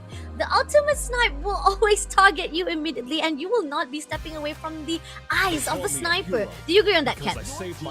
I agree on that, and I don't think there's enough time also to shield those bullets or at least the attack. Especially in a very messy team fight. So definitely you're able to take a very crucial pick off from there. And banning the Yu Xunshin and the Leslie as well is a great... I was wondering why are they not banning Yu Xunshin, but instead they go for the two comfort pits and just taking off as many heroes, comfortable heroes away from Herrero or at least from the top tier players right here in NU Bulldogs. And at least not going to see the day of light. There's no roamer at the moment for Team KPTM, but they still have that Hilda available. I believe, yes, the Hilda is available, and like you said earlier on, Gatot Kaca could be another option they could go for. Okay, what else that can be picked right here by Team Velocity? Even though, yeah, there's a lot of roams already been secluded already here for the ban, Hilda definitely the best option. I feel like that KPTM, if you're not taking that, even though it is a little bit of bait coming from NU Bulldogs, it's still a good option to be picked up. You can't go wrong with Hilda to be actually added into your pools. The question is if Velocity is feeling of something else. Oh, high loss will be the prioritized for the team of Velocity. Okay, interesting. But on the side of Team NU Bulldogs, you still need to find a way to actually pick up your goal lane. Since that a lot of the goal lanes or even the hero comfort picks or probably signature heroes has already been taken out. I feel like Herrero hasn't actually shown off much of his cards as well because again, they had the least game, so they pretty much play along the same rotation expectations out. But Harith could maybe be a game changer right here to be fighting off with Enyo. And not only that, I think I hear Fanny! Oh. No! Wow, Fanny! This is gonna be a hyper aggressive lineup right there. As we said, Harith, Fanny, they can just come in, do some damage, and then get the heck out of there. You have Selena as well, setting things up with the Abyssal Arrow, and then you have Glue and Basia to do as much disruption across the map. Obvious was the one that I actually wanted to say, but again, I like the setup of NU Bulldogs. Like, I can already envision how much ganking power, how much aggression from one lane to another. Maybe in less than 5 minutes, or at least the first 2 minutes, we will see an abysmal, or at least a very huge team fight coming in from NU Bulldogs. Oh my god, this is tough. I mean, we talked about it when it comes to draft-wise. NU Bulldogs definitely showing off a better angle compared to what we see from the side of Team KPTM Velocity. I do see their pictures. I understand the vision that they want to put out. Again, a lot of the heroes that they are actually picking off, it's too much readable to the side of NU Bulldogs. And that's what I say. Once you play off the same strats over and over again, NU Bulldogs will just find a way to just counter it off. And this is it. This is what they need. They breaks off. You might be taking a lot of the signature heroes of Heroro. I'll be playing something else, even more so, adding Fanny into the formation. So this is it, guys. This is what we've been waiting for. The grand finals, the last series of our OPPO Hyper Legend Cup 2026. It is between the Team Philippine and New Bulldogs versus Team Malaysia, KPTM X Velocity. And because you guys are amazing supporting this event, please screenshot. This is a redemption code for you to redeem at the game Mobile Legends Bank. Please take a look. It is a bit long. You need to type it out. So take a shot so that you can keep it for yourself and redeem as quickly as possible. Like Estasio getting the first blood as quickly as possible. First blood already. I stand corrected. Let's just say first minute, there will be a first blood here. Predictions are not on point. But then again, Fasha, you can see that how aggressively Team NU is trying to play. Like, you know, they are really wanting to get early kills, early lanes, and then hopefully just trying to invade their opponent's jungles and just cut off how much resources as possible in hand. Most importantly, you know, for Team KPTM, they have to keep Saurus alive. They have to make sure that he doesn't get fed, he doesn't get bullied like you always mention in the first few minutes. Because if he does, then unfortunately, you will have that Fanny activated anytime online.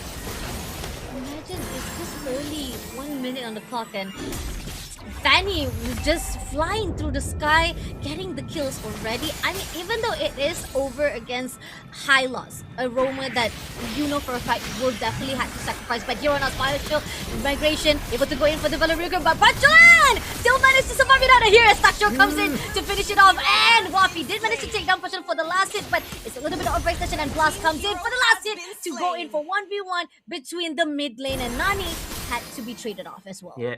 The roamer for a mage, I'm not sure whether that is a good trade. In my own opinion, I feel like they kind of want to get the kill, but they got the wrong target instead, and they are kind of overcommitted quite a lot.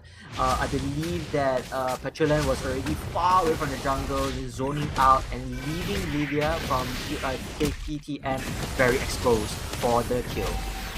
Contest coming up for the filter right now. Istachio joining in the fight right here. Goes in for the steel cable, looking for a target, but doesn't get through. The great zoning coming in right now by Mizu. Now, somehow, Anu. Oh, Blast did manage to get Jin though, and Saras goes out for the trade of Bangsal, and now leaving 4-4 right this instant. Still trying to contest it out. Drags a little bit with the Dominic pause. Pashulan still trying to struggle. A really good zoning coming up from Team KPTM. I'm loving the fact they still managed to pull through that scrimmage. Yeah, and I mean, they also deny that total as well in place. Even though Fanny is already level 6, very upskill power right there. And just like I said, that Nani unfortunately has to bite the dust. So now strength in numbers. It seems like Team NU, they are really want to gunning down for that particular turtle, but they need more members in place. They need that Fanny activated anytime when there is a potential steal. The Fanny will come and swoop in and now deals damage. Violet Requiem does catch 2 players, but it's not going to be enough though. There was not a follow-up right here. There's not much damage, but Mizu does take Sushilan. And right here, Estacio! 1 hit goes! Mizu getting double kill right here. And Bangsa, I'm so sorry, that's not going to be done by you. You will not be taken out in the grabs of Team Malaysia. Not just getting the turtle, they got 3 bloods in their hands.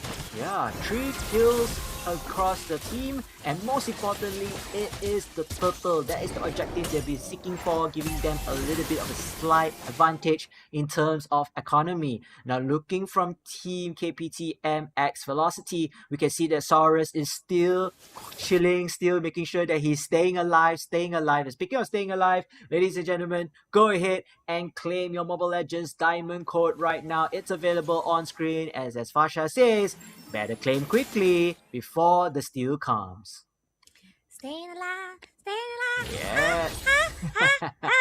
Stay alive. Oh, but they literally staying in alive, and I'm loving the fact that the counterattacks that was done by Team Malaysia looking more firm than they did during the early stage. And I feel like they finally able to crack the code. They know for a fact that this Fanny is not easy to catch up, and this is where the fine line they want to make sure that Fanny or Estacio try to actually use as much as possible. Gets the special migration, goes in for the Violet Recurrent. Fakulan, unfortunately, will be smashed by Nani himself. And this is where the fine line, they make sure at least the frontliners doesn't have the capability to guard Estacio. And I'm loving how they've managed to actually counter it wise, but unfortunately now Gang comes on from the bottom side. Mizu have to bear it on his own. Goes in for the Inferno Pursuit, survive it out. Even Grabs comes in, and I think this is going to be a last hit from Fansal to get that trade. But is it worthy though from the team of NU Bulldogs, from them getting one of their main shuts down? Ended up, but now special migration comes in again by Wafi to go in for the trade, but nope, Grabs comes in. Is it going to be enough though? I don't think so. Wafi was a little bit too overcommitted and ended up sacrificing himself. Yeah, just an unfortunate trade right there. Now strength in numbers coming in from Team NU Bulldogs. NU Bulldogs, they know they can go take that solo in place, and they can force mistakes from the side of Team KPTM Velocity, because you know they have not enough numbers. They are definitely unable to steal this, and if they were to overcommit, more casualties will happen for KPTM. A little bit like you said earlier on, Wafi just overcommitting right there. If he were to just give up on that fight, I think it would still be an equalizer for both teams.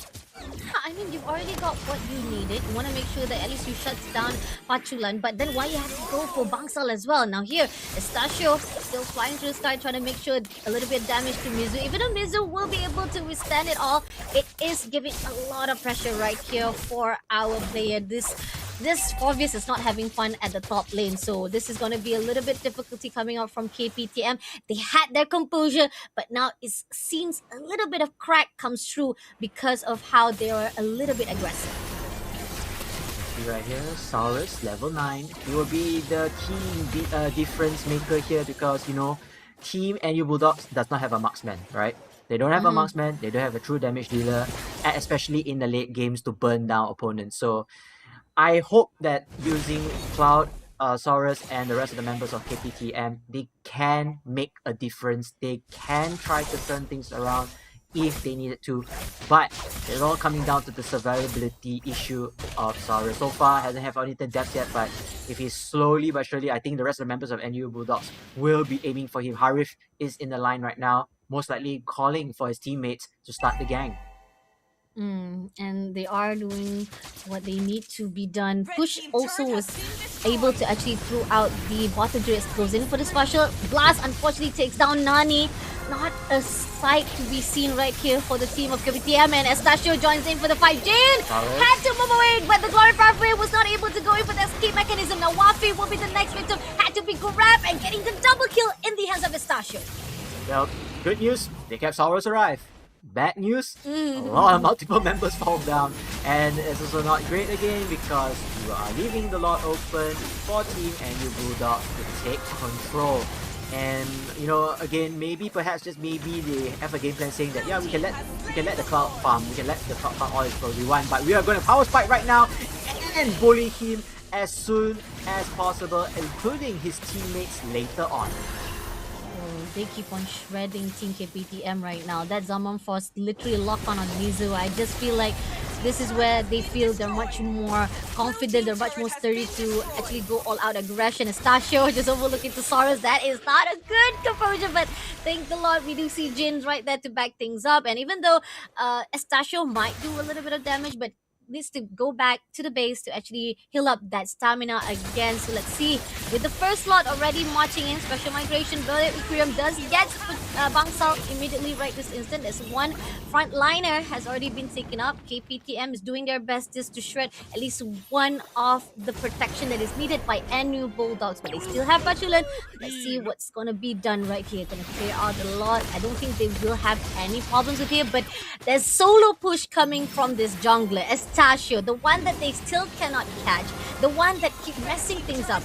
Roy Bravo been put up. Somehow they don't really go for the follow-up. They do stun Pachulan, and he's going to actually drag even more. Goes in for the Violet Requiem. Pachulan, unfortunately, will be able to survive it up because of the Zaman Force has already been put out. One more hit to go. Mizu gets the kill. Great job, but Hero not Hero wants to actually punish out, but the players of KPTM says, we're done, we're good. But oh my god, sneaky jungler. You're too busy with the fight. He is busy pushing all the way to the top. Yeah, Team KPTM X Velocity, they had to put all their resources in the middle lane, the top lane, you know, trying to defend whatsoever, but they have to let go. They have to sacrifice bottom, and you can see that the Fanny is just farming so easily, just putting pressure after pressure for the later stages of the game. Now, I think it's still doable, it's still reliable, because they have Cloud still alive. He hasn't sacrificed or haven't had any deaths just yet, but he's not getting the kills he needs. I noticed that Hylos is getting the kills. The last hits are all there. So Cloud is not getting the best farming rate so far, and I really hope that he can quickly accelerate his potential growth, because he is going to be the one that's going to burn down every one of them later when we hit the 15-minute mark. There's no one for them to lock on. This is the question when it comes to Team KPTM's draft. Yes, they will be able to withstand either one-on-one or probably being scattered around. There's a possibility for them to do so. But when it comes to team fight, we do see that the only thing that they are hoped for is that Spatial Migration will be able to catch few of the players with the Violet Requiem, and if the follow-up doesn't come through, it's very risky for the team of KPTM to be punished back by the team of NU Bulldogs. But again, NU Bulldogs, there's, like I talked about, this jungler hasn't been catched by anyone just yet, and making it a little bit difficult because they're too much up to make sure that the push is also able to stabilize, able to push on, but at the same time, they want to make sure the objective is also in their hands. But this lot, this is second lot, definitely not as powerful as we expected, but it is at least giving a lot of the pressure for the push to make sure at least two of the turrets that still left from the top lane as well as the mid lane will be taken out as well.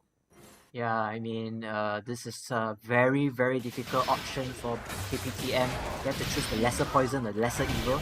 You know, sacrificing the Lord, okay, sure, but we need to defend our lanes. They can't do everything because they haven't reached a certain power spike just yet.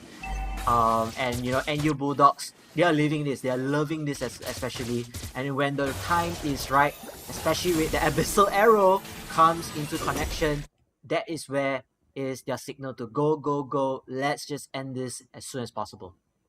I mean, that's what the draft is supposed to be. They land the shot, they be able to immobilize the team of KPTM, they set things up, and they go all out team fight. Because with team fight, it has the better outcome, and this is what they're doing. They're going all out, goes out for the Chrono Dash, right here, goes in for the Steel Cable as well. Stashio doing their best to make sure doing some damage to KPTM, but again, KPTM having a really good composure, making sure there's a safe distance, but that bottom lane has already been bared by the Lord himself, so there's still gives so much an opportunity for the team of NU Bulldogs, and you cannot be wasting it. And they're trying to survive for that mid lane, but again, Pachulan shuts down Wafi instantly. One life, and maybe Mizu wants to actually go in, but I don't think that's a good favor. Summon 4 has already been put out here. Jin as well as Wafi been dragged out right this instant. Basal been able to tag down by Saurus. Great job, but Saurus, this is too far off. We'll be able to back off with the battle mirror image, but again, Mizu trying to invest with the Infinite Pursuit will not be able to do so as Estachio shuts him down immediately. Yeah, that is very unfortunate. I think I saw Patulan got revived thanks to the immortality, giving second chance in life and just sustaining the battle as much as possible. And speaking of sustainability, ladies and gentlemen, you want more diamonds? We have them right here. We're dropping it down like flies, just like the kills of the game itself. So make sure to go and claim it here because it's limited redemption and it will be fast claimed. Definitely, and I'm loving the fact that right now Team KPTM, even in their final hour of trying to make sure that they have the line of their defense, it will still be able to recover just a little bit the damage that is done by Team NU Bulldog. But they really have to be careful. Jin, right in the open, had to put out that glory pathway as the escape mechanism. Is it going to be good? Yep, they will be able to scurry away from that scrims, and at least they are safe from any casualties that will be brought up by the team of NU Bulldogs. Oh, NU Bulldogs, I mean, they are just playing around, they're just toying with their opponents right here. They have all the objectives in place, they just need to make sure that one the abyssal arrows were to get a hit, and most importantly, the lot is up again. In fact, I think they haven't even done single thing from KPTM. They didn't even contest the lot as well because they're so covered across their own map, and every time they want to step out, there is always a fear that the initiation from Team NU Bulldogs were to happen. Too fast with the glory pathway. They want to go all out to Heroro. Heroro was able to back things off. Now Saurus goes in with the blazing duvet. Doesn't get the damage that is connected, and now it's going to be the punish coming in with the grab to Mizu. And even Estachio goes in for the sneak attack to the crystal. Managed to back it up, but this is going to leave the teams to be taken out by the rest of the players of NU Bulldogs. Even Jin barely surviving that will be shut down, leaving only 3 players of Team KPTM X Velocity. I mean, ooh, that was a shocker. Estachio, they really need to put an eye on him because the fact is he is doing something that no other players has been doing. They are not opening the map. They're not realizing this jungler is just messing around. Yeah, messing around and then, you know, just doing backdoor attacks from time to time. And then most importantly, if he is able to keep on putting pressure onto the Crystal Palace, that breaks up the whole hero composition from the side of Team KPTM X Velocity. They cannot execute their plan, they cannot execute the team plays that they want to because they have to at least one hero to defend their base. And overall, it's just disruption after disruption, creating chaos and not giving Team KPTM a chance to at least turn things around. So I kind of like this from Team NU Bulldogs. With that Fanny pick, I believe it is so valuable because we get to see a different playstyle in terms of them. They have been always hyper aggressive, but this time around they have a backdoor laner, backdoor attacker just doing tons of damage and pressure. Yeah, I think they definitely have outsmarted the team of KPTM, thinking that it might be a team fight because of their draft wise, but they didn't know that Fanny was going to do all those sneaky attacks, and they run out even with a lot. Will be able to take it out. Glory Pathway will be going in for the mid lane. Heroro still wanted to be catch up, but Blast takes down Wafi and immediately now goes in for the steel cable as well as the force. Now Bangsa shuts down Jin as well as Mizu trying to go in for the Infinite Pursuit, but it was cancelled out immediately, leaving only Saurus as well as Nani, the only damaged dealer in the baseline of Team KPTM X Velocity. Oh! Just with a Chrono Dash! Shuts down immediately! Nani and now leaving only the last man standing! The Crystal, the first match, the first round has been taken by Team NU Bulldogs Philippines. Wow, I mean, that was a phenomenal play coming in from Team NU Bulldogs. I mean, I already mentioned earlier onwards, if Team KPTM can keep their Cloud alive, can keep Saurus alive as long as he goes online, I think that will work. But we forgot about the other crucial point or the other get-go is to get his other teams online as well. His teams have been sacrificing. They have been pretty much getting picked off left and right. And comparing to the power spike, even though if let's say Cloud is able to go online, it's not enough. You're 1 against 5, and it is so difficult and it's such an uphill battle to actually attack frontwards. But anyhow, I still think that KPTM, they still believe in that process. It's just that for this particular pick on Fanny, it creates so much chaos and they don't have a counter plan towards that. Remember what I talked about, how they were too focusing on what the heroes pools coming off from Herbero's side, right? Yep. They're definitely just trying to actually take out Yi Sun-shin, take out Leslie, taking out a lot of the hero pools that we know that it has been performing well in his hands, especially Freya as well. But little do we know, as much as they keep on focusing, even during this team fight as well, we do see that they keep on trying to harass Herbero a couple of times, but didn't manage to do so because he is a Harith. This is the thing about Harith. The chrono dash, the way how he's able to immobilize himself, able to move away as quickly as possible from any danger zone is what makes Harith very hard to catch off. And even so, I do feel there was not much of the spatial migration that was done at the end of the game itself that made that setup didn't manage to pull through for the team of KPTM. And Estasio was able to just, make it beneficial for their side because of how much the connection that is done by team KPTM was not successful. Yeah, I mean, like in basketball terms, if you double or triple team their best player, you have 4 other players who are open, right? And then these 4 other players, they can even make their shots as well. So it's such a terror. I mean, it's such a nightmare for KPTM players because they already try their very best to stop their best player. I assume that is Herero, but they have forgotten that they have other 4 all-stars there. They have the 4 other players who can excel, who can just power spike anytime they want, and that's the case for Estasio. Estasio is the MVP for this round, regardless of what the leaderboard say. But I'm going to say that that is definitely the play and the pick of the team. Oh, definitely. I love how the fact that, look, just one hit from that chrono dash that Herero put out was just beautiful. But little do we know, we have the MVP in the hands of Blast, our mid laner with that Selena. I mean, yeah, you just talked about how a lot of the embezzle arrow was landing right on point to get the setups right. I mean, it is the starting up of what the initiation that is needed for the team of NU Bulldogs with 4-0-13 KDA.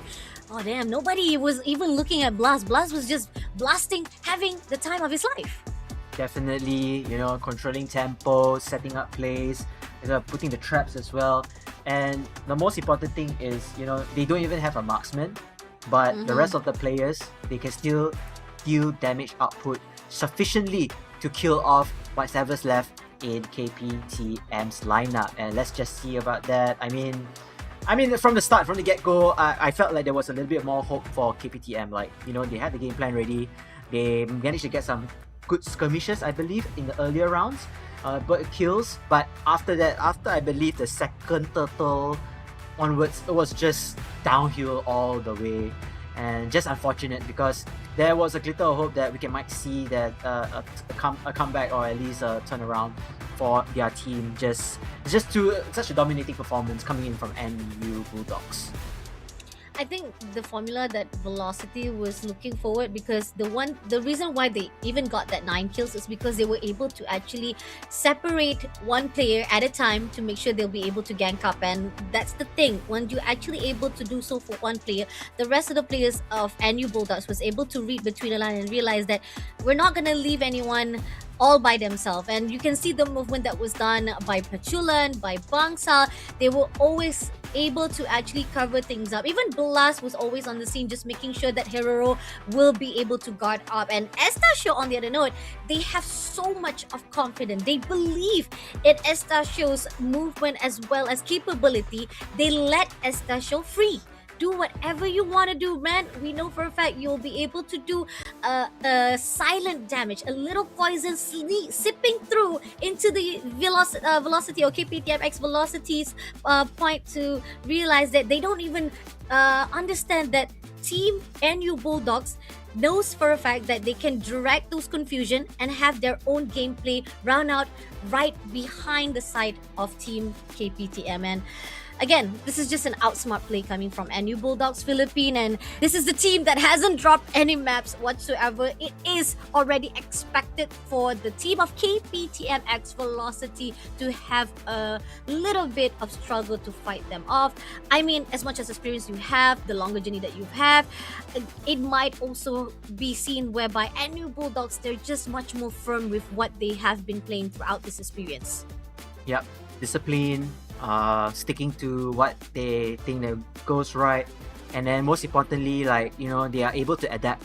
You know, banning out the heroes of Hero, everything is being banned, but they have no idea, they have no pointers to stop the rest of the players of NU Bulldogs. I kind of like how, you know, how adaptive they are, and most importantly, they are confident. If you don't have confidence, you know, then that's the end of the game, right? You don't trust in yourself, you don't trust in your teammates, and more importantly, you don't trust in your game plan. So if you don't do all this stuff, then there's no point in continuing the competition. But they excel in all these parts, and I'm very happy for them. As we move on to game number 2, Dangerous Grass again. Fasha, I think this is the second time looking back to back, I believe so, that we have seen Dangerous Grass. Maybe, just maybe, you could have said Broken Walls, that we can get Broken Walls back one more time. It's okay. I'm good. I'm good already. I mean, like, too much of Broken Walls can put a toll on this very small, young-minded Fasha Bani. Oh, am I really that young? I don't think so. But anyway, yeah. I feel like having a different kind of map can actually take out a little bit of the expectation that is been seen by both teams, because I feel like they've been playing too much of Broken Walls or other maps to a point that they're not accustomed themselves with a different kind of map. And Dangerous Grass is a place for them to put all stunts out, and I hope could be the key for the team of KPTM as well, once they realize that there was not much of the benefit of the landscape that was provided, that they use to full extent, is something that they need to prioritize now for the second draft. Now, ban phase, just as simple as it is, Marcel as well as Dushin will be put out from the equation, because we know this is the two heroes that you don't want to mess around. And you saw, if Dushin was let out because of how Team Solo is able to play it off, this is a hero that you do not want to be reckoned. Will be able to pick you up, drop you off with the lentil fare. So this is something that you don't want to be given to your opponent. And it seems that Phoveus has been taken out by Team Velocity, even though they were the one who used it. But I know for a fact NU Bulldogs also did use Phoveus combo with the glue during the upper bracket, where Velocity KPTM was the one who dropped down to the lower bracket. So this is something that I think Velocity is looking up there, looking forward to see, like, hey, we're just focusing too much on Heroro. Why don't we figure out, like, lessened out a little bit of the sturdiness that they have for the tank. And even Carry as well as Freya has been taken out. Yeah, I think Freya pick again is still respect ban. Coming in from the side of Team KPTM. I think they don't want to deal with Hero again with that particular hero. And Irena's will be banned out as well from the side of Team NU Bulldogs. Both teams, they don't want this roamer in place. So it's coming down to the first one, the first pick from the side of Team KPTM. I believe they should try to go for a solid roamer or a solid offlaner. At least to somebody that could dictate the game plan, or at least the battlefield tempo overall. Let's see. I mean, do you want to actually take the glue now? I mean, and risk that Claude? Because again, they were prioritizing Claude too much. Even though, yes, I know Saurus has been performing well with that Claude. Maybe there's other hero pools that you can put out on the strikes right here, because you need to pull all stuns. Like, you cannot be in your comfort zone more. I said stop, but you did not listen. Why? So now it's giving the opportunity for NU Bulldogs to just take that glue if they want to, or they might actually switch things up. There's not really a necessary for them to pick up that glue, but I feel like when it comes to the Philippine teams, again, I've used this sentence many times already. The saying of, if it's not broken, don't fix it. NU Bulldogs will do just that, and I think there's a possibility the glue will be picked up, or maybe this is the opportunity for them to try out to pick out the Zetian as well. But no, glue will be the one to be picked up first of all, as well as Bugs, yeah. So whatever works on the previous round, they will stick to it. I think this is a good pick coming in from NU Bulldogs. I know you're a little bit disappointed regarding the Cloud pick, but we have to understand that KPTM's currently their main go-to move is to prioritize onto Saurus, making sure that, hey, last game we didn't work out that well, but it's okay, we still believe in you, we still trust in you, we still get one more game to at least test things out, and they will go for the Cloud. I mean, yeah, let's be honest, the Cloud hasn't been really impactful, but he has been very careful, very cautious, and he's able to power spike as soon as possible. So now the game plan is, we have Cloud, what are the other heroes that we can avoid the same mess or the previous mess that we had done in the previous round. So they need a little bit more flexibility, they need more roaming, and they will stick with Hylos and Lydia once again though. Why Hylos? You could have actually pick up the Alice right away right now, but Yep. Or the Hilda if you want to. But I think the Alice will be better, but right, Alice will be better, right? Yeah, Rather than the Alice will be Hylos. better.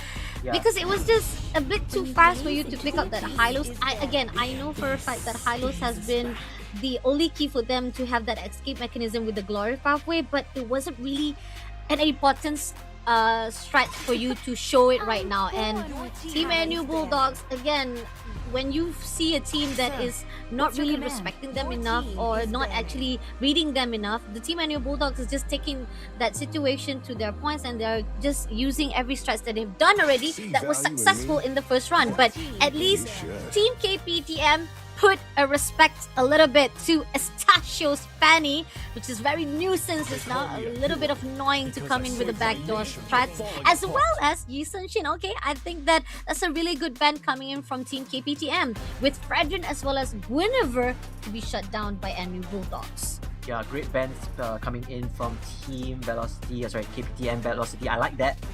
It's definitely all the comfortable heroes. But now let's see what they do. They allow Leslie to come out. Here comes Heroes Leslie. Oh dear, this is gonna be very, very interesting and very dangerous for the side of Team KPTM Velocity. They need to catch this Leslie ASAP, but with Basia, with Glue, and of course Selena initiating and leveling up the playing field, how hard or how challenging can KPTM catch this Leslie, or at least disrupt her power spike process? No, pick up the Alice now. You need to pick up the Alice right now. This is it, because you want to go for the back line. You have Hylos for the front line. Alice can go with the Crimson Blood just to go to Leslie, and I feel like that could actually add on to the strats right now. They've already have what they needed, unless they want to pick up. What?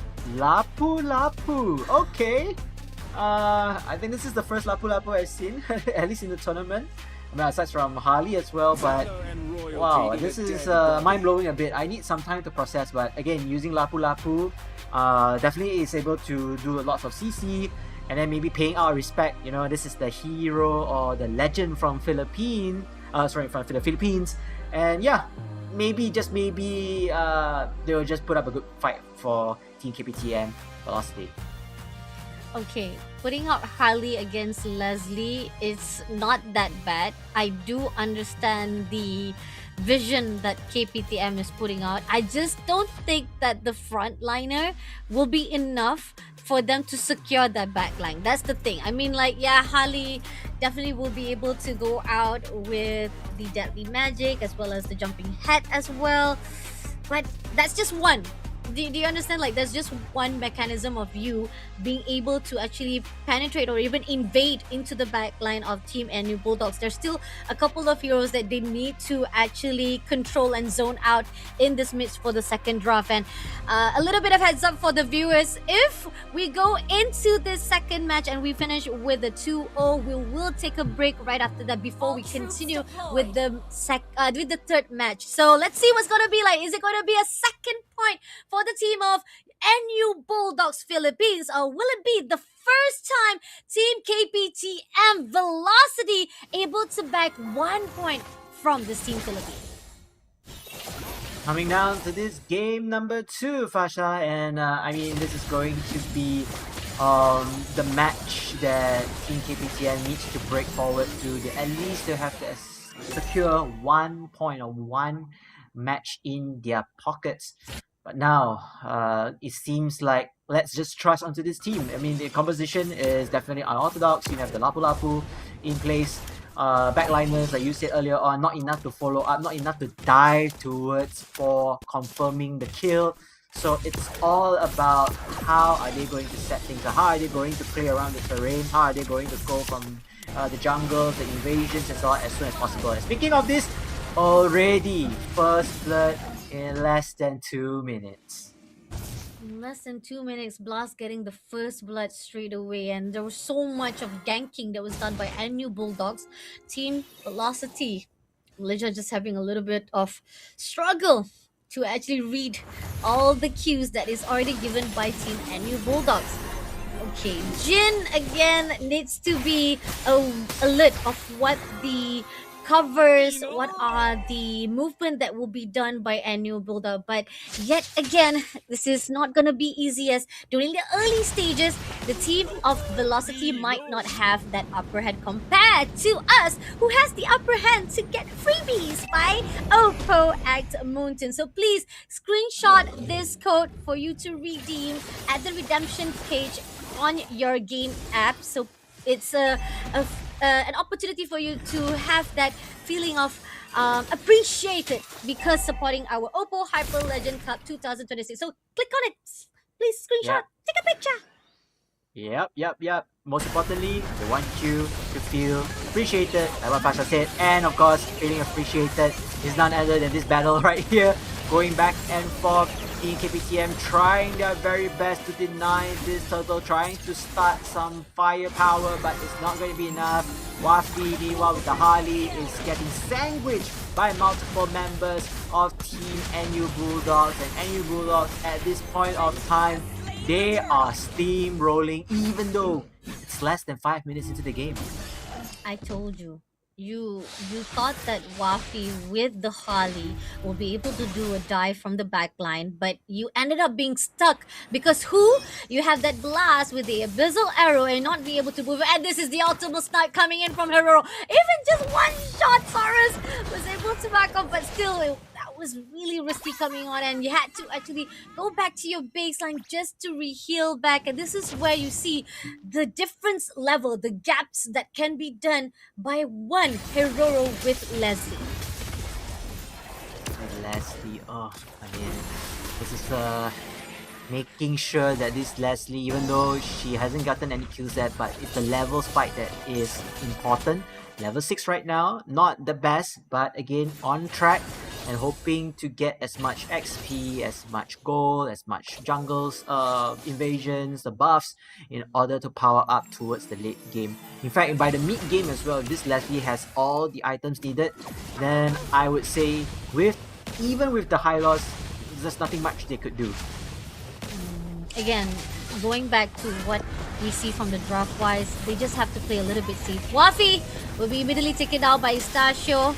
Saurus will be able to move away with the Battle Mirror, but here's the thing, the team of NU Bulldogs, they still want more. Had to pull that whole entire Glory Pathway just for them to move away as quickly as possible from NU Bulldogs, and not much of fully using that Glory Pathway for a diving composition. And Saurus, you're not supposed to be too ambitious there because there's 3 players just overlooking. Even Dominic Force trying to actually drag that Jin, and oh my god, this is a danger zone coming in for Team Velocity KPTM. So thank the Lord that we do see Velocity has already seen what the rotation and the ganking that's been set up by the team of NU Bulldogs. So now they're preparing for the second turtle. And it seems that Team KPTM waiting for the attack. Patulan will be the one to go in. Now moving on for the side, and did manage to actually score Blast away, just almost close enough, but still Jin is the one to be sacrificed as well. Goes out for the Blood of Ode.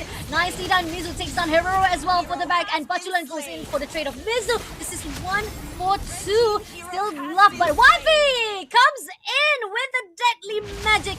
Managed to get that 2-2 for the team of Velocity Malaysia. Team 2-2 trade, but then again the total is still in control on the favor of NU Bulldogs. It looks like they're going to try their very best to do so, but I don't think they are able to steal it. It's still in the hands of NU Bulldogs, and once again the high loss bites the dust. Just very, very unfortunate, because he wanted to at least try to steal the total, or at least to disrupt it, but ended up as a casualty instead. Oh, this blast. He definitely made it really hard for Wafi to get away as quickly as possible. No matter how much he's be able to actually pop up from one end to another end, they'll be able to do so. And here, Phantom Steed comes in. Istachio just tried to mess things around with Mizu. Still has a backup coming in from Bangsal though, but I think this is just pretty much just pressure to be put out. Right at the top somehow, we do have a little bit of their own scrimmage 3-on-3 right here by Velocity with the team of NU Bulldogs, but they disengage immediately once they didn't see that follow-up that is needed, and Blast just blasting away that abyssal arrow everywhere to catch anyone in the grass, and this is what it's needed when it comes to a Selena, and again, thank God it actually misses out Team Velocity, or else they might actually just go for the setup again in that grass. And Stasio comes in, goes in for the poke right now as well. Another Visceral lands it out for two players right there of Team Velocity. Goes in for Wapi's kills, and now this turret will be open for NU Bulldogs, and Velocity is just overlooking. And even at the bottom right here, we have the one and only Bangsal just trying as much as possible to shut down Saurus, but there is a turret that you need to fight off, and it is just a 1-for-1 trade from the roamer to the goal laner. And again, this is Tasio. We thought that the Fanny was just too much. Now we see him in the action with Leomod. Last getting Jin as well, and now more left just ripping off, making sure that NU Bulldog shuts down every movement of Velocity KPTN. Oh man, I mean, NU Bulldogs, they're playing perfectly. They get the trade, the kill trades they wanted, stopping Saurus, who is, lost his life for the sake of a roamer. But again, that's a win that I want to take anytime, any day to stun the growth of their carry. But in the meantime, though, this is the same thing as the first game. The other four members, they haven't been performing that well just yet.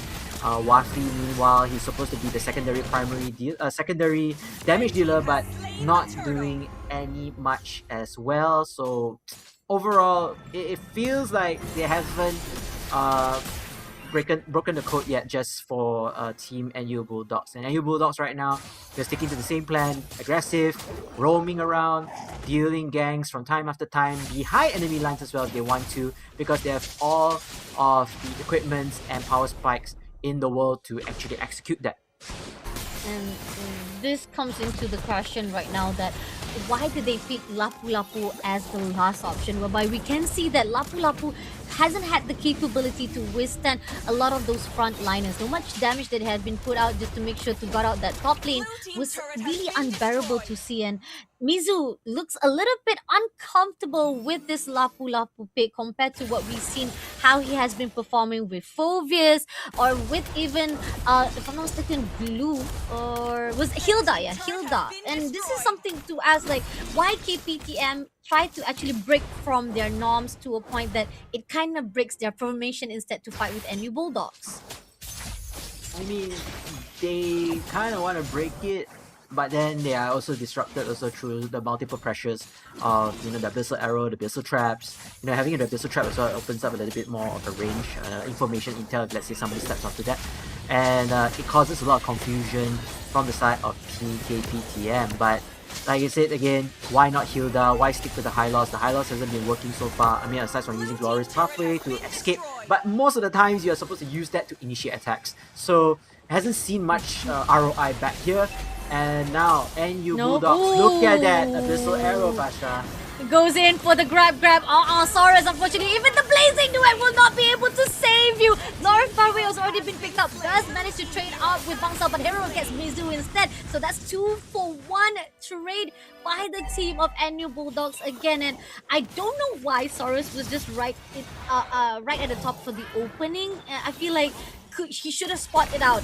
Bangsal was right there. Bangsal definitely was just waiting to just grab on him, making sure that he doesn't get away. And not only that, we have Blast right on time with that abyssal arrow just to clock things out. And NU Bulldogs again 15-5 right now with a huge gap of economy right now, 9,000k in the hands of Team NU Bulldogs. I think Team Velocity has their moral goes down. Is it because of too much of the pressure that they've been doing from grinding from the bottom to the top right now? That is why they're having a little bit of struggle, depleting of their momentum.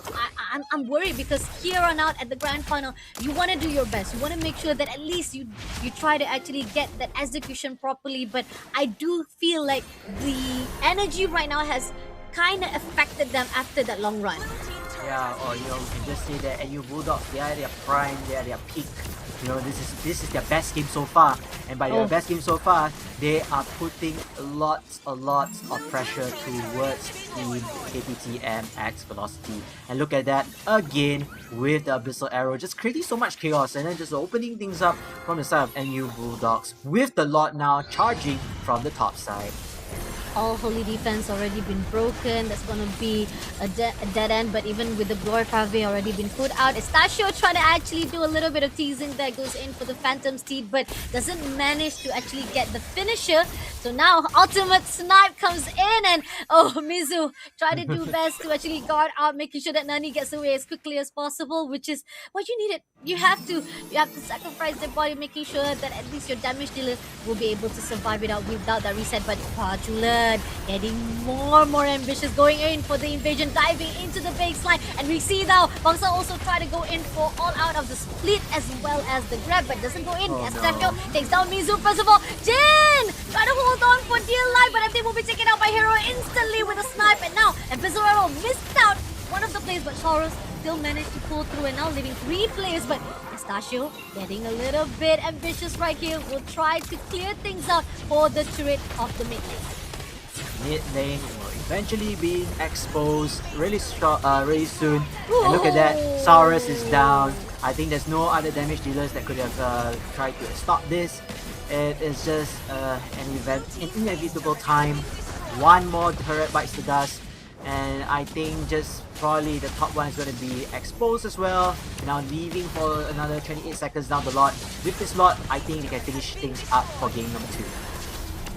Bangsal just stunts it out to Mizu. First of all, Mizu got grabbed by Bangsal instantly, getting taken down, especially with the fact that right now Jin trying to do his best, going in to hold out all of the situation, but Hero takes down Wapi in the scene, leaving only 3 players to go. Crystal is in the action right now. Estachio gets away in that diving confusion, takes down Saurus immediately, now leaving only Nani, the last man standing, and we know for a fact this is going to be a Crystal to be grabbed yet again. Second victory in the hands of Team Philippine and NU Bulldogs. Yeah, comparing to the first game, NU Bulldogs just controlled and dominated throughout the entirety of this particular match. Is it because, Team KPTM X Velocity tried something different? Did they try the Lapu-Lapu? Did they put their focus onto Harley? Or, like you say, Fasa, instead of trying to get Cloud, they should have gotten somebody else. They should have gotten Blue. They should have gotten the other heroes that could have just put a balance right there. Because from my experience, or at least from the first game, they didn't ban Cloud. Or Cloud is open for the taking eventually. So perhaps their drafting, they could have focused onto other heroes. But other than that, what is said and done is finally over. Game 2 goes into the hands of NU Bulldogs, and they are 1 game away from being crowned as your MLBB OPPO Hyper Legend Cup winners.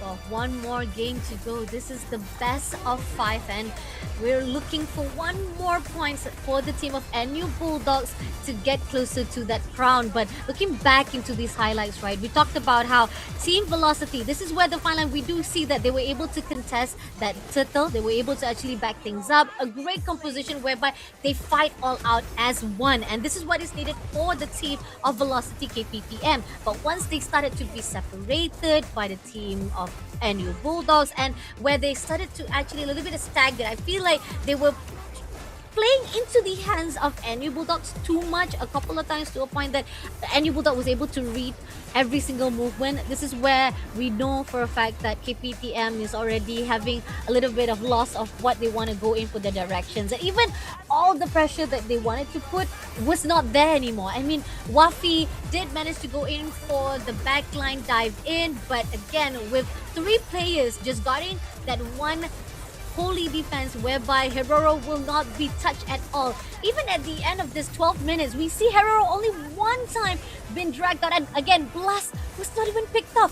And I wouldn't be surprised if either Blast or Estacio will be getting the MVP, but I think Estacio should be deserving of the MVP, because with 909 KDA in the hands of this jungler, he was phenomenal with the Fanny. He could have actually gotten the MVP for the first round, but it's okay. Sometimes you gotta give a little bit of spotlight to your teammate as well, but Estacio pulls through here for the second round. Yeah, I mean, Estacio with the Leo mod dealing tons of damage, in fact bursts damage as well, just diving into the enemy's turrets, killing off as much as possible. And most importantly, you know, he went online instantly from there. Without any deaths means he didn't sacrifice any loss of gold, any loss of progression right there.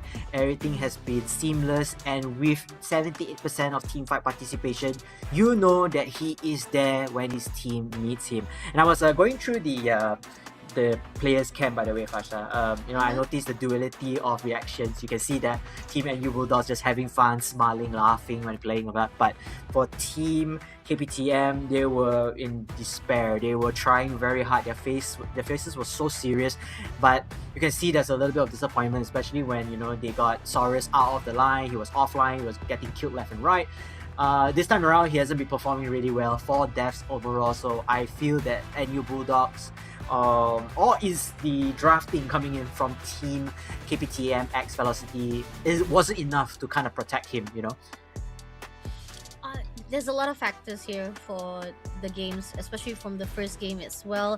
I mean, it could be the energy being drained out already for the team of KPTM X Velocity. I mean, this is the aftermath. Once you move in for a lot of longer journey, longer grind from the bottom bracket, this is something that you have to face on. And now you were able to actually come out alive from the black hole that was put out in the 3rd day, yet somehow going into the grand finals, it put a lot of toll in their minds right now, into their physical as well as their stamina to pull on through here for the grand finals. And not too discouraged as well to say that, oh, it's only because Malaysia is right now not in the best form. Just like you said, we must also give a lot of credits as acknowledgement to how NU Bulldogs has been showing off their performance, because no matter how much of the condition, the situation that the Team Malaysia is facing right now, NU Bulldog comes to the top because they have been doing a great decision making. They're spot on decision making, because they can read every single counter, the response that is needed by the team of Velocity towards them. And KPTM somehow, they're, like I said, too much depending on the Claude, and this is something they need to break. They need to actually have a little bit of a surprise element in their draft as well, and hoping that after this break it will have a reset a little bit for the team of Malaysia, because this is the one time that Malaysia was able to actually go through to the grand finals, and they are our host country representative, and we're hoping for the best. And it says a lot how Team Malaysia, even the Malaysian audience, would love to see the champion to be crowned here at the Hyper Legend Cup 2006. It is our host team itself, but it could go either way. It could go. I mean, like, we are seeing NU is at the best form. So let's see what's going to be like. Don't go anywhere. If you want to know who is the crown champion, stay tuned for the last match, or could be the 3rd match that's going to be giving that opportunity for the KPTM X Velocity. I'm Fasha Buddy with Ken. We're taking a short break. See you guys right after this.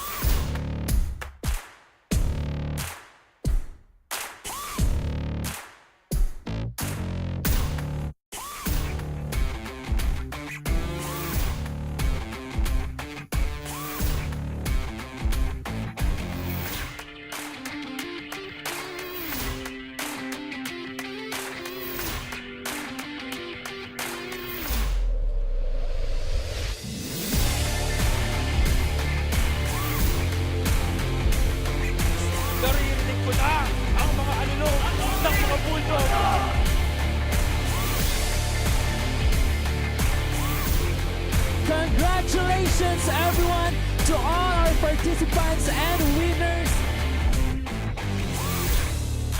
This is the OPPO Hyper Legend Cup.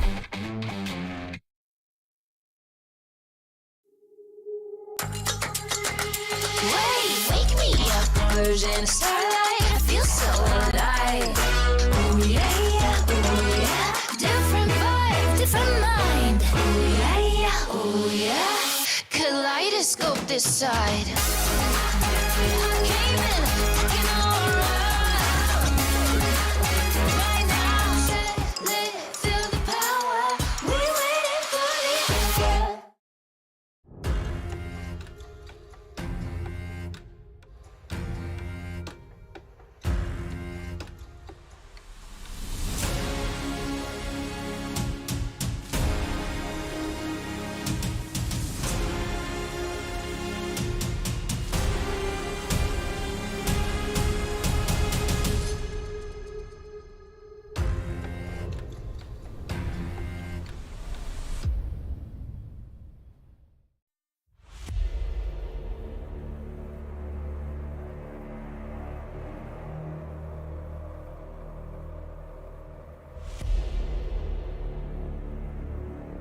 Kita orang punya chemistry and execute team game plan lagi tinggi daripada tim-tim lain.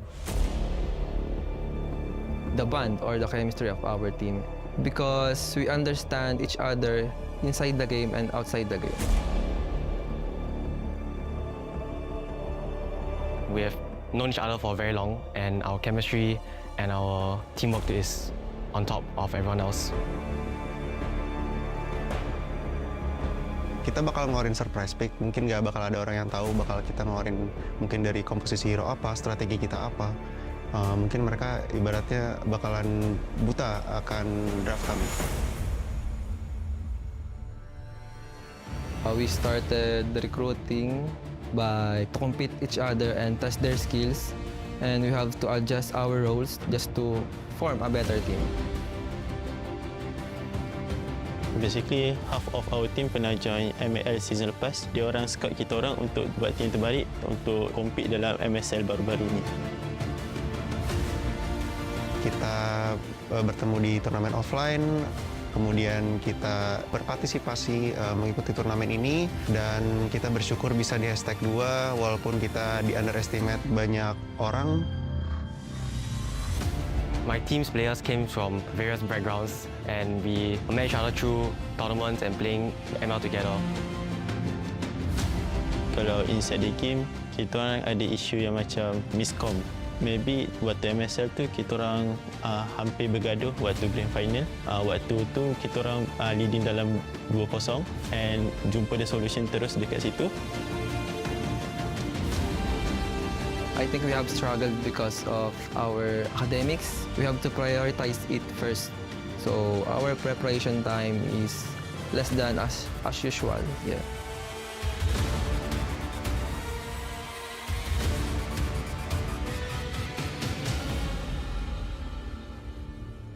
On top of a student life, having to go to school, study, even working part-time, it makes us like really on a tight schedule in order to train and find time to spare for this tournament.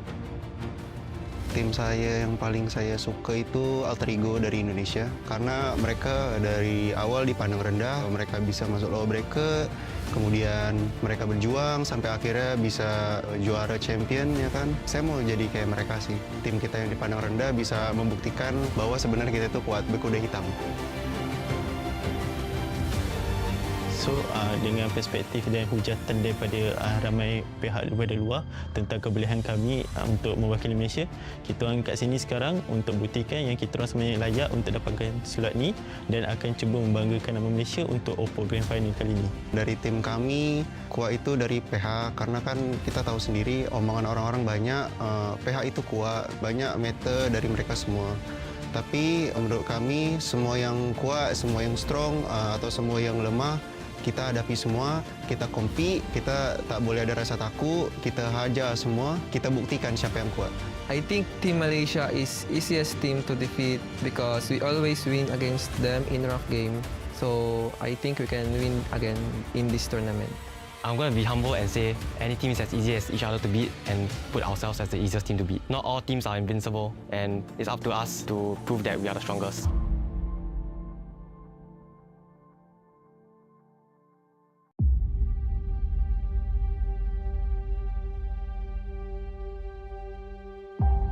I formed this last mini team to qualify through SG qualifier and didn't expect us to be champion in the SG.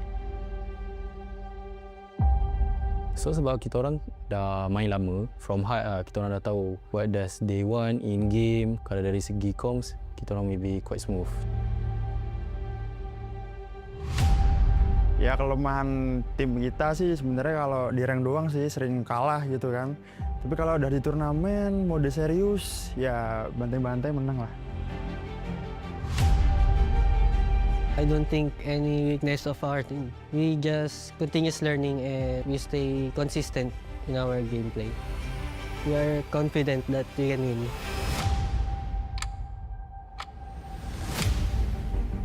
Jadi awal terbentuknya tim Little BK ini karena kita sama-sama sering mengikuti turnamen, cuman sebagai musuh dan punya satu tujuan yang sama. Jadi kita sepakat untuk membentuk tim Little BK untuk menjuarai turnamen kampus-kampus di nasional maupun internasional. Previously, when I'm in SG, I had like a completely different team and we were training a lot, we were winning a lot of tournaments together. But when I came to join this team, it was like a completely different environment for me.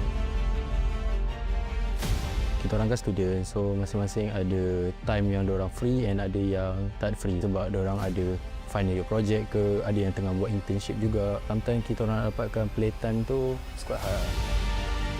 Kemarin sih tim gue sempat kalah BO1 ya di final nasional kemarin, jadi sempat turun ke lower bracket dulu. Jadi kita lebih banyak berjuang di lower lah dan sempat apa ya kayak parno dikit lah gimana nih mau lolos. The strength of our team is our chemistry because we played for almost more than 1 year. We always the tournament's champion. That's our strength.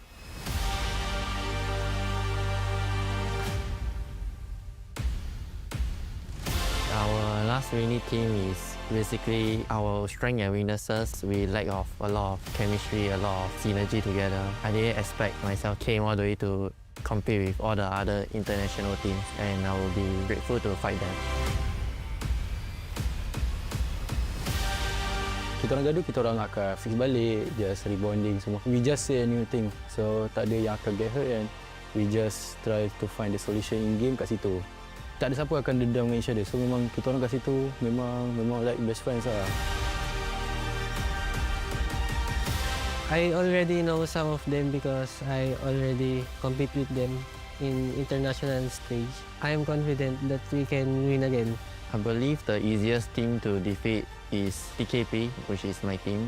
It is a very huge challenge for us to compete with the other teams, and I hope we can put our good fight for the other teams. Honest review, honest opinion lah. Kalau saya rasa MSM Malaysia lah. Kita orang sangat-sangat selalu lah jumpa diorang. Sometimes we be screen partner, so macam quite confident lah untuk going against diorang. Betulnya gue respect sih sama semua tim. Soalnya mereka pada kan juga udah sampai ke final internasional ini kan. Tapi di satu sisi gue juga ya pede juga lah sama tim gue pasti kan. Jadi kita yakin buat ngalahin semua tim-tim yang di sini.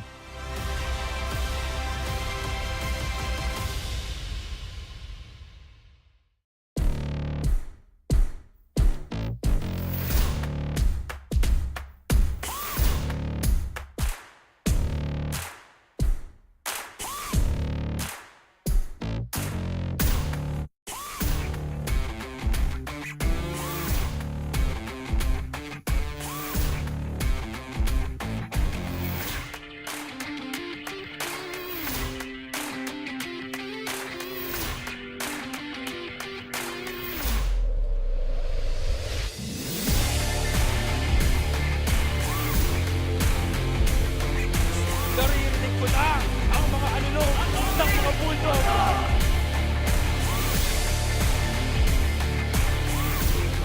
Congratulations everyone to all our participants and winners. is the OPPO Hyper Legend Cup.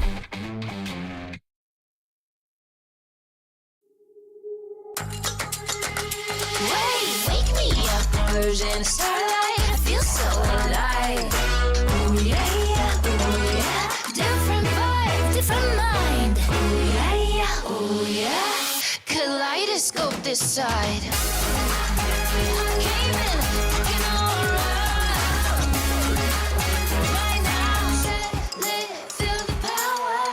We waiting for the answer.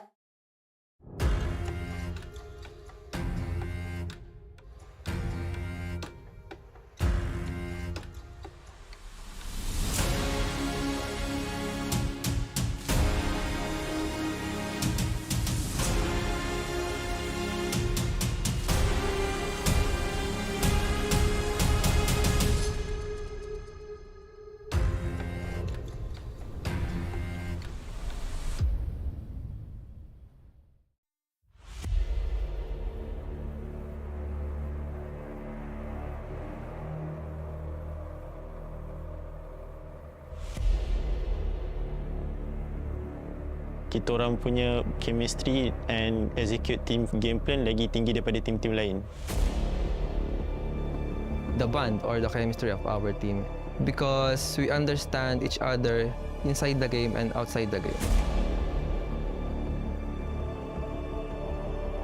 We have known each other for very long, and our chemistry and our teamwork is on top of everyone else.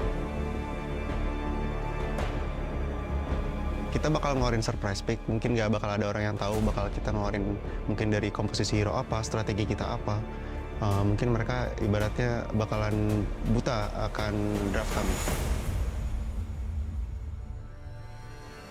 We started the recruiting by to compete each other and test their skills, and we have to adjust our roles just to form a better team.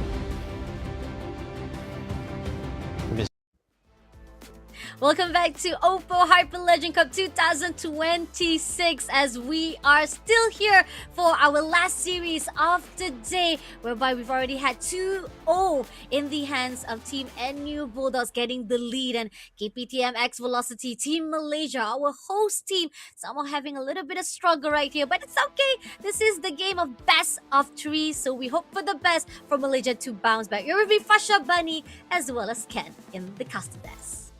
Yep, and that is going to be the do or die, I think, for Team Malaysia, at least for KPTM. They are trying to win all 3 games in a row. And of course, the cross-national finals is held offline. If you didn't know right now, head to One Utama Damansara, or Bandar Utama to be more precise. It's 30 minutes across Kuala Lumpur, the heart of Malaysia, and I think this is such a great opportunity for you to just visit the players there, you know, just say hi. Even let's say we finish as runner-ups, right, in the tournament, they are still our pride and joy. Remember, all these are student athletes, they are not even professional players. Maybe they are semi-pro a little bit, but for, you know, going back to what we talk about here, they're representing their not only their nation but their university, their intercollegiate factions. They also have to study, you know, studies first. That's why they are called student athletes. And going back to what you all watched earlier on with the ads, you know, they put a lot of their own effort. And speaking of effort, OPPO, thank you so much again for putting such effort, such time, and most importantly, dedication towards the esports scenes on Mobile Legends Bang Bang. The OPPO Reno 15 series is available now for purchase. Just like Team NU Bulldogs getting the first choice, OPPO Reno 15 series is definitely the top choice for you guys to get it off from the market and play MLBB at its finest potential, as well as having the smooth gameplay and with easiness, no overheating. Even if you are down by 1%, you have that fast charging output that you'll be able to play your phone back again. And look at this! Happy Faces, who just backed his new phone as well, right here at the physical booth of OPPO. If you want to be as cool, as amazing as that guy, come down to One Utama to get your own OPPO Reno 15 series. I love that. Really good public advertising as well as PSA for the OPPO Reno. Now let's go back to our gameplay of our grand finals, whereby I talked about how Team NU Bulldogs, look at the coach. Coach is having a time of his life. He is really in a really good mood right now. Love in the air, especially the fact that they know they got the first pick by the coin toss. Now let's go to Expanding River. I feel like we are going to Expanding River. No, we're going back to Flying Clouds. I mean, Flying Clouds, again, is pretty much more of the mobility-wise of you being able to join into team fight as quickly as possible with the cloud, or getting into your invasion, or even able to actually maneuver from each lane that you want to actually control those minions waves. So particularly, one heads up that you need to know about this map is that you're going back to what it is called the OG standardized gameplay. Not much of the effects will be done by Flying Clouds, but at least you'll be able to go standardized. There's not much of a broken wall or dangerous grass for ambush or for passive, and even Expanding River for your mobility wise, which we see so far. If any heroes or any players that be able to play at Expanding River, the gameplay will be as fast and furious as we've seen from NU Bulldogs scene. But now moving into the draft wise, this is where KPTM X Velocity, what are you going to do to control the movement of aggression that was done by Team NU Bulldogs? I think for Team KPTM, they have to go back to what works for them. I mean, we always talk about the cloud, right? The cloud on Saurus is able to stay alive as long as possible, but that doesn't work right now. So what is next in the textbook? You know, what is next in our game plan? Are we still going to prioritize this particular cloud, or can we switch things up? Maybe cloud could be later in the stages, later in the picks, because Team NU Bulldogs, they're not even banning the cloud at this point of time. They're banning other heroes in place. So we let the cloud away, try and pray that Team NU Bulldogs not take that away or steal the cloud, and then focus on the other better picks in place, like, you know, offlaners, roamers. You have your assassins as well, that is able to bring a bit more power spike, bring more advantage towards the team in hand. Yeah, we're back to the same band that we've seen so far. Can Uranus been taken out, Freya, and I wouldn't be surprised if they take that out as well, Marcel, because this is one of the heroes that we haven't seen able to be given opportunity to be to go out into the field of Lenodon, because from the day one the effect was just too much. Glue will be picked out again by NU Bulldogs. I mean, the first pick, definitely one of the best choice, and NU Bulldogs has been doing phenomenal. Once you have Petulant with the glue in his hands, he will definitely have that one hit. Even though he is a roamer, he will do as much of disturbance to whether or not it's your goal laner or even with your jungler. But going into the side of Team Velocity, now they have the capacity to get the Guinevere straight away. Now they prioritize Guinevere instead of putting Cloud in the first hand, and Selena has been stolen because it also has been a little bit of struggle when it comes to NU getting that Abyssal Arrow landing on them.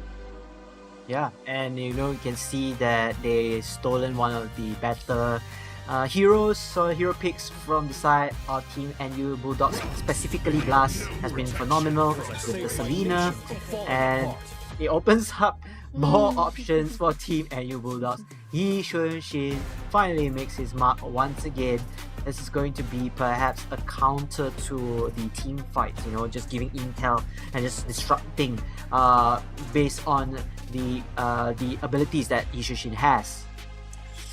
I mean, we've seen NU Bulldogs with the Yasunshin. YSS is not to be messed around, especially we've seen how Estacio been performing well, and I think that Hero it could be flex actually. It could be given out to Estacio. It could also be in the hands of Hero. Let's see which side that they want to actually go in for this direction. But on the side of Team Velocity, if they want to actually pick up Cloud right now, I think that could be the best shot before the the second phase of ban is coming up, and you want to prioritize that. Yeah, definitely. So going into the second phase of the banning, this is where they want to actually take out more of the Roma on the side of Team NU Bulldogs. I know for a fact that probably high loss, even though it doesn't really give much of effects to the NU Bulldogs, but having that escape mechanism right here in the hands of KPTM, I think NU Bulldogs will try to shorten out a little bit of the options that they have inside the team of Velocity. But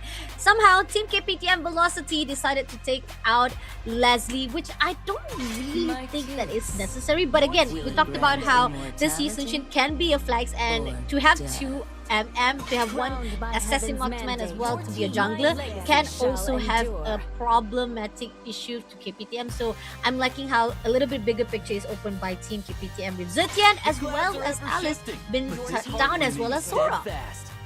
This is good. I mean, taking out Alice is also definitely a key factor here to try not to make KPTM a bit more aggressive play. So I'm assuming they might want to go for the Hilda. The Hilda is still open for the taking. And for Team NU Bulldogs, they will be aiming for their offlaners in place. Most likely someone that could deal multiple damage. Phoveus is still online, still available. You have perhaps you can take another mage in place. Probably Arif this time around. Arif has been pretty good as well. Or you can go for the Eve. I mean, the Eve is still alive. It's still not being banned. So there are multiple choices that can go well. Gato Kacha! Hey, Fasha. It looks like this is going to be our very first appearance of Gato Kacha, at least for the last day of the OPPO Hypen Legend Cup 2026. I mean, like, you talked about how Fovio is open, but there's also another role, which is Gatot Kacha. AOG, we talked about how Gatot Kacha hasn't been popping off in as a priority pick, but it is still a good option to be picked up, and Velocity breaking a little bit of their patterns in fighting off with NU Bulldogs. I'm loving it because with the AOG, you'll be able to move around, jumping into the backline as quickly as possible, and the escape mechanism is much more far better compared to what can be offered by High Loss with the Glorious Pathway, and hopefully this could be a game changer. But why did I forget about this? Yeah. No, they had that double jungler side again. You see, Fasha, you see, right? Literally, they caught us off guard with the Fanny pick, and then they even caught Team KPTM X Velocity off guard through the backlane attack of Fanny. So, I mean, this is just too overwhelming, at least from the side of KPTM. I think KPTM right now, if you want to stop this Fanny, Selena is the best way you can do, really, right? Abyssal Arrow, the traps, anything to slow this Fanny down. Yeah, if it lands. I do believe the player's ability to do so, but can they stop this Fanny? That will be a question mark that they need to solve. No? Oh, wait! Akai making an experience! I was thinking that they would have actually picked out Harley, even though it is a little bit of single-handed, but oh my god, the perfect jungler to be fighting off with Fanny! The spinning panda right here. Oh, I'm loving it. This is better off of draft coming up from KPTM X Velocity. There's hope. There is hope. Even with that surprise element, or not even surprise. I mean, probably we're just a bit overlooking on NU Bulldogs what they have in store for this prize. I thought that we've already expecting that Fanny was going to pop off, but Lilia Stole is also a really good move coming from NU Bulldog. But this time around, I'm a little bit more confident with our Team Malaysia. Yeah, I think the Akai is a hard counter, especially using the ultimate to just pin down Fanny, trying to stall her movements, and then giving the chance or opportunity. If you're able to pin down this Fanny towards a wall, or just CC her a bit, the rest of the teammates can just fall in, dive in, and take down the Fanny quickly before following up with the multiple setups in place. So I really like this draft, but again, time and time, can they execute this well? Ladies and gentlemen, Tuan-Tuan and Puan-Puan, we're going to go into game number 3. This is do or die for Team Malaysia KPTM X Velocity, but it's one win away for Team NU Bulldogs, hailing from the Philippines, to be crowned as your champions for OPPO Hyper Legend Cup 2026. One more game for Team Philippines, or maybe This is where the pattern of KPTM X Velocity recreates again all their epic comebacks throughout that lower bracket. But oh, look at that! Straight away goes in all for the dash, as well as Nani had to use that flicker to move away quickly. But again, the aggression has been seen by NU Bulldogs, and it's going to be in a little bit of invasion to steal that blue buff. On the side, for Herrero as well as Saurus, we know one-on-one, there's not going to be much issue for our gold laner. But oh, coming back to make sure that that blue buff will not be stolen. But unfortunately, it's already done and dusted by Estasio. So unfortunately, a little bit too slow coming off for the team of Velocity. But it's okay. When you talk about Akai, right, this is where you know that Team Velocity will be playing a little bit slow. Just wait it out for that level 4. That's when we can see that Akai will be performing a little bit better for Wafi. So that hopefully that will be the case right here for both of our teams. But another case to be seen right here for our viewers. You've been such a wonderful viewers, wonderful audience to be supporting. Please screenshot to give you guys a heads up. This is the redemption code that you need to fast pace, and I say that as quickly as possible, execute it right away at your game app, Mobile Legends Bang Bang, and write it down at the redemption page. So thank you again. This is a freebies by the OPPO Hyper Legend Cup 2026. Thank you so much, OPPO with Moon2. Yeah, and here comes the first blood right here, and it will be Cloud, and here more to come on the side of Team KPTM though. They will be retaliating with this, and here comes the Archive helping out, lots of information, lots of zoning out here. But then for 2-1 at this point, or 1-1 right now, but they managed to get the turtle. So I think that's a good trade-off coming in from Team KPTM Velocity, despite however losing the Cloud in first blood. Great diversions coming in from the team of Velocity. If you can't get everyone, at least you just find a way, find a objective that you can be able to execute. And I'm loving how they're now much more firm with what direction they want to go in. And somehow we are seeing the team of Velocity are well prepared. Just make sure if you get the turret, at least we still have that economy gaps for themselves, making sure that resources is still in their hands. And somehow Team Velocity, they might lose that bottom lane, but yet they still have that capacity to make sure that at least the second turtle they'll have that setup. Now let's see if it's going to be a done deal for the team of KPTM. Team NU Bulldogs, however, they still managed to wait it out to make sure that they have a little bit of opening. And now Estasio goes out for the steel cable. Woo! Just one hit too! The side of Jin, making him shredded through the core. Now one frontliner has already been shut down by NU Bulldogs. I mean, that's the power of Fanny, right? Straight away, burst damage, not even lifting a finger from the opponent's side, instant wipe out from the map. And I mean, we've been talking about how would you counter this Fanny. You have the Akai. Cool, that's great. But the ultimate you only can use that, one at a time.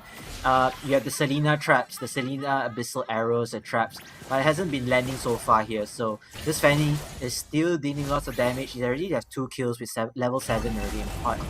It's going to be very difficult for Team KPTM if they don't stop this Fanny as soon as possible. So definitely, contest coming in for the second turtle, and it seems that they are going in for the setup. AOG comes through, gets Spatula. Great catch right here for the team of Velocity, but at the same time now goes in for the heavy spin right there. Just gonna zone out Estasio. Great move. Blast takes down Mizuto in the trade, but somehow that turtle still gets into the hands of Velocity KPTM. And now Saurus also having a little bit of fun right here. Getting the gold shield, but oh, this is the Ninja Zone. Battle Mirror comes in, but no, they're not gonna go in. They give that diving conversion, but Blazing Duet had to be used for the escape mechanism.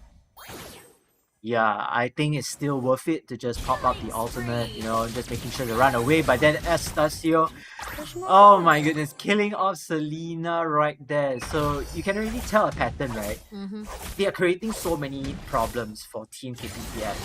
KPTM only has a handful to deal with, perhaps 1 to 2 problems. But when the third and the fourth problem came out, they have no answers to that. They have no solutions. And then because of those reasons, the team just slowly chipping away whatever they had They had to let go of the control of the lanes. They have to let go of perhaps the buffs. Sure, they take a bit of objectives left and right, but the turtle can only provide you so much to start things off. Later, when the game snowballs, Fanny is still online and activated anytime soon. Definitely, okay. They will be able to get that top lane. Goes out for the Wafi. Mountain Shocker. Wafi goes in for the heavy spin. Try to pull out to Estasio. Estasio did manage to take Nani before the Finally. shut out by Saras. But now goes in for the special migration. Violent Oh. Requiem. Nicely done. Takes down Bangsal. Now leaving 2 more players to go. They need to go for the follow-up. But it seems that Team Velocity, they don't want to be so stingy. So they made it through saying like, you know what? It's done. It's a done deal. You get 2 and you're already getting a lot of wins already in the hands of Team Velocity. Back to the objective, and that's the discipline we need. Yeah, I think that was a great move overall. The play was to stop that Fanny. The Archive came in at the right time, using the ultimate, pinning the Fanny down to the wall, and able to get the kill. And I believe Saurus was still alive as well to actually secure the kill and then give a little bit more farm for himself. Looking on the side right now, it seems that they want to actually engage again more for the scrimmage. Mountain Shocker come into Mizu, but it's okay. Mizu still will be able to survive it out. Goes in right here for Mizu. Moment. AOG goes in for the Villain Requiem. Catch 2 more players. Goes in for the last hit. Jin takes down Blast immediately, getting another kill in the hands. And Wafi just down Pachulan. This is phenomenal coming up from KPTM X Velocity Malaysia. Seems like there's a bit of hope right here, even though Fanny is trying to take down that second tier turret, but she gotta go. She has to go right now. Akai is right there. And of course, Point once again, you shouldn't play with your food. And finally managed to get away to safety. And this opened things up for KPTM to continue on with the objectives. The turtle is still right there. They can have they have strength in numbers right now because they have to force this Fanny to go out as soon as possible. Wafi managed to secure the turtle, and it looks like KPTM, they have finally found their footing, at least in this early game. 3 turtles already been taken just by themselves.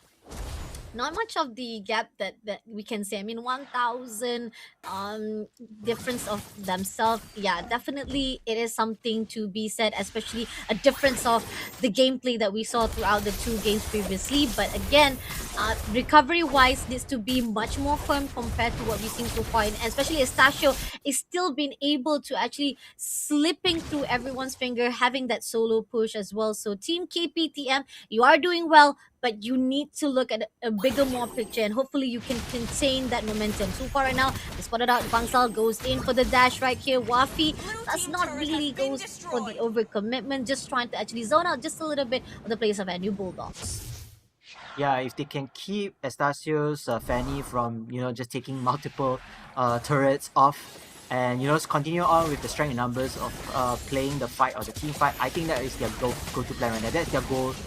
Fanny right now has been a real nuisance because the flexibility of the mobility is so vast for this particular hero that from one time she could be in the top lane just clearing off turrets or lanes, and the next second she will just be falling downwards. Land that Abyssal arrow to Blast, but there was no follow-up. A little bit slow of movement of KPTM X Velocity. A little bit slow there, and you can see from the top, and he's gonna try to teleport home. For me, perhaps just to refuel and recharge as waiting for the next fight in line. The next fight in line is definitely going to be the Lord in 15 seconds. Again, this is a level 1 Lord. You don't really need to fully sacrifice on that particular Lord because again, it's a weaker Lord. But one more thing to show is if you have this Lord, you are able to get that 6-man and at least some damage onto the turrets in place. Definitely, and this is what we are needed. And even Estasio was spotted out by Jin as well as Saurus right there. Not a really good move coming in, especially you know that you want to go in for solo, but this is where we are seeing a lot of the covers has been done by KPTM X Velocity, and even so, we are seeing Bangsal trying to do a little bit of nuisance in the mid, making sure that at least the contest of the Lord will be setting up. Shots come through, Jin's just overlooking through the grass as well. Team Velocity, they know for a fact that they don't want to have any of the backline been taken out. So this is a really good zoning coming in from Mizu as well. But it's not going to be easy as we see now Estasio from the top. already been spotted. I don't think that Team Velocity does not spot that out. If they didn't spot it out, that is going to be a very risk, but goes in for the Mountain Shocker right there to Mizu. Mizu still survives it out, and now Estasio just pushing a little bit of that minion wave, and Jin is already spotting out Estasio. Let's see if the team of Velocity, this is a lot of bit of hesitation, but it is needed. The hesitation is needed because you don't want to make any mistake right here.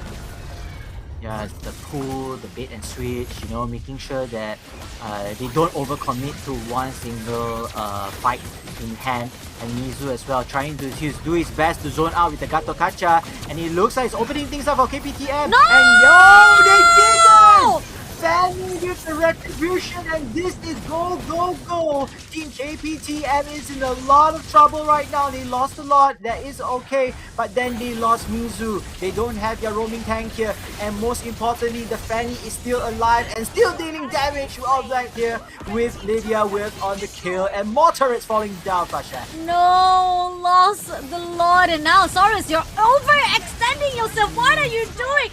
Blazing Duet will be used. At least the Battle Mirror is still surviving for you to escape, but you don't want to mess around, especially with the Lord is marching in already. This is where you want to reset things, making sure that you have that last lifeline or even the final defense before the Lord comes in and crash that holy defense.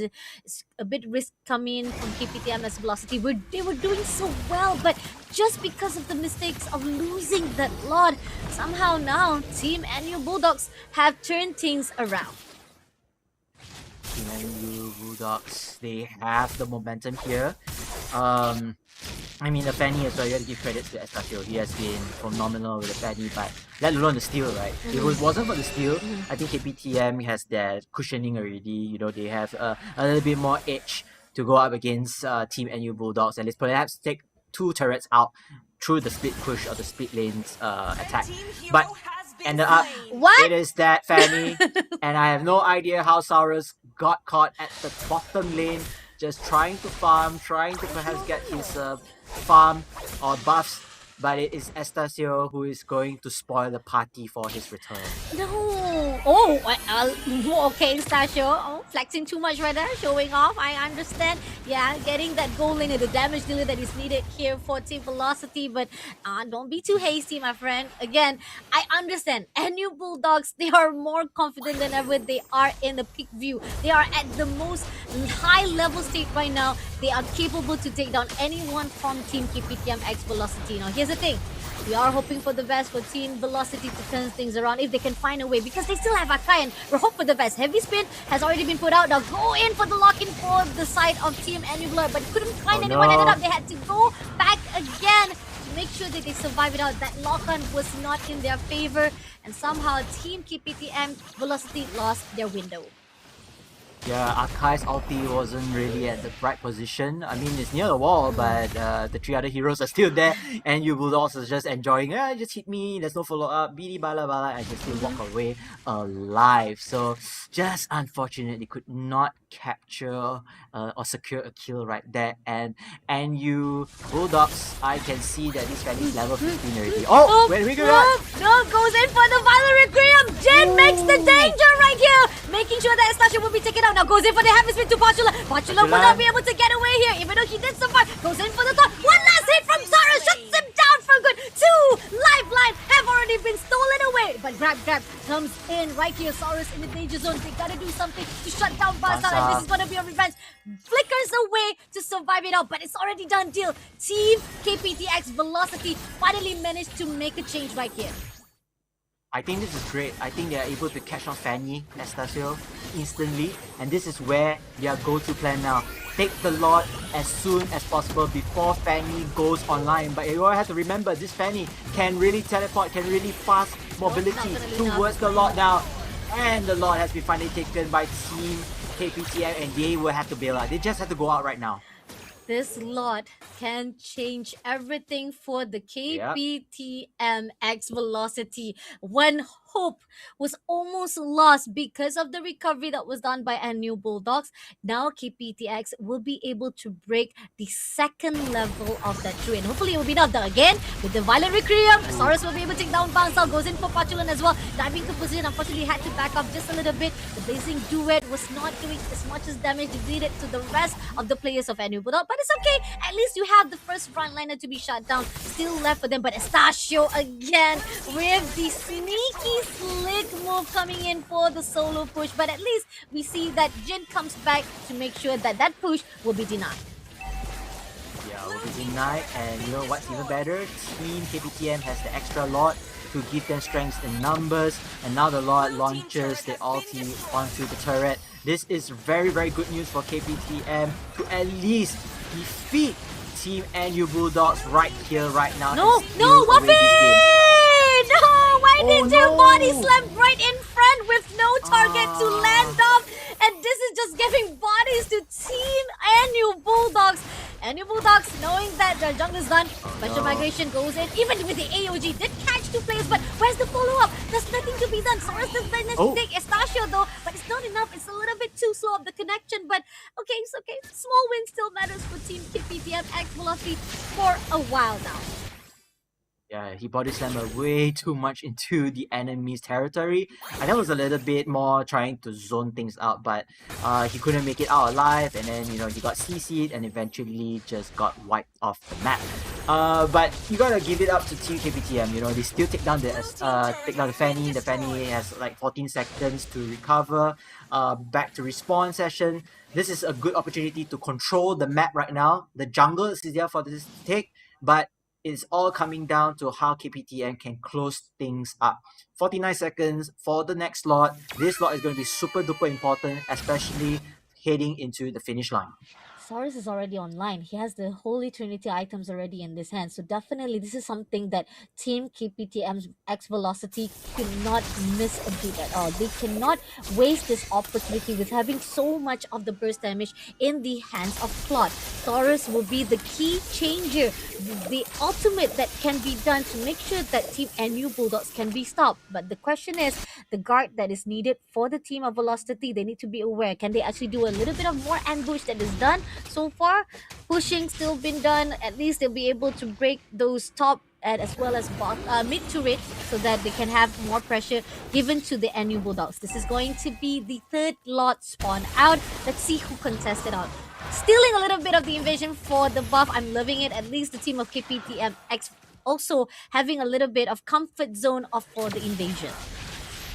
Yeah, invasion comes right now for Team KPTM trying to take this third lot. Probably NU Bulldogs here. Estacio, he's going to try to snipe with the Retribution. Can he do so right on time? And the Fatula takes down Nani already. And Wafi is able to secure the lot. But then, can Team KPTM run away from trouble? Immortality, but I don't think Wafi will be able to make it out alive. There's going to be a shot coming up from Hergoro himself, and even Mizu had to actually go down because of the fact that Plus as well as Bansal just tagging him off. They do get the lot, but with 3 players down by the numbers, it's not going to be easy for the team of Velocity, but this is what they need to do. At least they will be able to slow things down for Team NU Bulldogs. Time is of the essence. At least the pressure still is in the hands of both sides. Either way, NU Bulldogs has slowed things down as well for Team Velocity. You gotta understand, Pasha. I mean, based on the hero comp, I believe Lee Shen is a bit more of a late game hero, a late game marksman. Alongside perhaps maybe with Fanny, once they reach late game, they kind of alter up a little bit of their equipment overall in their inventory. And comparing with Cloud, Cloud, Guinevere, they are not, at least from the hero's perspective, they are not late game material yet. Unless of course Cloud can find a way to run back, fall back, attack again like a bait and switch scenario, I think they can do wonders. But now the favor in terms of late game with 19 minutes and 30 seconds already in the clock, Yi Xuanxin, including the entirety of Team NU Bulldogs, they have the upper advantage. That's true though, and when it comes to the setting ups, this is something that we are seeing when it connects, it definitely will be going in the favor of Team Velocity KPTM. But if it doesn't connect the dot, it actually counts back, and those backfires will be utilized fully in the hands of NU Bulldogs. So let's see, setting up for 30 seconds on the clock for the next Yeah. slot, which is this is the enhanced slot someone. So definitely will have a lot of pressure, a lot of the effects will be given for the team that will be able to get that lot in their hands. So let's see if that's going to be in the favor of both team. Goes in for the special migration. Valerie Crew able to attack Bangsal. Bangsal will be the next with it. Even with the heavy spin, Bangsal done by Saurus. And now moving on to Pachulan as well. This is all out attack with the taunt as well to slow things down. Goes in to Herrera as well. Herrera has the immortality, but they're not going to give it up. Goes in again for the Valerie Crew. Shuts down immediately by Nani as well as Saurus. That is 3 bodies dropped to the ground by KPDX, Velocity, and Estachio. What were you doing? What were you thinking? You were just diving in, giving your body straight to the one and only Team Malaysia, and this could turn things around. They don't even need a lot. They just able to actually go in for the crystal if they want to. Go in for the minion. Zone in. Goes in again for the special migration. Even heavy spin to lock on to the one and only player of NU Blast, giving the first win in the hands of Team Malaysia, KPTMX Velocity. This could be the start of a comeback, Fasha.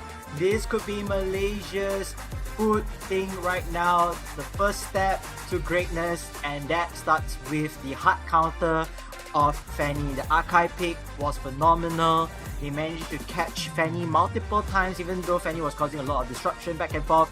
But most importantly, KPTMX Velocity, they completed their objectives, they managed to get the lot, they managed to get all of the equipments that they need to, and finish up the game before any shenanigans from NU Bulldogs were to happen. Finally, a win and 1 map down for NU Bulldogs. This is, I think, their first loss. Correct me if I'm wrong, Fasa. Oh yeah, this is their first slot throughout 4 days of Grand Finals OPPO Hyper Legend Cup. And the one who did it is the little brothers of Velocity from KPTM. Who would have thought?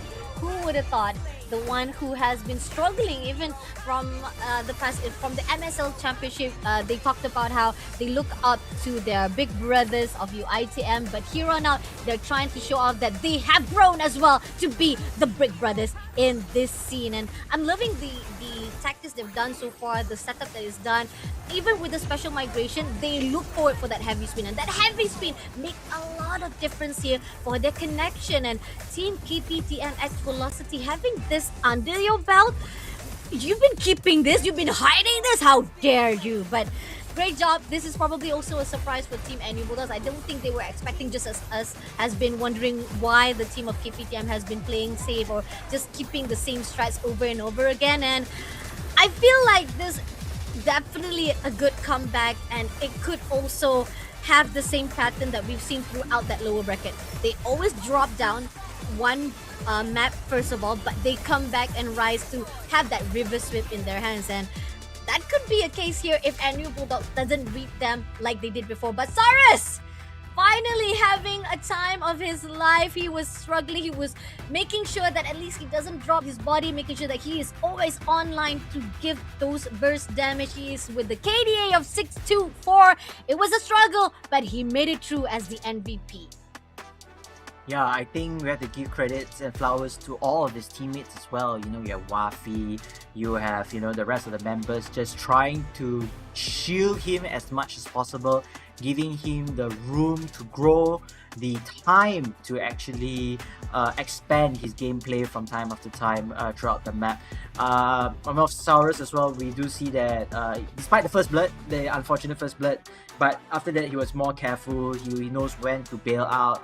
And I think this comes down to team communication. Team communication is so important to know when is the right time to go out and for. So, you know, big shout out again to Wafi, Mizu, the Gato Kacha, and the Akai, just working wonders on their respective roles. You have Jin as well, who creates the disruption to deal with the team fights, alongside with Nani, with the Salinas, Abyssal Traps, and Abyssal Arrows. Very, very important. This is how you kind of read onto your opponents. You know, this is how you adapt to them, and you finally get a map. At least you get a map. You're not going back anyhow with 0 wins this time around. You managed to steal a map against such a formidable foe. I think this is such a great start ahead.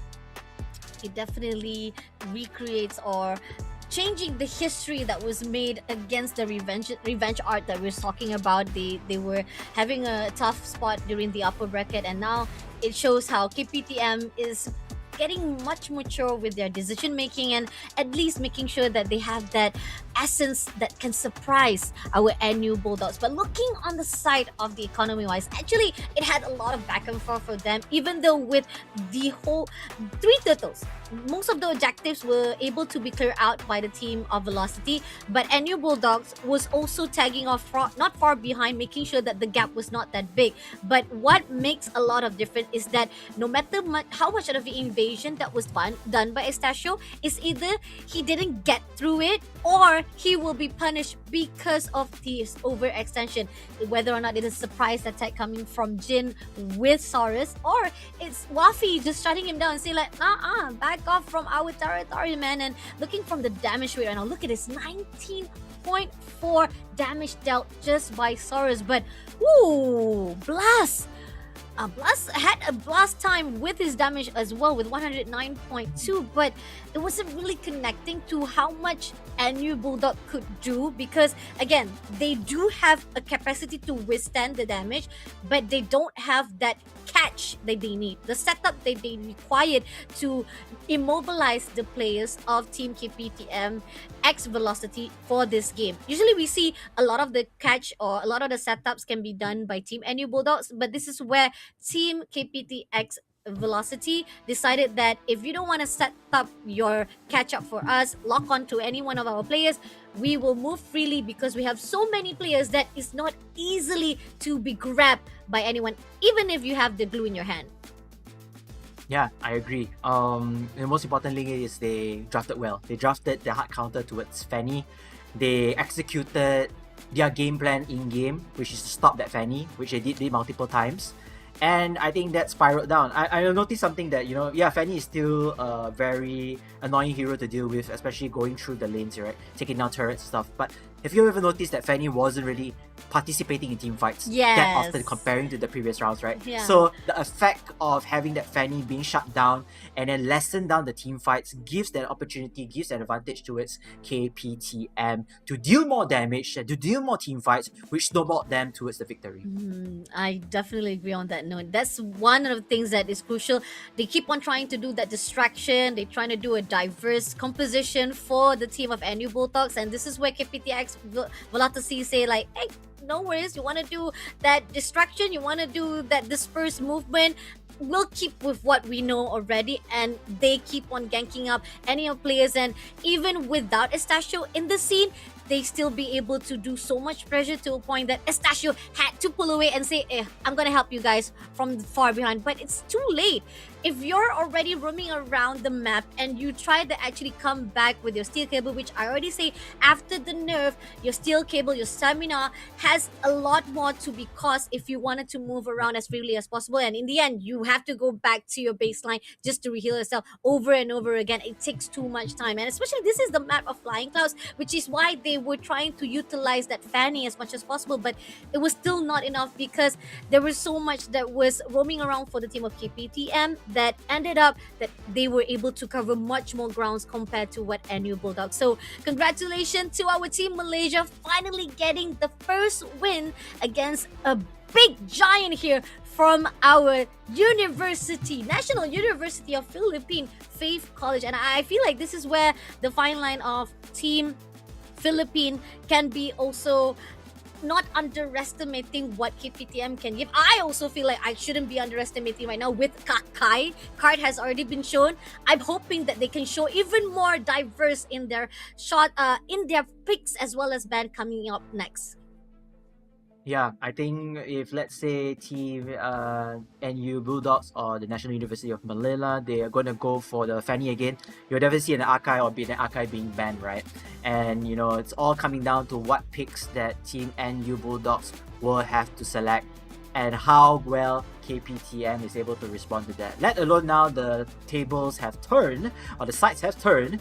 We're going to see the map draw here. Is it going to be the same one, or is it going to be a different Flying Cloud once more? Fasha right there. So we might just see another same old lineup, and then that's how the teams will respond with one another in terms of the gameplay. You can see right there, Team NU Bulldogs a bit more serious right now. No longer the playing faces, no more the hee ha ha, because they know that if they continue to play with their food is going to bite them back. Definitely. You want to actually savor every moment, and you've been doing so well so far, and they didn't even realize that they're actually playing too much, to a point that KPTM also have something up their sleeve. And right now on Team Malaysia, they're looking much more confident. Even we can see from Jin's side, like, okay, we can do this. We definitely can do it. Smiles on the face. And hello viewers, hello audience who dropped down to OU to support the OPPO Hyper Legend Cup. If you guys are close by, do be one of the audience as well to support, because again, this is the last series, the last closing for the OPPO Hyper Legend Cup, and looking for the face of our banning back again to the drawing box, whereby Freya as well as Jushin will be banned off.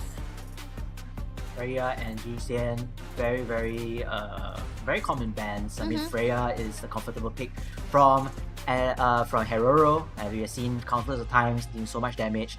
Jusian, well, one of the heroes that is a little bit too hard to deal with, and I believe Marcel will also get banned, unless of course we want to see a Marcel being played here. Gludo being banned out, now leaving Team NU Bulldogs. Are you going to ban the Marcel, or are you going to let it be in the hands of Team KPTM X Velocity? Yeah, I think Marcel will still be, even if they don't ban it now, they'll probably ban it for the last pick as well. Now, coming into the rest of the respect ban, I don't think there's much needed a respect ban. I mean, Akai wise, yes, it was a surprise attack, but I don't think you need to ban it off. Carrie's still been banned off. We know for a fact that Carrie is one of the heroes that they don't want to mess around. They've been playing, I mean, throughout the metas right now. We just can say that the pattern for OPPO Hyper Legend Cup prioritize our tank to not be shredded to pieces by this one tank player, which is Carrie. And Selena be taken off by Team KPT, and they were the one who was doing well with Selena actually. But then again, when you kind of compare with what has happened through the first two games that was done by NU Bulldog, this Selena is not to be reckoned. So I like the fact that they put that out. But again, this is kind of leaving a lot of space for Heroes pools though, because previously they were kind of focusing more on a lot of those either junglers or even gold laner. They didn't ban Marcel. They didn't ban Marcel, they banned Uranus. No! So first pick, they are forcing now whether Team KPT and X Velocity want to take Marcel, and yes, they should. Marcel, welcome to the land of Dawn.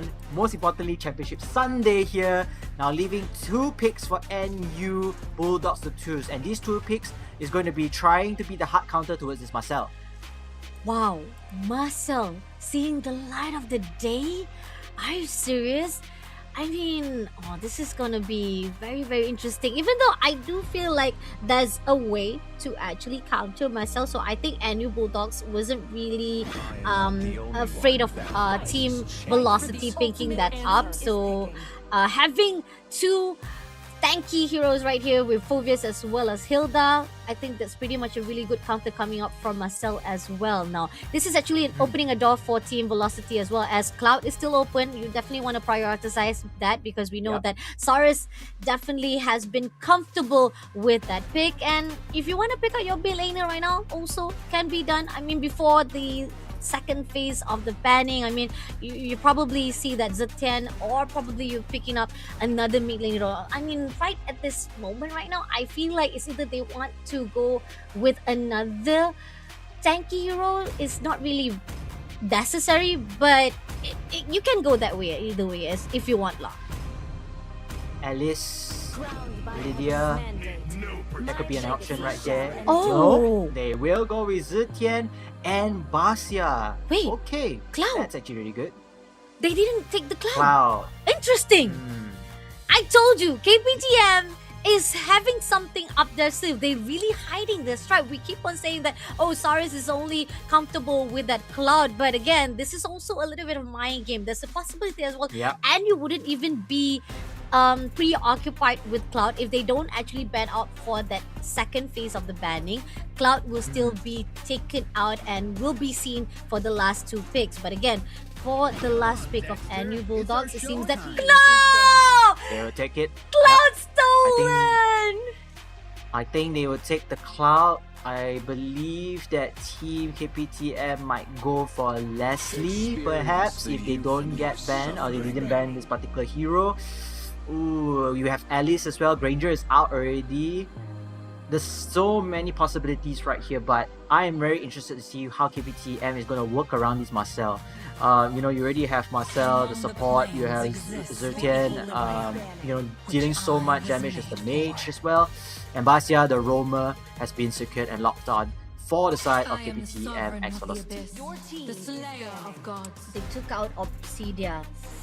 Another marksman, right? I mean, another marksman, yeah, another gold laner that I think we did see Obsidia in the hands of Saurus quite prominent as well. So definitely one of the picks right now. They're really targeting Saurus right now to a point that, I mean, Saurus is the, not to say Saurus, KPTM is actually the one who gives that opportunity in the hands of NU Bulldogs. And they say like, hey, if you're gonna leave out Cloud as an option, we might as well drag it for ourselves. So Lilia been picked up right there as a ban for the team of KPTM. This is just pretty much just to shut down more of the options for the team of NU Bulldogs, but they picked up Valentina instead. I mean, Valentina wise, you got IMU. So if you have Fury of the Phoenix, they will also have Fury of the Phoenix. So that's not a problem for NU Bulldog at all.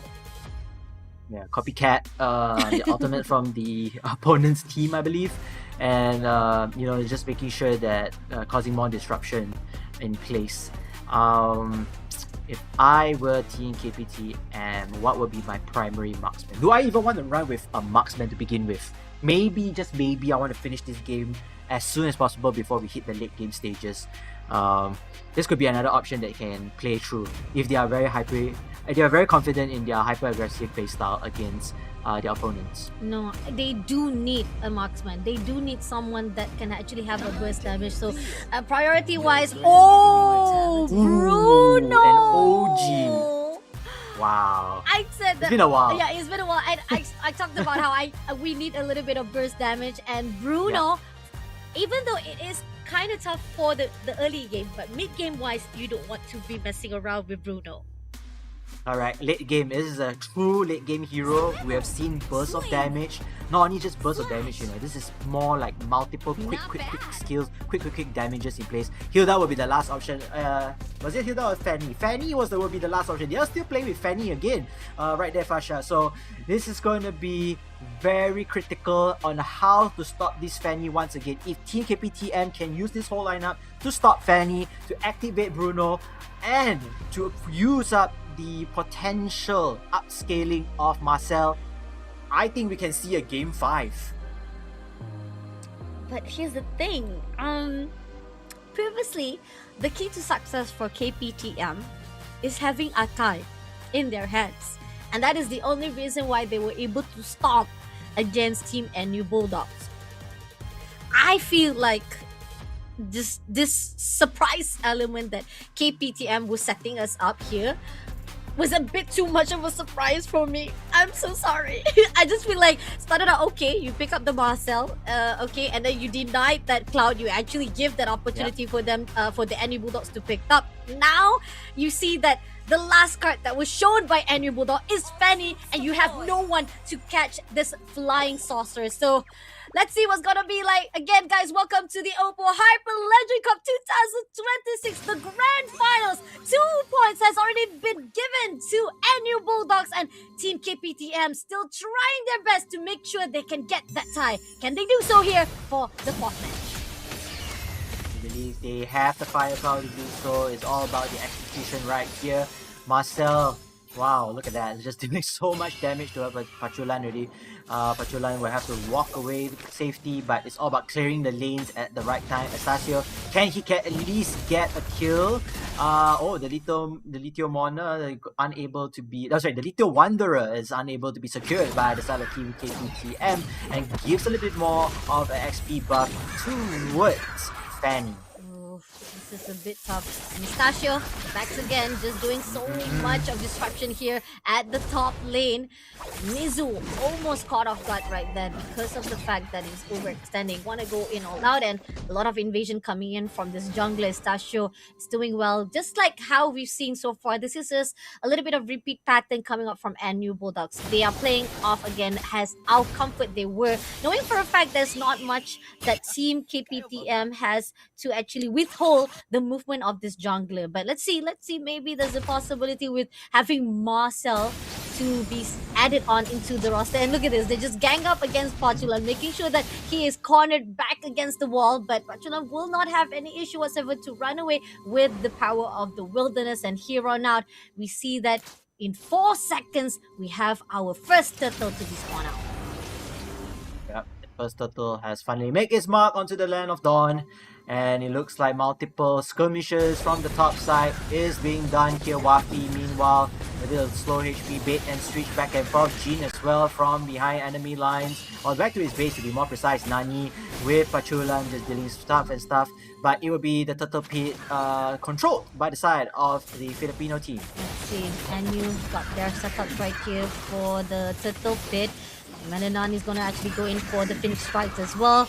Goes in for Pachulan as well. Pachulan's doing a really good zone coming in right now. Mizu goes in for the Crimson Crush, but no, Pistachio will get the turtle. And now counter coming in. Can they actually do so? Bangsal will be shut down by Mizu, and Pistachio still managed to survive it out. It's going to be a 1-for-1. Not only that, they get away with that turtle. Still a win for the team of NU Bulldogs.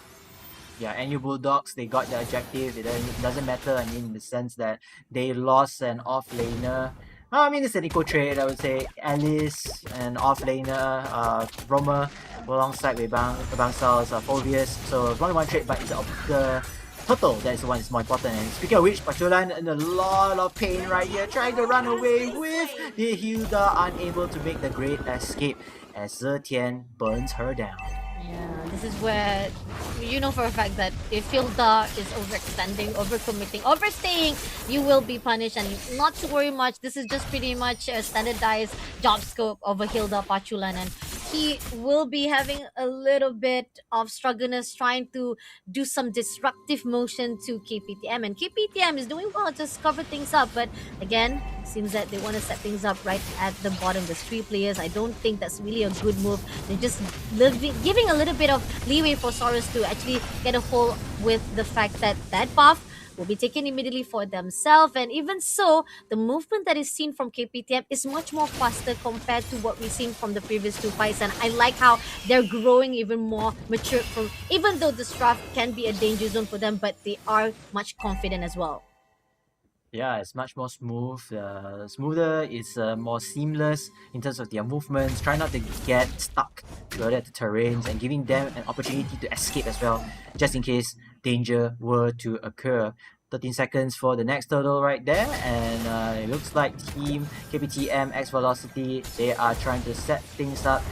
They have Marcel across that river bay there, but has to be very careful as 3 members of Team NU Bulldogs spotted him out. Power Wilderness comes in, Fury of the Phoenix comes through right there as they are going in all out to Team Velocity, but NU Bulldogs still overlooking, trying to find a way. And for the pursuit, Wafi able to get the turtle, and now they want to go all out to counter, but Estacio was a little bit too slow, and this is going to be just a disengagement for both teams.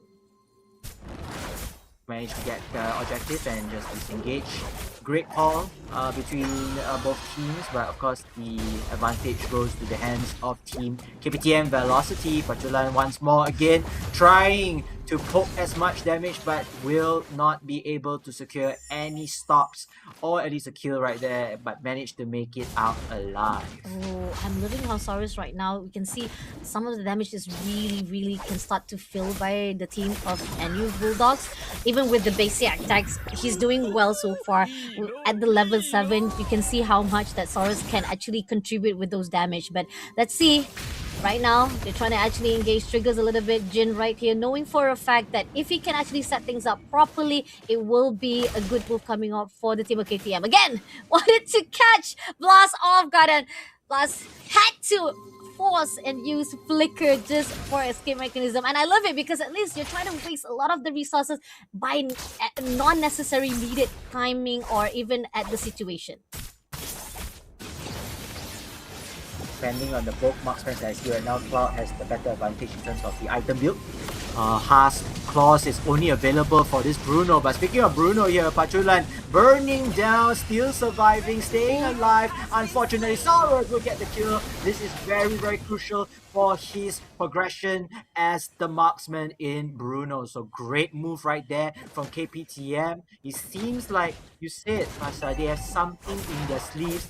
And maybe, just maybe, a glitter of hope for that comeback is real. Yeah, definitely. I'm looking forward because the fact is, even though it's not really a safe draft to be saying as a straightforward or direct fight between the Estachio having a Fanny as well as having Heroro as well as Pachulan having a nuisance movement as well as able to mobilize themselves as much as possible. But the thing is, if they be able to actually contribute as much damage as possible, KPTM can be able to just shred some of the lifelines of players and New Bulldogs, and that's what they're looking forward. And looking on the side of this is going to be the third turtle, the last turtle for them.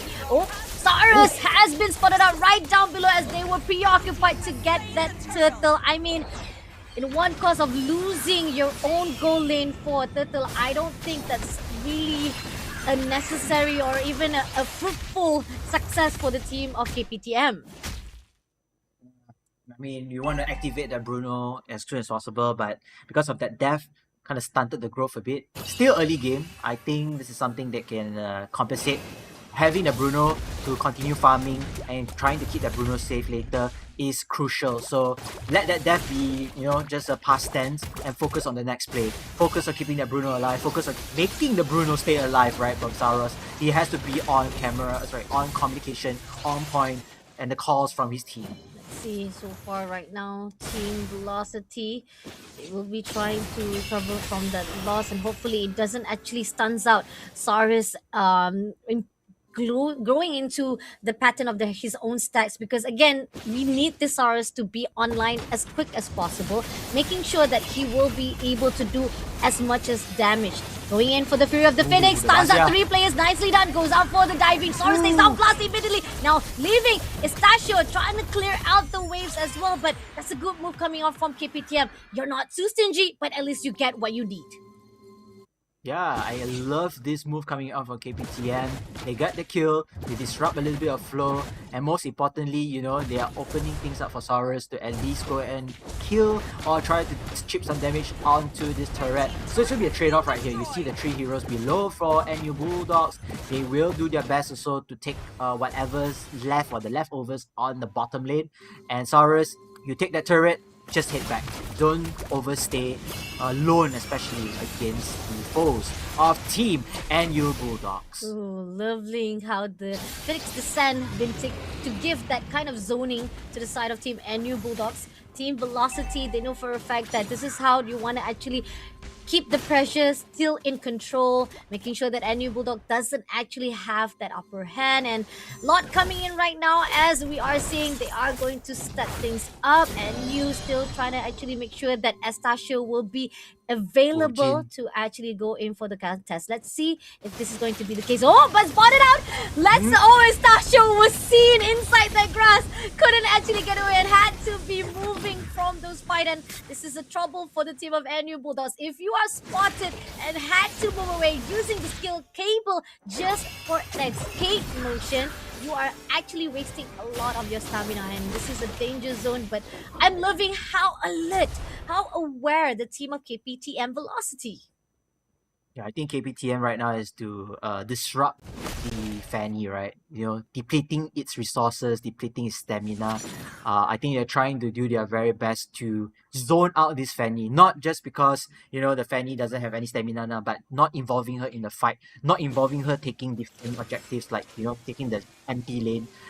So making things harder for this Fanny to be activated even further. We already saw the last game that Fanny did not participate in this fight. What happens if KPTM can disrupt her team fights and her lane taking? That will be a question coming in play. Exactly, with the contest right now. Stans blast immediately with the last hit of Saurus. Amazing job, but right here, it seems that Estacio doesn't know what to do. He wants to go for the last hit of Retribution. Nope, Nani gets the last hit with that Phoenix of Strike, and that's what you needed from the team of KPTM X Velocity. This is a great comeback, need a great cover. Not only they managed to steal one, and now Team Estacio right now, it seems that NU Bulldogs, even though you are wanting to do a little bit of trade, it's not going to be easy with Marcel just covering the grounds. So again, back from that scenario, we did mention that, disrupt Fanny's team fights. Yep. Fanny wasn't present right there. The lane, she didn't even try to take the turret because it was just too far apart already. She couldn't even deal a difference from there. So great move right now, and then forcing the Fanny to try to take that Lord. Yeah, Lord give you a little bit of XP, but now you're opening things strength in numbers for the favor of KPTM, and they are going to tower dive right now. Furious Strike comes in, and they mobilize themselves with the crowd, but it is not going to be enough though. They stole away that Fury of the Phoenix, and this is a good motion coming off from NU Bulldogs. They know for a fact that without Fanny, it's not going to be easy, but at least they have that final defense coming through, denying Team KPTM to shut them down. And right there, Fanny takes down the level 1 turret. SQ. I mean, it's a fair trade, 1 for 1, yeah. No casualties at the moment. But KPTM, they are still at the driver's seat. Very, very close. And surely they're looking forward to start gunning down the next slot in place. However, I like to see how NU Bulldogs were to recover from this. Can they actually survive 4 on 5 at the moment? Looking at things up, not really doing so. Their item build so far, Hilda hasn't been still trying to build alongside with Phobius, but you have the Cloud already having the Corrosive Sky, the Demon Hunter Sword, and the Golden Staff activated. So I think there's still possibility they can still hold on for a 4v5 situation, but Fanny needs to quickly get the immortality in order to sustain in those fights. Oh, I agree on that. And looking on how these two goal laners are having their own DPS coming off, their actimization is doing well. I mean, compared to how we are seeing for Bruno's, with the Wind of Nature, I feel like there's a possibility that Bruno is going to step up even more further now. Going in all out, drags a little bit. Right distance with the Fury of the Phoenix. Can they actually go through? They started out immediately. Mizu tried to actually survive those, but will be taken out by Hiroro. But there's no counter. There's no follow-up. And Saurus had to back away, bursting to the wall because of the burning. And now they had to pull away. A little bit of miscommunication and not connecting that follow-up. Yeah, not connecting to the follow-up. That was very, very painful. Painful mistake, by the way, from KPTM. I think, maybe in their minds, right, they lost that hero already. They lost one of their tankers. They don't want to proceed with that. It could turn sour, You could turn sour. Imagine if you lose 2 to 3 heroes. The lot is free for Team NU Bulldogs to take. But now, at least they have one hero, sacrificing him or herself. They still can get back into the groove and replan and restructure this taking for the Lord. Oh, one mistake. And Saurus as well. That was 15 already. I know, right? I mean, talking about how KPTM has been in the driver's seat, so far right now, they're not actually utilizing being in that driver's seat because most of the time they are swerving away from the path that they've already paved, and it's a little bit dangerous to see. But here, going in for the contest, can they actually, I think they will be able to get the lock for themselves, and now the counter will be going out to Bangsal as well as Pochulan goes out to actually move away, giving immobilization, but I don't think Pochulan will be able to get away as quickly as possible. That's going to be a sacrifice for them, and Team NU Bulldogs having one front liner already to sacrifice, and I think that Jin wants more there. A little bit ambitious, even though they know for a fact this is just an invasion for them to steal that buff even more. Yeah, and then Pachulan is out for 20 seconds. I mean, the Lord is for their taking. Still possible. He will be back to defend this, but then this gives opportunity for Team KPTM to do the split push. Split lane push is very crucial here, especially if Fanny has to decide whether A, can I have still join my team for the team fight? Do I have enough stamina to do so? Or B, I will just try to take down the Lord solo, but giving the opportunity for my opponents to have their numbers against ours at this particular time of defense. Oh, and look at how the team of Velocity already spotting out how they are going to see Fan is going to try to go in for the solo push, but I don't think that's really a good idea from the team of NU Bulldogs. So he's backing off again as the Lord marches in to go in. Oh, he's going in for the steel cable with the cut through, but doesn't spot anyone. Wasn't able to cut through, and now 2 of the turret has already been shot. They're bare open right now. Maybe possibly there's going to be a top turret as well being stolen by the team of KPTM X Velocity. Fury of the Phoenix comes through right here, trying to actually zone out Petulant, but comes through with a steel cable, just almost barely coming out alive. Estasio back again to the fountain, but Mizu doing his best, going in for the Crystal Blast with Blood of Ode, but Saris comes in to make sure that he will be able to survive it all. But no, this is going to be a retribution come through from the team of NU Bulldog. You overstayed yourself, but at least you made it out alive, 4 players, and leaving Mizu to be sacrificed. Yeah, KPTM, do not be greedy. Just play it slowly. You already taken down all of the turret defenses, leaving NU Bulldogs left with their crystal base. This is such great opportunity right now for KPTM to play it slow. They just need to wait for another lot. This lot is going to be their tanker, their primary damage absorber, and then eventually they are able to take down the players on Team NU Bulldog. And remember this, Fasha, we talked about this. They have Bruno. KPTM has Bruno. Late game already, 17 minutes down the clock. This Bruno is going to burn down anyone, provided he's able to stay alive. And looking how Fury of Phoenix already been landed, trying to actually mobilize players of the NU Bulldogs. But they're not gonna actually be a little bit overextending themselves. They're just trying to actually hold out, positioning the team of NU Bulldogs. And this is the discipline that we see. Estasio, again, sneaky move, just trying to do a little bit of solo push. And definitely this is something that is by the book. You know for a fact that if you're not going to be able to actually have a good fight as a team, you want to make sure at least some of the objectives will be able to steal without your opponent seeing. So this is the team NU Bulldogs just trying their best to make sure that there's a distraction, the separation of what can be done. But again, this is the next lot, the enhanced lot, the evolve a lot that is a bit more tankier for them to go in all-out fight. So if Team KPTM gets this, they might actually close this with a win in their hands, and that is if they got the lot. But here on out, goes in for the Fury of the Phoenix again, stun the 3 players, moves out for the click of the golden hour as well. Bangsal will be the first victim of Wafi. One goes in for the steel cable. Estasio could not go in for the control and gets another one. Now push in for the fake strike. Now goes in for the spinning wheel. Wafi with that, he takes down Batulan, and now moving on. Mizu trying to actually zone up to Herero. Herero will be able to survive it out though, so they don't need to worry much. And they want to go all out to the crystal. No lot? Are you sure, KPTM? I mean, this is a little bit ambitious, but let's see if they can make it happen. Now goes out all the way to Herrero. Now he takes down Estasio, goes off for the steel cable, but he doesn't get anyone with the control. And now Crystal will be in the hands of Team Malaysia. KPTM X Velocity. We thought it was going to be an easy breezy win for the team of NU Bulldogs, but Team Malaysia comes alive with 2-2.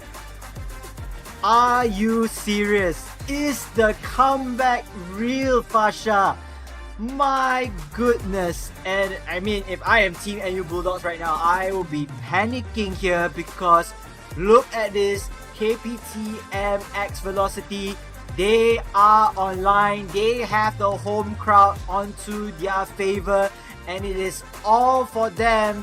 This is now a best of 1 game, Fasha. Best of 1. Who would have thought? It started so rough, and again, I'm feeling deja vu from what has happened from the lower bracket. They looked so rough. They looked like they were unprepared to fight off with NU Bulldogs, with Little Pika, even with Team Bravehearts Philippines. But KPTM X Velocity, you guys are just this whole entire team that has so much surprise element that we could not actually even predict this to happen. But again, great job coming in. I wasn't really expecting they were able to actually separate pistachio to a point that he was not able to do so. Usually we see that sneaky move was being done, but I think once they had that Zetian, that Fury of the Phoenix was just doing so much steady as well as triggered for the side, and I do feel like having Marcel, the golden hour, was just right on timing to cut off every movement of Team NU Bulldogs. I want to say having Marcel without any counters to it, that Marcel is already a win, right? Look at that. 0 kills, it's okay. But 0 deaths. That Marcel was all online. There was it was untouchable. He was untouchable all the way. He was supporting. He was the best support in this team. He was giving so much firepower to his entirety of the team. And you know, we talked this already earlier on. Drafting, Bruno, late game. Late game it is. It was slowly but surely able to knock down even without the Lord. They managed to penetrate and push for that victory. And this is your MVP, ladies and gentlemen. KPT MX Velocity, Nani. I talked about how Nani, Zetian was just a great pick coming off from the team of KPTMX Velocity, and we do admit Marcel was also one of the key game changer for the team of KPTM, but come on, that Fury of the Phoenix right on time, and the steal that was done for that lot with the Phoenix Strike, I say that hit was just perfect by this man. 507 KDA with 11,263 total of gold with 100% participation, bro. I mean, that breaks all the records. Like, Nani will always be there for all support of MVP as well as for the team of KPTX Velocity. And looking on the stats right now, not much of a difference for the economy-wise. 7,000. We've seen a bigger gap that NU Bulldog was able to leave out team KPTMX Velocity. But let's look on the kills. 12 over to 4. NU Bulldogs is like losing their foot, losing their momentum. They couldn't actually have a counter. They want to go in all out to the team of KPTMX. And the fact that they should have actually have a little much more of control. They do have a little bit of catch mechanism they can done. Like, for example, Inferno Pursuit. They have Demonic Force in the hands of Phobius. That could have been one of the key or the gate opening for the team of NU Bulldogs to drag some of the players from KPTMX Velocity, but that didn't happen. And on the other note, Pachulan, as the one who always goes out of his way making sure that he can disrupt the team of Velocity said, like, you can disrupt as much as you want, you will be taken out because of that overextension. And I'm loving how Team Malaysia is rising up just like they did from the lower bracket, like Phoenix from the ashes. Oh my god, I'm losing my words already. Yeah, I mean, this is definitely a comeback in the making. This is David versus Goliath, but David has found the sacred sword and shield, ready to take on the battle. And you know, like you said earlier on, yeah, they look mentally drained, but this whole tournament, it's a marathon, not a sprint. Yeah, you may lose 1 or 2 games there, but it's not out yet. You're not out yet. You're not done over till the last game counts. And finally, ladies and gentlemen, we have an equalizer. I don't want to say NU Bulldogs were toying with their foot, because that game was phenomenal. That was supposed to be KPTM to decide. But anyhow, ladies and gentlemen, we're going to go for a very short break for the final game of our Best of 5 Grand Finals. You're watching the OPPO Hyper Ledger Cup. My name is KBC. Alongside with me is Fasha Bani. We'll see you guys soon after the short break.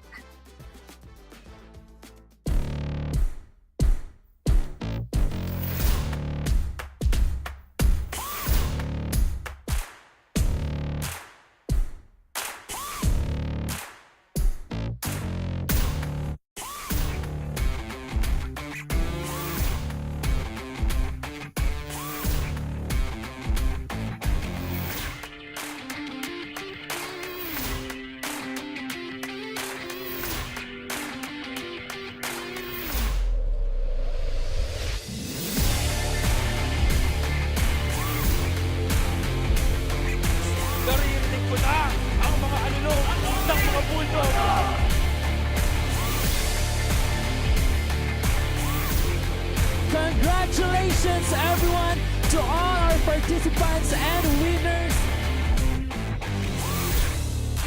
This is the OPPO Hyper Legend Cup.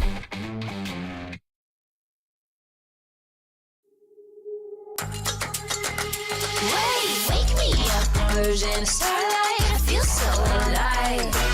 Ooh yeah, yeah, ooh yeah. Different vibe, different mind. Ooh yeah, yeah, ooh yeah. Kaleidoscope this side. Came in, looking alright. Right now, set, lit, feel the power. We waited for the hour.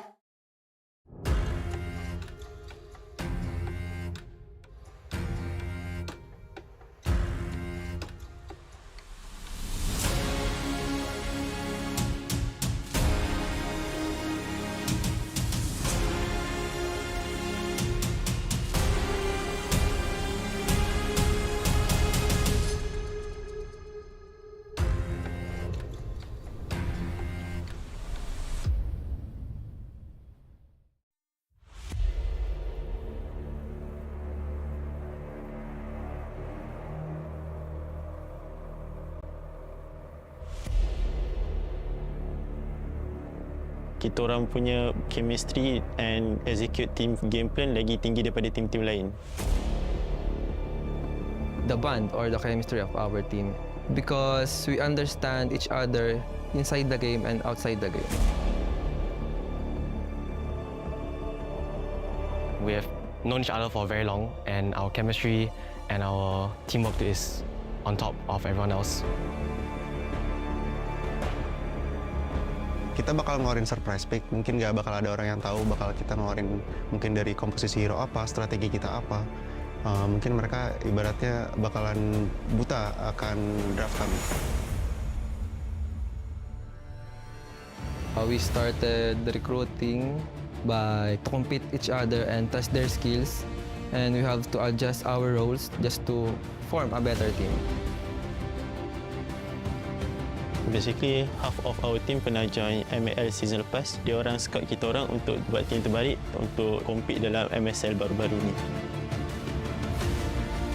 Kita bertemu di turnamen offline, kemudian kita berpartisipasi mengikuti turnamen ini, dan kita bersyukur bisa di #2 walaupun kita di underestimate banyak orang. My team's players came from various backgrounds, and we met each other through tournaments and playing ML together. Kalau inside the game, kita orang ada isu yang macam miscom. Maybe waktu MSL tu kita orang hampir bergaduh waktu grand final. Waktu tu kita orang leading dalam 2-0 and jumpa the solution terus dekat situ. I think we have struggled because of our academics. We have to prioritize it first. So our preparation time is less than as usual. Yeah.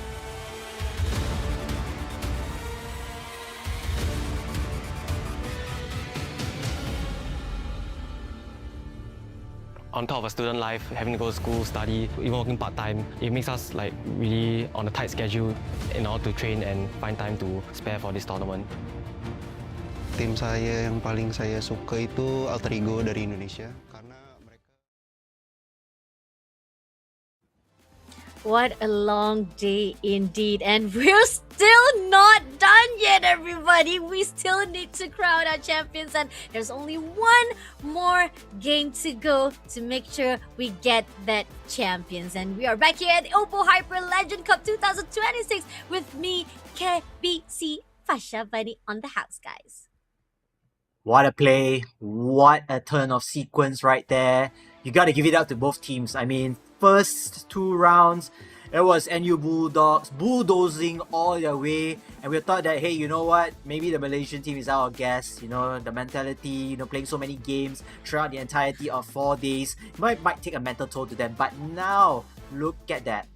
That is the comeback from the Malaysian team. KPTM X Velocity making their mark into the final game of the grand final. And I bet you guys are probably regretting that you guys didn't drop down to one Utama Damansara to actually experience firsthand what is happening in this OPPO Hyper Legend Cup. Come on, you still have time. At least within the time, you just come in to support these 2 teams for their final rounds, or even able to see how they crowd it out. Who will be the one who actually lift up that champion trophy in their hands. So drop down to OU right this instant for the last game of these two teams, and it seems that they got the first pick. It's always the team of NU Bulldogs always getting the first pick. Just like OPPO Reno 15 series, always the top choice for all of our players here at the MLBB. Yep, the OPPO Reno 15 series have great camera, lag-free, and most importantly, water and dust resistance. You can bring it anywhere, play Mobile Legends anytime, anywhere as well. And going back to what you discussed earlier on, I like third and fourth games. It's more of a counter towards the Fanny pick, right? The Fanny pick for NU Bulldogs hasn't been working so far comparing to the other games that they had earlier on. So KPTM, they already had that settled. But now, with the first pick on NU Bulldogs, what would be the game plan, Fasha? What would NU Bulldogs do in order to regain momentum or at least to secure this series? It's hard to tell. I mean, like, who you want to actually prioritize right distance having that first pick, right? I mean, yeah, you steal away that Claude, and now it seems that Soloz has shown that he wasn't really we thought that he wasn't really that flex hero, but ended up he was able to play that Bruno so perfectly. So Team NU Bulldogs, I feel like they're also quite in a surprise motion to see whether or not they want to still prioritize that glue. But going into the last map of the day, we're back again to the Flying Cloud. Today is the Flying Clouds team. I definitely feel like yesterday was pretty much always going to the broken walls, but I guess the god of RNG for MLBB saying that let's be soaring in the clouds. Even though we don't have Sora, we still be having a fun time seeing how the players of these two teams fighting it off for the champion. And talking about KPTM, right? And you talked about how we thought that they were not having a fun time. Started out really good for NU Bulldog getting that 2-0 and then they come back. Fun fact, this is just the same history being remade over and over again. I've already personally witnessed it with Abento. Even Abento just messaged me and say like, Bunny, you are right. Malaysia love this idiom. Jauh perjalanan, luas pemandangan. The longer the journey, the beautiful the view is. And so far right now, it is beautiful, but hold your horses, KPTM. You still need that one last view to be the champion. Yep, and they really need this to happen. They have worked so hard in order to get to this stage and to equalize things up.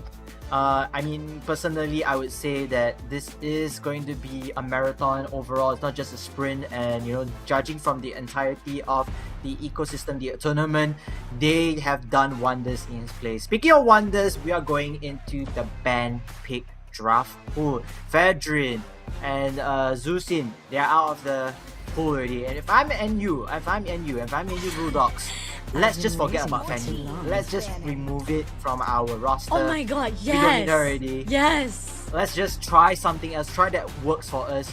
We probably might not have Freya, but we have other heroes as well. Let's try those heroes in play. Oh my god. Ken, that's brilliant. I do agree on that. The fact that right now they're solely dependent, they thought that Fanny was really doing well so far. Now, KPTM as Velocity has shown that even if you have Fanny and we don't have a Kai, we'll still be able to pull through. And now back again to the fanning, the face of our banning. It seems that we still have the same top priorities of heroes to be taken out: Carry, Uranus, Freya. I mean, I'm not surprised if KTM suddenly decided to say that, you know what? Maybe we take out Marcel this time. I mean, like, just now we kind of show off too much of our strats.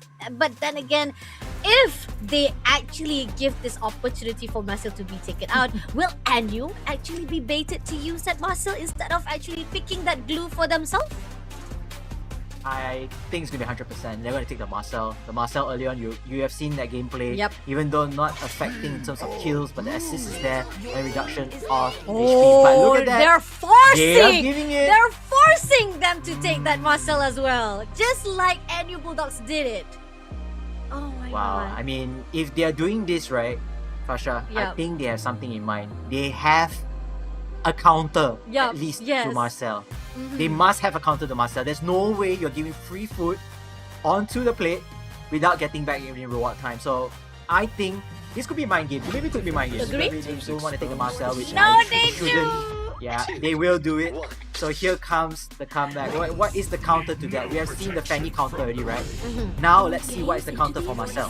The thing when it comes to you knowing how to use this hero, you definitely knows what are the weakness of the Marcel itself. You have to have the knowledge of what is the things that are not successful for Marcel once you've already used it a couple of times. Even now, we do know that Marcel has been a little bit of hard to dealt with when it comes to the Land of Dawn, but KPTM leaving that out, that has to be something up there. So just like Ken talked, but now they're picking up Selena as well as Baxia. I think this is actually a steal because we saw how NU Bulldogs has been performing with Baxia, and they actually had a really good run with the first two games itself. But at the same time, having Selena on their side is not that bad. But that kind of leave Zetian, but they picked up Lilia for the damage as well, and now they picked up that Granger. So Cloud is open again for Team KPTM, and if Soloz wants it, he can definitely get it. We can know for a fact that it's the most comfort zone for KPTM X Velocity. Yeah, I think having Cloud able to pair with Selena and Basia and a couple of hyper-aggressive heroes, if they want to really play that style, that would be very, very workable. But you have to understand that Granger, he will be activated in the late game. I think he has more late game capabilities, a bit more of an advantage towards Cloud. But again, it's up to the draw, it's up to the execution as well. Alice though, oh wow, they are focusing on sustainability, or at least the magic offense first overall. So Cloud can be banned. That could be the case for NU Bulldogs. They definitely have the potential to actually drag that out from the equation for Team KPTM X Velocity, or else they're just probably focusing on other. Probably right now we are seeing that if this Baxia actually doesn't flex up into the jungle, they can be able to shut down a little bit more of the junglers pool here, and I feel like they probably will pick. Oh no, they ended up in the favor of just shutting down that Cloud, like you talked about, Ken. It's either they picked it up or they actually shut it down, and I don't think it's really necessary because we talked about, even if this Cloud was out of the picture for Soloz has been performing with that Bruno. The question is, draft-wise, Bruno is a bit tricky, and you talked about how Granger is a late game. Bruno is also in the same case. So Velocity, if they keep up the same momentum that they did before, I'm worried that NU is reading them along those lines. YSS is still available. Oh, they yes. can go for that. Leslie is still available. Obsidia, maybe, probably just a just a random pick or selective pick right there. Oh! Nolan! Banning Nolan. Very interesting. Guinevere, 100%. But Nolan, they might have done some study. They might have done some study and some research onto NU Bulldogs, man. I mean, I've seen NU Bulldogs using Nolan, but it's not really the necessity of banning Nolan, even with the dimension wave, with the mobility wise. You said that YSS is open, right? Why leaving a YSS a bit open to be taken right here? And I've seen how YSS can also be paired out with Zetian. That kind of opens a little bit of opportunity for KPTM if they want to actually pick it up. Again, I'm talking whether or not this Baxia is a robe to be flexed, unless they really want to go all out for tank jungle. So the question is, what KPTM want to go in for this direction? It's going to be coming down to the last two picks of NU Bulldogs. It looks like Khalid. Okay. Khalid will be a great option here. Now forcing Team NU Bulldogs to make their decision right here. They definitely need a roamer. So the roamer most likely will be a Hilda. Perhaps they want to trust the Hilda once again. Or they cannot go for a pure tank. They went for the hybrid tank instead. Sora, okay, but there's an off lane. And what would be their next choice in hand? Still open if they want to actually open up the map with the YSS, but again, the jungler that is required here to do a lot of disturbance rather than Fanny, because you talked about, you probably leave out that Fanny right this instant. So they ended up taking Leomord, and I think we did saw on the second match, Leomord was phenomenal. Yep. So this is something that again, Team NU Bulldogs is playing by the books that they've already comfortable in. Marksman. And somehow right now for Team KPTM, Oh, are you? My bets are on YSS or Leslie. I think those are the two. Unless they shock and awe me with something that I haven't seen before. Don't pick aka Bruno Layla. again, Nope, please. not bringing Layla in. Don't worry. Please, not Bruno again. Do not pick Bruno again. There's too We much. have 1-1. There's too much of a. Victor. Yeah, there's too much right now. Seriously, who will be the pick for Soloz right now? That could be a surprise element that we talked about again from KPTM X Velocity. So let's see. Look at it. They're literally discussing it. They're really wondering who they want to actually pick up here for the last. So, Obsidian! The burst damage. I knew it. No single talk that you want to actually talk about. You want to actually go all out with the hunt of bones. So this is something that KPTM X Velocity has covered the ground, but they're not the only one. NU Bulldogs is also doing well with their drafting. So. Previously, I keep on having a little bit of bias whether or not the draft is better in the different kind of team, whether or not this side has the potential. But for this last match, I'm loving the majority of these two teams. Both have shown so much potential, so much of the growth, so much of them pushing forward for their own capability. And KPTM X Velocity, will you surprise us even more here to get that extra river sweep that you've been doing from the lower bracket, or will NU Bulldogs finally gain that last win? This is very interesting, Ken, to see our last grand final match. Yep, I'm looking forward to see the Marcel in the hands of NU Bulldogs. Let's see, without the Fanny, what will be the next play in the hand. While for KPTM, the unorthodox picks have been bringing them from victory after victory, counter-attack and hard countering their opponents. Ladies and gentlemen, we're in Game 5. This is the last game in round, and we'll be crowning one of the champions right here for the OPPO Hyper Legend Cup 2026. It is a long day. If we're making a mistake, we do want to apologize to all the audience as well as viewers. It has been 9 hours we've been casting, and look how much aggressiveness that is shown by the team of Velocity Malaysia. They know for a fact, early game-wise, especially having Khalid on their side, they can do a lot of disturbance. You can just go in for the invasion, just ride that sand wave as much as possible, making sure that you can open the map and get a lot of the location. Open the map itself to have information towards NU Bulldogs itself. But here on out again, swings back into Jin. Overextended, had to flick away, but one hit goes to it. Goes in for the quick sand guard, but can he survive without Jin? Makes it alive. This is why Khalid is one of the best choice for Roma. Yeah, one of the best choice there, able to not only sustain but to deal damage as well. Especially the initiation, coming with the with one of his skills and combos in place. I mean, this is going to be both teams, they don't want to over-aggressively play to create mistakes for themselves, but at the same time, to start the fight, maybe you need to set a statement, you need to start fighting and start to attack here as Mizu in a lot of trouble. Ooh, double flicker right there over here, and then now leaving Pachulan away, zoning out from his teammates. Mizu will get the last laugh and the first blood. I think that's a little bit of communication coming from Team NU actually, because I think they thought that they were going to actually disperse, and Pochulan was just like overlooking, oh, you guys are leaving? I wasn't expecting that. So a slight mistake from the start, but it's okay. It's just, like I said, once you actually have your Romas out of the way, you still have the potential to recover back. But this is it. It's going to be the first contest coming for the first turtle right there. Goes out right this instant for the quick sign guard, but Estasio gets the turtle in their hands, but Mizu unfortunately had to be sacrificed as well. So not only getting the turtle objective, they also able to back out 1 kill. Yeah, 1 kill, 1 turtle. That's definitely an early victory from the side of Team NU Bulldogs. You can see that the team is really hyped for securing the objectives. I think it's about time that they are they have to stay awake, they have to stay alert, because again, this is going to be the deciding factor on who is going to go as the champions, who's going to be selected as the champions, while the other is unfortunately will be getting the runner-up place. In the meantime, the KPTM, they are still not out yet. They have that Selena, they have the Basia. Anytime, when they are ready, they can set things up, they can set the abysmal traps just to deal a little bit more intel, info, and slowing their opponents down.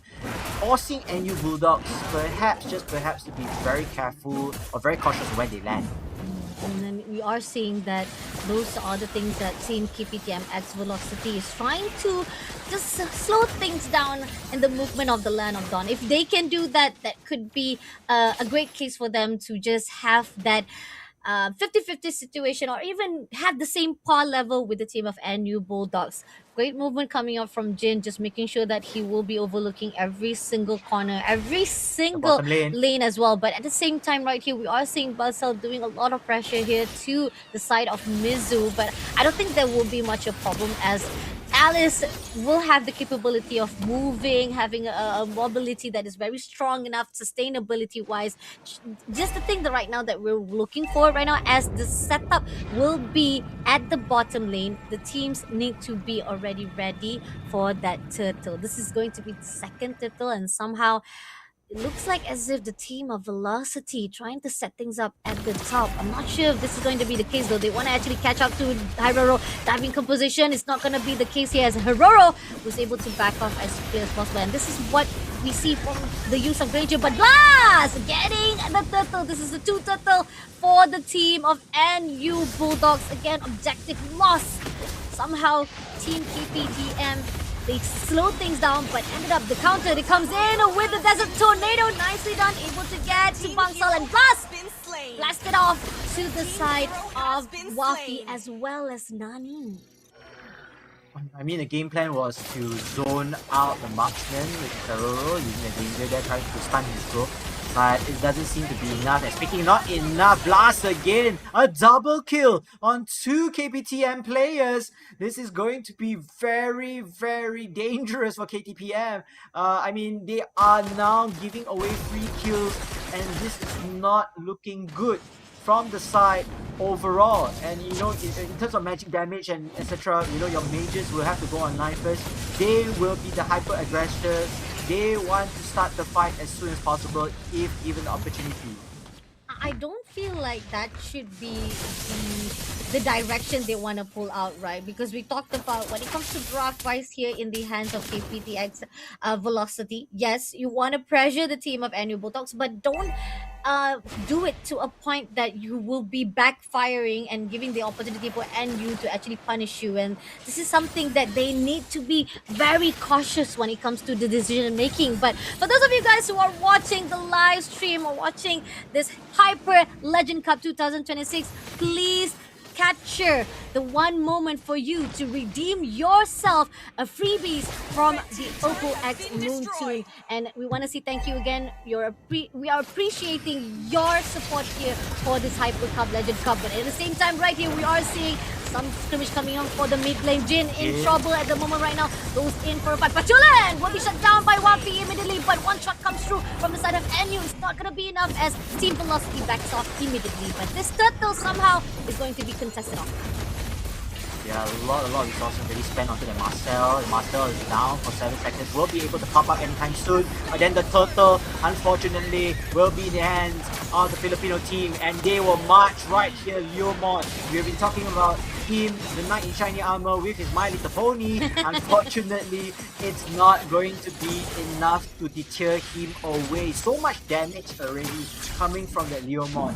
Maybe, just maybe, this Leomon could be the main driver, the main carry, the main damage dealer for NU Bulldogs. Oh, I agree on that, and it's really tough to see how Team Velocity, they had it in their backs. They were supposed to be the one who will be able to actually contest that turtle, but somehow it was too much to bear. But Bangsal, I think pretty much he was a little bit too far off all alone at the bottom lane, so Team Velocity is just finding a way of how to actually punish Team NU Bulldogs. Yeah, you get a lot of the objectives, you actually get the whole objective of the turtle, but at least let's have a little bit of separation, do a little bit of solo push when it comes to going down. They have at least the bottom turrets for them to steal, but again, the rest of their turrets from the top and the bottom has already been taken down. So Team KPTM as Velocity, the small wins needs to be even more, but Wafi overextending himself, and here Mizu as well goes in for the blood of Odin, but it doesn't get anything. Somehow it doesn't pull through, and Team Velocity lost 2 players because of the overextension. Just very. I mean, I think they wanted to start the fight, I think due to the CC, the zoning, and the immobility from the opponents, they were just zoned out way away from any of their damage dealers out there. Just unfortunate because, you know, those are the two roamers that you depend on to start the fight, right? Without those two, you may just call the fight off and, you know, avoid losing any more casualties. But again, I feel like NU Bulldogs, they are playing the game that we have seen them countless of times. They have already know what to do. They are aggressive. They pick off objectives step by step. And then it seems like deja vu on and all again. They are controlling this tempo. They are controlling this battlefield. And they are dictating the pace and space from the side of KPTM Velocity. They need to slow things down. I really feel like this direct engagement coming from the team of KPTX Velocity is not really particularly... I know for a fact, yeah, we don't want to be too passive, but at the same time, at what state that you are thinking that, oh, if we can be able to at least trade some of the numbers, it will still be beneficial for them to just close the gap. But here's the thing, the economy-wise is already 5,000. You don't want to mess things up even more, giving that opportunity for Team NU Bulldogs to drop even more bodies. So this is something that Team KPTX Velocity, find a way, separate your objective right now. Do what NU Bulldogs has been doing. If you can't do it as a team, find someone that can go to the back line all by himself, making sure that he'll be able to pull through and be able to actually do a little bit of pressure for that wave. But at the same time here, mid lane is already under focus for the team of NU Bulldogs to steal away that turret. Yeah, you gotta give that turret away. The roamers of Team KPTM are not strong enough, not sustainable enough to deal or soak up much damage. And I don't think they are able to do so right here as Wafi falls down to the hands of Heroes Granger. And it looks like it's getting dire and dire. It looks like it's game 1 and game 2 all again Fasha. Just when KPTMX was doing so well on the last 3 and 4th game, this 5th game, somehow they lost their footing again, and Team NU Bulldogs fights again. Now, Holy Defense already been cracked. Fansal just trying to find a way, goes in for the Thunderstorm. So let's see if this is going to be enough for the defense line of Team KPTX Velocity as they go in for the frame shot right here. They're stunned out, immobilizing, but there's going to be a hit comes through from Herrero to take down Wafi. Sorry, shuts down Pachulan for the trade, but Mizu on the scene will be blasted by the Blast himself. Yeah, Marcel's Golden Hour ultimate, man. I mean, that is just a shocker, right? You know, just giving so much leverage to the team to at least replan their strategy, replan their attacks, and aiming for the right targets. And, you know, I know we are aiming down the two roamers, but these are the two heroes that are very squishy at the moment, Fasha. Roamers, the tankers, they're supposed to be sustainable enough, but they are getting picked off one time and time again, and then leaving less leverage or less sustainability to the overall team composition at this point of time. You can see from the itemization, yes, Alice does have the regen items in place, but it's still not that matured, or you know, it's still in the process of developing. And with every death, there is a stunted growth towards not only her but to the entire team. And the fact that you have Khalid, right? Usually it's not supposed to be Mizu is the one to trigger the setup. If you have the Khalid, you can go in with a Raging Phantom, and even though it is a little bit tricky, you know for a fact Kali, when it comes to sustainability, it's not really as powerful compared to Alice. But if you're able to actually call out, able to catch things up, but here on out we see Herrero takes down Wafi, goes into Jin as well. Jin had to move away with the Raging Storm just to escape, and this is where we are seeing most of the connection that was supposed to be done by KPTM is not fruitful. Pachulan comes in again, frame shots, shuts down, immobilize two players right this instant. Herrero takes down Mizu immediately, and Jin will be the next victim. Even with Soros going in for that Heart of Bone, it's not going to be enough with the damage as they have the crystal in the hands. They have the minions coming in right now. Yes, they have the minions. Soros tries to survive it up, but he will be taken out by Blast, and now living the first last victory in the hands of Team NU Bulldogs. Our Philippine team away from home is the champions of OPPO Hyper Legend Cup 2026. You gotta give it up to NU Bulldogs, ladies and gentlemen, away from home, in a hostile but friendly rivalry crowd, they are finally crowned as your champions for the Hyper Legend Cup 2026. My oh my, that was a total beatdown.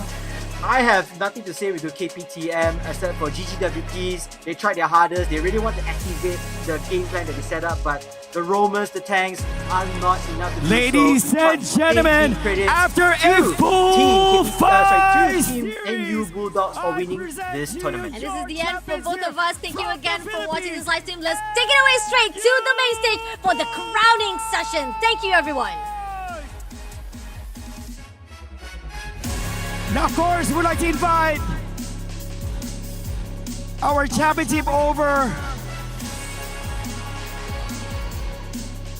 here to the other side to give their signs of sportsmanship up against their opponents here in the grand finals. KPTMX Velocity that put up a really good fight over here. And of course, ladies and gentlemen, we are going to be inviting the champions here towards their trophy to lift it up. Ladies and gentlemen, I present to you NU Bulldogs!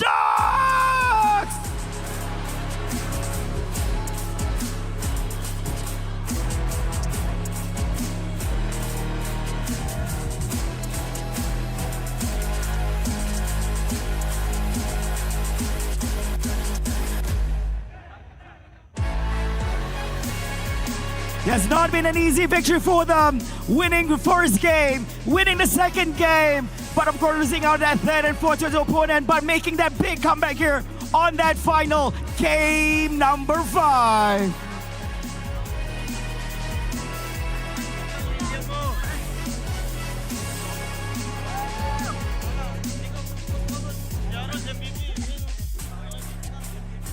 Ladies and gentlemen, here I am here at center stage together with our champions. Now, if you don't mind, we'd like to call our representative for a short interview. Hello, hello. Hello. Now, it looks like a very emotional moment with you and your teammates.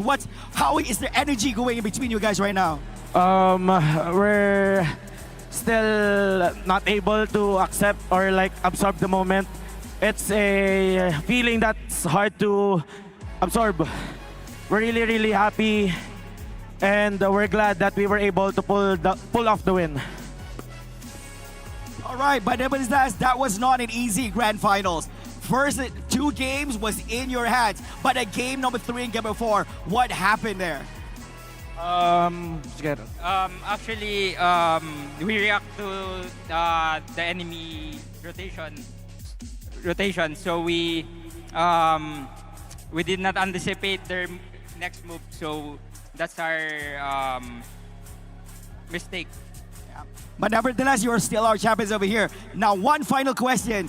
Who are you guys dedicating this win to? I think we can safely say that we dedicate this win to our gold laner because during the first day, Herrero had his birthday, and aside from him, of course, all the Filipino supporters that we have, even some Filipinos watching here on the venue, we thank you very much, and we offer this win to everyone. All right, thank you so much. Ladies and gentlemen, give another round of applause to our champions as we're going to be invited over to take their seats as we're going to clear the stage for the prize giving ceremony. Congratulations once again. Now, ladies and gents, before we continue on with our ceremony here for today, we would like you guys to feast your eyes here on the main screen as we show you for the final time the full bracket here for the championship. Their journey that's inspired over this course of 4-day championship here of the OPPO Hyper Legend Cup 2026 Grand Finals. As you can see here, ladies and gentlemen, we started off here at the top left corner, the upper bracket segments, and we do see on the first day itself, 4 teams dropping down to the lower brackets. We've lost out 2 teams on the first day, and of course, the second day commences over here, and we have our third, and today, the final day, featuring the upper bracket semifinals, the lower bracket semifinals, and the recently concluded grand finals, where NU Bulldog just won 3-2 up against Malaysia's representatives, KPTM X Velocity. What a journey it has been. A long, hard journey for all these athletes. Can we have another big round of applause to all our representatives from Malaysia, Singapore, Philippines, and Indonesia? A long, hard road they fought over here. 8 amazing Mobile Legends Man Campuses team here in Malaysia as the host for this year's OPPO Hyper Legend Cup 2026 Grand Finals. Now things are looking very, very heated here on the main stage. In a few short moments, we're going to be working together with our representative of OPPO Malaysia for the prize giving ceremony and of course awarding our top 3 winners as well as the MLBB. Right? So hopefully you guys are interested. Hopefully you guys are excited because I'm just as you are, because we're going to be announcing the winners right now. But before I head on to all that, it gives me a great pleasure and honor to invite none other than Miss Monica Chin, Director of Marketing of OPPO Malaysia, to present the prizes. Thank you, Monica. It's great to see you again here on the main stage. Now, ladies and gentlemen, let's begin with third place. Your second runner-up here for the OPPO Hyper Legend Cup 2026 Grand Finals. Give it up for UITM X Velocity!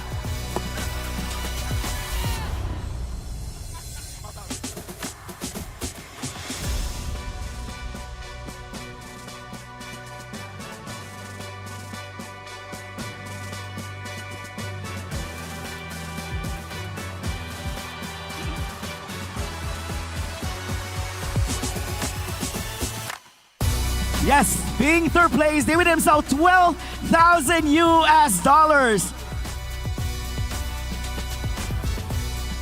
Fighting through the first round of upper brackets, the quarterfinals in the upper brackets, and of course, they did drop down to the semifinals of the bracket, finding their way through in the lower bracket segment up against their opponents, KPTM X Velocity, but quite unfortunately, they've dropped there, and they are your third place winners.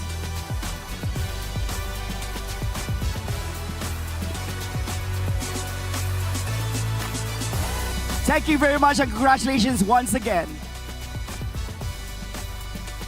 And of course, ladies and gentlemen, your first runner-up, second place here at the OPPO Hyper Legend Cup Grand Finals 2026.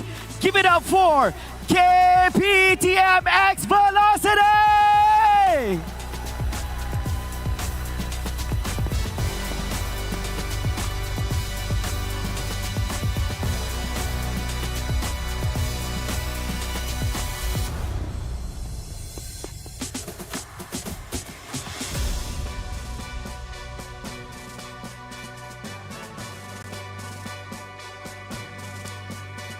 KPTM X Velocity not only being second place, they're bringing back home $20,000 US here as their prize. The team that had the most amount of matches, crawling through in the early stages of the double elimination bracket, through the lower bracket segment, back-to-back matches on day number 3. And here they are, ladies and gentlemen, once again, give it up for KPTM Velocity!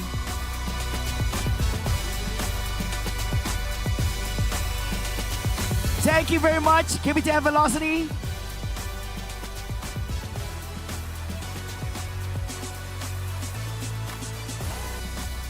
Ladies and gentlemen, it is the moment you've been waiting for, crowning the champion of the OPPO Hyper Legend Cup 2026 Grand Finals, bringing back home $32,000 US. Your champions from the Philippines, NU Bulldogs!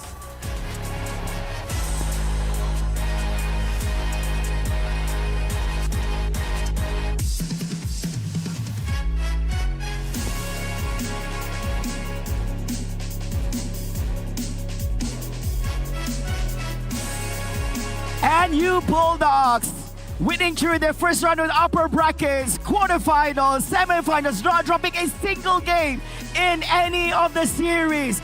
and fighting a long, hard battle here in the grand finals. A through 3-2 victory here. Ladies and gentlemen, once again, give it up for your champions and you Bulldogs!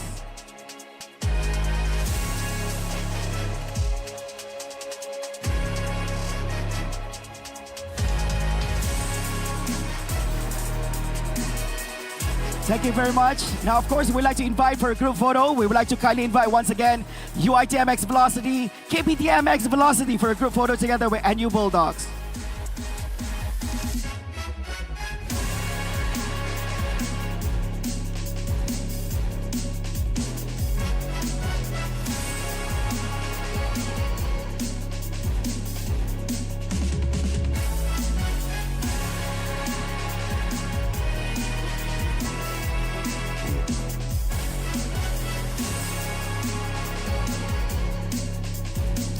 Now, ladies and gentlemen, with all our top 3 lineup here, things are not over yet, as we are about to announce the finals MVP, or should we call it in the abbreviation FMVP. Now, ladies and gentlemen, feast your eyes here up on the main stage, because we are going to announce your FMVP goes to Estasha from New Bulldogs!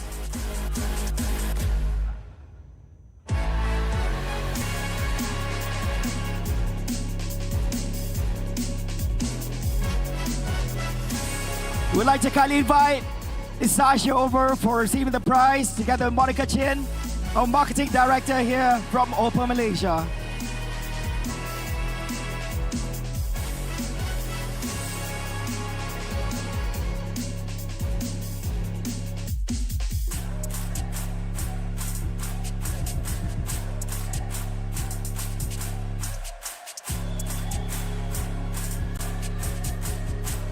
Now, of course, thank you so much, Ms. Monica Chin.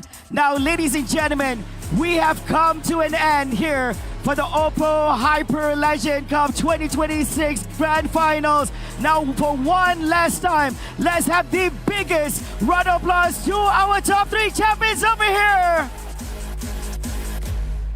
Champions NU Bulldogs from the Philippines. Second place for KPTMX Velocity and UITMX Velocity in third place.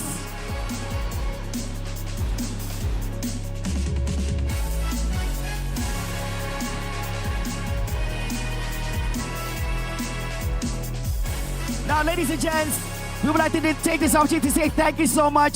Thank you to everyone joining us here for this event, to all our amazing viewers out there watching through our official live stream. And we do hope you continue in supporting our journey here together with OPPO at the OPPO Hyper Legend Cup 2026 Grand Finals. My name is Muhammad Faro. You guys can call me Flavor.